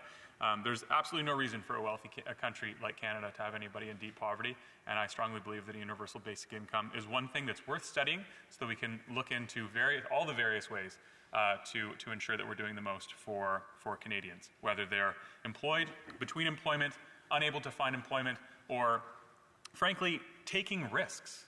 Conservatives like to talk about how it's important out there in the real world, despite their leader never having really ever ventured there, to be able to take risks financially. And if you want to innovate, if you want to do art, if you want to practice something new, that might take some time. And I love the idea that the universal basic income or a guaranteed livable income would provide people with the ability to take those risks, innovate, try something new, create art, maybe even try out for a new team or something like that, showing my stripes as an athlete. So I applaud the member from the New Democratic Party for their work on this, and I'm looking forward to hearing more throughout the debate. I would cede the rest of my time to the New Democrats. Thanks. Resuming debate, the Honourable Member for Central Okanagan, Similkameen Nicola. Thank you, Madam Speaker, and as always, it's an honour to rise on behalf of the good people of Central Okanagan, Similkameen Nicola, and to speak on a topic that I know that there are a range of views, and in a democracy we can disagree, but I would say everyone who's spoken tonight obviously believes that Canadians, particularly those living in poverty, I spoke earlier today in a statement about how being part of being Canadian is to try and help one another. So I think many of the sentiments is good. It's just how best to achieve that. And so while I certainly will take issue with elements that are presented here tonight, I do want to acknowledge that the member has submitted an idea for debate that she feels very strongly on and deserves credit for having brought the issue to the forefront. Madam Speaker, Bill C-223, an act to develop a national framework for a guaranteed livable basic income. First of all, I think it's important to say what this particular piece of legislation would do. It would not actually enact a guaranteed livable basic income. It is more of a discussion, a framework to have further discussions so that at some point there could be some sort of report that's done by the minister after discussing such a framework with and doing subsequent work to it. Now, let's just start with this first. There's lots of discussion. Milton Friedman, famous American economist, some would argue one of the greatest economists of all times, talked about a reverse income tax that would be able to pay people for along the same types of things. So this is not something that's just found in left-wing politics. Some people have mentioned former Senator Siegel, who has a long career in Canada. So this is an area that has advocates both on the left of the political spectrum as well as the right. What I would say, Madam Speaker, more than anything else today is two things. First of all, I'm speaking personally. I follow what political philosopher Karl Popper used to discuss, the use of something called reverse utilitarianism. So you may recall, Madam Speaker, that utilitarianism is usually public policy that is meant to do the most good for the most people and to increase the general happiness for the most people. Reverse utilitarianism is actually to reduce the suffering of those that suffer the most. So anytime we have this question about universal programs, we have to say who would be receiving said programs. And universal programs are not cheap, Madam Speaker. That means that every single person, regardless of their condition, would have at their ability, just by choosing to opt into this framework to receive money from the federal government, would have that choice. But we don't talk about the people, Madam Speaker, persons with disabilities, those that have the toughest situation. We're actually, by giving money to those that are able, we actually take away resources that could go towards helping those that have the most severe issues so that they can live a fulfilling life within society. And I think that's something we always best keep in mind. In fact, when the BC NDP government established a panel that did a report in 2020, this is one of their key concerns, Madam Speaker, is that by simply giving out money, it doesn't necessarily mean that those who need it the most get the exact support they need.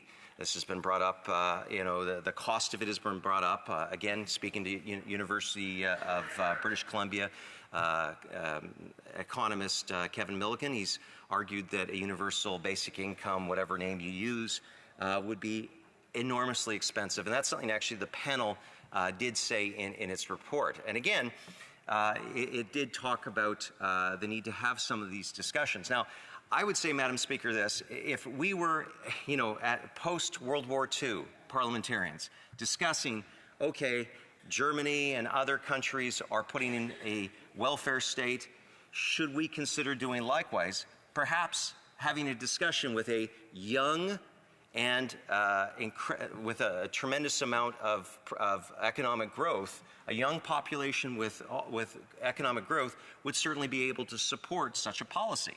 And we would have a legitimate choice between apples and oranges, the apples of the welfare state or the orange here of a universal basic income.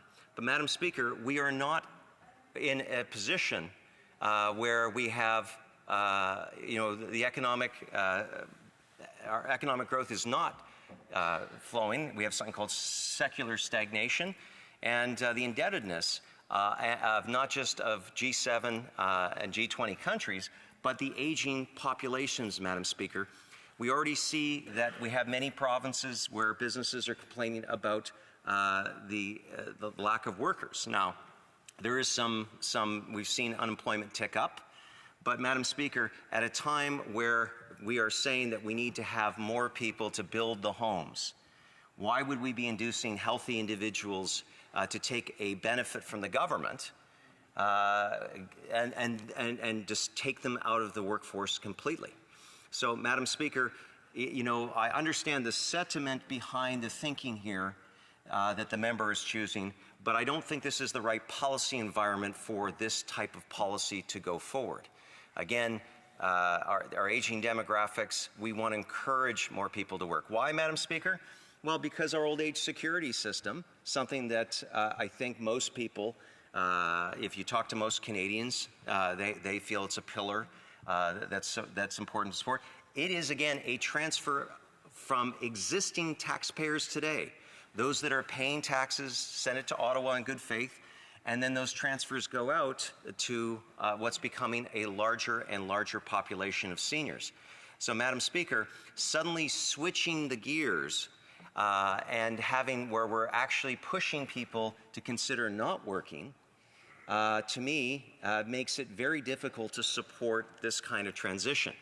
Now, bear in mind, Madam Speaker, that we also need to have the discussion that it is ultimately provinces as well that have a big role to play, as under our Constitution, they're the ones that are usually responsible for the social welfare of their population.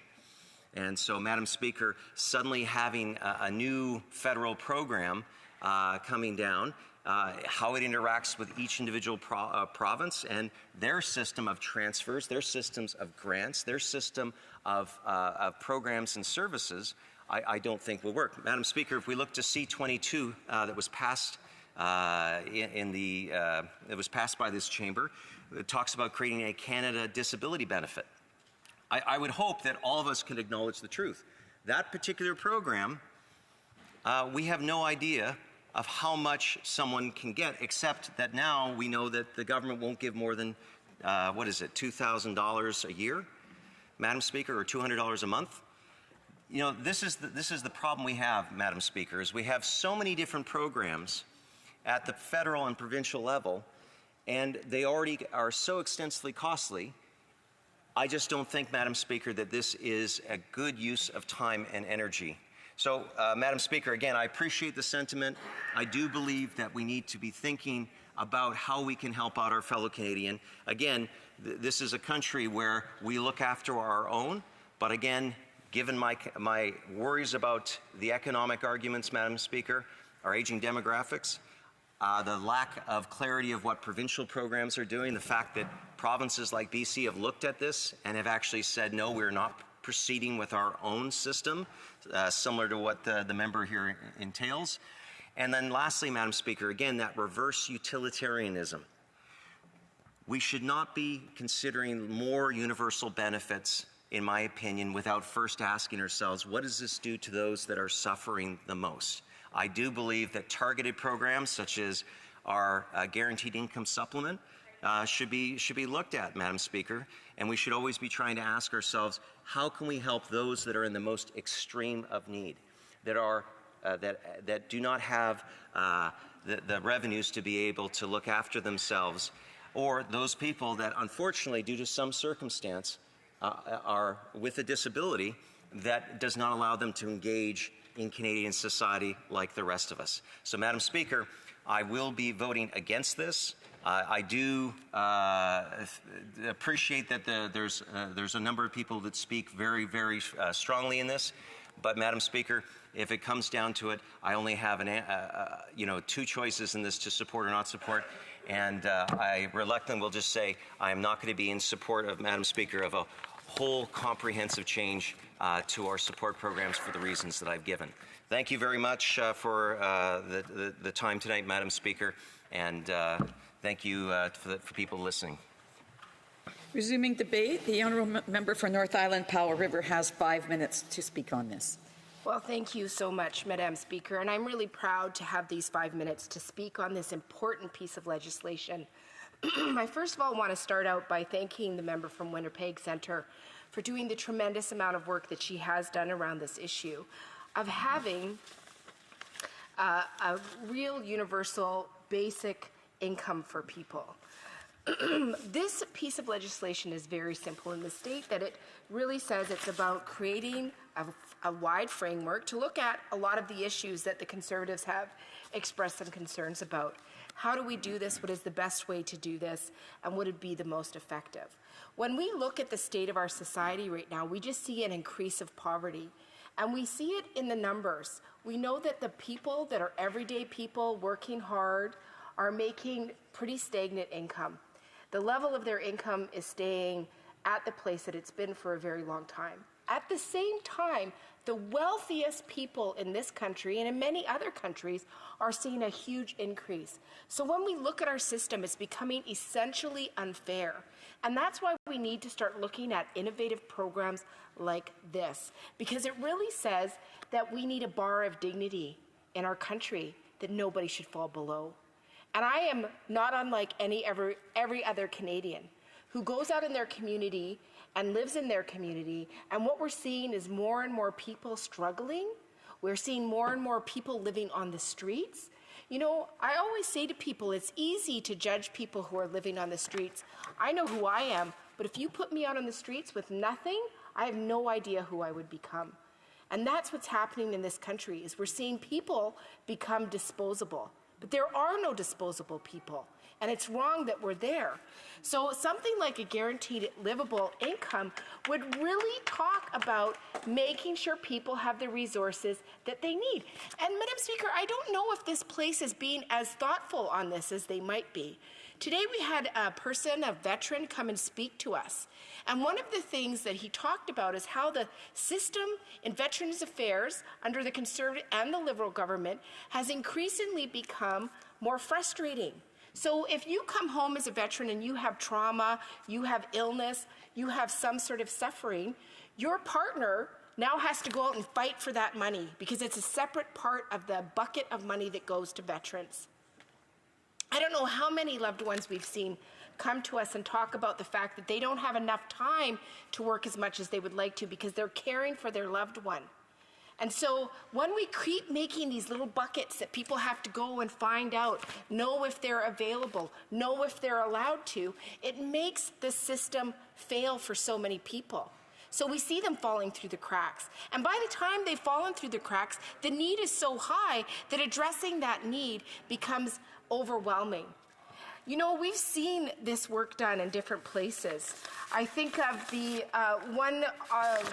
thank you, I'm just got to go through this. The one place in Ontario where the Liberal government did it not too long ago, what they saw was mental health outcomes got better. People got to work. Oh my gosh, if you're not just trying to survive and you have absolutely nothing, it's really hard to dress nice enough to go get an interview. It's really hard to find the time if you have nobody to watch your kids to get out there and do those things. When people have a stable income, it doesn't make them not work. I'm tired of listening to Conservatives say that. It's not true. People thrive in opportunity, but it's hard to thrive when you don't know how you're going to survive the next day. And I think of people in my riding, you know, I'm going to be talking about this again and again. Right now we have seniors, another guaranteed livable system in our system, which is the Guaranteed Income Supplement.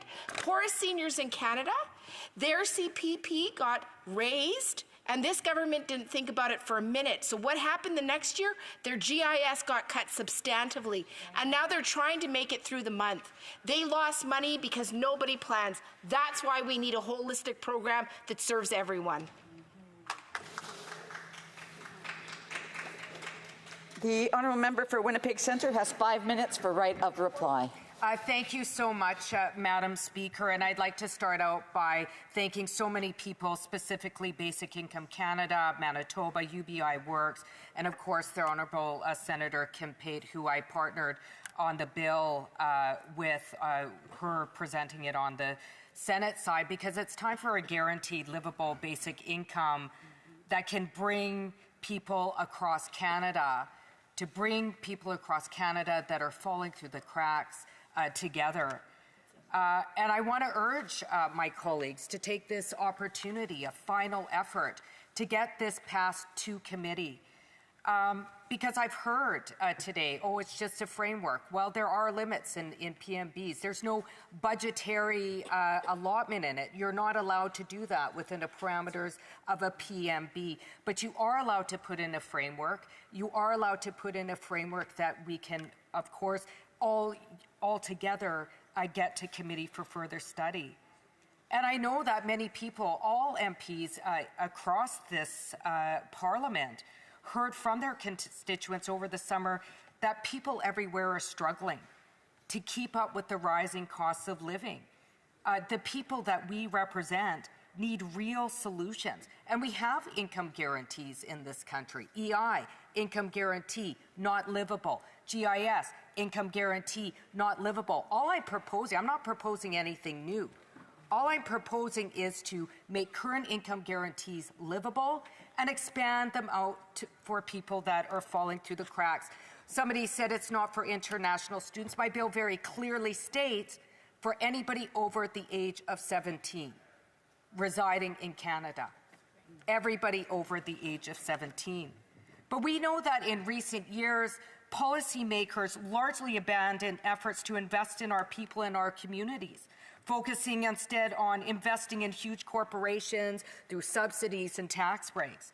So to those who say that if we have a basic income, people will stop working, that's false. Research, time and time again, has proved that's false. There is no evidence that a basic income discourages work. It does, in fact, the exact opposite. For example, the Canadian child tax benefit, for example, which is a kind of basic income in this country for families, mothers didn't work less, they actually worked more.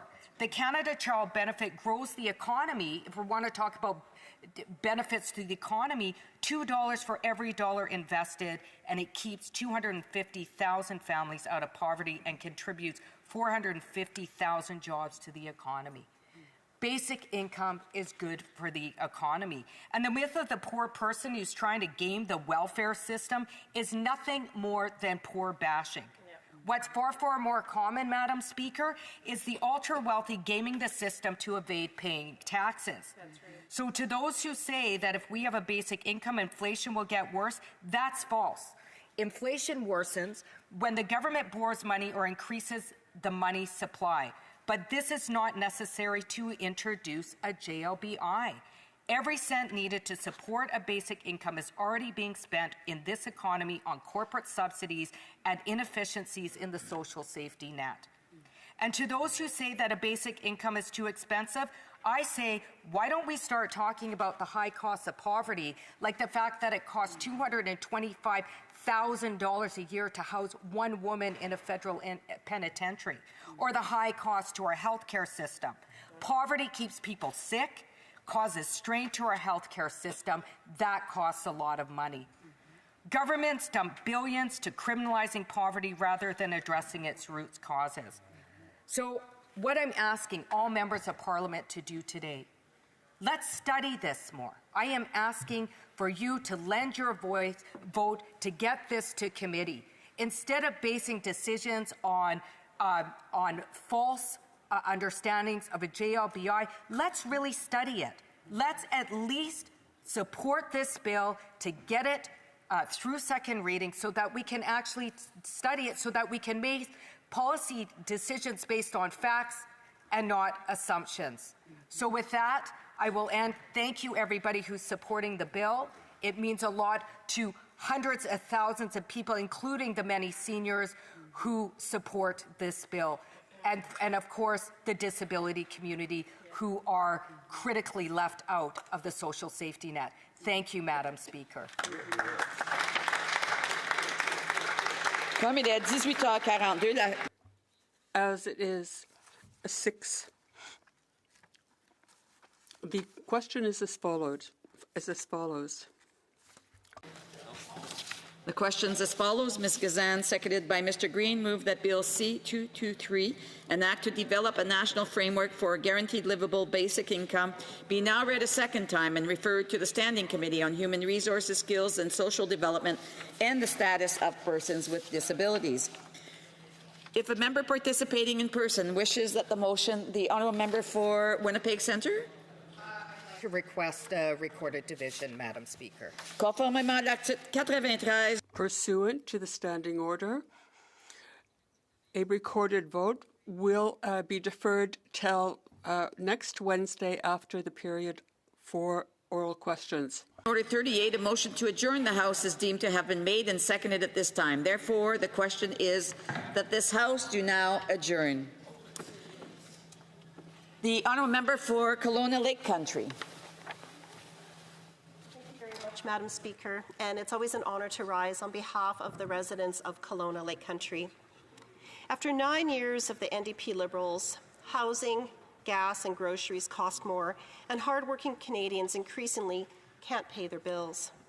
Yet this NDP Liberal government wants the carbon tax to continue to rise, to add 61 cents per litre, driving up the cost of almost everything.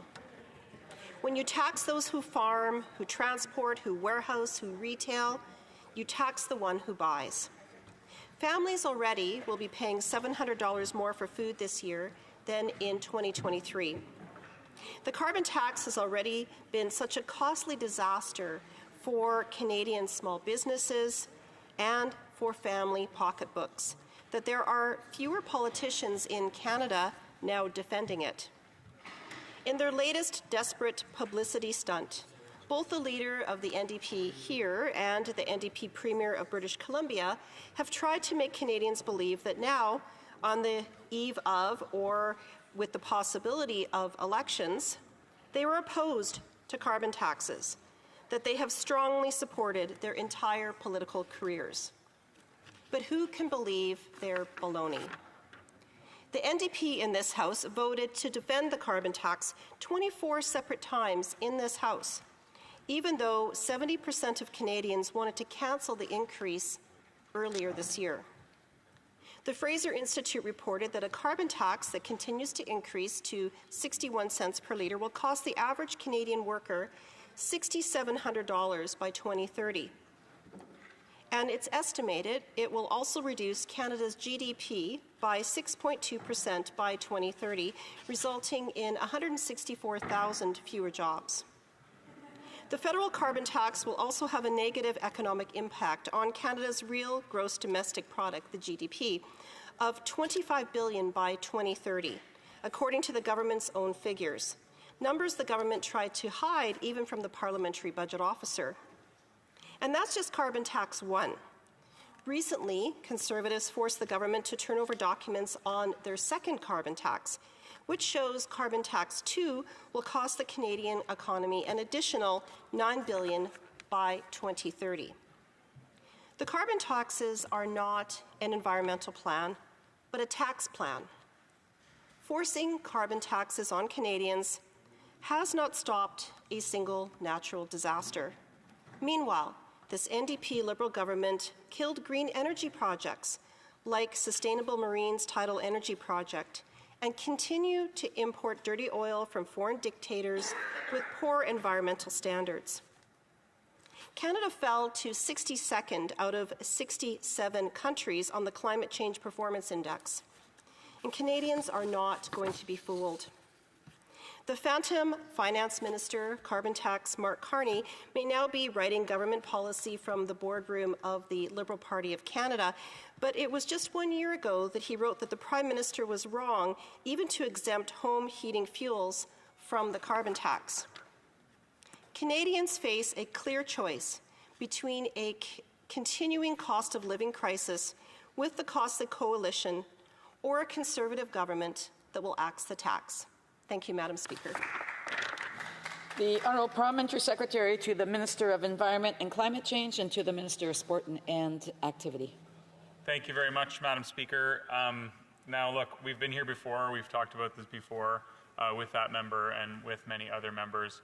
But the last I checked, Kelowna Lake Country, beautiful place, is in British Columbia. And there is no federal price on pollution in British Columbia. In fact, it was a Liberal government in British Columbia that brought forward Canada's first carbon pricing system.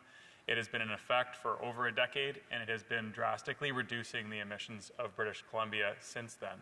And like that, Canada has also, for the first time since the 1990s, have our emissions under check. And just recently, just yesterday, in fact, the Canadian Climate Institute said that once again in 2023, Canada's emissions have fallen.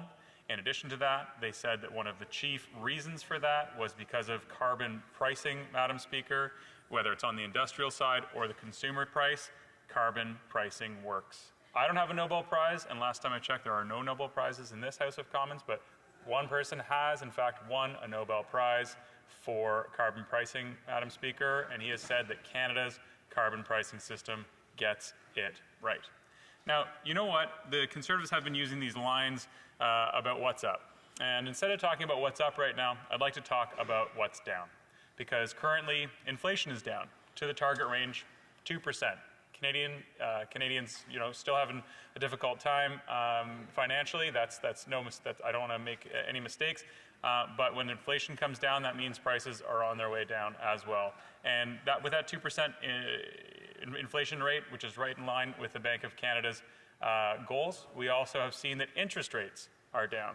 And with inflation coming down, one of the chief causes of that is lower gas prices. Gas prices have hit lows that we haven't seen since around the pandemic when they fell because people weren't driving so much.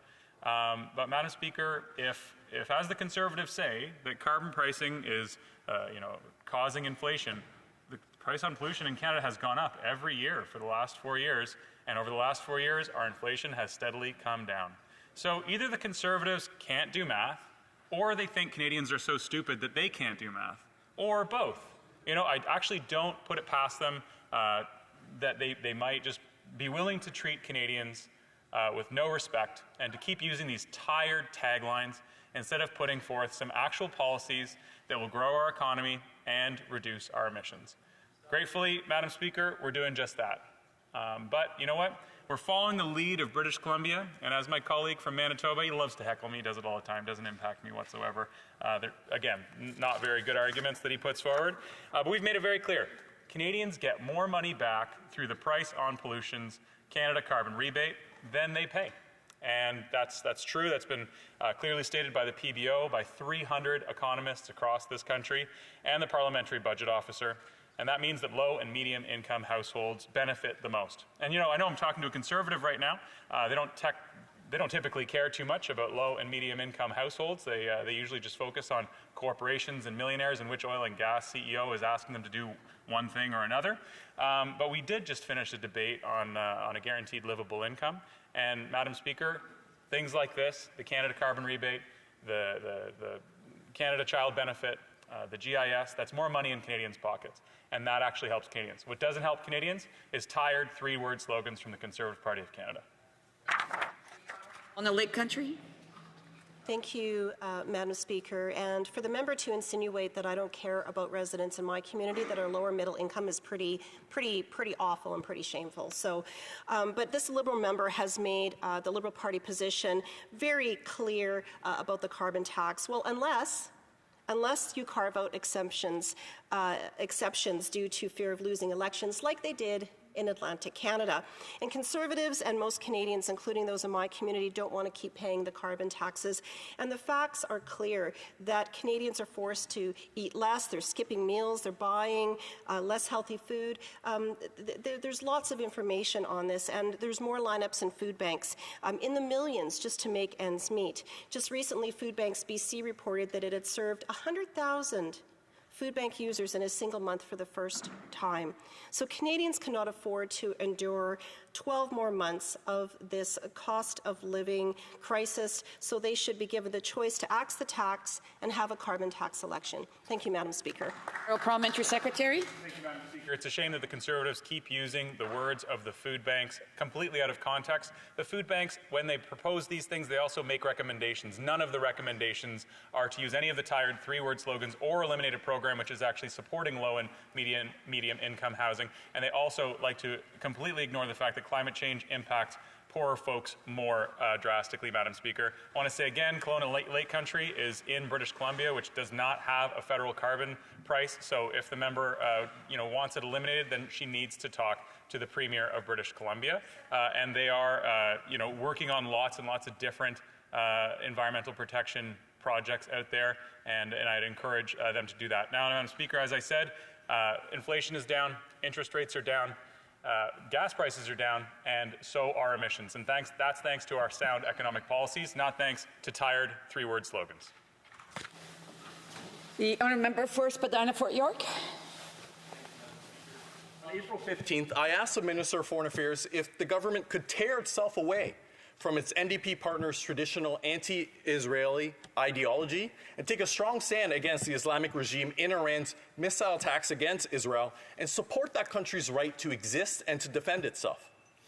Now that the Liberals no longer enjoy the unconditional love of the NDP to remain in power, is the government finally able to formulate a balanced foreign policy that supports efforts to attain peace in the region? Madam Speaker, is the government also able to fully condemn the actions of the Islamic regime in Iran, a rogue nation that supports terrorists and does nothing to restore the peace process? Canadians are also concerned, Madam Speaker, about the government's inability to combat anti-Semitism in Canada, enforce our hate laws, and remove from Canada organizations like Samidoun that are linked with a listed terrorist organization. Moreover, Madam Speaker, recently the government indicated that the Liberals are prepared to abrogate Canada's defense agreement with the U.S. by blocking the sale of Canadian arms to the U.S. that may be destined for Israel. This divergence from the existing arms agreement will not only lead to our American allies no longer thinking Canada is a reliable partner and is failing to live up to the agreement's terms, Madam Speaker, it will likely lead them to a reevaluation of our integrated defense industries. Madam Speaker, the government can't have it both ways. Either it supports Israel's right to defend itself, or it doesn't. And for 8 months, Madam Speaker, the government has not issued any permits for sending weapons or weapon components to Israel to defend itself.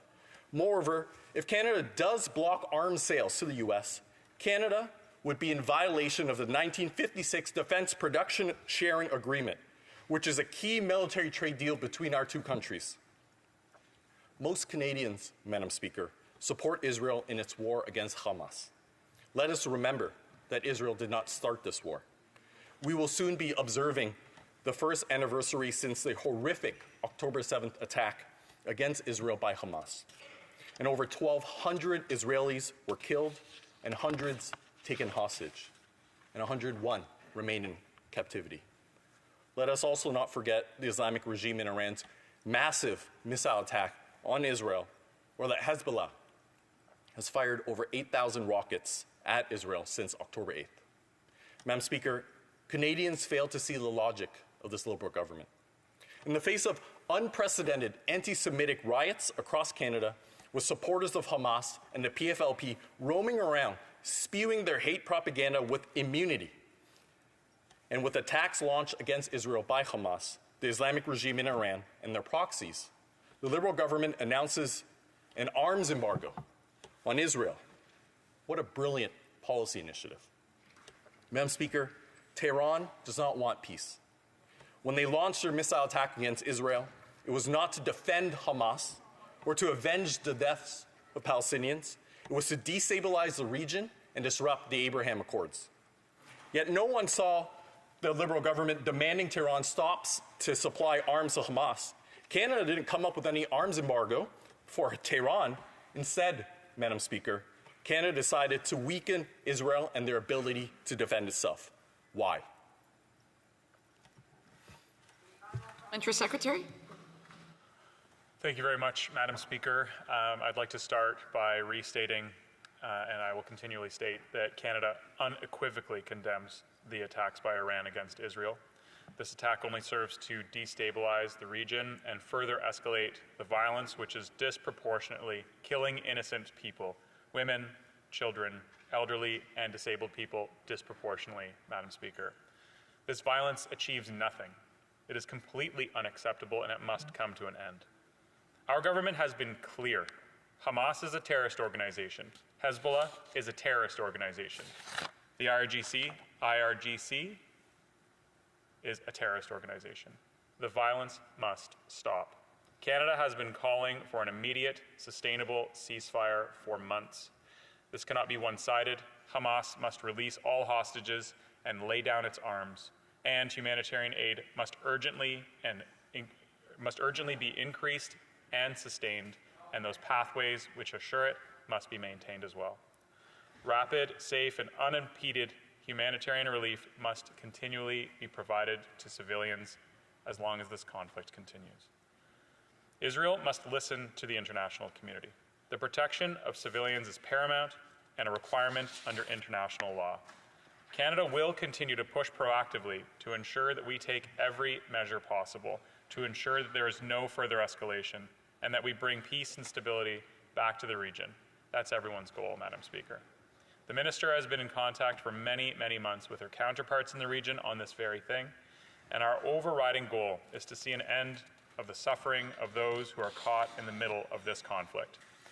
Because civilians continue to bear the brunt of the unfolding tragedy, Canada's commitment to providing life-saving humanitarian aid remains unwavering, and we urge all involved parties, once again, to refrain from perpetuating the current destructive cycle of retaliatory violence, to lower tensions and engage constructively toward de-escalation. No country or no nation stands to gain from a further escalation in the Middle East. Thank you, Madam Speaker. The honourable member Spadina Fort York. Madam Speaker, with respect to the issue that I've raised, I will re-ask my April 15th question to the Liberal government, realizing that they're no longer controlled by their NDP masters. Will the government finally focus on the actions of the Islamic regime in Iran and its proxy Hamas and reacquaint itself with our long-standing policy in support of Israel's right to exist and to defend itself? Moreover, Madam Speaker, can the government assure Canadians that the Liberals have truly abandoned their 2015 election promise to normalize relations with the Islamic regime in Iran before the next election rolls around? Given the government's recent policy initiatives, Madam Speaker, Canadians wouldn't know it. Thank you, Madam Speaker. Honourable Parliamentary Secretary. Thank you, Madam Speaker. I'd like to reiterate that Canada is committed to lasting peace in the Middle East, which includes the creation of a Palestinian state living side by side in peace and security with Israel. Madam Speaker, that two-state solution needs to be a priority for anybody who's committed to lasting and sustained peace in the region. And unfortunately, I didn't hear the term two-state solution from my colleague's speech today. All Israelis and Palestinians have the right to live in peace and security. Canada will continue to call for a sustainable ceasefire. All hostages must be released, and Hamas must lay down its arms. We're committed to working collaboratively towards an irreversible path to achieving that two-state solution where Israelis and Palestinians and other people in the region can live securely and within internationally recognized borders. The only realistic option to achieve a just and enduring peace is just that, Madam Speaker, and Canada will continue to be there and will work with our partners and allies. Once again, Madam Speaker, the violence must stop. Honourable Member Courtney Albany. Yeah, Madam Speaker, I'm coming to you tonight in reference to a question I asked on April 10th, where I was calling on the government to honour their commitment around the Truth and Reconciliation calls to action, Madam Speaker, around Indigenous languages. And Madam Speaker, I'd be remiss if I didn't talk about a legend, O Hakum, which means in references to a lady of high standing. Really, it means a queen in Nuu-chah-nulth language. Because last month, Madam Speaker, the Nuu-chah-nulth people lost Tupat Mit, whose English name was Juliet Lucas. And she was predeceased by her partner in life, Simon Lucas, who was like her, a great leader of their people and for all Indigenous people, not just Nuu-chah-nulth people, but across British Columbia and Canada. Tupat Mit honored me with the name Yaxaxis, which means one who walks amongst us, and has provided me with advice and guidance over the years. And I want to thank her family and her for the name. She'll be greatly missed by all those who loved her and by the many for whom she made a difference in their lives. Madam Speaker, Tupat Mit was one of only a few fluent speakers of Heshkwit dialect of the Nuu-chah-nulth language. She began teaching in the elementary school at Hot Springs Cove 40 years ago with very few resources and much less time. She taught the Heshkwit language to the children with just a half hour a day allocated to cultural education. With 3 other fluent speaking elders, she worked in the final years of her life to mentor young apprentices to pass on the language to the next generation. Her life's work will inspire others to carry on because future generations depend on it. For Tupat Mit knew there is nothing more important to the health and social well-being of Indigenous people, their families, their communities, their economies, and their spirit than the survival of their language. Madam Speaker, in follow-up to that, across British Columbia, First Nations people are facing the loss of language holders like Tupat Mit. And there is an urgent need to invest in language revitalization before it's too late. In British Columbia, nearly 2/3 of fluent speakers are older than 65, and 7 languages have only 5 or few speakers left. First Nations have fought to keep their languages alive, and between 2018 and 2022, there was a 20% increase in the number of people learning their language in BC. But while the number of language learners is growing, the number of remaining fluent speakers is falling, as I outlined when I talked about Tupat Mit. There is grave concern that the progress made in recent years will be lost without urgent government support for Indigenous language programming. Now, however, instead of investing in language revitalization at this critical time, the actual federal government is cutting funding, Madam Speaker. The Liberals' new funding formula has actually led to a 60% reduction in funding for First Nations language programs in British Columbia. And that funding formula does not consider British Columbia's unique context.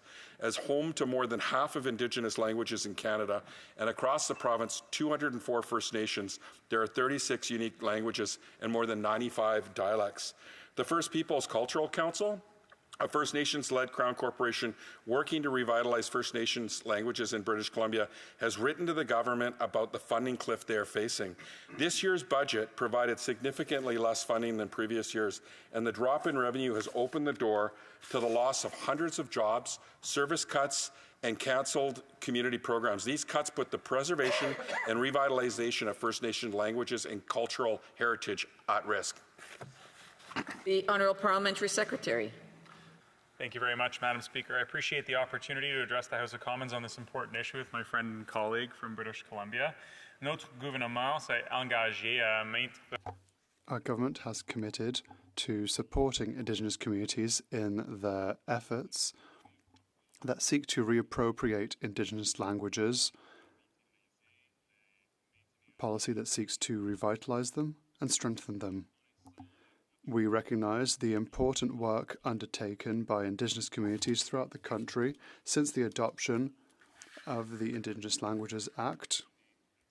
We are still determined to work with them in order to continue the implementation of the Act. Principle of nothing about us without us. Every aspect of the implementation of this Act is carried out jointly with First Nations, Inuit, and Métis partners, recognizing that Indigenous peoples are best positioned to lead the revitalization of their languages.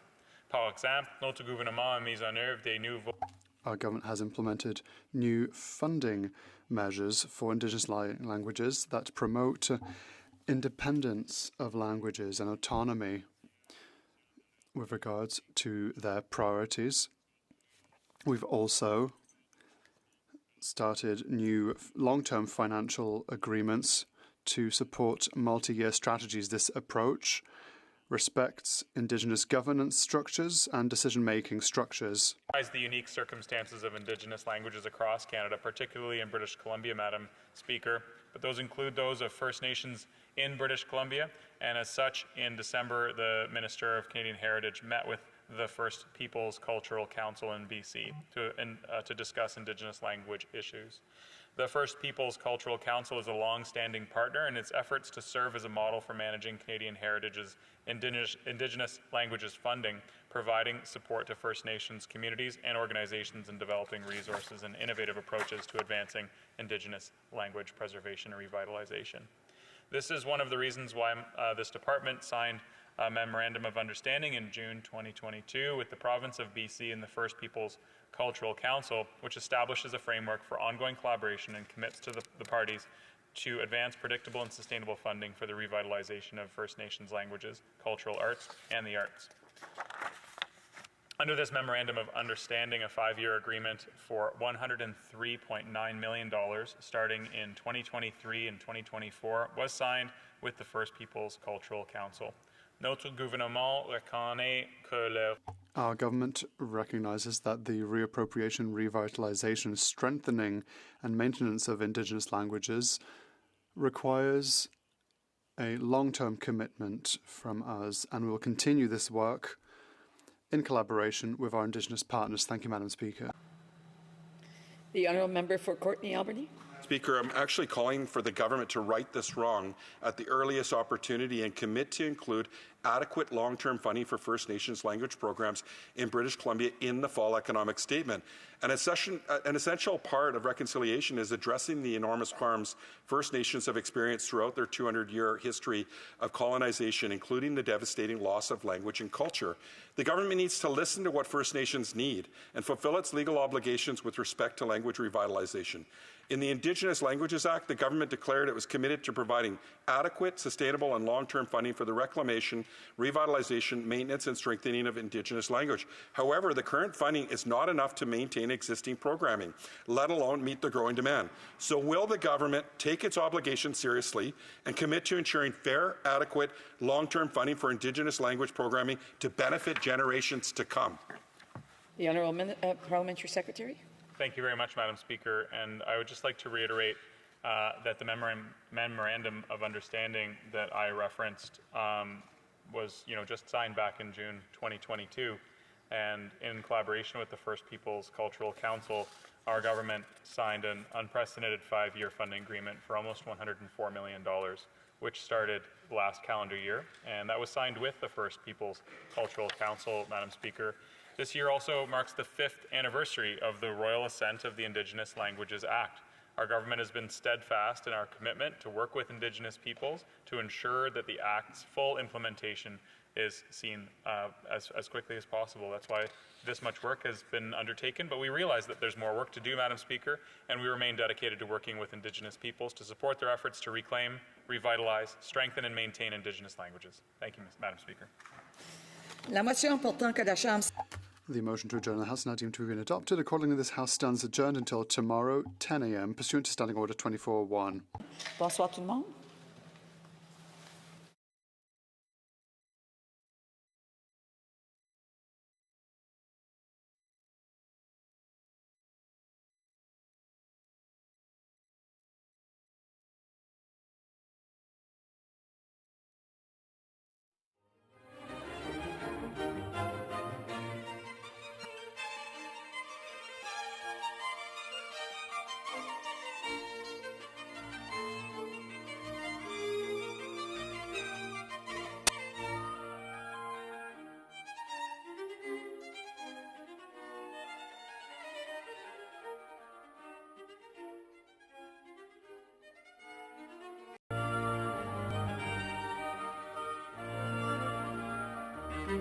Thank you.